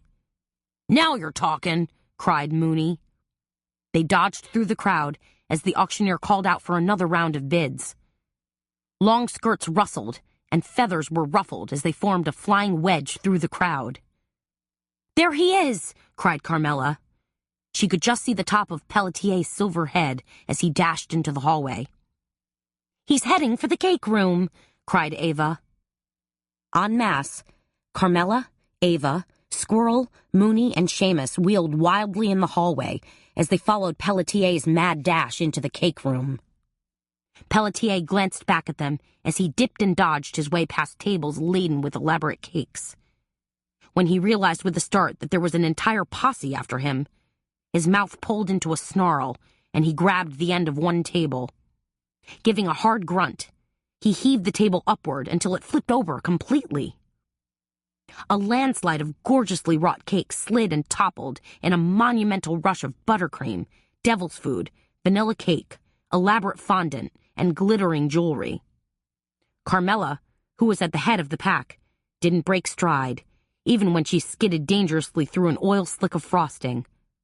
Now everyone was yelling, the commotion growing by leaps and bounds. Grimacing in anger, eyes like a trapped animal, Pelletier spotted an emergency exit and hurtled his way toward it. As his hand slammed the lever that stretched across the door, a buzzer blasted loudly and the door flew open. Then, Pelletier disappeared into the darkness of the night. Come on, Carmela pleaded. We have to stop him. Don't let him get away, came Ava's cry. They all flew out the door after Pelletier and clattered down a short flight of metal steps. Carmela's heel caught in the lower rung, and, just as she was about to stumble badly, Mooney's arm shot out and grabbed her. She glanced sideways at him, a quick, appreciative look, and saw that he'd somehow managed to grab the cake with the crown pendant on it. The crazy coot was hanging onto his prize and balancing it precariously as he ran. Are you crazy? Said Carmela. It's mine, Mooney huffed, fighting to keep stride alongside her. Pelletier hurtled down the sidewalk, his shoes sounding like firecrackers as they slapped against the pavement. Halfway down the block, Carmela spotted an Aston Martin convertible parked at the curb. That's his car, she screamed. Don't let him get away. Nice ride, Seamus huffed as he followed after them. Focus, please, Carmela begged as they all tore down the dark street. But Pelletier had already jumped into his car and was revving the engine. The headlights flashed on. The car let loose a throaty roar, and it started to lurch forward. He's getting away, Ava shrieked. Redlining his engine now, Pelletier popped it into second gear and cranked the steering wheel hard. Just as he was about to explode out of his parking spot like a Formula One car, a burgundy Crown Victoria sluiced in front of him and blocked him. "What the devil?" Seamus yelped as the front fender of Babcock's car was smacked so hard it crumpled. "It's Babcock!" Carmela cried. Relief flooded her entire being. Her fear and anxiety were suddenly evaporating. Babcock leapt from his car, looking handsome and stunning in his tuxedo. His ginger-colored hair was slicked back, his eyes were pinpricks of intensity, and his shoes shone in the glow from the street lamps like a modern-day Fred Astaire action figure. The only thing that seemed out of place was the startled expression on his face. Babcock took in Pelletier, who was still gunning his engine, trying to rock his sports car back and forth so he could push the car behind him out of the way and still make a break for it. And then he threw a questioning glance at the throng of people that was rushing toward him. "What's going on?" Babcock yelled. He threw his hands up and shook his head in disbelief. "Buddy Pelletier," Carmela cried. "He killed Jerry Earl Leland. And probably Eric Zane," Ava added. But Pelletier was making progress, rocking to and fro, basically smashing the grill of the car behind him. Another 2 inches, and he'd be able to squeak out and make his getaway. "Stop him!" Carmela cried. "Somebody do something!" Mooney dashed past Carmela, grim determination on his face, and the cake held high above his head. Then, in a moment of pure brilliance, he reared back and hurled the cake directly at Pelletier. The cake soared through the air like a sugar-coated missile, flipping end over end, bits of frosting flying everywhere. Then, like a scene out of a Bugs Bunny cartoon, the cake smashed directly into Pelletier's head and exploded.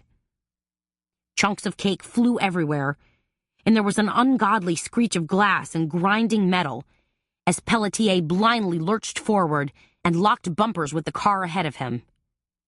Bellowing like an enraged bull, Pelletier alternately howled, stomped on the gas pedal, and fought to wipe cake goo from his eyes and nose. That was enough for Babcock. His gun was out of his shoulder harness in an instant and trained directly on Pelletier. As Pelletier was rudely dragged from his car, Mooney swept in and grabbed the crown jewel pendant, which had somehow magically draped itself on the Aston Martin's rearview mirror. Carmela felt a rush of adrenaline as she watched her handsome boyfriend put handcuffs on Buddy Pelletier and stuff him into the back seat of his banged-up Crown Victoria. "You got him!" she cried. Ava was doing her victory dance in the middle of the sidewalk. "We did it! We did it! We got him! We got him!" Squirrel threw her a goofy smile and joined in, dancing and bumping hips with her. Babcock looked around. "Anybody else need arresting?" Carmela watched as Mooney grabbed the necklace and stuffed it into the back pocket of his jeans. He turned and gave her a slightly guilty look, but she just shrugged. A small payment, she decided, for helping apprehend a dangerous killer. "I think we're good," said Carmela. She beamed at Babcock. "Thank goodness you showed up when you did." "I think you've got some serious explaining to do," Babcock told her. His gaze was stern, but his voice was gentle. Seamus ambled up. "Wow!" He pointed to the dent in the Crown Vic. "It's a dang shame about your car." "Taxpayers won't like paying for that," Babcock agreed. Ava let out a gasp and pointed at Carmela's shoes. "And look at your poor shoes! They're completely ruined!" Carmela glanced down. Her yellow silk shoes were streaked with white frosting and dappled with pink and white cake jimmies. Chances were, she'd never dance in them again. "Don't worry, babe," said Seamus, puffing out his chest, trying his best to act important. "I'll buy you another pair." In an instant, Babcock was at Carmela's side. He draped a possessive arm around her waist, pulled her close to him, and gave her a big kiss. No, he said. I'll buy her another pair. The end. You've been listening to Gilt Trip by Laura Childs with Diana Orgain, narrated by Danielle Furland. This book concludes with scrapbook, stamping, and craft tips from Laura Childs, followed by some of her favorite New Orleans recipes, read by Danielle Furland. Scrapbook, stamping, and craft tips from Laura Childs. Dimensional paper images with rubber stamps. Take about 6 Kleenex tissues and get them nice and damp. Now lay the tissues over one of your favorite rubber stamps. A simple image works the best. I used a teapot image.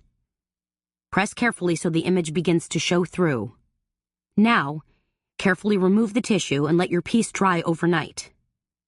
When the embossed image is completely dry, you can cut it into any shape you want, then paint it, gild it, or leave it plain. These embossed images are a great addition to handmade cards or add interest to scrapbook pages.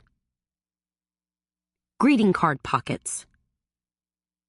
When you're scrapbooking a special event, such as Christmas, Mother's Day, etc., why not include the greeting cards that you received? Just create a pocket on your page and stick the cards in there. Your photos from that day, along with the cards, will make for a more memorable page. There's life in that old t-shirt. Fun, graphic emblems from the front of a t-shirt can make a great cover design for an album. Just cut them out and adhere with hot glue. A hot look. To achieve a sort of burned look on your photos or papers, tear the edges so they have a nice rough look. Then use a brown ink pad to color the edges. Leftover bits of paper. Don't toss out those smaller leftover pieces of colorful scrapbook paper. Use them to make napkin rings and place cards. Adding instant age. Want to make a black and white photo look like an heirloom? Take a wet tea bag and smear it across your photo.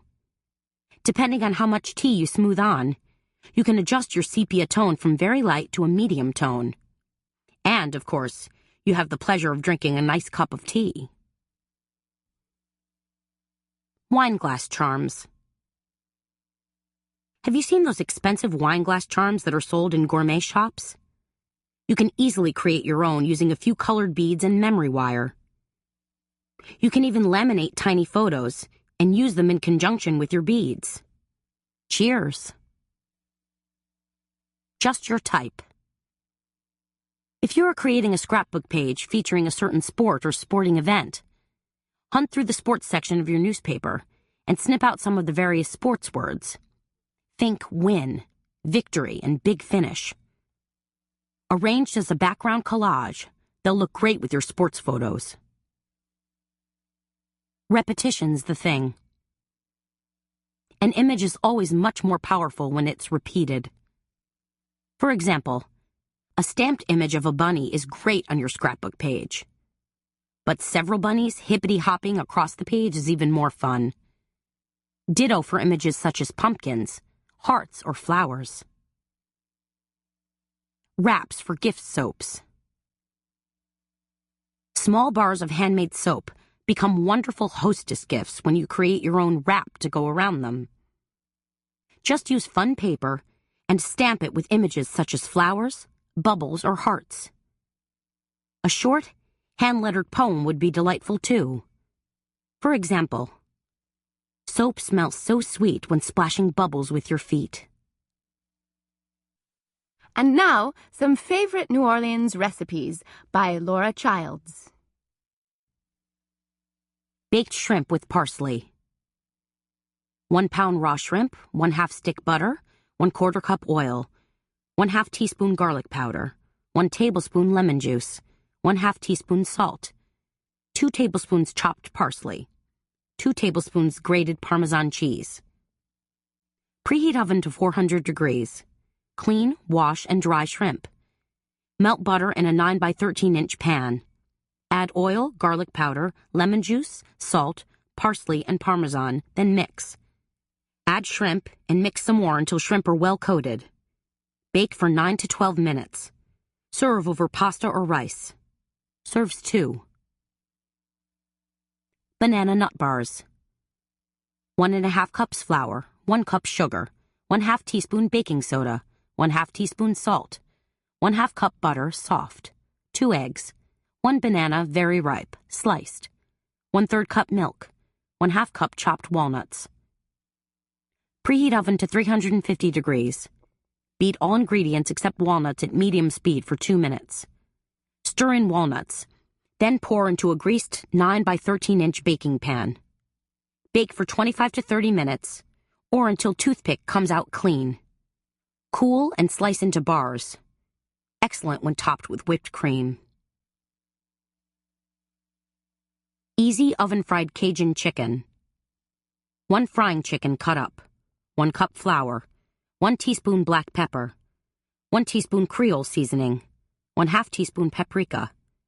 1/4 teaspoon cayenne pepper. 1/2 cup butter, melted. Preheat oven to 425 degrees.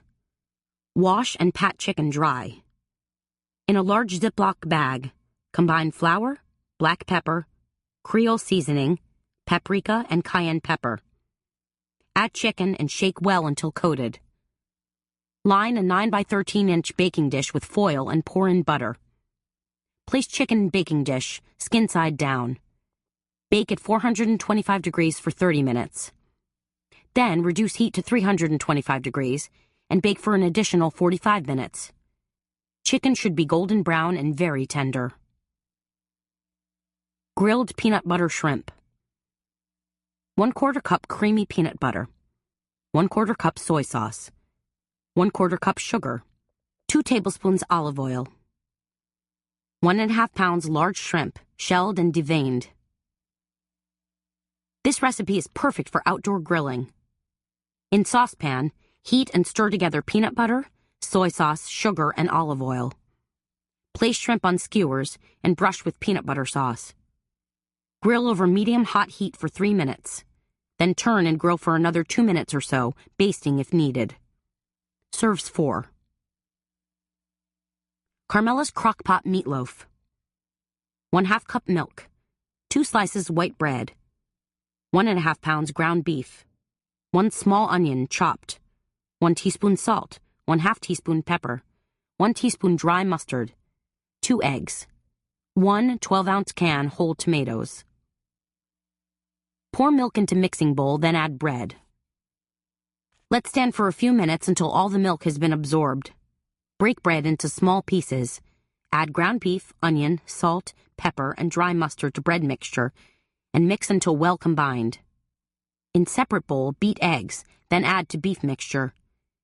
Shape beef mixture into a round loaf and place in crock pot. Drain tomatoes and pour over beef. Cover and cook on low heat for 5 to 6 hours. Before serving, uncover pot. Turn heat to high and reduce the sauce until it's nice and thick. Serves 4. Ava's Juju Voodoo peanut butter cookies. 1 cup sugar, 1 large egg, 1 cup peanut butter, any kind. Preheat oven to 350 degrees. Mix sugar and egg together, then add in peanut butter. Form dough into 1-inch balls and press gently with a fork. Bake on greased baking sheet for 10 to 12 minutes. Yields 1 dozen cookies that are so easy to make, it's practically magic. Cajun honey spiced nuts. 1/4 cup honey. 1 tablespoon butter. 2 tablespoons Cajun spice mix. 4 cups mixed nuts. Melt honey and butter together in large microwave dish on high for 1 minute. Stir in spice mix, then stir in nuts until all ingredients are well mixed. Cook on high for 6 minutes, stirring nuts every 2 minutes. Spread out to cool, then enjoy. Carmela's quick shrimp étouffée. 3/4 cup butter. 1 cup onions, minced. 1 cup green pepper, diced. 6 tablespoons flour. 4 teaspoons paprika. Salt and pepper to taste. 4 cups water. 2-pound shrimp, peeled. Melt butter in heavy saucepan. Add onions and green pepper and sauté for 2 to 3 minutes. Add flour and stir until well mixed. Add paprika, salt, pepper, and water, and simmer for 12 minutes. Add shrimp and simmer for another 15 minutes. Serve over fresh cooked rice. Big Easy Brownies. 1 cup butter, 3 squares unsweetened chocolate, 2 cups sugar, 4 eggs slightly beaten, 1½ cups sifted flour, 1 teaspoon baking powder, 2 teaspoons vanilla, 1 cup chopped walnuts. Preheat oven to 350 degrees. Melt butter and chocolate over low heat. Stir in sugar and eggs and mix well. Add sifted flour and baking powder and stir. Stir in vanilla and nuts. Pour batter into greased and floured 9 by 13-inch baking pan and bake for 35 to 40 minutes. Working Girl's Quick Blueberry Scones. 3 cups Bisquick, 2 tablespoons sugar, 1 cup fresh or frozen blueberries, 1/4 cup milk, 2 eggs. Preheat oven to 400 degrees. In medium bowl, combine Bisquick, sugar, and blueberries. In separate bowl, beat milk and eggs together. Add liquid mixture to dry mixture and stir until moistened but still crumbly. On lightly floured surface, pat dough into a 9-inch circle and cut into wedges. Place on ungreased baking sheet and bake for 10 to 12 minutes or until golden. Serve immediately with butter and jam. Lazy Morning Breakfast Casserole.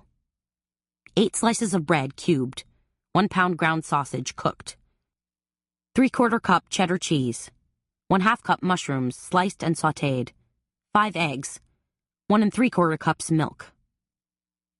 Preheat oven to 350 degrees. Place cubed bread in casserole dish. Sprinkle cooked sausage on top. Add cheddar cheese and mushrooms. In separate bowl, beat eggs and milk, then pour over top. Let stand for 5 minutes, then bake for 35 minutes until bubbly.